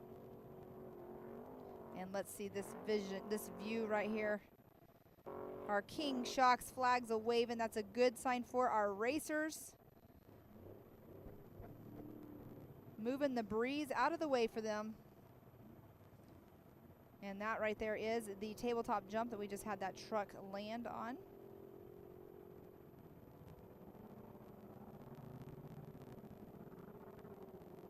As all the racing action right now is farther out away from where I am at right now. Getting a little bit of a backwards view here of the course. There's the jump that's right in front of me. That's where it's warning the drivers to slow down. There's that nice little tight right-hand turn.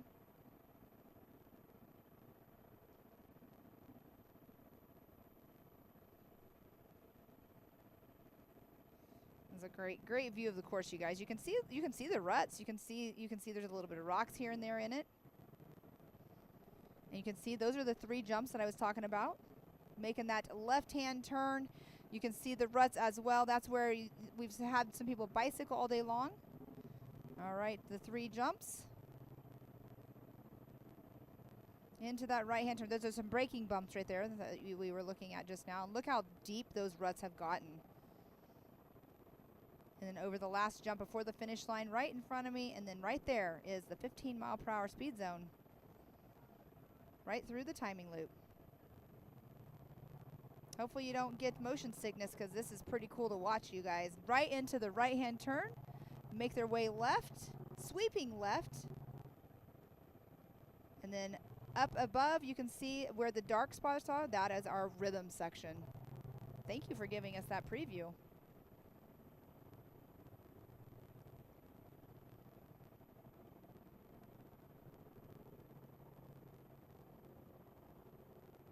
in my sights here in the distance, I see Kevin Schwartz.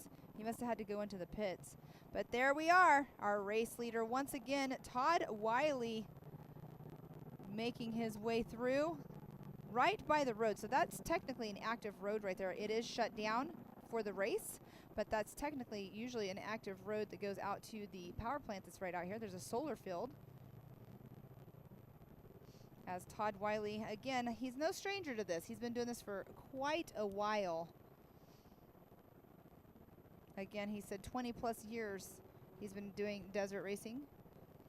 I know he had his son with him yesterday co-driving. I'm not sure if he has his son with him again today. Woo, look at that.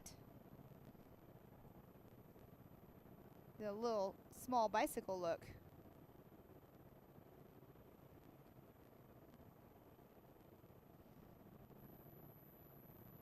You can hear some horsepower in the background and in the distance, you guys, right? I mean, Todd Wiley, it's all about Todd Wiley. That's who we have on the screen. Throwing up a roost a little bit for our drone pilots.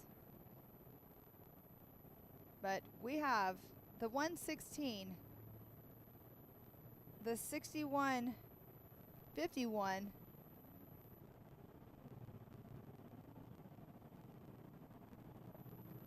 and then BJ Eskew in the 104. Those three cars are neck and neck. The 169, I'm not sure. I haven't seen the 169 in a little bit.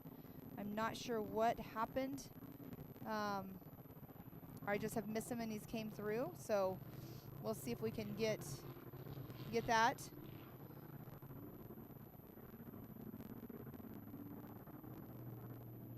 The 6154 of Trevor Brain. We got some people on here chiming in. As right now in the infield, Kevin Schwartz making his way around. And here's where I was talking about the three-car battle. It's two cars and one truck, basically. The truck is in the middle. But that number 3 car right there, that is BJ Eskew, the number 104. Right in front is Dustin Miller in the 6151. And then in front of that is the 116 of James Ward. Mark, yeah, we do have some racers that do have Starstream, but we're not chimed into their Starstream. We had one earlier on. I don't think any in this race, so thank you for asking. But yeah, the Starstream in-car is a lot of fun. As we are watching Kevin make that right-hand turn out to the short course. You can just see how deep those ruts are getting and how he is bouncing around and the way he's reacting to them. You gotta really know how your truck reacts whenever you're in that kind of stuff. Make sure you're in the right spot.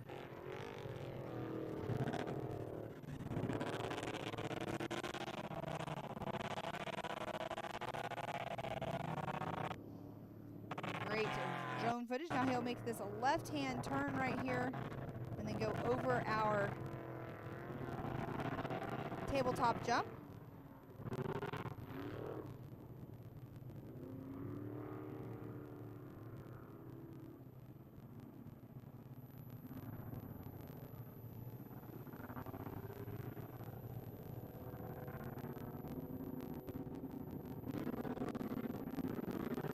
We are looking overhead view right here. That's where the drivers did their start.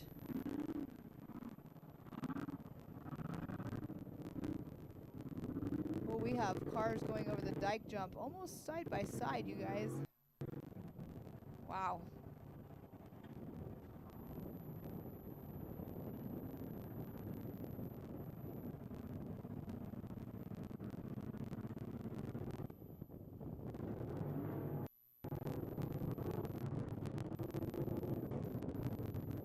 Some fast right. Those are the 3 right there that just over the dike jump. Pretty much all 3 together.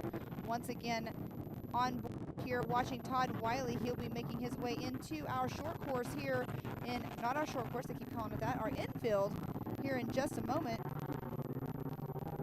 He's basically already in it here. It's just a little outskirts of where I am at. As he's gonna make that right-hand turn. Here he is. Now this is the turn that's a gotcha turn that he's coming up to right now. It's that left-hand hairpin. You really have to finagle it through there. Finesse your throttle. Use your brakes properly Todd Wiley's no stranger to it. Knows exactly what he's doing. And here we are. That is the 116 and the 6151 that are going neck and neck right there. Again, the 116, James Ward with Dustin Miller on his tail. And then behind him is the 104 of BJSU.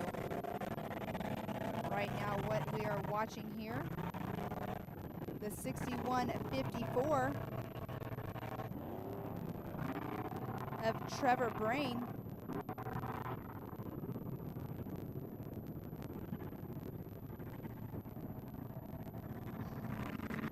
As Trevor Brain's making his way through. You guys, this infield is insane right now. Hopefully my drone pilot can get back over here.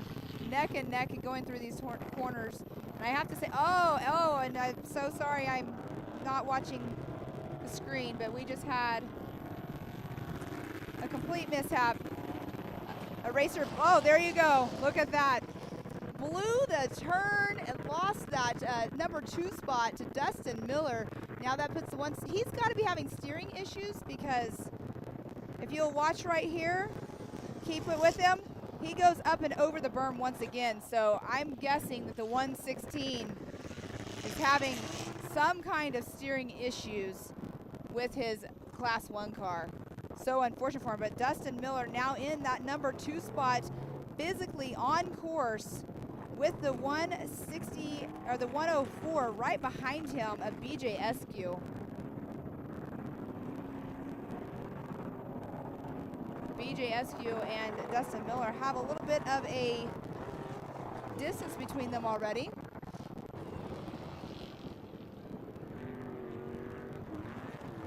Yeah, so the 116, the first berm went completely over it, had to get back inside the course.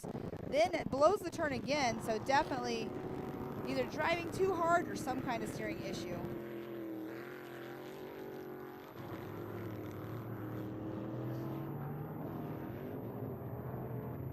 I feel like there was something going on with this car yesterday as well.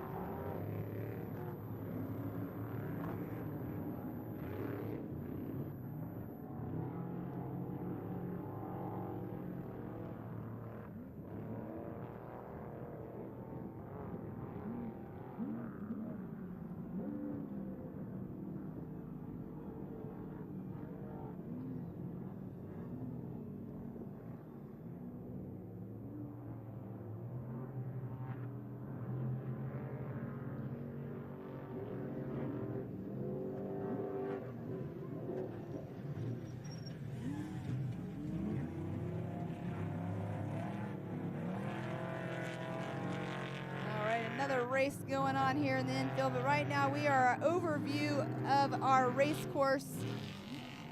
But once again, the 6180 of Diane Coletti and the number 6107 of Nick May battling it out here in our short course. I swear my drone pilot knows exactly where the action is, because he keeps being right on it as well. So good job. You guys are awesome. Just have to say, awesome job. All right, so we have 2 trucks coming through right now in front of me. Just now going over the jump, we have a Class 1 car. Oh, goodness, a bicycle. I'm sorry, I was seeing it live. You can see it was right there on the right-hand side. Did a little bicycle there, but we also have the 157 that's coming through. But we are right now with Diane Coletti. She has had Nick May on her tail for a whole entire lap. So either he just cannot find the right opportunity to pass her, or she just, once she gets out there in this fast stretch, she just pulls away. So one or the other. But again, lots of action out here. Some crazy racing going on. So much fun to be watching from front row and center here, as we are trailing over the top of Diane Coletti in the 6180.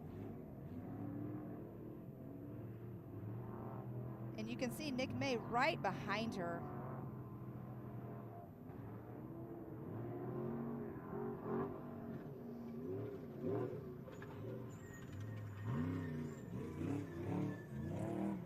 As we are back watching Mr. Todd Wiley right now. Todd Wiley on that backstretch. Well, he'll be going trailing the railroad tracks here in just a minute, but here is a camera view right now of, oh, this is gonna be cool. This is gonna be really cool. That is our tabletop jump right there. That was the 157 of Jim Tucker. Great job, the drone pilot. He's definitely testing it out here. And here we go with another one. I don't know what that number was, but pretty awesome to see these guys and gals launching off of that jump.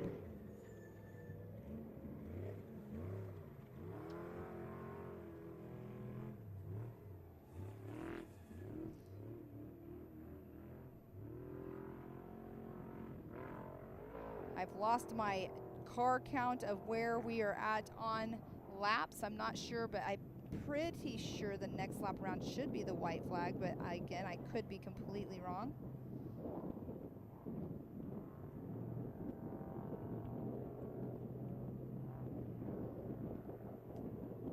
As that is Kevin Schwartz right there, I believe. I think he must have came in earlier on into the hot pits, is what I'm guessing.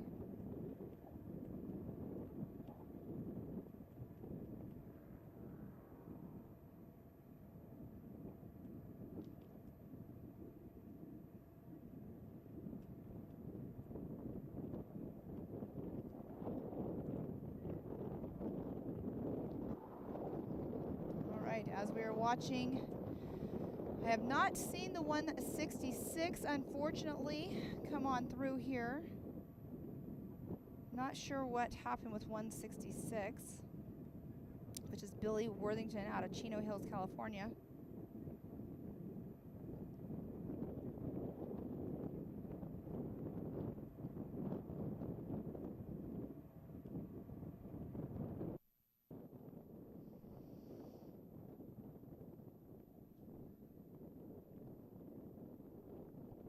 Once again, thank you everybody for tuning in. We have been live streaming for 10 hours now for today, for day 2 of our King Shocks Battle at Primm out here in Primm, Nevada. Again, thank you all for tuning in, chiming in, sticking with us, because this race right here is awesome. And that is Todd Wiley. Just smoked by us super fast. I really, his top speeds got to be insane.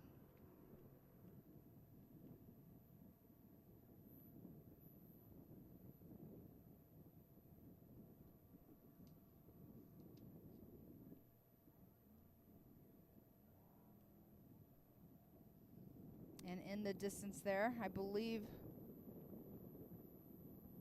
well, I can't quite make it. I believe that is Todd Wiley that we're seeing in the distance, making that left-hand turn. Yes, it is.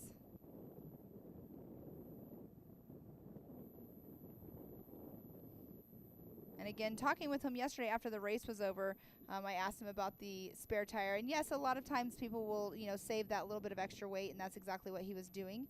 And yeah, so he's doing that once again today.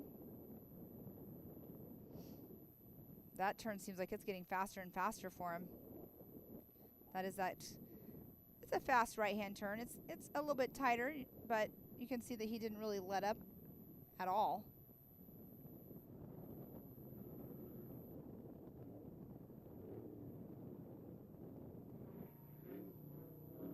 As he is making a fast time. What he'll be doing now is he's headed back towards where the hot pits are, behind the outlet mall. Dike jump right there to the right.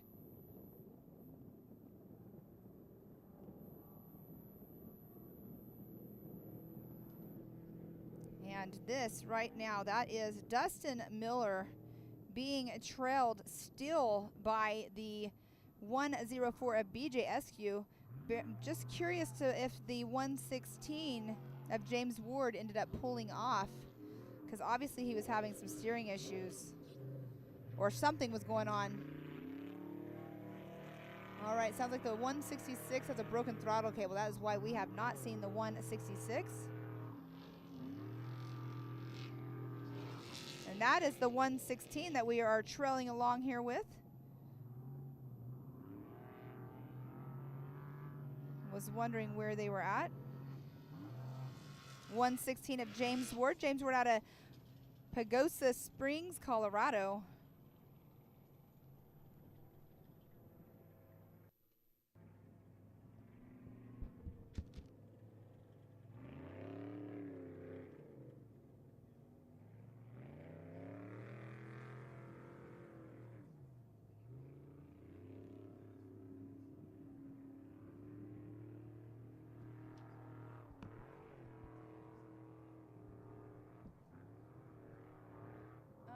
No, because I get cold. The breeze makes me cold. I'm just hoping, we need to find out if I'm taking any of this because I need to pack up quick. Okay, perfect. I can pack it up for you if you want me to. Okay. I can pack this up, but I'm like literally going to pack up and leave. I board in 4 hours.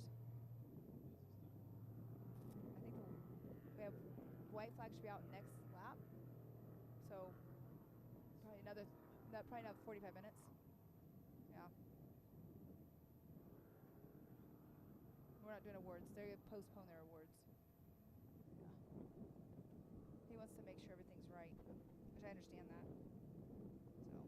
So, but yeah, no, because I want to eat and get my car back. That's the problem. The car rental place might be kind of crazy on a Sunday.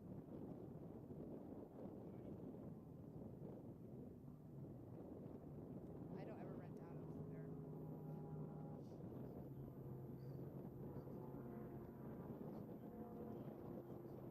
Well, it's not that part. It's the shuttle bus back to the airport. Yeah. Right. This is a battle that's been going on. All right. We are watching Nick May still trailing behind Diane Coletti. Has not made that pass, but you can see that he's tried. But what I was saying earlier when they were in the short course, that's making me wonder, like she must get out into the wide open course, and then she pulls away from him just a little bit. But as Nick May trailing along behind, I can see in our sights the number 8 truck of Todd Wiley, our race leader, will be coming into our infield here in just a moment, as he's actually entering into it now. I'm not sure if the white flag is out this lap or next. But Todd Wiley right here in front of me, and there we have him on the drone footage. He has the 3 jumps that he's going through right here before he makes it into that right-hand hairpin turn. And I see the white flag in hand. So Todd Wiley, the number 8, going over this last jump, getting into that 15-mile-per-hour speed zone. Good thing they have good brakes, because these guys have to get on the brakes super quick after they do that jump. Going through the timing loop. Again, you guys at home, I know that it is a green flag being waved, but it is definitely white flag is out for our race leader.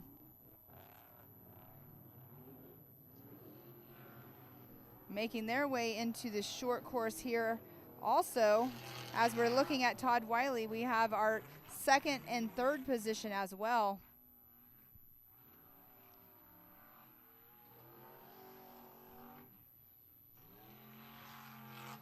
And that is the 6154 we are right here running with of Trevor Brain.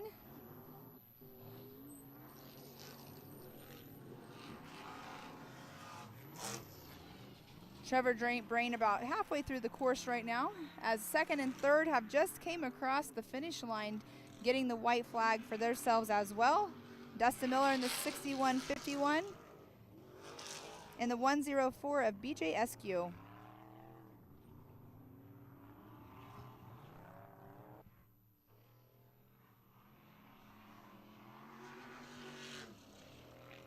And the 116 who was running in the number 2 spot earlier and got a little bit sideways out of the berms have just now came through as well. So I'm just calling out the cars that are coming out in front of me whenever I don't have a car on my screen, you guys. So calling off my screen as much as possible as we're looking at the tabletop right there, the King Shocks tabletop. And it definitely will test your suspension out.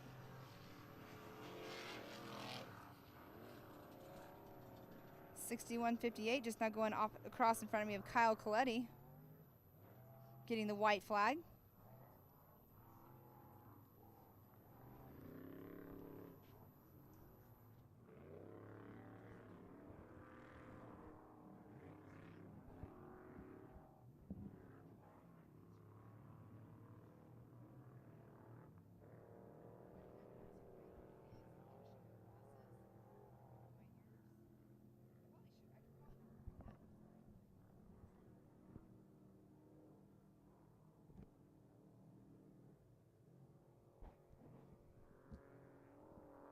Do the Humpty Hump. All right, as we are watching, that is the 116 that just went over the tabletop jump of James Ward. Madison chiming in. Her hubby is in the co-driver's seat of the 61.54 of Trevor Brain. As we have some more racing action here in the short course, it's been a Diane Coletti and a Nick May show. They have been going back and forth this whole entire race.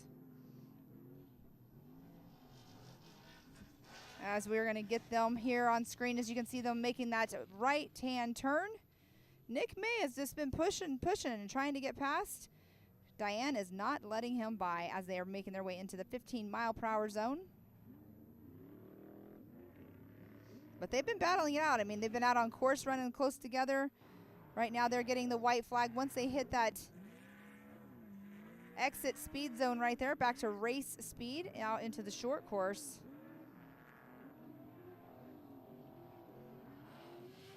Nick May just needs Diane to make a mistake to get around. White flag is also 1 lap to go as Diane is making her way through the whoop section, the rhythm section. You can see how that course right there, all those big holes in those turns.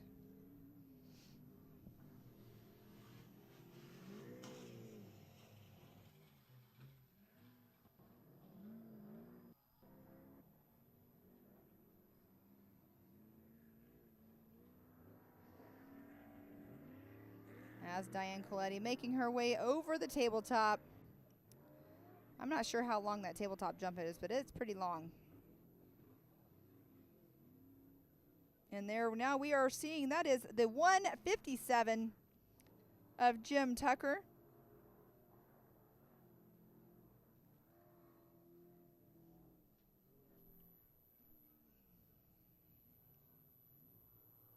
Sounds like a party going on out here behind me. People listening to some music as we are watching the racers on course here.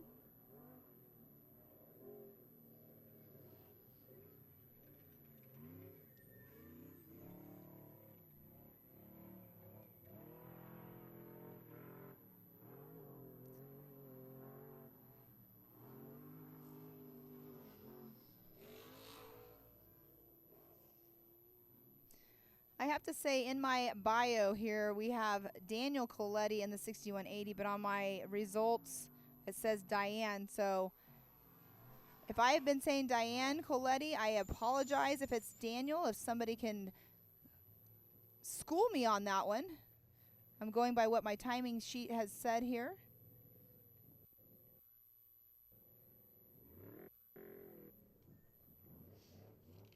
Dan, 61 years young. As he said, he's lived in Vegas for the last 33 years. He owns Sunset Custom Homes for the past 33 years. He's an architect and a general contractor. Obviously, his son is Kyle Coletti that races in the 6100 class as well.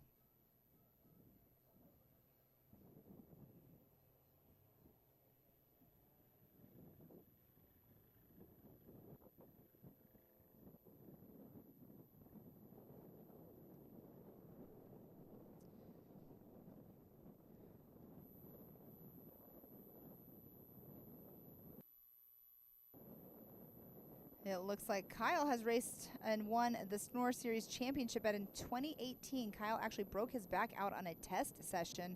Oh, that's unfortunate, but he could only drive one race due to his injury. Then Dan won the Snore Overall Championship in 2019.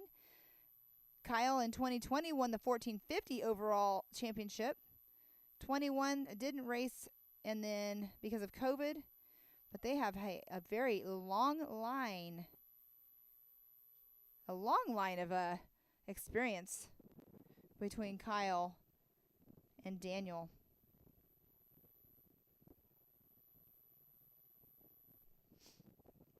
Okay, so I've been calling out Diane, and on my timing sheet is what it says, so please forgive me for that one. Daniel, I need to correct that on here.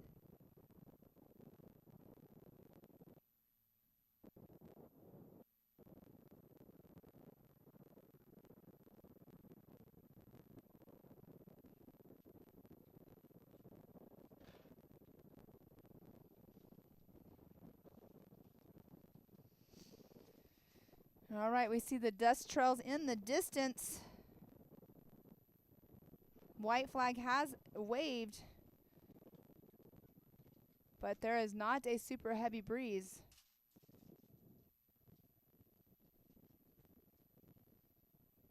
But I can see our second and third position out in the distance, as right now we are watching Todd Wiley. Todd Wiley should be coming through here any moment over on our dike jump, that right-hand sweeper.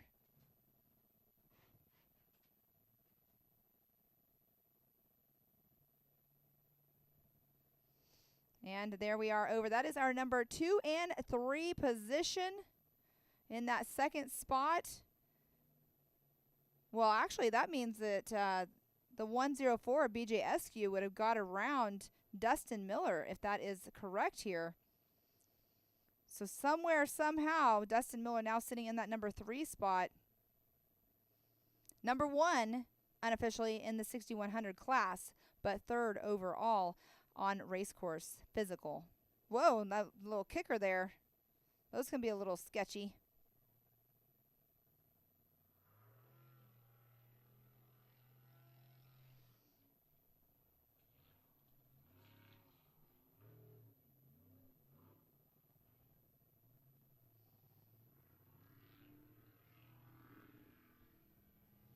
All right, getting some information from Tammy. Tammy's saying the 169 is actually broken down near check 8, near the railroad tracks. That would make sense because after that area, that is where we did not see him anymore. So very unfortunate. As we are still trailing over the top of Dustin Miller. Dustin Miller getting a little bit off to the side there. That's where you don't want to make sure you get into those cross grain sections where it can get a little bit sketchy. We should see our race leader here shortly making his way over the dike jump, making his way back on this side. As we were watching Kevin Schwantz make his way through the timing loop, going out on the short course.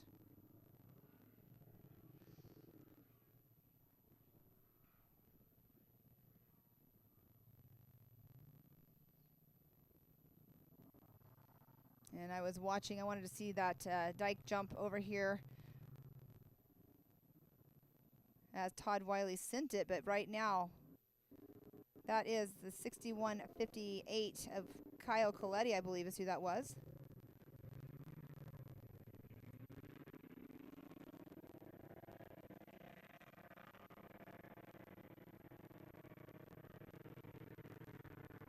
We will have Todd Wiley here in just a moment. You can see him in the background up in the middle top of the screen.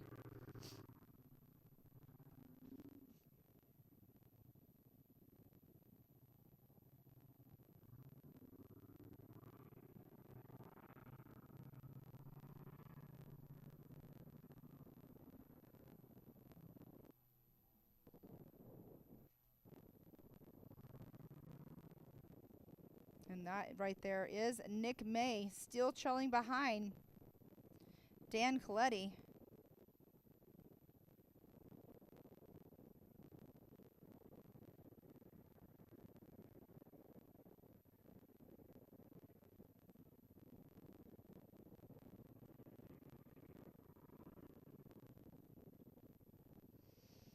And as we are watching our race leader, truck number 8, Todd Wiley, making his way around our infield, our King Shocks infield.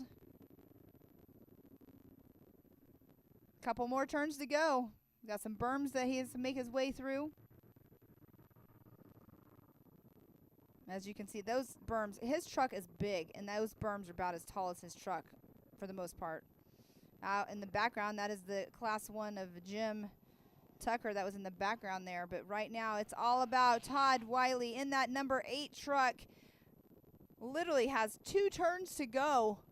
A few more jumps to go before he takes that checkered flag. Day number 2 for the King Shocks battle at Primm. Jump 1. Jump number 2. He's in number 3, making into that right-hand turn.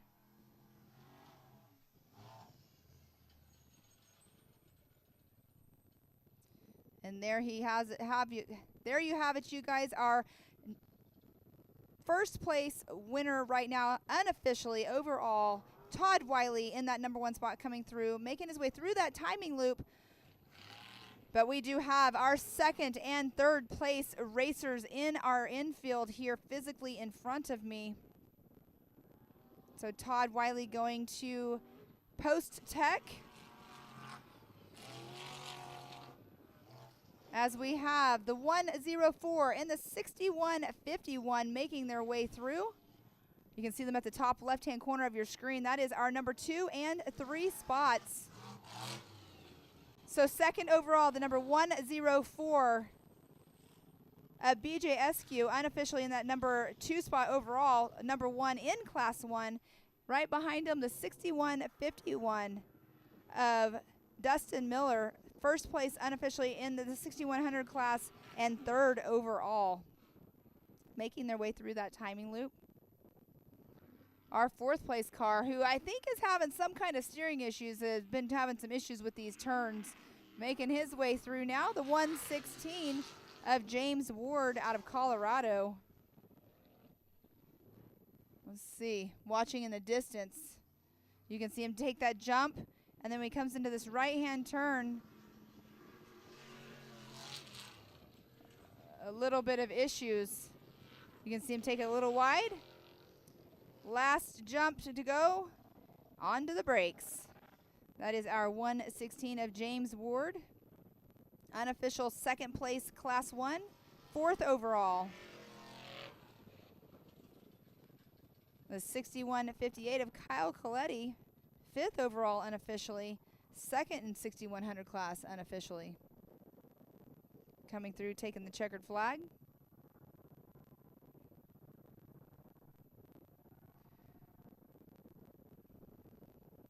Oh, and you guys, in my sights, in the distance, Nick May has got around Dan Coletti.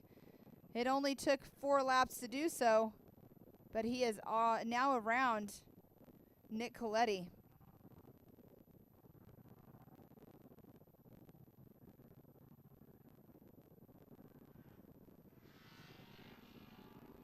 So good job.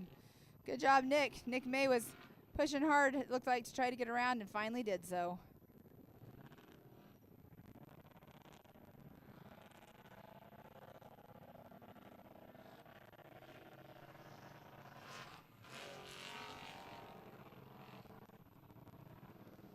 You will see here in just a minute on the left-hand side of your screen, you will see Nick May appear, and there he is with Dan Coletti not too far behind him.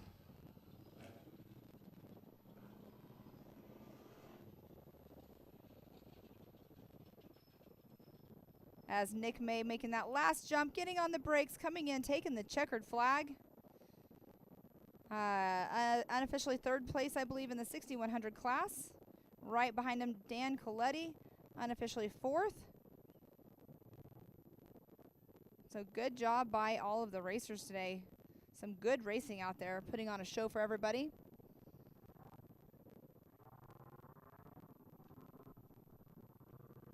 We still have cars out on course. You can see them in the distance. We will have here in just a moment I think he's our second. I'm losing track of count here. Our unofficial second place Class 1. Actually, unofficial third place Class 1, excuse me. You will see here in just a moment.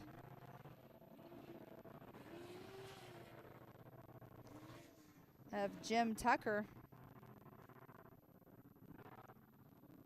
And there he is going off of the middle jump there. We have 3 jumps that take place.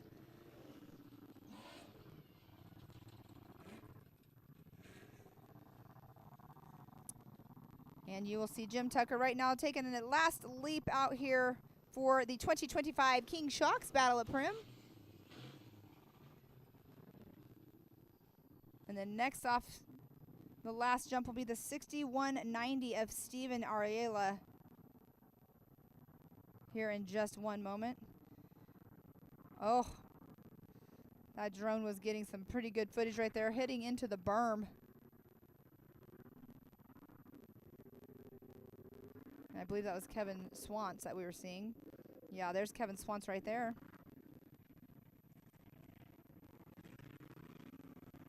I'm not sure. He might be the last physical vehicle out on race course in the number 6134.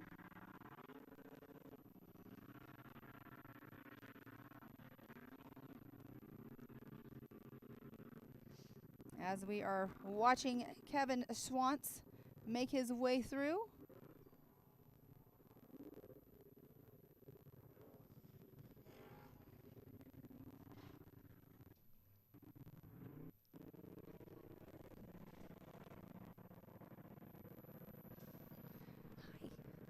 We're going to bring in Mr. Todd Wiley, so give me just a minute, guys and gals. We'll be right back.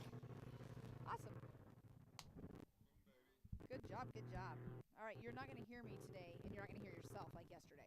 It's going to just sound quiet. Just going to be quiet? Well, it's going to, yeah, it's going to But sound. I'll hear you talking to me. Well, take this one off. Right, I got this one There on you go, right yeah.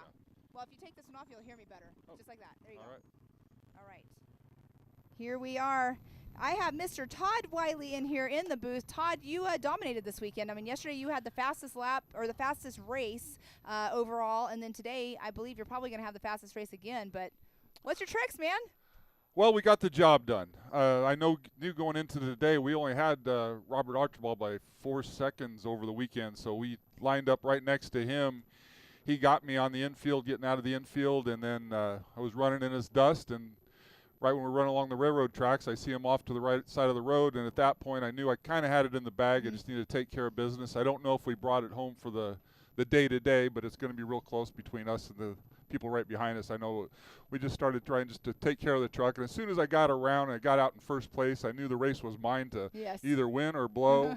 Then you start feeling and hearing every little thing on the truck, like, oh, something's going to go wrong, something's going to go wrong. So we just tried to take care of the truck, made sure we got around so we could come back and see you again. Yeah, exactly. I mean, it was definitely watching you guys go off the start. Like you said, he got you on the start in the infield, and then all of a sudden he doesn't come out because we were watching on the drone. He didn't come out from over by the railroad tracks. Right. I was like, oh my goodness, what happened to him? I've had people chiming in. I guess he is broken down out there near check 8 or something. So such a bummer for him, but good for you. Yeah, it was going to be hard for me to get around for him. It was bad for him, but it was my day. It was my weekend. Happens. Yeah, this is the way it happens. Exactly. My pit crew did a great job again of keeping track of everybody that was out there. I knew where. Then we started doing the calculations on the next person behind me, how much we had to push to stay in front of them for the weekend, and how much to try and stay in front of them from the day. My co-driver Wyatt did a great job again, calling out the bumps, the rocks, and he does an excellent job of memorizing the track and knowing where to turn left, where to turn right, and calling them all out just perfect. Well, that's good. Obviously out there this morning again in the class or the stock bug as well. So getting to see the preview of how the course was going to start off. Did you see a lot of the drivers were talking about the course change from yesterday to today? There's a lot of soft spots out there compared because they did go out and they did prep the track and they did try to smooth it back out for you guys. But they tore it right back up before I got out there, and we helped tear it up a little bit more. It's really soft out there. It's a really soft track, really hard getting out of the soft stuff. You get up in the fluff, you're just going to be spinning your wheels. Right, exactly. I know there was one of our Class 1 guys, the 116, he blew the turn here in the infield, and he blew it over here. It looked like he's having steering issues, and I'm like, I don't know if it's because it's so soft or what, but yeah, that's what you're saying. Like getting up in the fluff is not a good thing. Yeah, at all. It's good, but it's part of the racing, you know. That's what we got to deal with out here. Not as many rocks as some other courses that we got to deal with, but there's still opportunity to get some flats. This one's a really soft course, really well laid out. The jumps out here are great, and my truck just loves flying through the air. These jumps are just set up really nice. The dike jump, can't quite get up enough speed for the big air on it, but I think I did pretty good today at putting on a little bit of a show out there. I was watching on this last lap because I knew you were getting ready to come through. I'm like, I got to see these guys come through on at least the last lap. So I got to see you, flying. Of course, it looked like it was far from my angle over here, but another successful race weekend here. It was fun to see you out there on the course and battling it out for the most part at the beginning, but then again, you were out there running your own race. So it's fun to be out there by yourself, but then again, it's like, where's my competition at? No, it was fun. It was all good. Yeah, it was definitely all good, but what's your next race? I think I asked you yesterday. I can't remember. We're going to digest this one. Okay. I need to see what's out there, assess the truck. It looks like it's in great shape. I don't really know when I'm going to be back out. I would like to make it up to Caliente because that's just a good, fun course up there. Hope to see a lot of people up there if I do make it up there. But just kind of want to get back, assess the situation, and then go from there. So you had some heating issues yesterday, right? So did those get fixed from yesterday to today? We opened up the truck a lot more. We cut the visor off of it, cut part of the back of the hood up, sealed up the back to see if we could push as much air through it as we could. But lo and behold, as we were racing hard on the first lap, we were getting warm again. Yeah. So I was a little bit relieved to see him off the side of the road, so I didn't have to push the truck near as hard. So after the first lap, no problems with the heating, but we just weren't pushing the truck quite as hard. I do still have some heating issues to overcome, though. Gotcha. It needs to be a cool race out here for it to not have that. Yeah, I don't know what I'm going to do during the summer. Oh, goodness. Yeah, definitely out here for sure. But no, great weekend for you, though. Congratulations. I mean, the results will be coming out in the next few days to, official results. So I'm sure you're going to be up there. I mean, again, I think it was an hour, 1 minute yesterday is what your fastest, what you were the fastest I was looking for all the time. So it'll be interesting to see. Yeah, an hour 1 with 34 seconds. So 1 hour, 1 minute, 34 seconds yesterday. You were the fastest one but Robert, obviously, he had the issues today. He was an hour, 1 minute, 38 seconds yesterday. Look how close that was. It was a little 4 tight. seconds. Yeah. No, it was going to be a really tight race if he was going to be able to stick out there with me. I was going to have to either finish right on his bumper or I had to get around him. Right, exactly. You probably would have got around him at some point. I mean, there was lots of competition out there trying to get around their competitors today. That was the plan on figuring out how to get around. And then today we got no dust, and then lo and behold, I got somebody in front of me, no wind. No wind, had no wind today, so the dust started to become a factor, even trying to stay behind him. So it was bogging me down a little bit being in the dust for a little bit, but then once he got free, I didn't see any more dust for the rest of the day. Yeah, well, it's a good thing, but a bad thing. I mean, always the dust is, racer's enemy. The wind is the racer's friend. But not seeing that flag move this morning, I was like, ooh, this is going to be an interesting day to see how this pans out. Yeah. But it didn't matter to you once he pulled off to the side and up front. But, again, let's go over who all gets you out here to the race course. Well, my race team gets me out here to the race course. My whole family, we're really a family organization. Got to thank Kristen and all my kids for getting me out here.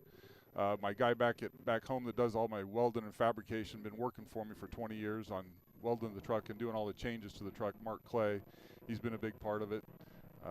Got a mechanic, Steve, that does a lot for me. King Shocks played a big part on soaking up everything out here. I love the King Shocks. Ever since we switched to them, we've been on a roll with that truck.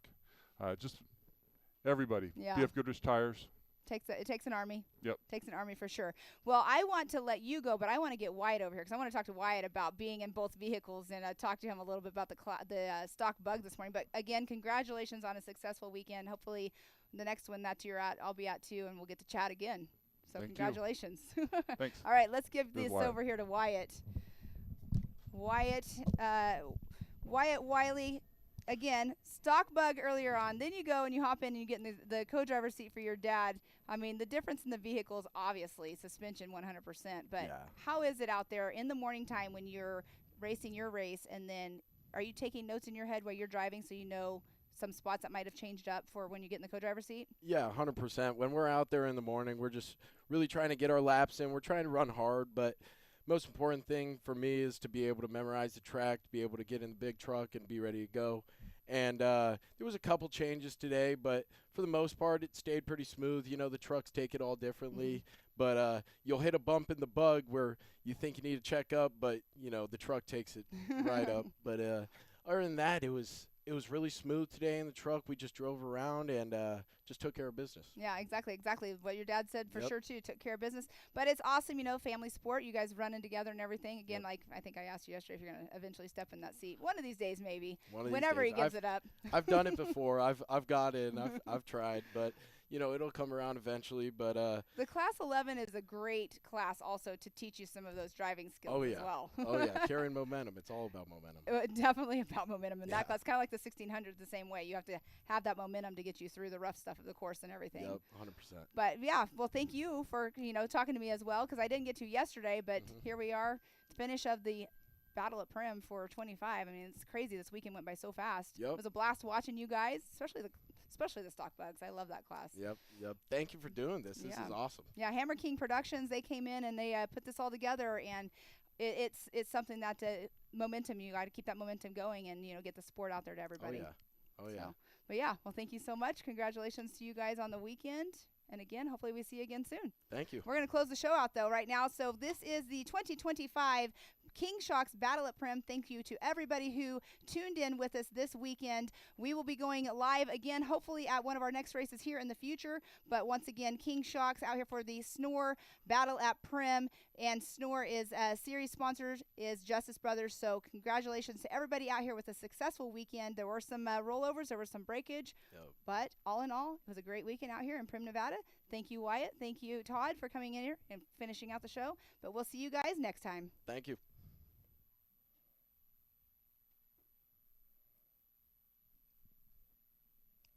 I hope they're